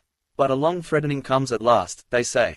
Yes, yes, yes. He fingered shreds of hair, her maidenhair, her mermaids, into the bowl. Chips, shreds, musing, mute. None naught said nothing, yes. Gaily Miss Deuce polished a tumbler, trilling. Oh, Idolors, Queen of the Eastern Seas. Was Mr. Lidwell in today? In came Lenehan. Round him peered Lenehan. Mr. Bloom reached Essex Bridge. Yes, Mr. Bloom crossed Bridge of Essex. To Martha I must write. By paper. Dailies. Girl there civil. Bloom. Old Bloom. Blue Bloom is on the right. He was in at lunchtime, Miss Deuce said. Lenehan came forward. Was Mr. Boylan looking for me? He asked. She answered. Miss Kennedy, was Mr. Boylan in while I was upstairs? She asked. Miss Voice of Kennedy answered, a second teacup poised, her gaze upon a page. No, he was not. Miss Gaze of Kennedy, heard, not seen, read on. Lenehan round the sandwich bell wound his round body round. Peep, who's in the corner? No glance of Kennedy rewarding him he yet made overtures. To mind her stops, to read only the black ones, round O and crooked S. Jingle jaunty jingle. Girl gold she read and did not glance. Take no notice. She took no notice while he read by rote a solver fable for her, plappering flatly, Our fox met our stork. Said the fox to the stork, Will you put your bill down in my troth and pull up our bone? He droned in vain. Miss Deuce turned to her tea aside. He sighed aside. Ah me, oh my. He greeted Mr. Dedalus and got a nod. Greetings from the famous son of a famous father. Who may he be? Mr. Dedalus asked.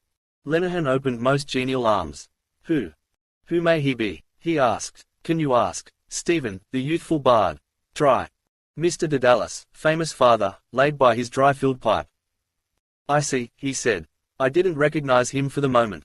I hear he is keeping very select company. Have you seen him lately? He had. I quaffed a nectar bowl with him this very day, said Lenehan. In Mooney's Enville and in Mooney's Sur-Mer. He had received the rhino for the labor of his muse. He smiled at Bronze's tea-bathed lips, at listening lips and eyes, the elite of Erin hung upon his lips. The ponderous pundit, Hugh Matchuff, Dublin's most brilliant scribe and editor and that minstrel boy of the wild wet west who is known by the euphonious appellation of the O'Madden Burke. After an interval Mr. Dedalus raised his grogan, that must have been highly diverting, said he. I see. He drank, with far-away morning mountain eye. Set down his glass. He looked towards the saloon door. I see you have moved the piano. The tuner was in today, Miss Deuce replied, tuning it for the smoking concert and I never heard such an exquisite player. Is that a fact? Didn't he, Miss Kennedy? The real classical, you know. And blind too, poor fellow. Not 20 I'm sure he was. Is that a fact? Mr. Dedalus said. He drank and strayed away. So sad to look at his face, Miss Deuce condoled. God's curse on bitch's bastard. Tink to her pity cried a diner's bell.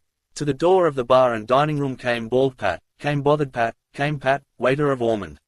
Lager for diner. Lager without alacrity she served.